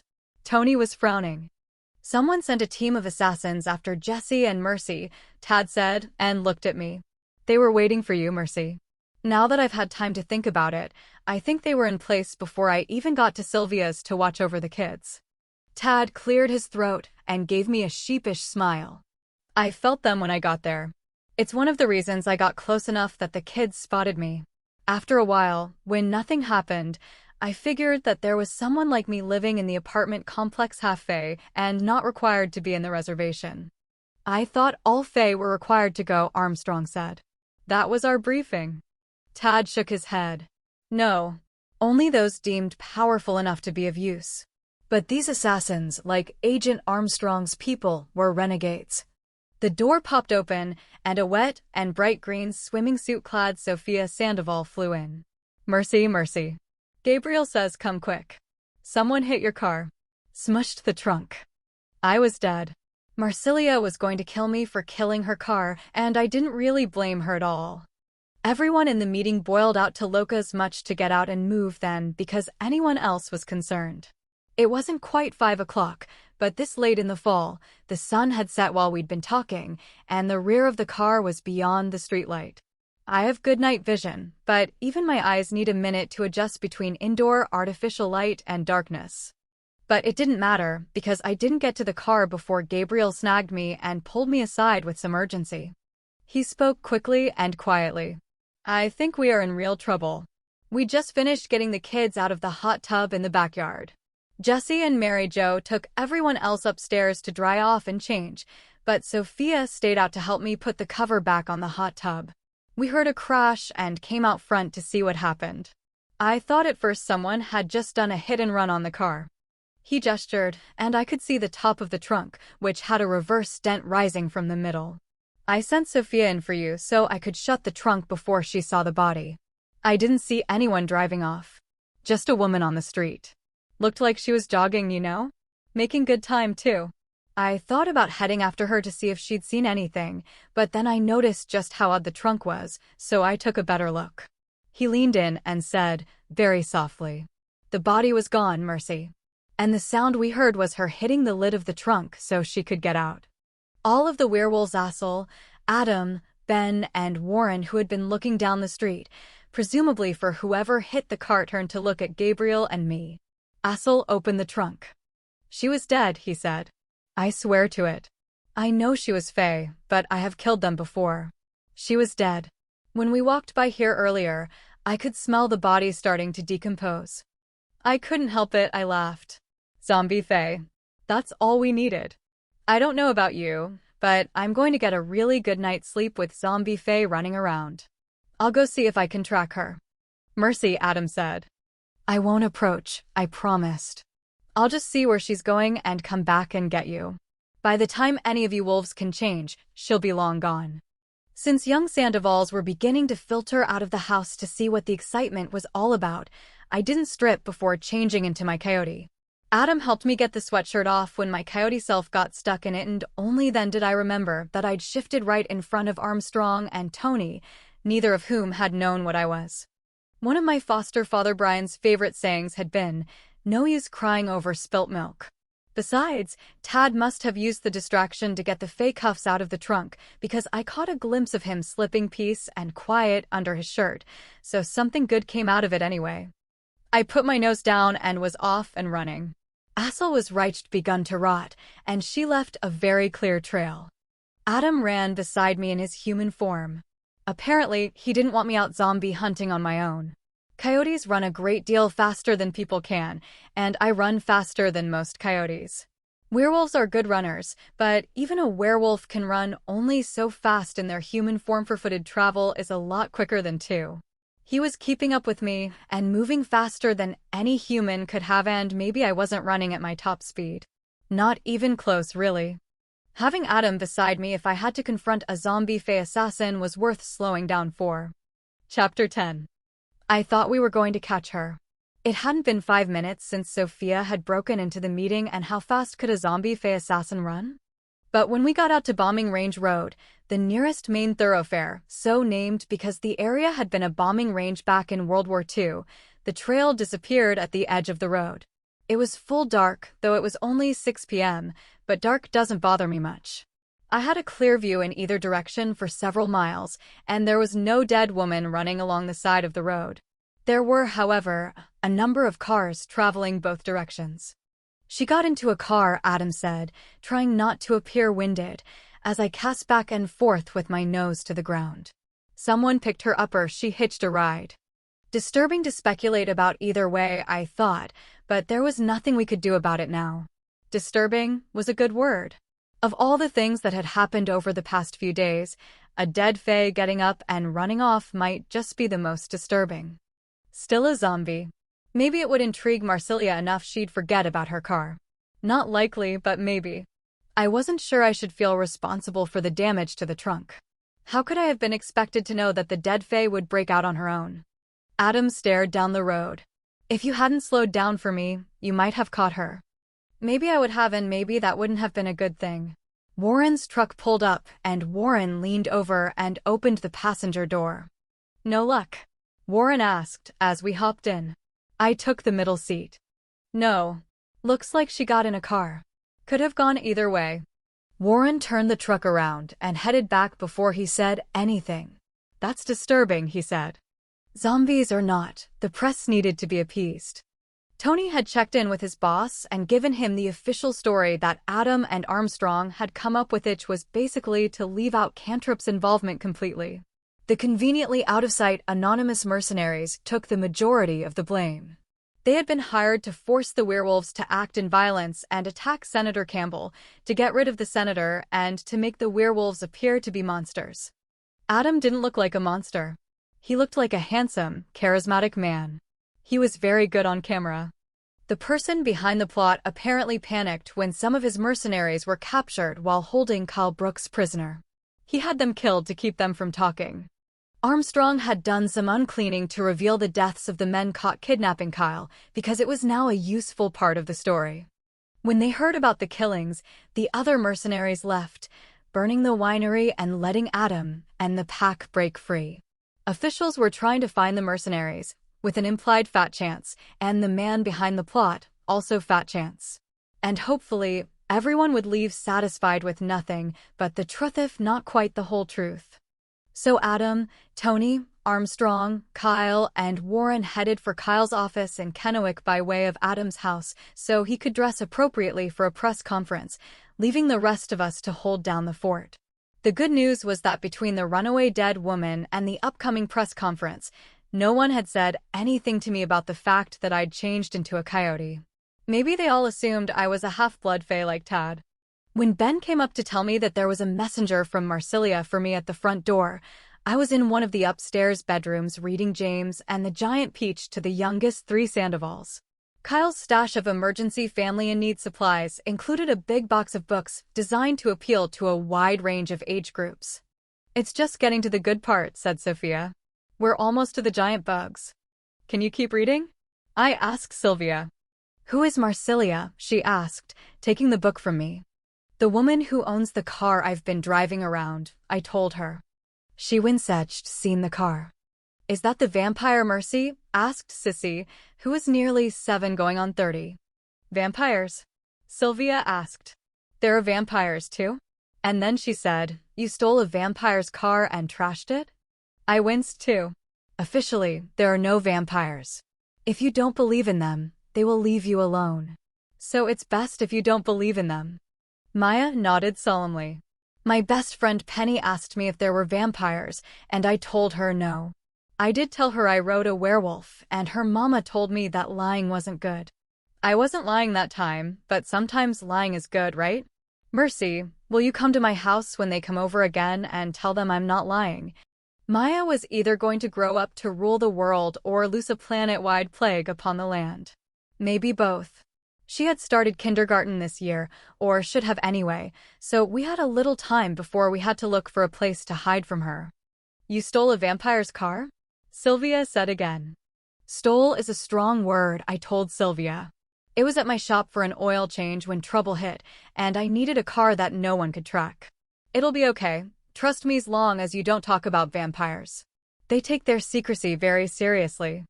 "Mercy," said Maya. "Okay," Sylvia said. "I'll make sure the children understand." "Mercy." Maya's eyebrows lowered and her voice rose. "You need to tell Penny's mama so she won't think I'm a liar." "I will speak to Penny's mama," said Sylvia.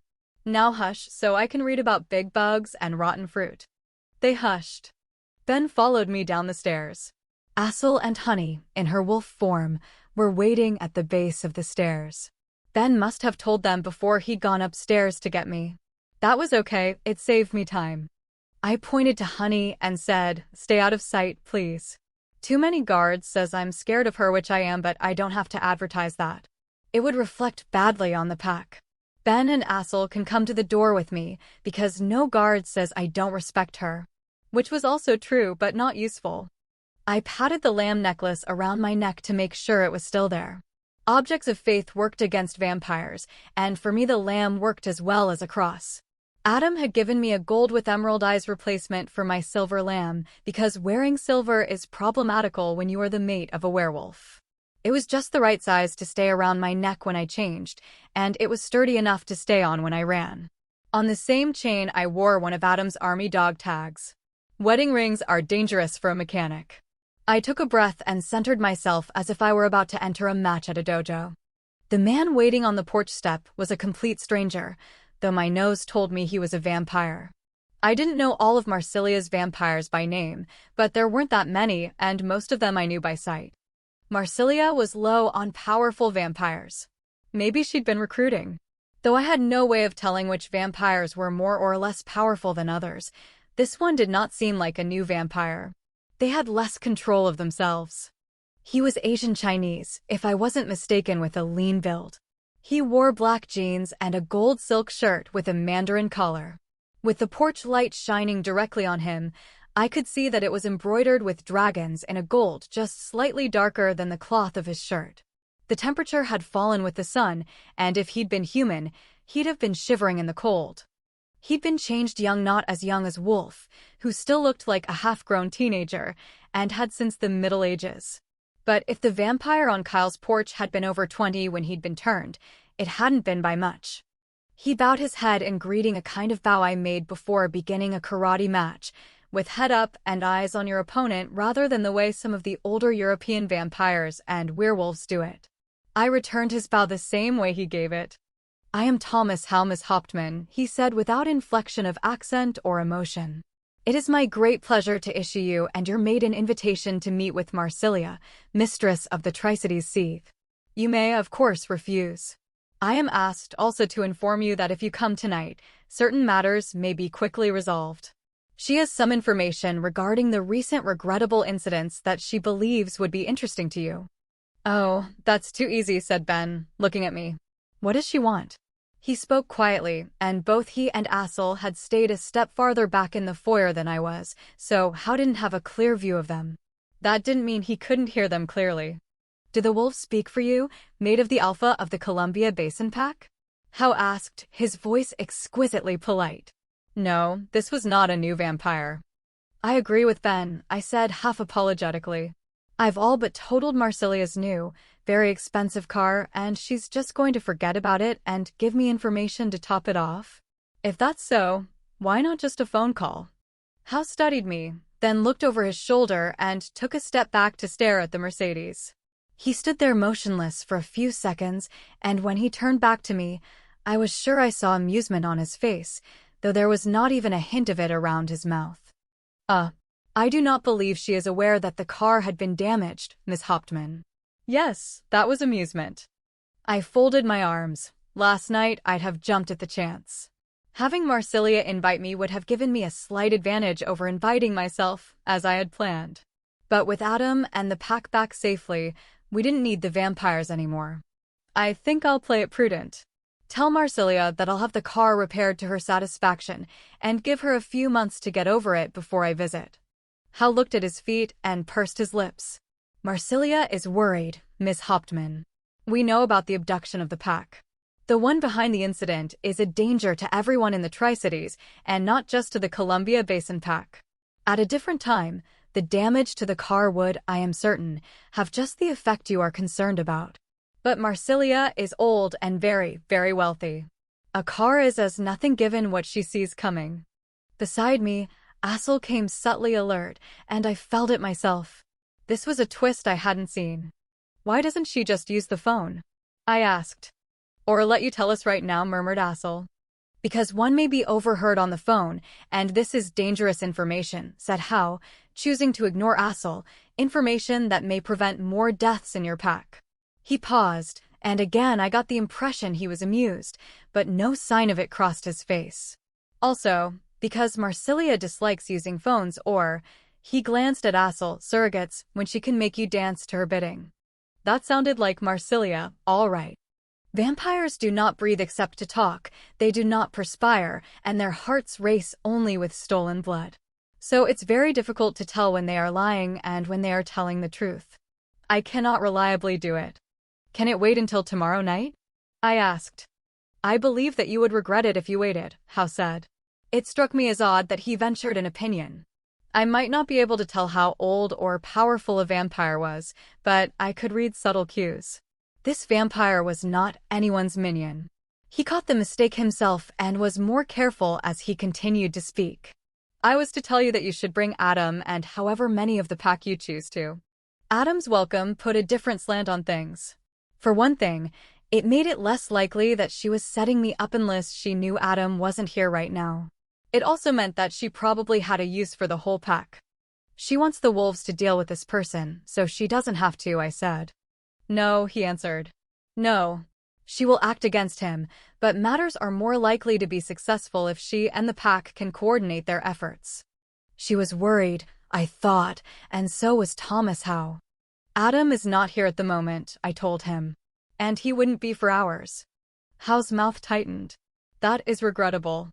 I was having to rely on body language instead of my nose, but either he was very good at lying with his body, and very few people, vampire or not, are aware enough to do that, or he was dismayed that Adam would not be coming. It would still be a good idea, Howe told me. If you came, Mercy, who is a walker. A walker is the name given to those of us who are descendants of coyote, raven, hawk, or any of the other archetypes who once walked this land. Vampires do not like us. First, I see ghosts, and ghosts congregate around the daytime resting places of vampires, betraying the presence of the monster who killed them. I am also resistant to a lot of magic and almost entirely resistant to the standard magic of vampires. When vampires came to the New World, they were met by my kind and nearly destroyed. I think that if disease and war had not decimated the Indians and thus the walker, there would be no vampires in the Americas. Of course, being resistant to vampire magic didn't mean I was a match for a vampire in any way, shape, or form. This vampire stared at me with black eyes and waited. Marsilia wasn't going to hurt Mesh, couldn't afford to, because the werewolves would destroy her if she did. She was just playing games. If I didn't accept her invitation, by werewolf rules, which weren't so different, really, from vampire rules because both are predators, it would be a coup for Marsilia and a black eye of cowardice for the pack. Being seen as strong and scary kept the monsters at bay.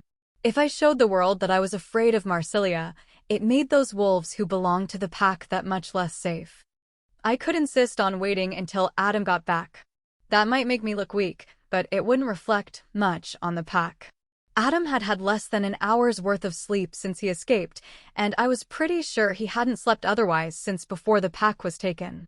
I was tired, too, and wanted nothing more than to go back upstairs and read about giant squishy fruit with the Sandoval girls.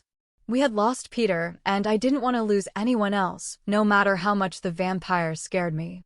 Waiting for Adam, when I knew Marsilia wouldn't hurt me, really was cowardice. Adam was exhausted, and this was something I could do for him and for the pack. All right, I said. I'll come. I have matters to arrange first if I'm going to go. I can find my way to the seat. Howe shook his head. The mistress asked me to make sure that you made it there safely. I will wait here. It might take me a while, I warned him. He bowed again. I am used to waiting. Your decision, I told him, then closed the door.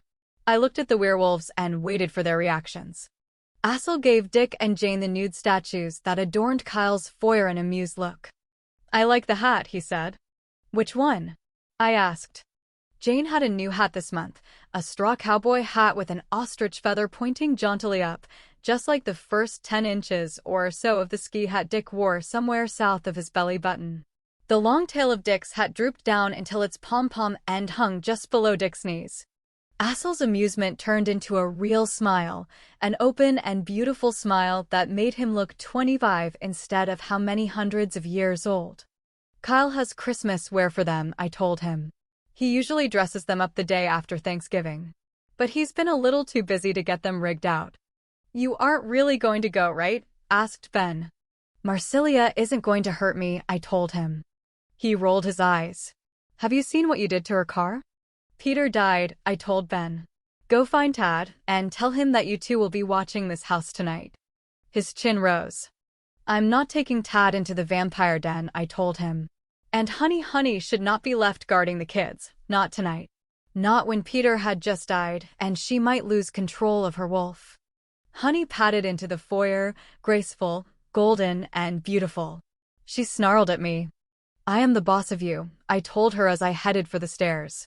You're coming with Assel and me, so put a sock in it. Does the whole pack follow your orders so well, little coyote? Assel asked, amused. Yes. He laughed again. I gave him a cool look. Or they regret it for a long time. We hadn't had a chance to resupply on cell phones yet, and that left me with no direct way to contact Adam.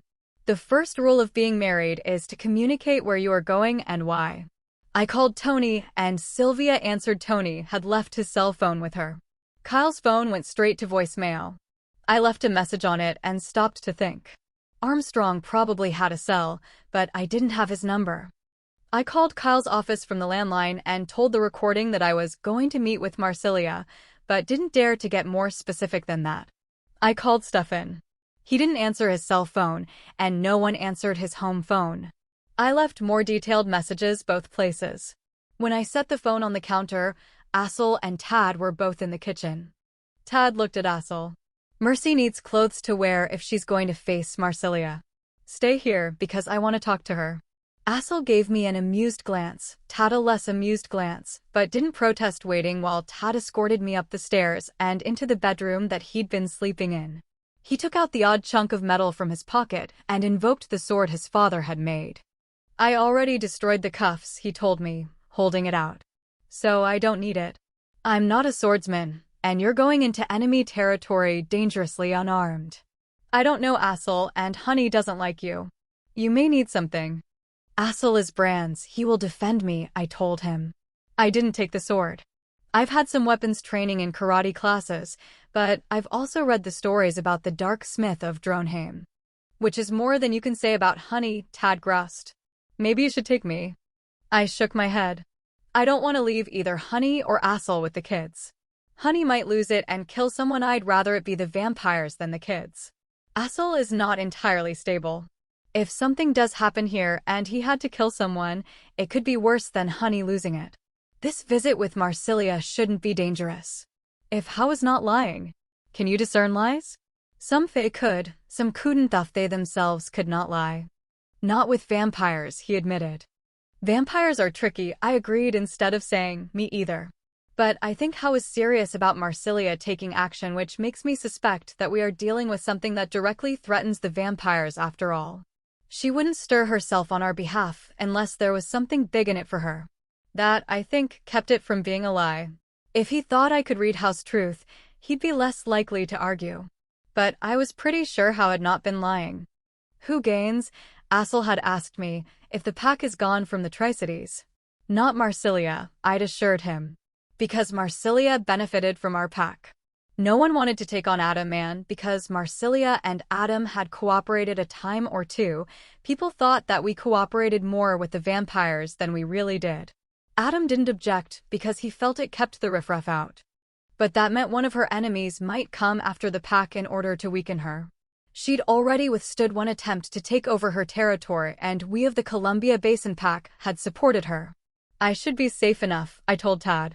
Honey might not like me much, but she is loyal to Adam, and she is impressive. And of the werewolves we have here, she's the single best fighter. I need you, Harry'll take care of the children, first and foremost. Ben is good for defense if you need it, but I don't know how he'll be around kids. With his 4-letter vocabulary and his anger problems, I'd have normally avoided leaving him with children or undefended women. But he was loyal to Adam, and I was confident that he wouldn't hurt any of the kids even if he might expand their vocabulary in unfortunate directions. All right, Tad said. All right. But you take the sword. He held it out again. It looked wicked and wrong in a room filled with Thomas the Tank Engine's cheery presence. I made no effort to take it. I know about your father's swords. Tad laughed. Yeah, there was a long period of time when Dad was pretty angry with the world. This one is called hunger, and it needs to taste your blood, then it will serve you until it tastes another's blood it likes better. I know you've done some weapon forms in karate, but you're right, it's still better not to use it unless you have to. You'll never know when it might prefer someone else, and since you aren't Fae, it will be even less inclined to stay with you. However, it will kill vampires in a way a normal sword cannot. It will also eat magic items or spells, though from my experience it is pretty slow. He looked at me. And there's still that Fae assassin running around when she should be dead. I don't know for sure that this sword will do anything to her, but it's more likely to incapacitate her than a knife, a bullet, or even a werewolf is. He held the sword out again, and I took it gingerly. Use it to cut yourself to bind it to you. I'd recommend forearm or calf, and be careful, it's really, really sharp. So I touched my left forearm to the blade and it zapped me a good one as it sliced into the skin. It felt like magic turned to electricity, like touching a hot wire on a fence. Tad frowned. That's not supposed to happen. Let's try this. He pulled out a pocket knife and cut his index finger. He got a few drops of blood flowing, then pressed his finger on the still bleeding cut on my forearm. I winced and winced again when he took hold of my hand that held the sword and guided it to taste of our mingled blood. This time there was no zap of magic, but a gentle dance of power through my body. That's better, he said.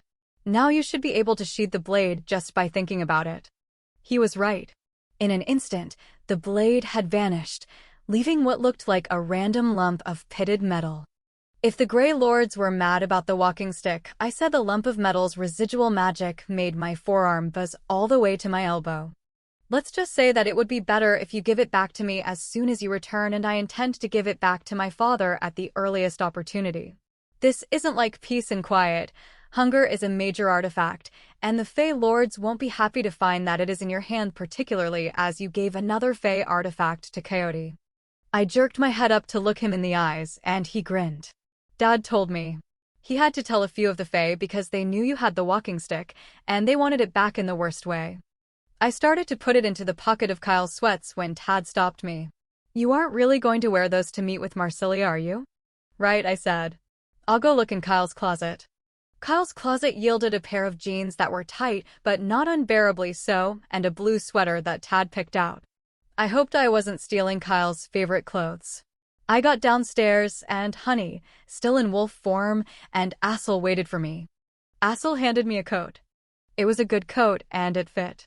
More importantly, it had a pocket big enough for the Fey artifact that was sometimes a sword, so I didn't have to keep it stuffed in the too tight jeans. Assel drove Warren's truck. With Honey beside him, she wasn't happy about that, but I didn't like her any more than she liked me. That she was mourning Peter, whom I liked very much, just made me more uncomfortable around her. Let Assel deal with her and vice versa. I drove Marsilia's Mercedes. We'd take the truck back and leave the car with Marsilia. That would get it out of my hands, and anything else that happened to it would be her fault. Tad had to bend the trunk more to get it to latch. Now the trunk looked like a tree had fallen on it, which didn't improve the car's appearance at all. I'd moved my gun from the car to the truck, but I planned on leaving it there. If I was reduced to shooting at the vampires tonight, I might as well shoot myself and get it over with. Thomas Howe led the procession in an inconspicuous white Subaru Forester with California plates. I thought we were going to the Seath right up until he turned in the wrong direction at the Keene roundabout, taking us away from the Tri-Cities. I hesitated, driving an extra round on the roundabout. If he was from out of town, as the California plates indicated, he might have gotten lost. When I could see him again, the vampire had pulled to the side of the road and was waiting for us. If he'd taken a wrong turn, he'd figure it out when we ran out of town and ended up out in the countryside, I decided. If not, then I'd guess we were meeting Marsilia somewhere else. It didn't make me happy, but I wasn't unhappy enough to turn back to Kyle's. I pulled out behind Howe and Assel followed me. When he drove past the big hayfields without slowing, then turned to take us farther out into West Nowhere, I figured that we weren't going to the Seath and took out Gabriel's sister's phone, which I still had, and called Sylvia on Tony's phone. "We're not going to Marsilia's," I told her. "We're out on Highway 224 headed toward Benton City. I'll give you another call when I know more." "I'll keep the phone nearby," she said. 20 minutes later, we were through Benton City and headed up on the bluffs that overlooked the Yakima River, surrounded by orchard and vineyard. I hadn't seen a house in miles when Howe turned up a gravel road between rows of orchard trees. I'd spent the entire time thinking about vampires. Old vampires had money. Marsilia had been going through a fugueold vampire version of depression, from what I'd gathered. She had sat around not doing much for years, and that made her look weak, which is why Gauntlet Boy had attempted to steal her Seath. Marsilia would never so much as blink unless it benefited her. She wouldn't arrange a meeting with the pack unless she needed help. All of this, had begun with the vampires. The more I thought about it, the more sense it made. Of course a vampire would kill the mercenaries who might know too much. He wasn't scared of what they might say to the police. He was scared of what they would say to Bran or Charles. If the pack died and he'd intended them to die, probably couldn't believe that they'd let themselves be taken by a handful of mercenaries and cantrip agents, then the Merrick would hunt down the responsible parties. The trees fell away first, then the gravel, and we crawled through what seemed like acres of grapes that looked deader than could be attributed to the season alone. Marsilia's car was a city car and wasn't too happy with the rocks and ruts that had replaced the gravel. Vampires gained powers. Stefton could teleport, and that was a real secret because it made him a target. James Blackwood, the master of Spokane, could steal the abilities of the supernatural folk he fed upon. Maybe this vampire could create a zombie for my assassin. Why anyone would want to was another matter. I was so lost in my thoughts that it wasn't until I got a good whiff of smoke that I figured out where we were going. The smoke itself wasn't unusual this time of year. A lot of places burned agricultural rubbish. But this smelled like a house fire and not just burning plant matter. Hastily, I called Sylvia again. "Tell Adam that we're going to the place where he was kidnapped and held." "Is something wrong?" she asked. "Not necessarily," I said, though I was suspicious that Howe had been so careful not to tell me that we were meeting at the winery Adam and Elizaveta had burned to ash. She might have something to show me here. Or maybe not. Maybe I'd just been really, really stupid. I took a breath.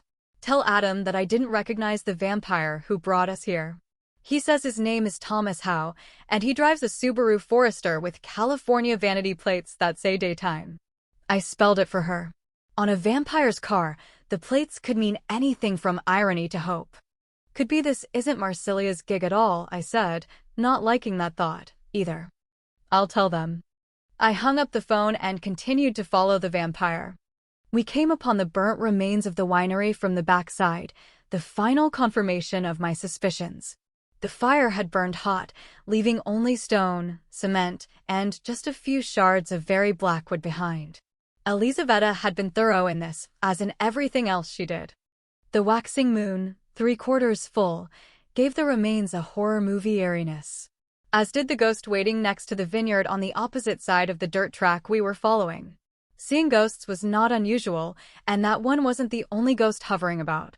I would not have paid any attention to him except that he looked familiar. I sped up until I was close enough to get a good look. It was Peter, our Peter. He was standing next to one of the angled posts set into the earth to support the wires that the grapevines cling to. He was hugging himself and looking toward the eye-checked, mostly empty parking lot in front of the building that was I stopped, turned off lights and engine both, and got out of the car, forgetting my worries about whether or not I'd been summoned here by Marsilia, by Hal, or by some unknown enemy. Ghosts are the remnants of the people they had once been. Most of the ones I've met don't have much, if any, intelligence. There was no reason to stop. This wasn't Peter, not really. He didn't need me, but that didn't matter. He looked like he needed someone, and I couldn't leave him alone and vulnerable. As I rounded the front of the Mercedes, the backup lights of Thomas Howe's car turned on. Warren's truck pulled in behind me and Peter turned and saw me. "Get out of here, Mercy," he told me earnestly. "There is someone very bad here." He tipped his head toward the burned-out building. He was as coherent and aware as I'd ever seen. "Peter?" I asked, conscious of Honey and Assel getting out of the truck. "He can't get me," Peter said, sounding more hopeful than certain. "He's calling me. Can you hear it? It's like when Adam calls, but different." He shivered and took a step toward the parking lot. "Who is calling you?" I asked. Peter shook his head. Sometimes ghosts appear in their dying state complete with blood and gore. But there was no bullet hole in Peter's forehead, nor was he wearing the slacks and dress shirt he'd been wearing when I'd last seen him at Thanksgiving dinner, the ones he'd worn when he died. Instead, he wore the jeans, steel-toed boots, and flannel shirt that was his more usual garb. I hadn't noticed at first because his presence had been too faint, but he'd become more real as he talked. If I hadn't known him, hadn't known he was dead, I might not have figured out he was a ghost was that solid to me. Hal got out of his car and approached, arriving about the same time as Assel and Honey. "Mercy?" asked Assel. "Who are you talking to?" Honey whined very softly, staring at me intently, and Peter looked at her. He fell on his knees, his face raw with pain, sorrow, and need, tears sliding down his face. "Honey. Min Princess." "Oh, Honey, I am lost." He reached out and touched her, his fingers making her fur move. She shook and tried to get closer, though I don't think she could see him. Her movement only pushed her body through him. Even when people don't know that there is a ghost present, they don't tend to stay intermingled with them for very long. Honey was no exception, and she took 3 quick steps back until she stood next to Assel, who put his hand on her head. "Peter," I said. Honey whined again and let out a little yip. Peter reached out, leaning until he touched her nose and looked at me. He started to say something, then jerkily grabbed his ears. "I'm not going to him," he told me, wild-eyed. And suddenly there was a wolf where Peter had been, and that wolf was a submissive wolf. Peter the man might have been able to resist longer, but his wolf obeyed orders. Ears and tail drooping, he looked at Honey and turned to leave. "Peter," I said harshly. I was getting better at stealing Adam's thunder. When I spoke, I pulled on the pack ties that, somehow, still held the dead werewolf. Something bothered me about that, but I was too concerned about keeping Peter from responding to whatever was calling him. The pack bonds were gossamer thin, but as I pushed my will through them, they grew more dense. He stopped, quivering obedience still to the commands that had bound him in life. "Peter."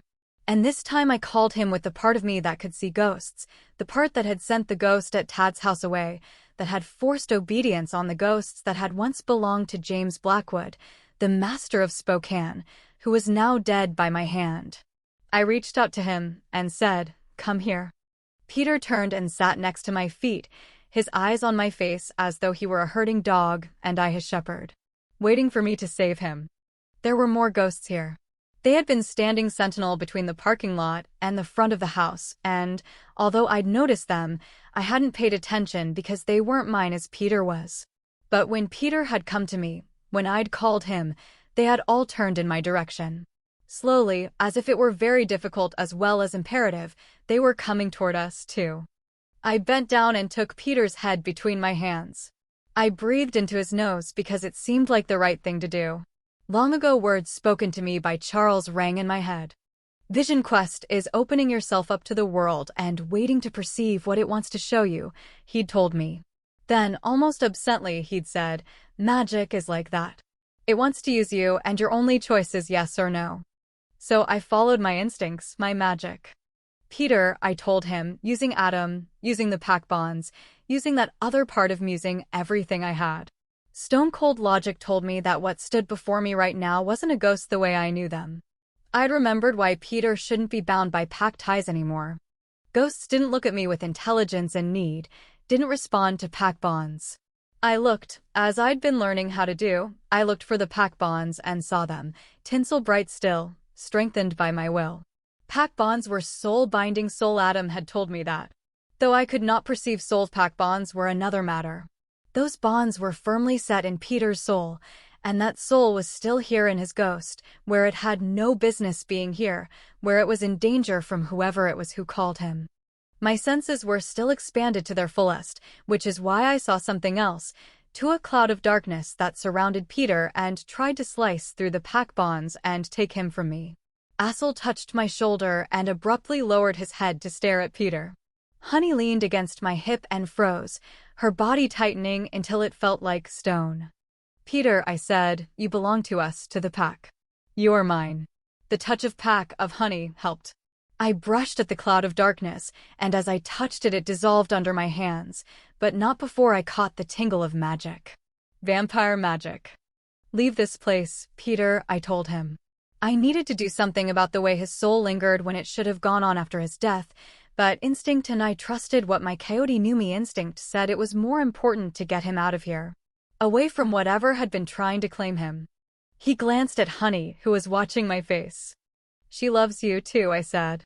"Peter, get out of here. Go somewhere safe." And then he was gone, and some of the life died in Honey's eyes too. "It's all right," I told her. I felt down the pack bonds to be sure, and Peter was still there. He didn't feel alive, didn't feel like the others, but we still held him safely. I straightened and felt a buzz of relief that left me dizzy. "He's safe." How watched me. "They are right," he said. "You speak to the dead." "Who is binding the ghosts?" I asked How. The dead were all around us, looking at me urgently. Their mouths were moving, but I couldn't hear them. The net of darkness surrounding them was thicker than the one that had tried to capture Peter. Maybe it prevented me from hearing them, or maybe it was just because I was tied to Peter by the pack bonds. Hal looked around. "Are they bound? Perhaps he has anticipated us. Are you finished here?" "Who is it?" asked Assel, his voice a low, menacing rumble. Hal was not intimidated, but then he didn't know who Assel was. "That is not for me to say. If you are done, we should go." I looked at the dead here, 3 women and 14 men. One of the women wore a black cocktail dress, but the rest of them were in power clothes like real estate agents or business people. Suits and ties for the men, skirts and jackets for the women. If they were here, caught like Peter had been caught, then they, too, were not merely ghosts. But I was not bound to them the way I was bound to Peter. I didn't know how to help them. Then I recognized Jones. From when I'd seen him through Adam's eyes, Armstrong had called him Bennett. I remembered Alexander Bennett. I don't know why it surprised me to realize I was staring at the ghosts of the other people who'd been killed here. I suppose it was because I was so used to seeing ghosts everywhere that I'd quit wondering who they'd been when they were alive. Alexander Bennett had killed Peter. "Yes," I said. "I'm done." I felt no need or obligation to save these people from whatever had caught them. They had killed Peter and would have killed our friends and their families down to Maya Sandoval, age 5, who had ridden a werewolf and tried to feed him cookies. These people could hang in limbo for all eternity for all I cared. "I'm done." They watched us as we returned to our cars. They'd quit trying to speak. I closed the door to the car, pushed the button to start it, and followed Thomas out of the parking lot, driving through several ghosts to get there. But this time I wasn't weakened by fey magic, as I had been when the ghost tried to possess me in the secret stairway in Tad's house. All I felt was a slight chill as I passed through them. And then they were behind me. I knew I was going to have to do something about them later, no matter how angry I was now. It wasn't a matter of what they deserved, it was a matter of who I was and who I wasn't. At some point, everyone had to draw a line in the sand over which they would not cross. I almost turned the car around right then, but Marsilia presumably was waiting. There would be time enough to put things right if I could put things right with these ghosts who were not also pack. There was only one other car in the lot when we pulled in, and I knew it, because I did the maintenance on the Seeds cars in lieu of making the protection payments required of all supernatural creatures who couldn't defend themselves from the vampires. I suppose as the mate of the Alpha of the Columbia Basin Pack, I could have refused service without encountering trouble. But I felt like the interaction, as little as it was, gave both the vampires and the wolves a meeting place where we could interact without a lot of drama. I hoped that would help make the Tri-Cities a little safer for everyone. The presence of the Seeds car meant that Marsilia was behind the meeting. It should have reassured me, but I was worried about the he who had bound the ghosts and tried to do the same to Peters. I drove to the far side of the empty parking lot. The formerly sleek Mercedes slid into the space and purred to a halt. I got out of the car, zipped up my coat, and turned to walk over to the winery. Marsilia stood by my rear left passenger door as if she had been there all along, though I knew that space had been empty when I pulled in. I managed not to jump. The mistress of the Seed was a beautiful woman. The night robbed her gold hair of its richness, but the moon kissed her even features and made her dark eyes mysterious.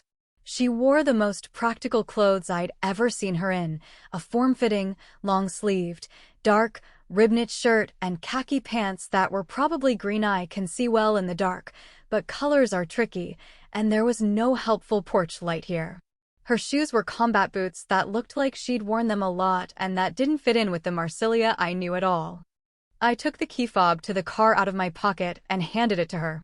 She looked at me, looked at the dent in the driver's side door, and paced slowly around the Mercedes, saving the trunk for last. "Remind me not to leave an expensive item in your care again," she said. And that was the Marsilia who despised me, the one I felt just fine hating right back. "You haven't shown yourself to be all that wonderful at taking care of your treasures, either," I said coolly. "At least the car can be fixed."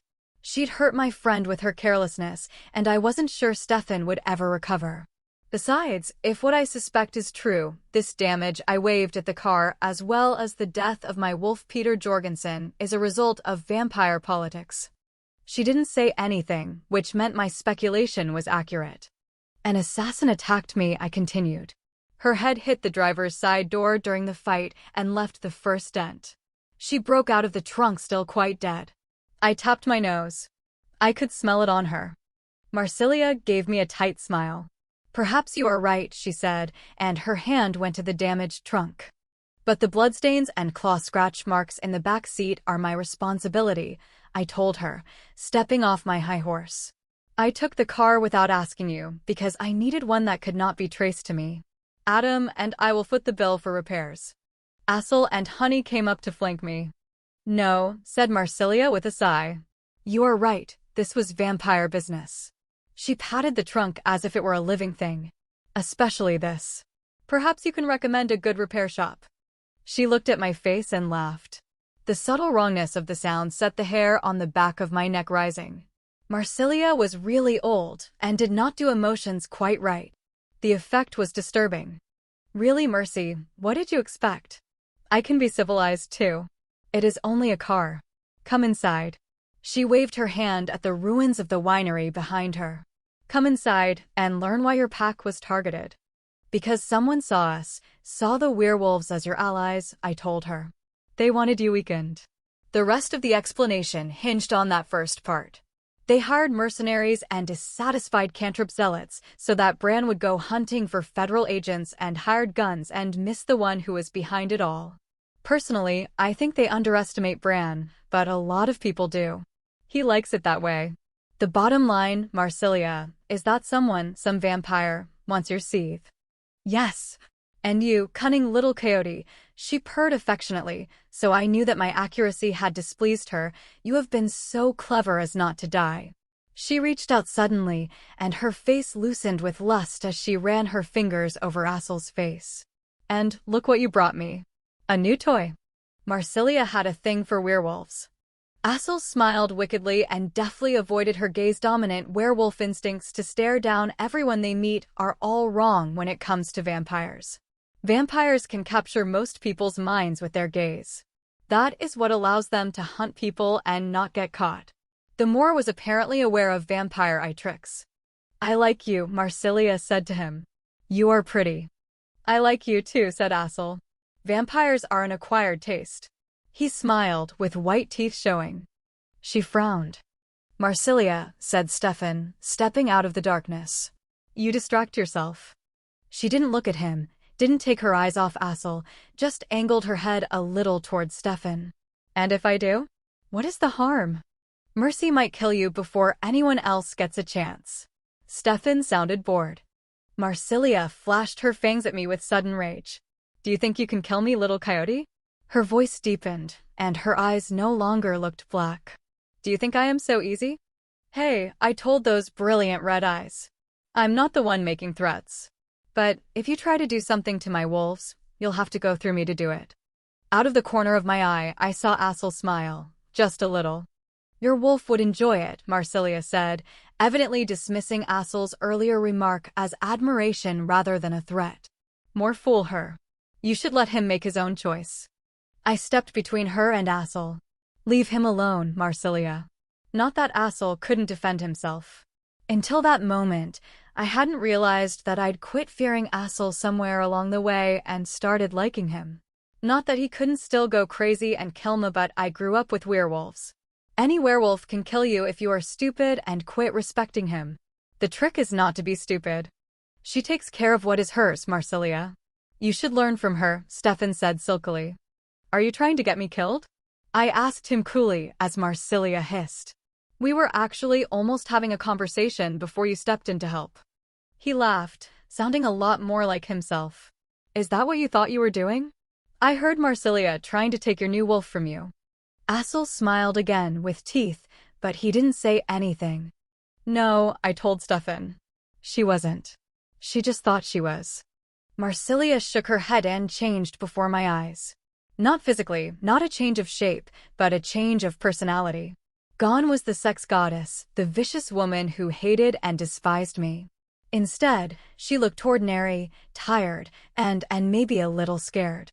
You're right, Stefan, she said. I am sorry, Mercedes. Tonight, we need to be allies. Marsilia had just apologized to me. Hell must have been experiencing some climate change. So, I said, are you going to tell me what you know? Or are we going to spend another hour on drama and one-upmanship? Chapter 11. Come on inside, then Marsilia said, though she didn't sound angry. Come inside, and we will talk. I followed her, and everyone else followed me. If Stefan hadn't been there, I wouldn't have let How trail behind. I didn't really have a lot of confidence in Honey, and I didn't entirely trust Assel, though I liked him. But Stefan I trusted to watch my back against the strange vampire. Marsilia walked to the edge of the burnt-out shell of the winery and stepped up until she stood on the rim of the foundation, then jumped the 10 feet or so to the floor of what had been the basement. I jumped after her and landed with loose knees and ankles to take up the strain of landing. The hard floor still made my feet sting. I was macho, though, and didn't whine about it. Posturing like a werewolf, I thought with some amusement. Probably I wouldn't have yelped in front of Marsilia even without the wolf pack's reputation to worry about. Honey hopped down like the 10-foot leap was nothing, and Assel didn't make a sound when he landed. Marsilia continued across the floor toward the center. Above us, twin steel I-beams loomed dark and menacing. I didn't like them because something could stand on them and attack us from above when we weren't looking. The vampires, the night, and the ghosts were making me paranoid. The moon had disappeared behind clouds, and only a few stars peeped out at us. I could tell from the way the floor felt under my feet that we walked across tiles, but there was a good inch or more of black ash on top. My toe caught an uneven spot, and I realized that debris was scattered across the floor, large and small, hidden by the soot and the shadows. Unburnable bits of the building had fallen into the basement. I watched my footing and followed Marsilia, who had no more trouble than if she'd been walking across a ballroom floor. I could see in the dark, but maybe vampires could see better. Assel stumbled over something, which made me feel less clumsy. Somehow, I expected there to be more vampires in the building, but except for us, it was empty. In my experience, Marsilia did everything with an audience. But the only vampires here were Marsilia, How, and Stefan. In the semi-enclosed basement, the acrid smell of the fire was much worse than it had been in the parking lot. The stink of it burned my sinuses, clogged my throat, and made me impatient. Is there a reason we can't talk outside? Yes. It was How who answered. But it needn't concern you yet. I didn't like the sound of that yet, nor the subtle, patronizing feel, so I stopped where I was. It seems to me that it might concern me very much. I turned to look at him even though it left Marsilia behind me. Assel and Honey were keeping an eye on her, and it was a coup to have the guts to turn my back to the mistress of the city. Who is it that has Marsilia running scared? Who is it that keeps the dead from moving on? Accusing her of being scared while my back was to her wasn't the smartest move I'd ever made, but smart coyotes don't fall in love with werewolves or go to meetings with vampires. You've met him. Stefan could smile and keep his voice totally serious. He wouldn't have smiled if Marsilia was coming up behind me, so I relaxed that little bit more. Do you remember the vampire who was pulling Estelle's strings, who talked Bernard into rebellion? When Stefan had been driven from the seethe with unpardonable brutality so that he could be an impartial witness. Gauntlet boy. Marsilia laughed. One of those horrible, not happy laughs. Like the Queen of Hearts in Alice in Wonderland. And on that thought I had to turn around so I could keep an eye on her. I noticed as I moved around that Honey's ruff was up and Assel had stiffened. Gauntlet boy. She knew she'd creeped me out. I could read the pleasure of it in her expression. Gauntlet boy. Yes, Mercedes. Gauntlet boy. He started amassing power 5 years ago, taking over one city after another. He sees himself as the vampire's version of Bran. Bran is not a bad thing. He might rule with sharp fangs, but life was better for everyone, werewolf and human alike, because he did so. A vampire's version of Bran is not Bran. Stefan spoke from right behind me. I hadn't heard him approach. I moved casually so that I had my back to empty space, with Honey on my left and Assel on my right and all of the bloody scary vampires, Stefan included, in front. I knew they saw me do it, but they were willing to let me get away with it without commenting. Maybe Marsilia was serious about working together. Not Bran, agreed Howe. He goes by the name of William Frost. We do not know how old he is or where he came from. I first heard of him when the Master of Portland disappeared. For 3 weeks his seethe searched for him. As you know, Miss Hauptmann, because I am told that you do, vampires who are not powerful cannot live without feeding upon a vampire strong enough to maintain them. This is the most powerful hold that the master or mistress of a seethe has over their fledglings. The vampires of Portland were dying without their master, and so they called upon me. When I got there, though, they had already been saved. He said the word with a twist of his lips. William Frost had them in hand, he said. Then he invited me to join him. He was quite forceful. I did not, however, wish to join his seethe. I refused, but because I also did not want to command a seethe, I left him unharmed. Mostly. Howe was not one of Marsilia's minions. He told me that she'd sent him to get me, but if he went, it had been because he wanted to. Both of them were acting as though he was her equal. Stefan put a hand on Howe's shoulder. You couldn't know. Stefan liked Howe. I hadn't known that there were any vampires left that Stefan liked. Howe shrugged. It is past and done. I cannot do it over. I did not want to seethe, and I was happy to leave Frost to it. Hoff, he made my skin crawl. He met my eyes, started to drop his, and then left them where they were. A vampire's gaze didn't affect me the way it does everyone else, but he tried anyway. When he failed, he gave me a solemn nod. He looked away, and his gaze traveled to Marsilia and Stefan. We are not good people, Miss Hauptmann. Good people don't become vampires. I knew he was evil, and I left the vampires of Portland to him. Howe smiled, and I knew that when he was really amused, he did not smile. You have heard, I think, that the police are having difficulties in Portland. Too many of them are dying as they go about their jobs. Bran moved the Portland pack to Eugene, Oregon, where they would be safer. I believe he was more worried about the police than the vampires, and he was right. Frost is not ready to take on Bran just yet. I'd heard about the move out of Portland. It happens that packs move. Not often. Usually it is just a matter of the alpha switching jobs to a place where there is no pack and bringing the rest of his wolves with him.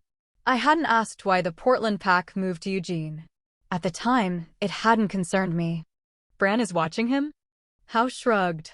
I do not know Bran, Ms. Hauptmann. That is your area of expertise. If he is watching William Frost, he isn't doing anything about him. I suspect, though, Bran has enough on his mind without dabbling in how did you put it earlier vampire politics. I am sorry if I offended you. Nope. Not a bit, but it seemed politic to say soer might have, if I'd used a different tone of voice. He caught my lie and gave me an amused half-bow. Frost moved south from there instead of north to Seattle. I think it was because the werewolves in Seattle have a very strong hold on their territory, and the seed there is small and weak. He would have had to import vampires from Portland to really control the city. I couldn't remember who the Seattle Alpha was offhand. I'd have to ask Bran. He hit Los Angeles next. The vampires there are, Howe's voice trailed off, presumably because he was looking for the proper adjective. Barbaric, supplied Marsilia. Stupid. Weak. The master of the Los Angeles Seethe surrendered to Frost, practically gibbering in terror after seeing a demonstration of Frost's power. William Frost, whoever he is, wherever he came from, has one of the rarest of vampire power. She is a necromancer. Not necessarily. Perhaps he was a necromancer before he was turned. Howe's non-expression looked thoughtful, and I suddenly realized why I could read him. Charles had non-expressions like that when his wife Anna wasn't in the room. A witch with an affinity for the dead. If so, he is very old, because the witch family who had those spells, that affinity, was among the first destroyed in the wars in Europe. He wasn't talking about human wars, but about the vendettas and feuding that killed off most of the witch families in Europe and sparked the Inquisition and its softer, gentler brother, the witch hunts. By necromancer, I said carefully, you mean he controls the ghosts here. And he somehow reanimated the body of the Fey assassin. Yes, Howe agreed. At the very least, he can do such things and there is no reason for anyone else to do so. James Blackwood, the master of Spokane, had been able to control ghosts because he could absorb the powers of the creatures he fed from, and he had drunk the blood of a walker. Even the other vampires had been afraid of him, though not because he could control ghosts. He was just that crazy. But a witch was different from a walker. A lot more powerful if I could judge by the kind of power Elizaveta had. A necromancer which would control the dead, and ghosts and zombies weren't the only kind of dead. That was why Marsilia was afraid. Can he control vampires? I asked. He is not strong enough to take us over, Howe told me, motioning to the vampires present. Though younger or less powerful vampires would be at risk. Was that why Marsilia hadn't brought any of her other vampires? Why we had met here instead of the Seethe? Did she worry that Frost would interrupt us? He has control of Oregon, Marsilia said before I could ask her if she was expecting Frost. The master of Portland was the only one he killed, the only one who might have stood against him, the rest being weak of will and cowards. He has Nevada, not that there were ever many vampires in Nevada. He is California except for San Francisco. Frost is still afraid of Howe, and Howe is the only vampire in San Francisco. Like Blackwood, Howe prefers not to have encroachers in his territory. Your lieutenants, Estelle and Bernard, I said. He suborned them to weaken you and take over your Seethe. He didn't do anything like that with the other Seethes? Why not? I asked. He has to be careful with Marsilia, said Howe. She held the master of Milan in thrall for centuries, and any vampire with 2 pennies worth of common sense is terrified of attracting the attention of the Lord of Night. A small smile ghosted across Marsilia's face and was gone. The Lord of Night might be angry with me, but he would enjoy avenging me. She made a noise, and I couldn't tell if it was happy or unhappy. Maybe even she didn't know. But he would enjoy mourning my death twice as much. Only great love can inspire such heated rage, agreed Stefan, and there was a glimmer of affection in his voice. But Frost is right to be afraid. Even now, the Lord of Milan talks of you to his courtiers. She ignored Stefan, which made me think that what he was saying was very important to her. Only if I violated our laws could Frost steal my vampires by stealth, Marsilia told me. If Bernard and Estelle had instigated a rebellion, Frost could have claimed he was coming to my aid. But I rid myself of his tools, and he was forced to look for another way. In the meantime, he continued to take over Seethes. Hal looked at Marsilia. To my shame, I ignored him until one of my making came to me. She had been in Seamus's care. Reno, Stefan told me. Seamus was a tough bastard, but fair and smart. As good a master as a vampire can be, How agreed. Constance was strong. Frost broke her. She escaped him, or he let her go. It's hard to tell, and ultimately not important. She came to me and told me I was a fool to keep ignoring Frost. Eventually, he would amass enough power that he could destroy me. His face tightened, and he spoke very softly. She said it over and over. It was the only thing she could say. She was afraid of the dark, afraid of small spaces and large, afraid of rats and quite mad. His nostrils flared slightly. When Charles did that, it was either a sign of high emotion or it meant he smelled something interesting. I had no idea what it meant when a vampire who did not need to breathe did it. Hal looked up at the night sky as a drop of moisture fell on his face. Constance couldn't be trusted to feed without killing, and she was always hungry. I was fond of her, and I had to kill her. But even if she had said nothing, her death would have caused me to look at what was going on outside my city. My jaw had dropped when I thought he was crying, but then moisture fell on my face, too. It was starting to rain. I blew out, and my breath fogged. It wasn't going to stay rain for long. The good news was that it was only the barest drizzle, so maybe it would stop soon. I could have killed Frost without help or much effort when I first met him, Hal told me. But like your alphas, a master vampire gains power from those who serve him. Frost has many who serve him now. I'm the only one left in Washington before he goes after Seattle. Marsilia wiped a drop of rain off her forehead. Stefan took a deep breath. It's not just about Marsilia. It's not even just vampire business at this point, Mercy. He intends to bring us out the way the werewolves have come out, the way the Fae have come out. I envisioned every town in the U.S. finding out that there were vampires and not the seductive lovers in the paranormal romances Jesse bought, either. The Inquisition would look like child's play. Assel, who had lived through the Inquisition, gave me an unhappy look but didn't say anything.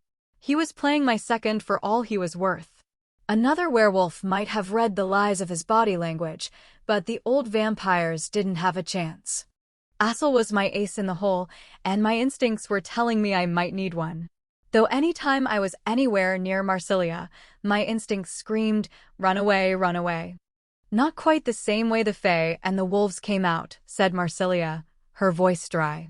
Bran hides the monstrous side of the werewolves, and the Grey Lords would have had the world believing that the Fae were all like Tinker Bell. The necromancer wants the world to know exactly what a vampire is, reveal ourselves in our full glory to completely terrify our prey, let the humans know once and for all who is the dominant species. He doesn't just want to rule the vampires, he wants to take down the human government. He wants to rule. I had nightmares about vampires sometimes. There was the particularly nasty vampire who I'd heard speak longingly of the before times, when vampires killed every time they fed, and they fed where and when they pleased. Vampires still kill their prey, but they don't kill every time they drink. When the people in their menageries die, it is usually accidental. I didn't want to live in the before times, and neither, I could tell, did Marsilia. The slaughter would go both ways. Hal said, I called Marsilia and spoke to her of what my Constance had told me. As it turns out, Frost had just talked to her. So I came to see what I could do to help. Having failed to kill him once, I feel that he is my responsibility. Marsilia tapped her foot and grimaced. I called Iacopo.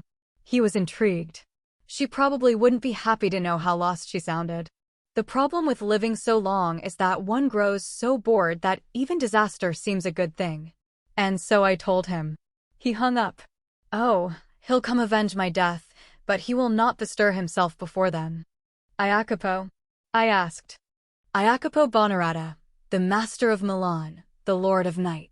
Stefan paused and said in an odd voice, I wonder if he has anyone left in his court who knows his given name. I wondered if Assel was the Moor's first or last name. From what I'd heard about him, he was old enough not to have a last name. There will be no vengeance if Frost has his way, said Hal. If he wins this challenge, Iacopo will be handicapped by his own rules. It won't stop him, Stefan said with an odd smile. It made him look young for a moment. Then he continued thoughtfully, but you are right. Frost might not know how free and easy our former master is with his own rules, because when people think of the Lord of Night, They are more interested in the scary and very dramatic things he does to people who break them. Marsilia nodded.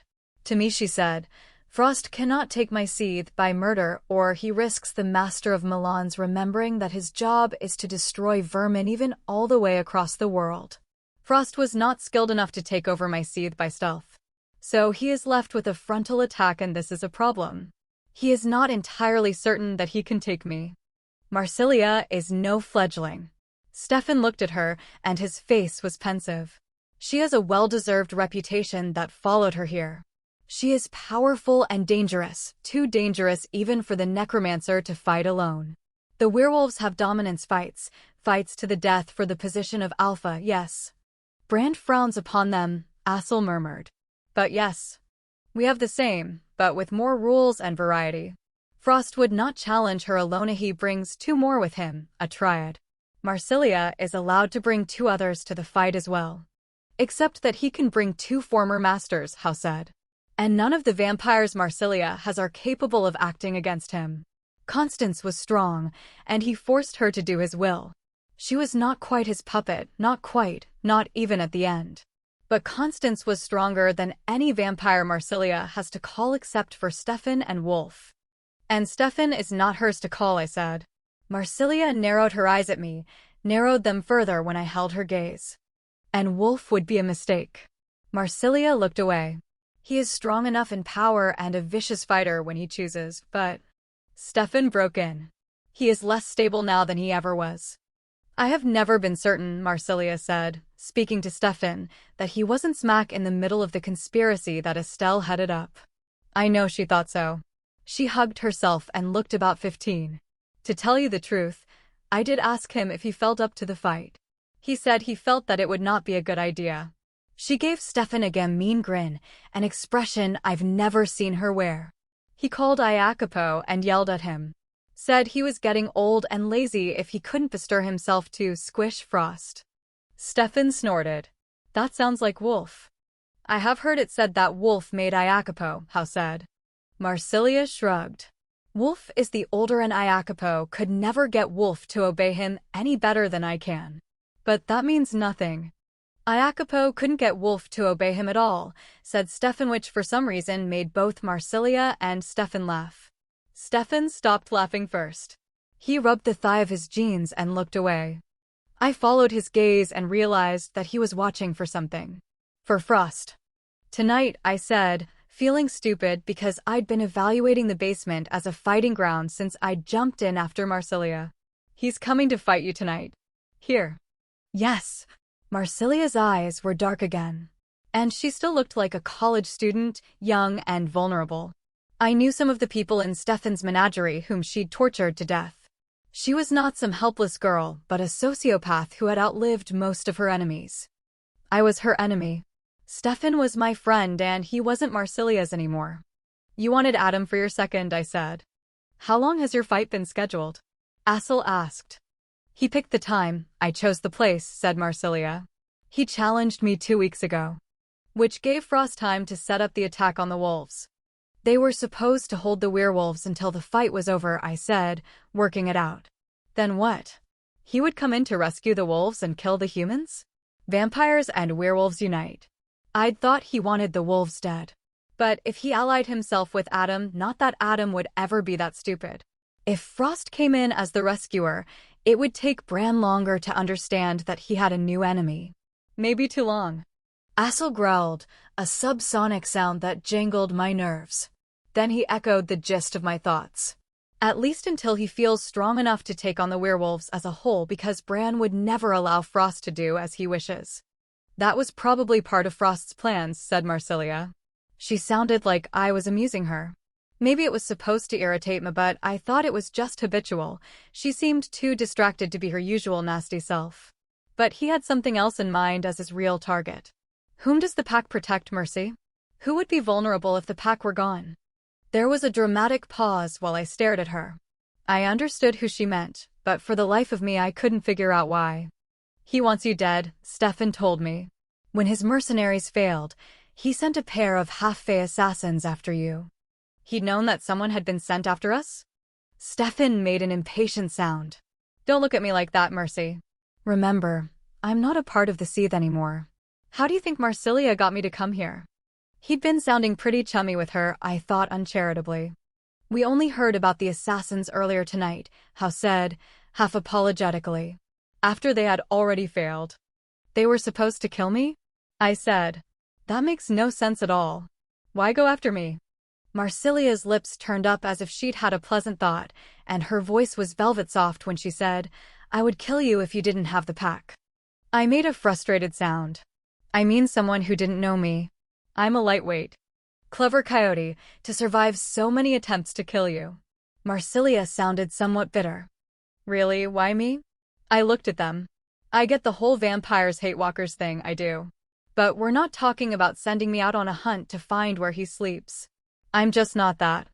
Like Coyote, you just keep staying alive, said an amused voice from outside of our makeshift, ash-coated arena. He'd been standing on one of those damned I-beams watching us for heaven knew how long. He hopped down and looked around, laughing silently to himself, a man no one would ever look at twice. At least not unless he were wearing metal gauntlets that looked as though they ought to be part of a torture museum display, as he had been the last time I'd seen him. William Frost turned around and clicked his tongue against his teeth. You chose the oddest location for this, my lady fair. We shall all look like chimney sweeps when we are through here. And no audience? Marsilia, my love, you disappoint me. Marsilia drew herself up like a cat that someone had tried to pet without permission, and he smiled. That's what the Lord of Night said when he sent you away, isn't it? Marsilia, you disappoint me. Stefan cleared his throat. I've heard that version. But actually not. He sounded apologetic. It was in Italian, which is a much more beautiful language, but I can translate for those who don't speak Italian. This last was aimed at Frost, with just the right amount of veiled contempt. He said, my beautiful, deadly flower, my bright dagger, you dare more than I can allow. I will die of sorrow and boredom without you, but it must be done. I was there for that part. The rest I have from an acquaintance in his court. The master of Milan composed a love song in her honor, as beautiful as his pain, that all who listen to it are moved to tears. The painting the Lord of Night created on the evening when she was banished is still on the wall above his bed, so that he can show his lovers that none can compare with his bright dagger. He smiled, showing his fangs, and his voice was nearly as sharp. He will not be pleased with thee, William Frost. But you won't have to worry about it, because you'll be dead. Frost had quit smiling. It's like that bit in The Princess Bride, I told him. When Vizzini says, you fell victim to one of the classic blunders. Never go in against an ancient Italian vampire when death is on the line. Stefan laughed. I think he might have been the only one who had watched the movie. Or no one else thought I was funny. I have brought an audience for us, Frost said, ignoring me entirely. So the display will not be ruined.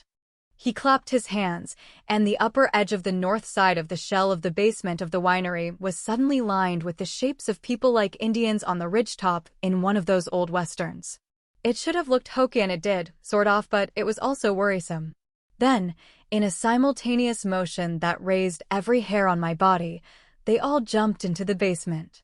They were so close in sync that they made one sound when they landed. I'd seen vampires do that kind of thing before, responding to the dictates of their master or mistress. But repetition didn't make it seem less wrong. A black cloud formed around their feet and rose as far as their knees before the ash settled back down on the ground. Maybe a little more rain would be a good thing, but the water that was coming down so far was still just a drop here and there. These are mine, Frost told Marsilia, raising one arm theatrically. I have bound them to me in such a way that if I die tonight, they will all die. I thought it only fitting that they witness this. He looked around again. So it is you and the soldier who will fight me then? Who is your third? Marsilia just smiled at him, and I realized we were missing someone. I tried to remember when I had last seen Howe, and it was a long while ago. Long before Frost had done his sudden appearance act. The sharp smell of the burnt building, so much more sour than true wood smoke, made it impossible to pick out one vampire from so many. If Howe was somewhere nearby, I couldn't find him. I wanted to turn around to look, but controlled the impulse. If he had disappeared, it was for a reason. The broken cement remnants of walls stuck up waist-high in places. Maybe he was hiding behind one of those. Frost laughed again, and all of his people laughed in unison. They all had exactly the same expression as he did on their faces. Unable to help myself, I snarled. Frost looked at me with a sudden intentness that told me he'd been paying attention to me all along. Don't tell me that you're going to pull the coyote girl into this? What exactly is she supposed to do besides die? The words were a chorus spoken by all of his vampires in time with his lips. I could tell from Stefan's careful expression that I wasn't the only one who was getting creeped out by it. I've been good about not dying so far, I said. You should quit concerning yourself with my health. I didn't say it very loudly, and the vampires were too busy talking to each other to pay attention to me. But Assel frowned at me and made a motion with his hand. I recognized the soundless instructions because Adam used the same ones with our pack. Assel thought we should leave. But I had a feeling that leaving was not an option. For some reason, Marsilia had wanted me here. I have heard about you, Frost, said Marsilia, sounding bored. I had disregarded it as vindictive gossip, but I see that it is true. You are a show-off who wastes resources making himself look impressive. You talk and talk, and it is empty talk. You will bring in a new era of vampire freedom and power and blah blah blah. And yet you have only puppets. When their strings are cut, you have nothing. The other vampire's lips flattened, and he said silkily, Marsilia, raise your right hand. Her lips tightened and both of her hands fisted. Pay attention, Coyote, whispered a voice in my ear. Can you see what he is doing? How he is doing it? Stefan, to whom the voice belonged, was several feet away. My stomach clenched. He wasn't supposed to be able to do that anymore. The blood bond between us had been broken when Adam brought me into the pack. Stefan glared at me and tilted his chin toward Marsilia. Marsilia, said Frost again, focusing his attention on her. Raise your right hand. I felt it then. The thread of power he used, it was sort of like the power of Adam's voice when he'd roll it over the pack and bring them to heel. I could almost see. I squinted at Frost and tried to look, as I'd learned to see pack bonds without meditation. I had used that method to see Peter. But this needed some of the part of me that ran on instinct. The same part of me that ran on four paws gave me a little push and left me using Coyote's eyes while still my human self. And I could see magic. Frost pushed his power at Marsilia. To me, his magic appeared to be a black spiderweb of nastiness that tried to stick to her. Greasy threads of power slithered from him to his puppet vampires. I wondered how much of the way I viewed his magic had been dictated by Marsilia's comment about puppets, because Frost's vampires had strings of his wool tied around each hand and foot and a whole slender web around their heads. Or maybe Marsilia could see his magic, too. The vampires weren't the only thing he was controlling. Fainter threads of power dripped from his hands to the ground, glistening faintly where they snaked across the floor and climbed the walls surrounding us, disappearing over the edges. Frost was a puppet master. I actually thought the name in capital letters, which meant I'd been hanging around the vampires too long. Marsilia had called him the necromancer, and that was worse than puppet master. Names have power, and I refused to give him any more than he already had. Frost would do, Gauntlet Boy, if he got really scary. I looked at the threads trying to crawl up Marsilia's body and thought that I might be able to destroy them the same way I had the ones that ensnared Peter. And as if she read my mind, Marsilia's brilliant red eyes met mine. She jerked her hands and the puppet master, the Gauntlet Boy, stumbled forward. The strings with which he'd tried to capture Marsilia were broken on the ground in front of him, and they faded to nothing after a few seconds. He was able to control every move of his vampires with very little effort, but he couldn't get Marsilia to move one hand. It was true that she fought him, and his minions had given up, but he still had 30 vampires dancing to his tune. That Marsilia had resisted showed everyone here that Marsilia wasn't just the mistress of the city, she was a power. And the way she'd met my eyes made me think that she could have put a stop to it earlier. She had wanted to give me a chance to see what his magic looked like. Marsilia knew more about walkers than I did. When she'd come to this country, banished from Milan, there had been no Europeans here. I wasn't sure how long she'd been in this area, but it was a couple of centuries. She'd seen walkers kill other vampires, lots of vampires. This summer, on my honeymoon, I'd met other walkers for the first time. I'd been exchanging emails with them ever since, trying to learn more about what I was. They knew more than I did, but they still suffered from the same problem I had. Too many walkers had died before they could pass on their knowledge to their heirs, and much of it was lost. She'd had Stefan contact me deliberately. He'd never have shown me he could still talk in my head because he knew I would hate it. So did she. She hated that Stefan and I were still friends. She was teaching me what I could do to fight a necromancer and doing her best to drive me away from him. I thought that she was wasting her time with that last, because Frost had been right. She was going to pick me to fight with her. I was pretty sure that Frost was right about my chances of survival, too. She wouldn't have to worry about Stefan being my friend because I was going to be dead. Frost was worried about fighting Marsilia, the vampires had told me. That's why he'd chosen a challenge of 3. He didn't like the odds of going against her by herself, but he thought he could come up with 2 other vampires stronger than hers. Likely he was right, so she'd chosen a different way. If Adam had come with me, maybe she would have used him instead. He was a werewolf, and necromancy would have no effect on him. But she would work with what she had. Yours is the challenge and the manner of challenge, Marsilia said coolly, as if she hadn't just jerked his chain. You chose now and a 3-way challenge. My choice is the place and the official. I choose here. It is large enough and remote. She smiled at him. Since it is in my territory but owned by you, I thought it appropriate. Owned by Frost. That made sense if he was the money man. Marsilia paused for a moment and looked around.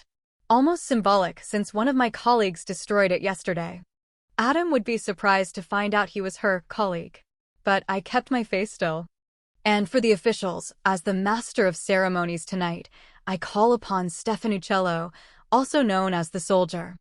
One of Frost's vampires said, "That is unacceptable. He is yours. The master of ceremonies cannot be yours." I'd quit looking at the magic threads that bound Frost to his vampires. It produced an eye strain, like those bizarre patterns that showed a 3D picture when observed through unfocused eyes. I couldn't tell if Frost was making the vampire talk or if the vampire in question was doing it on his own. "I am not Marsilia's," said Stefan. "I do not belong to her seethe." "He speaks truthfully," Frost told his people. "I witnessed this myself. Marsilia treated him so shamefully that he left her seethe, and she was too weak to prevent him. A real man, a real soldier, would never serve such a one. We can accept him in all ways." Rat bastard. He was right, but that didn't make him any less of a rat bastard. I could see, even if no one else did, that those words had hurt Stefan. Here he was, helping her again as if his menagerie mattered not at all to him. "It is my place to remind you of the rules," Stefan said, his voice even. "You, William Frost, have chosen 3 against 3. 2 fighters, with you as the captain of yours and Marsilia as the captain of hers, with the other 2 participants on either side yet to be chosen. The fight is to the death of the captains." "Excuse me," I said diffidently. "But both the captains are already dead." Everyone looked at me. The vampires with cold, unfriendly gazes, and Honey as if I were crazy. That was okay because I was utterly crazy. I knew Marsilia was planning on making me fight a Bugnuts vampire. The more scared I get, the faster my mouth moves. I was a smartass because I was terrified. Assel smiled. He was supposed to know all about crazy. "The fight," said Stefan gently, because he knew me that well, "is to the permanent elimination of one captain or the other." Does that satisfy you, Mercy? As soon as that elimination takes place, the other members of the teams may quit fighting or not, as they choose. The captains can call upon anyone to be on their team, and those persons cannot refuse. The only stipulation is that they must be present, which for our purposes means within 5 minutes off this room. Though I caution you both that an unwilling team member will not fight for you as well as one who chooses to fight. After the teams are chosen, you will each retreat to the farthest corner opposite each other and take 5 minutes to confer before the battle begins. Assel caught my eye and quite boldly repeated his earlier gesture. 5 minutes away was doable, I knew it as well as he did. Especially if Honey and Assel worked to slow down the vampires. I looked at William Frost's gauntlet boy and thought about what he planned. All of the bloodshed and chaos, and the people who lost the most would be the humans who lived in those cities. At first. Then those humans would gather their weapons and give battle. Then they would destroy the vampires, the fae, the werewolves, and it would cost them dearly to do it. I could not allow Frost to do as he planned. I could not let him win. I would do anything I could to stop him. I shook my head at Assel. He gave me a respectful bow. Stefan walked between Marsilia and Frost, his posture military straight. For the duration of the fight, the participants may use anything, any power, any weapon that comes to their hand. People who are not participants may not fight. This means that I must caution the audience and more directly you, William Frost, that no vampire other than those requested by each of the participants may join the fight, even if they do not do it of their own free will.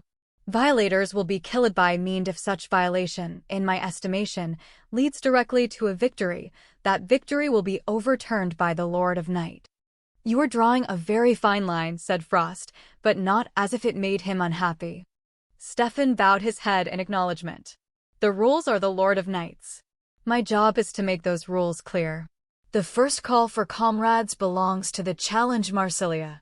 I call upon Mercedes Athena Thompson Hauptmann, mate of the Alpha of the Columbia Basin Pack, she said, not unexpectedly. Beside me, Honey growled, her voice low and threatening. I'm not sure whom she was growling at, possibly me. Assel just stared at me. He knew I'd seen this coming. Yes, I said coolly. I was no match for a necromancer, though I was beginning to think that I might actually be an asset along those lines. I worried Frost enough that he had tried Weiss. If Stefan was righto, eliminate me. Fear like that can be as much of an asset as actual power. Mercedes, said Assel in a cheerful voice. You are going to get me killed at last. Bran would not do it, but I believe your mate will have no trouble. I frowned at him. I make my own decisions. Adam knows that. He smiled at me. He may know this in his head, Mercedes. But his heart will feel differently. You're a woman, and this is a thing of men. Assel, I said. You heard. You want me to turn down this fight? He closed his mouth and looked away. Touching, said Frost. But not germane. She is required. She cannot refuse. Honey snarled at him, and he drew back involuntarily. She looked at me and snarled again louder. He hired the man who killed Peter, I reminded her. She quit growling and looked at him, again, and this time she showed him her very large white fangs. Werewolf fangs are more impressive than vampire fangs. They are more impressive than coyote fangs, too. I've accepted already, I told Stefan. Get on with it. He looked at me a long moment. I couldn't read his face. Don't get killed, he said. Awfully late to be worrying about that, vampire, snapped Assel. You should have made certain that Adam could be here. He at least would have stood a chance. Werewolves, said Marsilia, are specifically forbidden from participating. I stared at her. But you invited Adam, too. She smiled at me. He is not what you are, Mercedes. Do you think that I who beguiled the Merrick's son would not be able to beguile your mate so that he would allow you to fight? She'd caught Samuel, but she'd never have caught Adam. Samuel might be more dominant and a lot older, but Adam was more wary. He'd never have let her trap him in her gaze, and if he had, I could have freed him. But that part she probably didn't know. Mating bonds are one of the things we didn't talk to the public about, and they are idiosyncratic. Mating bond or not, that she was so certain of her ability to incapacitate Adam made me reevaluate her intelligence and not upward. She couldn't have asked Adam, Stefan said, meeting my eyes forthrightly. Werewolves are specifically excluded from this kind of fight for territory. He wasn't just repeating the rule Marsilia had already stated. He was telling me he'd known what Marsilia planned and had not warned me. For a moment I was hurt. But only for a moment. If Marsilia was right, that I was useful, more useful than Stefan would be, and I wasn't forgetting the way she'd misjudged Adam's vulnerability, then bringing me here had been the right thing to do. Frost had to be stopped. I gave Stefan a faint nod.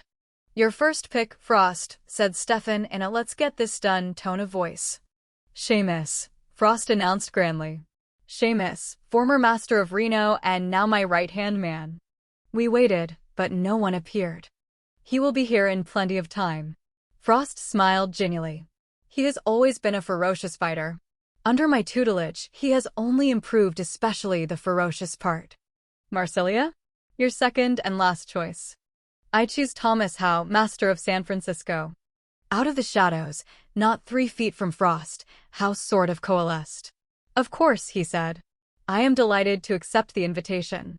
Frost hissed, stumbled back, and for the first time, his eyes flashed ice blue with shock. He recovered himself almost immediately, giving Marsilia a small salute. You have been busy, I see. Well then, I have a surprise too. Let us finish the preliminaries. I call for my last companion wolf, better known as the Wizard. He smirked at Marsilia, who was not happy. Keep your enemies close, Marsilia. You have kept him so close to you all these years, but you failed tonight. You might have called him to your side, but you chose to summon this filthy walker instead. He spat. On the floor. Toward me. I guess I was supposed to feel insulted or impressed. Sticks and stones may break my bones, but words will never hurt me, I chanted tunelessly and quietly, as if to myself, except that everyone in the room could hear me. If Frost wanted to be childish, I could do it, too, and do it better. Stefan turned his head away, and I was pretty sure he laughed. But no one was laughing when Wolf dropped in from behind me, so I didn't see him jump, only heard the sound of his feet hitting tile. I turned so I could see him and still keep an eye on Frost. Vampires scared me. I even had a mental list of the vampires who scare me the most. Some of those were dead. More dead. Not ever moving again. On the very top of the list of the still moving was Wolf. I didn't know why, exactly, he was so much worse than other vampires. Maybe it was the way that every time I met him, he seemed to know just exactly how to freak me out. Maybe it was the nobody home look in his eyes. The Wizard looked like he should be worried about how to ask a girl out on his first date, checking the mirror for acne spots, deciding if he should get an ear pierced, and if so, how he could hide it from his mom. He wore ripped-up, red Converse basketball shoes, blue jeans, and a thick cable sweater. His hair had been shaved boot camp short.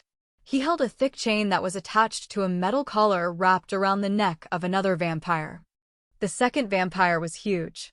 If he'd been standing upright, he would have been the tallest person in the room, the grungy basement. He must have weighed nearly 300 pounds. He wasn't standing upright, though. He was crouched on hands and knees, and he clicked his teeth together in a weird rhythm. He saw me looking at him. All of the vampires had looked away from him almost immediately. If I had known him when he wasn't this monster, I doubt I could have kept my eyes on him, either. He roared at me, then launched himself like a junkyard dog and hit the end of the chain hard. Physics said that he should have been able to drag Wolf across the floor. But physics had only a nodding acquaintance with Wolf. He had no trouble holding the vampire who must have been shamus with one hand. His other rubbed the stubble of his hair, which looked more white than blonde in this light. Hey, Mercedes, Wolf said lightly. So they succeeded in roping you into this? I've always wanted the chance to taste your blood from the source. Walkers have this lovely bouquet.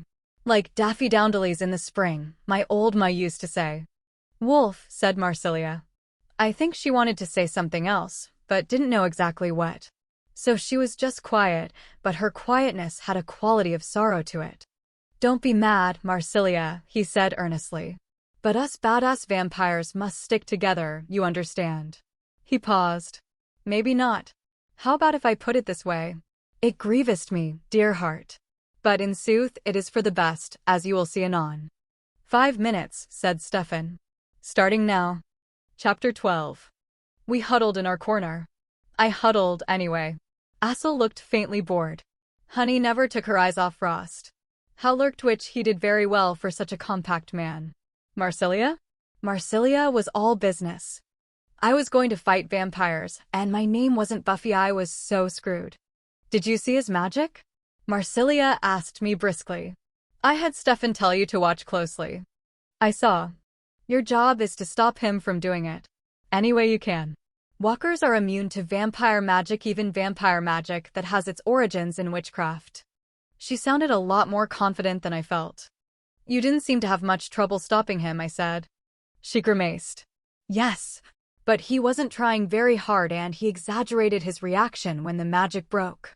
He's trying to get me overconfident. She glanced over her shoulder at Frost, who was talking at Wolf.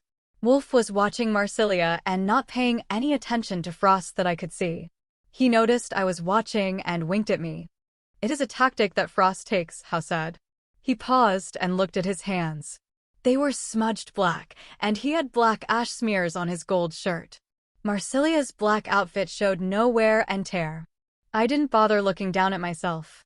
My foster mother maintained that I could get dirty in a swimming pool, and getting older hadn't helped much. There were only a few witnesses to his other fights who were willing to talk to me. Some of them were in the same shape Seamus is. He didn't look at the collared vampire, but I could feel his attention. Seamus was a fine guitarist, and he liked Tennyson poems. He could and would quote them by the hour. Why aren't there other vampires here? I asked. He doesn't have all the seeds under his control, right? Aren't any of the other powerful vampires trying to stop him? Why are you and Hal the only ones here? Vampires do not work well together any more than alphas work well together. And the masters who are farther east feel Frost is at the limits of what he can control.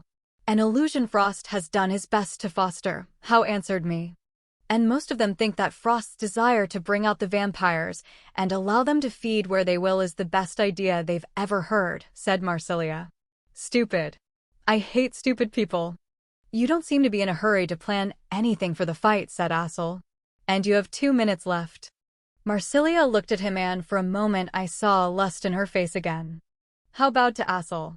Marsilia and I have spoken about this much, so our plans are already laid. She will take on Frost. I will take both Wolf and Seamus. Miss Hauptmann's job is to keep Frost from bespelling either of us. It may be that Frost will be so busy that he has no time for tricks, and your alphas, mate, can sit on the sidelines and cheer. I was going to have to come up with a rank for myself besides alpha's mate. In the pack, I was just Mercy, but if 10 more people called me the alpha's mate, I was going to hit someone. It sounded like a chess move. More likely, he has tricks up his sleeves, said Marsilia. He knew coming to this that he had failed to kill Mercy. He has a bunch of ghosts trapped here, I told her. And I remembered Peter brushing Honey's hair. Ghosts who could manipulate the physical world were few and far between. They could be a problem. Ghosts are not problems, said Marsilia dismissively. They moan and scare silly people. Ghosts who can throw rocks and debris are a problem, I told her.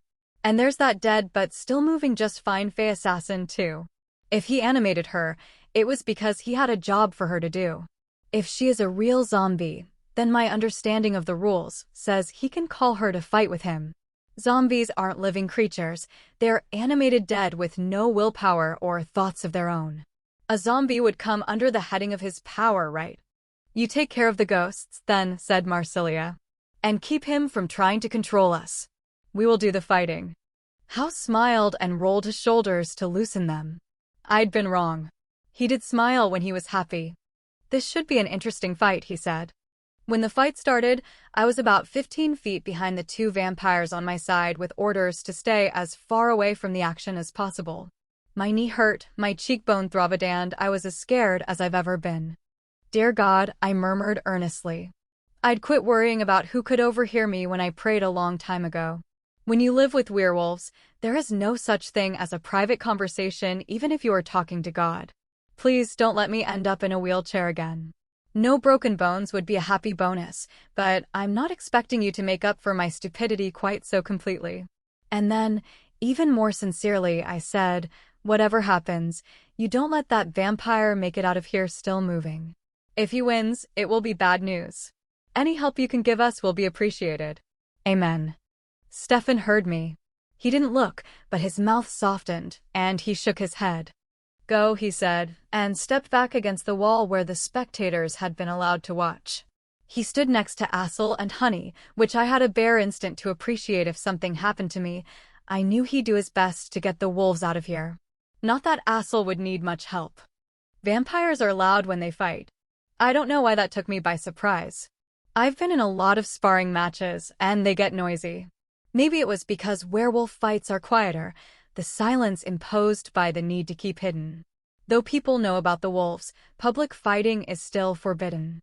My job was to watch Frost, and that was what I'd do. The basement was in, Hal had explained. I couldn't go outside the basement without forfeiting my place in the battle. That didn't mean I'd get out of fighting. It just meant that Stefan would have to kill me. That's why they had to have a powerful master of ceremonies. He would enforce the rules during the fight and declare the winner. I found a perch on top of a broken section of walls with my back to the outer wall. Probably Frost wouldn't try anything too soon. Unlike human fights or even werewolf fights, vampire fights could take a long time. Not breathing, not needing a beating heart meant that a vampire was dangerous long after a werewolf would be unconscious. It takes a great deal of damage to make a vampire lose consciousness. The Cid, disturbed by the violent action of the fighters, flew in a foot-high miasma of blackness. The footing was made worse because only part of the floor was tiled. Not even Marsilia was immune to inconvenient stumbles. I was very grateful for Assel's perspicacity in grabbing a coat for me. Once I stopped moving, I quickly grew chilled. Tucking my hands in my pockets, I encountered Z's abbreviated magic sword. Tad's warnings rang in my head, so I had no intention of drawing it under anything but the most dire circumstances. But it gave me something to fiddle with, and that actually helped me focus on something besides how terrified I was. The action was so quick it was difficult to split my attention, and I was trying to watch Frost. Even so, I caught glimpses of how fighting and wished my sensei could see him. I have to admit that Seamus attracted my attention first. Vampires usually look pretty human. I've only seen their true faces, what the monster inside looks like, a couple of times. Once would have been enough, but Seamus wore his monster on the outside. His eyes glowed not like a flashlight. It was more like a small Christmas tree light or a Siamese cat's eyes in the dark if the cat's eye actually lit up instead of catching and reflecting light. In a cat, it was cool. In a vampire, it was just freaky. His lips were pulled back until his face looked as though it had been created to be a canvas to hold fangs and those faintly sparkling eyes. His fingernails lengthened until they were nearly as good a weapon as a werewolf's claws. There was nothing human left in Seamus at all. Wolf had released him from his chain, though the collar was still on. If Seamus wasn't twice Hal's weight, he was very near to it. He was fast and, as promised, utterly ferocious. After Hal hit him once, Seamus was totally intent on reducing Hal to a pile of sludge. But Hal was never where Seamus thought he was. Flow like water, Sensei Johansson often said, usually in a tone of exasperation. And he came pretty close. But I'd never seen anything like Hal. Hal flowed like water. Sharp claws passed harmlessly by and so close that a quarter of an inch more would have had Hal's skin sliced like a prisoner rolled in razor wire. He twisted, stopped, leaned back, and nothing touched him. It was beautiful. I was supposed to be watching Frost, I admonished myself sternly. But I kept sneaking glances at Hal. Then the ghosts came. I knew they were here before I saw them, their presence something the coyote could feel, a prickle down my spine and a tingle on the tip of my nose. I trusted the coyote's senses, tried to open my vision the way I had before, and took a good look around. The dead spirits clustered against the wall, as far from the vampires as they could get. Ghosts like cats, excepting my own media, don't like vampires. They didn't seem to be doing anything, though I could see the greasy spider silk magic that tied them to Frost. Despite the distraction of Hal and the ghosts, I was keeping my eyes on Marsilia and Frost. Who knew that Marsilia was a trained boxer, from her tidy and agile footwork? Frost had been trained in some sort of hand-to-hand, too. It looked to be a relatively effective if piecemeal style, like the techniques the army teaches its new recruits, a style adjusted for vampiric strength and speed. Just beyond them was a group of 4 of Frost's vampiric audience, and with my vision changed, because I'd been watching the ghosts, I about fell off my wall. I couldn't see souls. Besides, vampires don't have souls. But something was wrong with Frost's vampires. Something was twisted and shredded that should have been straight and whole. I looked at my vampire, the not Stefan. He was standing a little in front of Honey, ready to grab her if she gave in to the drive that kept her intent on Frost. I still couldn't see his soul, but he looked right, just as he always did. I found Marsilia. And she was different from Frost's vampires in the same way Stefan was. Hal had said his informant had been broken. I wondered if she would have looked like Frost's vampires. But I wasn't here to check out Frost's vampires. I was supposed to watch him. Both Marsilia and Frost were bleeding. Marsilia had found a metal bar somewhere, the kind someone might use to bar a door, and she hit him in the chin with it like Babe Ruth might have hit a ball out of Yankee Stadium. He flew backward, and when he hit the ground, he fell like a wet washcloth. She pulled the bar back into batting position and watched him. He didn't move, but vampires don't need to breathe, and they can hold very, very still. One of the ghosts of the cantrip agents drifted closer to Frost. I thought for a moment that it was just chance. Throw a dozen ghosts into even a sizable basement, and they have to go somewhere, right? There were ghosts drifting aimlessly all over the basement now, though only the one nearest Frost was anywhere near a vampire. The longer I watched them, the easier it was to see the binding Frost had netted them with. It struck me as odd that in that dark basement, where every surface was blackened from the fire, I had no trouble seeing the web that held the ghosts captive. But the darkness of the net was different than just the lack of light. The ghost that approached Frost had one of his sticky strings of magic wrapped around his neck, and that string was pulsing. Marsilia had started to relax, her hand on the bar less tense. I stood up, but it was too late. Frost struck, his jaw hanging at an odd angle, but he moved so fast it was difficult to track. He grabbed the ghost and ate him. Not with his physical mouth. It was as if his body turned into a giant mouth and engulfed the ghost. To my sight, Frost's body flared and then he stood up, wiping his own blood from his mouth with the back of his hand. The damage Marsilia had done to him was just gone. She struck again, but he was faster than he'd been. As if the ghost had more than merely repaired him. He grabbed the bar and ripped it from her hands, and she was the one in retreat. The fighting had started out loud. Seamus roared and screamed. Bodies make noise when they are flung on the floor. Not just the sound of floor and flesh, but grunts and cracks as bones broke. The metal bar added a new dimension to the noise. There was a rhythm to it as he drove Marsilia back toward me, and I realized he was just playing with her. I couldn't help her with him. I had to trust that she was strong enough, good enough to protect herself, because I had another job. There were 13 more ghosts in the room. And I had to figure out a way to keep Frost from eating them all. One of them was right next to me. I grabbed her by the wrist. My hand started to pass through, but I focused my sight on her, and she became more solid, just as Peter had. "Tell me your name," I said to her, giving my command that borrowed from Adam Alpha Wolf Push. "Janet," she told me, her voice vibrating up my arm. "Janet," I told her. "Leave." She tried, but Frost's net held her. Her eyes were terrified. I tried stripping the net from her with my hands, but it didn't work. She wasn't Pac, so I couldn't use Pac magic to free her. I pulled Z's sword out and invoked its larger form. For Z and Tad, hunger had been a black long sword. For me, it turned into a plain-bladed katana with a gaudy red and purple hilt. It didn't do anything to the net, though I had the feeling that in sunlight, when a vampire's magic would be at its weakest, it would have been able to eat the magic that bound the ghost. I even tried stabbing her with it. I felt it taste her briefly, and she looked even more terrified, if that were possible. But when I pulled the sword back, she was still there, encased in Frost's trap.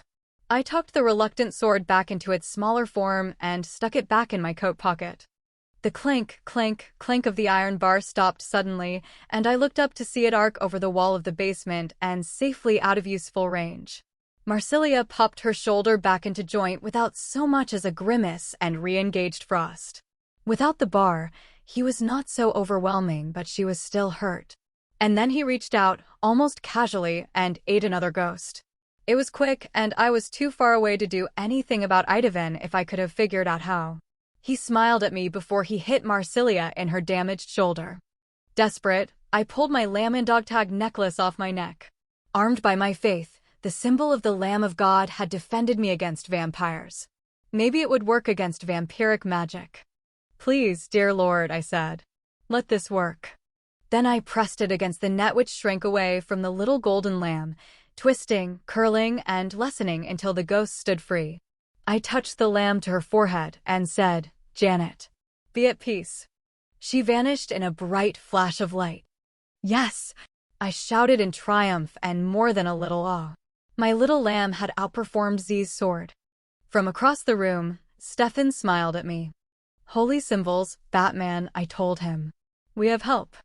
I went after the ghosts, trying to avoid the fighting. It was more difficult than it might have been because Frost had heard my exclamation as well, and he kept trying to get to me. Marsilia redoubled her efforts to keep him away. I had to give up on 2 of them because Frost got too close. I was under no misconception about how fast Frost could kill me, not after seeing the damage he and Marsilia had been exchanging. I had just freed a man wearing a dark blue suit and a Gryffindor tie when Assel's shout made me turn to see Frost right on top of me. Then Wolf smashed into him like a freight train, if a freight train had been thrown by a Chinese vampire. Sorry, said Wolf calmly to Frost as I sprinted across the room away from them. But you need to watch what you're doing or you're going to get hurt by your own teammates. I pulled another ghost around and asked him his name without looking at his face, because I was using the lamb to destroy Frost's magic. Alexander, he said. My gaze jerked up, and I looked at Peter's killer. Why couldn't he have been one of the ghosts Frost had eaten? You killed my friend, I told him. Yes, he sighed. Werewolf, you know. Dangerous and evil. No, I told him. Alexander Bennett. Dangerous and stupid. Are you arguing with a ghost, Mercy? Asked Wolf in an interested voice from somewhere on the far side of the basement from me. Good for you. Wolf was a mess, and in the darkness, it was hard to tell what was soot and what was blood. Though he was not as obviously hurt as either Seamus or Halvin Water can't avoid being hit by 2 opponents forever. How was letting Seamus chase him toward a wall at breakneck pace? Wolf had left them to it, evidently so he could watch me, though he made no move to stop what I was doing. House stripped out of his golden shirt and ran at the wall. The shirt seemed to hover for a second, held in Hal's hand, which stayed where it was while his body pivoted on that axis as he ran his feet up the wall. The shirt ended up on Seamus's head at about the same time that Hal did a quick in-the-air somersault and landed with both feet on Seamus's back, driving the other vampire's head into the wall. If I survived this fight, I was going to forever regret not having a DVD of it. Not that recording devices ever captured vampires correctly. They weren't that much faster in general than werewolves or me, but they could make very small movements incredibly fast, and it gave modern cameras fits. The drizzle of rain earlier in the day had stopped for a while. But as the ghost started to tug on my hand, the one with the necklace in it, the rain began to fall again in earnest. Please, said Alexander, who had killed Peter. I am so tired. Me too. I was also wet and cold and fiercely regretting I knew what the right thing to do was. But I finished the job I'd stopped in the middle of cleaning off Frost's magic. Instead of making soup of the ash on the floor, it was so cold the rain hit and turned to ice-freezing rain. Alexander, I told him forcefully. Go. And I added the next bit because it was the right thing to do, too, even if I didn't know if it had any real effect. Be at peace. Like the others, he disappeared in a flash of light. If I had secretly hoped that the awful darkness that swallowed the bad guy and ghost would come and haul him down into the abyss, well, that was a disappointment I'd just have to live with. Fingers numbing, I went back to catching ghosts. I'd lost count somewhere, maybe Frost had gotten another one when I had been preoccupied. But when I finished with the woman in the cocktail dress and turned to find the last one, there were no more. The fighting had gotten more uncontrolled and violent as the combatants lost their footing on the ice and slid into spectators, debris, or walls with equal force. I slithered, slipped, and twice fell off my original perch after I finally reached it. Shivering miserably, I shoved my hands in my pockets. I'd take 40 degrees below zero any day over this miserable, wet, slick stuff. I could dress for 40 below, but the wet went through whatever clothes I wore. My jeans were clinging to my thighs like an icy lover, and my coat, shoulders soaked through, was losing the war to keep me warm. Something grabbed me by the back of my coat and tossed me onto the ground. Taken totally unaware, I tumbled over and landed flat on my back. My head slammed the floor hard, and I saw stars and little birds. I rolled anyway, tasting blood as I tried to get out of easy reach of my attacker. Above me was the dead Fey assassin I'd all but forgotten about. Her head bobbed at an unnatural angle, and weirdly, there were 2 of her crouched on the place I'd been perched. She jumped at me, and I pulled my cold hand out of my pocket and Z's sword slid into her like a hot knife through ice cream. I was nearly as surprised as she was because the move had been instinctual and not planned and I hadn't called the sword out. Her body landed on me hard, and she was a lot heavier than she looked. Thankfully, impaled by the sword, she was also a dead weight. Only her head seemed to still be mobile and she couldn't turn it. The odd double image was making my head hurt. If I hadn't been worried about her doing something like biting my throat out, I might have closed my eyes. I got my left arm up and between her mouth and my neck. But she didn't try to attack again.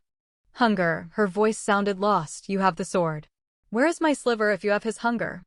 She kept talking, but she'd forgotten to breathe, and I couldn't see her mouth, just feel her jaw moving against my arm. She could have been cursing me or telling me she loved me for all that I understood. I bet on the first rather than the last. As she tried to say something, I'd realized that the strange double image I was seeing wasn't the result of a concussion. I was seeing her ghost, almost completely severed from her body, but still connected to the dead body with greasy ties. My left arm was busy keeping her off me, my right, holding the sword, was stuck between us. Since she wasn't doing anything immediately violent and because I really was more afraid of Z's sword than I was afraid of her, I wiggled my left arm down and tried not to pay attention to her cold, rotting flesh moving against my bare cheek as she vainly tried to talk. I also attempted to breathe shallowly, but it didn't help the smell much. My left hand found the pocket of my jeans where I'd shoved the necklace. The jeans were wet and fought me, but I managed to snag the chain of my necklace with the tips of my fingers. The jeans had the last laugh, though. The lamb snagged on my pocket and I gave it a hard pull. The jeans released the necklace, but my icy-numbed clumsy fingers lost their hold.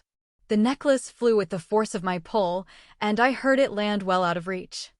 I tried to move, but as soon as the sword wiggled, her arms and legs began to twitch again. Okay, Hunger, I told it. Can't you do something about this? I tried it in German because, after all, it was Z's sword. Also, Hunger. Können Sie nicht etwas tun? I felt it listening to me. Goosebumps broke out on my skin, and magic thrummed in my chest and along my body where the dead woman's flesh pressed against mine. In my hands, the pommel of the sword warmed. Spice's body began to vibrate about the time the warmth became heat. I had a terrible thought. What if the sword liked the dead fae better than the live coyote and chose to switch allegiance? I'd been warned about Hunger's reputation for deserting its wielder. So I held on to the sword past the point where the heat became pain. If the pommel was hot, though, it was nothing compared to the sword. The fae's body turned to ash on top of me between one moment and the next, mingling with the ash of the winery fire and the wet ice. I rolled and scrambled frantically to my feet, dropping the sword as I did. There was nothing left of the zombie fae woman. I tried to wipe her ash off my coat and jeans, but I was so wet it just smeared. When I dropped it, the sword had burned down through the thin layer of ice on the ground, but it had cooled rapidly to the point where it was gaining another coat of ice from the freezing rain. It lay there in the muck, and the magic it had sent spinning through me was gone. I didn't want to touch it, but I wanted even less to leave it here, where one of the vampires would get a hold of it. When I touched the hilt, it was so cold it burned my blistered and reddened hands again. It fought me when I tried to shrink it down. That's why it was still in my hands when frost hit me and knocked me a dozen feet away. I rolled to my feet and used the sword the way I'd practiced once a month for years when Sensei chose to have us work on weapon forms. Adrenaline meant the ache of my cheek and knee. The misery of being wet, cold, and afraid was no more than a shadow upon my awareness. All the rest of me was caught in the blade and the dance of martial combat. I'm not strong by vampire or werewolf standards, but I am fast, and armed with a sword, I fought with as much speed as I could summon. I didn't manage to hit him, but he couldn't get close enough to hit me either. I was focused on him, but I caught a glimpse of the rest of the building here and there. Marsilia was down. Her body was too broken for her to stand, although she was trying to keep her promise, because she was crawling toward our battleground. Wolf was down as well. He lay in the sludge, covered with ice, not too far from our dance, and I took care not to end up too close to him. How and Seamus were somewhere behind me. I could hear them fighting, but I couldn't see them. Stefan had a wrestler's hold on Assel, and he was yelling at him. Stand down. Stand down, wolf. I don't want to have to kill you. Honey just watched my battle with yellow eyes. But all of this, like my accumulated aches and pains, was peripheral to the rhythm of the battle dance. Frost couldn't afford to let the sharp edge touch him, and I was a hair faster than he was. The reach of the sword meant that he couldn't get close enough to use his strength against me. I was slowly backing the damned vampire across the floor. I leaped sideways, and the edge of the sword caught on the vampire, then it broke free. When I landed, Frost was bleeding from his arm. It was a shallow cut, but it made me smile anyway. I attacked again, but a noise distracted Maya Wolf's howl in the distance and I landed badly. It was enough to give Frost an opening, and he hit me with his body, like a linebacker. I folded over his shoulder and tried to roll, but he grabbed my wrist and flipped me to the ground and pinned me. I still had the sword in my hand, but it was useless because I couldn't move my wrist. If you had cost me this fight, Frost told me, his face pressed to mine like a lover's, I would make your death slow. He slid his cheek against mine in a caress as he pressed his body against mine. But Marsilia underestimated Mesh has grown old since she was the Lord of Night's bright blade. I changed to a coyote and bit his face. My teeth slid against bone and he screamed. I opened my mouth again and caught his eye, ripping it away. Still howling, he retreated, and I changed to human before my clothes became an issue. I did not want a chance slowing myself down or worse, let the vampire get his hands on Z's sword. I grabbed the sword again as I staggered to my feet. By instinct and training, I pulled the sword up as Frost leaped toward me. The blade slid through ribs as though they were cheese and lodged in his heart. He started to say something, and my brain caught up with my senses just about the time a dark wolf hit him and ripped out his throat. The wolf looked at me once, then went back to the slaughter. I sat down on the ice-covered ground because I was too tired to move. Beside me, Adam ripped into Frost's ribcage with his front claws and his fangs. The sword had freed itself from the vampire when I sat down. I turned my head and watched Adam tug and wrench until the vampire's heart fell on the ground beside me. Vampires taste bad, very old flesh, and blood just tastes wrong. I wiped my mouth hastily with the bottom of Kyle's shirt. I hoped it wasn't a favorite. But the taste didn't stop Adam. He moved up to Frost's already torn neck and did more damage until the vampire's head rolled on the floor next to his heart. Finished killing Frost for the moment, Adam crouched over the dead body, a silver and black killing machine. Adam, said Marsilia. She was up on her feet again but not moving right. Adam lowered his head and roared at her. It was a rumbling bass sound that vibrated my chest and hurt my ears at the same time. I could smell his rage. I'd had my 10 seconds of rest, and there was no more fighting to be done. I rose to my knees and Adam turned to me and roared at me too. I couldn't help it, I said to him. He was going to destroy the world. Adam snarled and snapped his teeth at me. My cheekbone was hurting again. Sometime during the fight, Frost had hit it. I was going to have the world's worst black eye. My shoulder hurt, my wrist hurt, me burnt hands hurt a lot, now that the battle rush was gone. I was cold, miserable, and tired. Adam had every right to be mad. I'd have been outraged if he'd gone to battle without telling me, without explaining himself. By rights, as the master of ceremonies, I should kill him for interfering, Stefan told me. I jerked my head around to look at him. I'd forgotten about that, truth be told, that there was anyone but Adam and me there. But I suspect that the Lord of Night won't stir himself to come punish me for a result that he himself desired. And he towed Frost's body. He was as good as dead when you stabbed him. Adam was overkill. He bumped the body again. I thought he was older, but those of us who are really old turn to dust when they die. The sun will do the job. Assel knelt beside me with a wary eye on Adam. You okay? I wiggled my toes and fingers. The fingers hurt. A lot. But they moved. Look, I said brightly. No wheelchair. Last time I battled immortal monsters, I ended up in a wheelchair. I heard Wolf giggling. He was propped up on the remains of a wall that had taken more damage in the fight. The broken areas showed pale cement against the blackened surface of the rest of the wall. I had been trying to lighten the atmosphere, but I hadn't been as funny as all that. Assel ignored Wolf. I like you, but I'll say it for him. He tipped his head toward Adam because he can't. You aren't a monster, and if you insist on fighting them with toothpicks because it's the right thing to do, all the magic in the world isn't going to be enough to save you. I looked him in the eye, ready to defend myself hotly. Who did he think he was? And then I looked at Adam, who had quit growling. He was panting with more effort than what he'd used to finish off Frost. How had he known? How far had he run? My throat was raw and my eyes were burning. It wasn't because of the remains of the fire. I understand. I really do. But I can't, I swallowed. I just can't sit and do nothing when you and the other people who are mine are in trouble. It isn't in me. Cautious, yes, I did cautious. I tried my best not to be stupid and hey, I was still alive, right? I called and let people know where I was. I brought backup. I can do that. I am careful. I wasn't talking to Assel anymore. But Adam, good and evil are real, you know that better than anyone. I have to do the right thing. If not, then I am no better than that. I jerked my chin toward Frost's body. All that is required for evil to prevail is for good men to do nothing. How said, life is not safe. A man might spend his whole time on Earth staying safe in a basement, and in the end, he still dies like everyone else. Half naked, covered with the same filth we all were, he still gave the impression of being in control of himself and his environment. Adam sighed.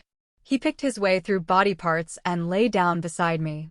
He was wet and cold, too, on the surface, but underneath the top coat of his fur, he was very warm. How touching, said Marsilia. Then Seamus was on her. There was a loud sound and it was Wolf standing over Marsilia instead. Seamus lay in two pieces, and Wolf had Z's sword in his hand. I had to look at my hands to make sure I wasn't still holding it. My skin still held the memory of the cool metal against it. Wolf glanced at the sword, then met my eyes as Seamus slowly dissolved into ash that blended with the wet soot on the floor. You feed this Fey artifact your good blood, Mercy, and you won't share with me? Wolf asked me wistfully. Everyone stayed motionless and Wolf laughed and tossed the sword in my direction. I caught it before it hit Adam. This time when I willed it to diminish itself, it did so, as if it was scared of Wolf too. I tucked it into my pocket while Wolf helped Marsilia back to her feet. I did want to go back to the time when we could freely become lost in the blood of our prey, Wolf said, sounding a little sad. I guess it won't happen now, but that might be for the best.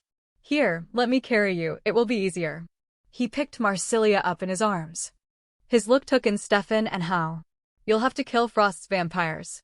He overestimated his hold on them because they didn't die when he did, but they have no ability to direct themselves anymore. He sighed. And then I suppose I'll have to go hunt the other vampires he broke in his cities. He looked at Frost's body. You've made a lot of work for a lot of people. If you weren't dead, I'd kill you myself. To Marsilia, he said, tenderly, I'm taking you back to the Seath. You need to eat and bathe and rest. Then he walked to the side of the basement and jumped out, still carrying Marsilia. Was he on our side all this time? I asked. Stefan shrugged. Who knows? I've seen him be a lot more lethal than he was tonight. There were no firebombs, for instance. But he doesn't always remember how to perform magic, that's what he tells us anyway. And How is well known for his ability to fight. How shrugged. Frost is dead. If Wolf were mine, I would kill him, but Marsilia's seethe is no concern of mine. When we left the remains of the winery, How and Stefan were killing the vampires who had collapsed against the wall of the basement. Marsilia's Mercedes was gone, though the Seath's other car was in the lot.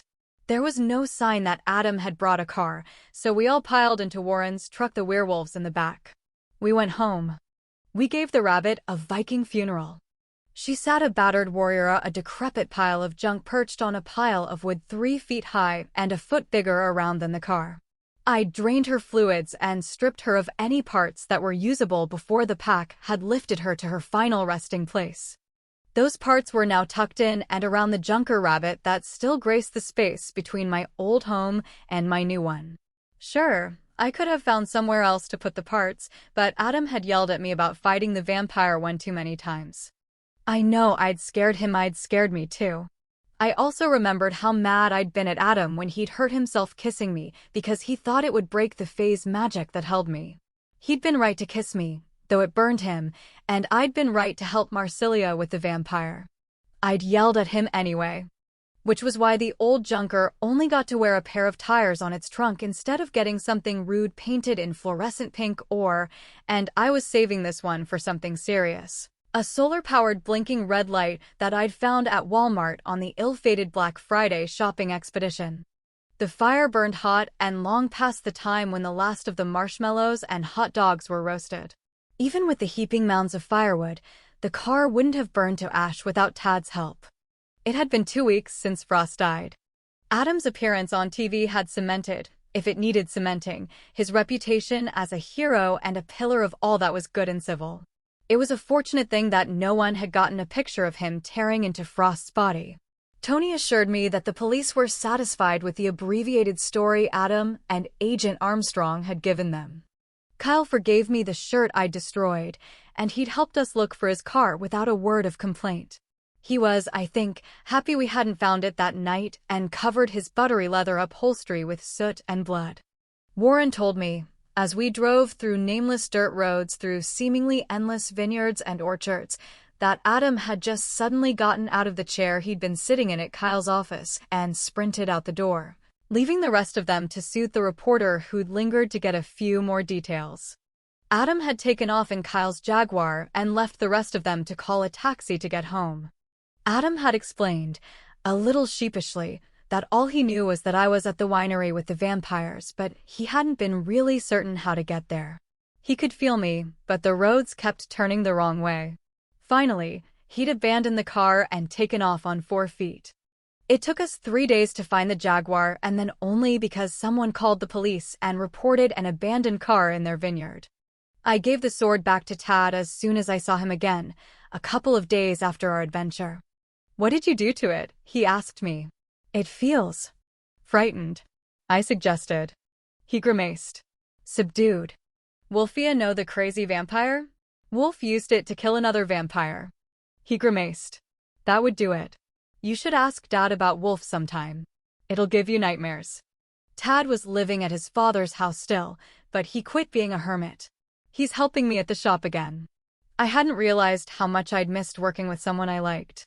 I might still have to close down the shop eventually, but not for a while. Peter's funeral, held as soon as we could manage, had taken place in sunshine, though it was still cold. The pack mourned, as was fitting. It was a quiet affair without the usual speeches because Honey didn't want them. I agreed with her. Speeches weren't necessary. We all knew what we had lost. Assel went home directly afterward, as did Agent Armstrong, who had stayed for the funeral, though he'd never met Peter. "It is a good thing to remember the victims," he told me at the grave site. "It gives me perspective." Adam made Honey stay with us for a couple more days before moving back to her house. Mary Jo planned on giving up her apartment in the next few weeks and moving in with her. Mary Jo, firefighter, and Honey, princess, seemed to me a disaster in the making, but neither of them like me for a lot of reasons that boil down to my being a coyote and not a werewolf. Maybe that will give them enough in common to let their roommate situation work out. The last of the flames under the rabbit died down just as the snow began to fall in earnest. "Come inside," Adam suggested. "Everyone's gone except Jessie, and she's asleep." His gruff tone and the touch of his lips on my ear told me that he had something more in mind than sleep. I told him, as we walked back to the house, feeling very lucky tonight. "Oh? Because you didn't die in the crash, when the assassin attacked you, or when you fought the vampire." His voice had sharpened. "You've yelled at me enough about that," I warned him. "Your quota is now full. Besides, that's not what makes me lucky." After we had left the burnt-out winery and the vampires behind us, we went homito our home. It was battered. The front door was so bad they had to replace the frame and resurface part of the house, but the bad guys were all dead. I tracked blood, mud, and ash across the white carpet and up the stairs. I used to feel bad when I bled all over that carpet, but tonight I didn't care so much. Besides, Adam, still in wolf form, was even dirtier than I was. "I'm going to shower," Assel said. Then I'll sleep in the living room where I can keep an eye on the doors, just in case. There's a shower in the bathroom in the basement, I told him. Get something to eat. There's food in the kitchen. He smirked. Yes, Mom. Honey hopped onto the living room couch with a sigh. It was white, like the carpet, but it was leather, so we could clean off anything that got on it. Probably. Adam trailed beside me up the stairs. You should eat too, I told him. He gave me a look, and I let it lie. If he really needed food, he'd get some. As soon as we made it into the bedroom, he started to change back to human. He was tired, and there was no urgency, so the change was very slow. I peeled off everything I was wearing and threw it into the dirty clothes. Then I walked into the bathroom and turned on the shower. It took a long time to get clean. The ash clung with surprising tenacity, and since at least some of that ash had once been a persona zombie person, I had to get it all off. When I finally came out, Adam was stretched out on the bed, naked and asleep. He was clean, and his hair was wet, so he'd used the other upstairs shower. I watched him while I towel-dried my hair. Peter joined me. Dead or alive, he was a werewolf. He didn't care that I was naked, so I didn't bother covering up. He's a good man, he told me, looking at Adam. Yes, I agreed. Peter tilted his head down to look me in the eye, and he smiled. You know he doesn't believe that. He thinks he is a monster. It's all right, I said. What he thinks doesn't change the facts. I told him where you were, Peter said. You sent me away. Sent me here. But I found Adam, and I told him where you were and what the vampires had you doing. You left before I knew what they were going to ask me to do. You're a walker, he said. And they were facing a necromancer who could bind the dead. Of course they wanted you. See, even a dead man was smarter than I was. Peter, I said, it's time for you to go. I know how to fix what Frost did to you. Assel had given me back my necklace in the car. Good, Peter said. But I would like to sleep beside her one more time. Yes, I told him. Okay. He changed into his wolf one last time and left the room without a backward glance. I walked over to the bed and slid my sore fingers across the damp skin of Adam's shoulder. What if we had only one more time to sleep together? One last time. He could have died instead of Peter. I pulled the covers out from under him, and he was so tired he didn't even move. But when I got in bed beside him, he reached out and tugged me close. So, said Adam, holding the back door open for me as the snow smothered the last of the rabbit's funeral pyre. Why are you lucky? Because. I leaned into him instead of going inside, pressing him against the door jamb. His lips tasted like smoke and hot dog with a touch of chocolate. He tasted warm and alive. Just because.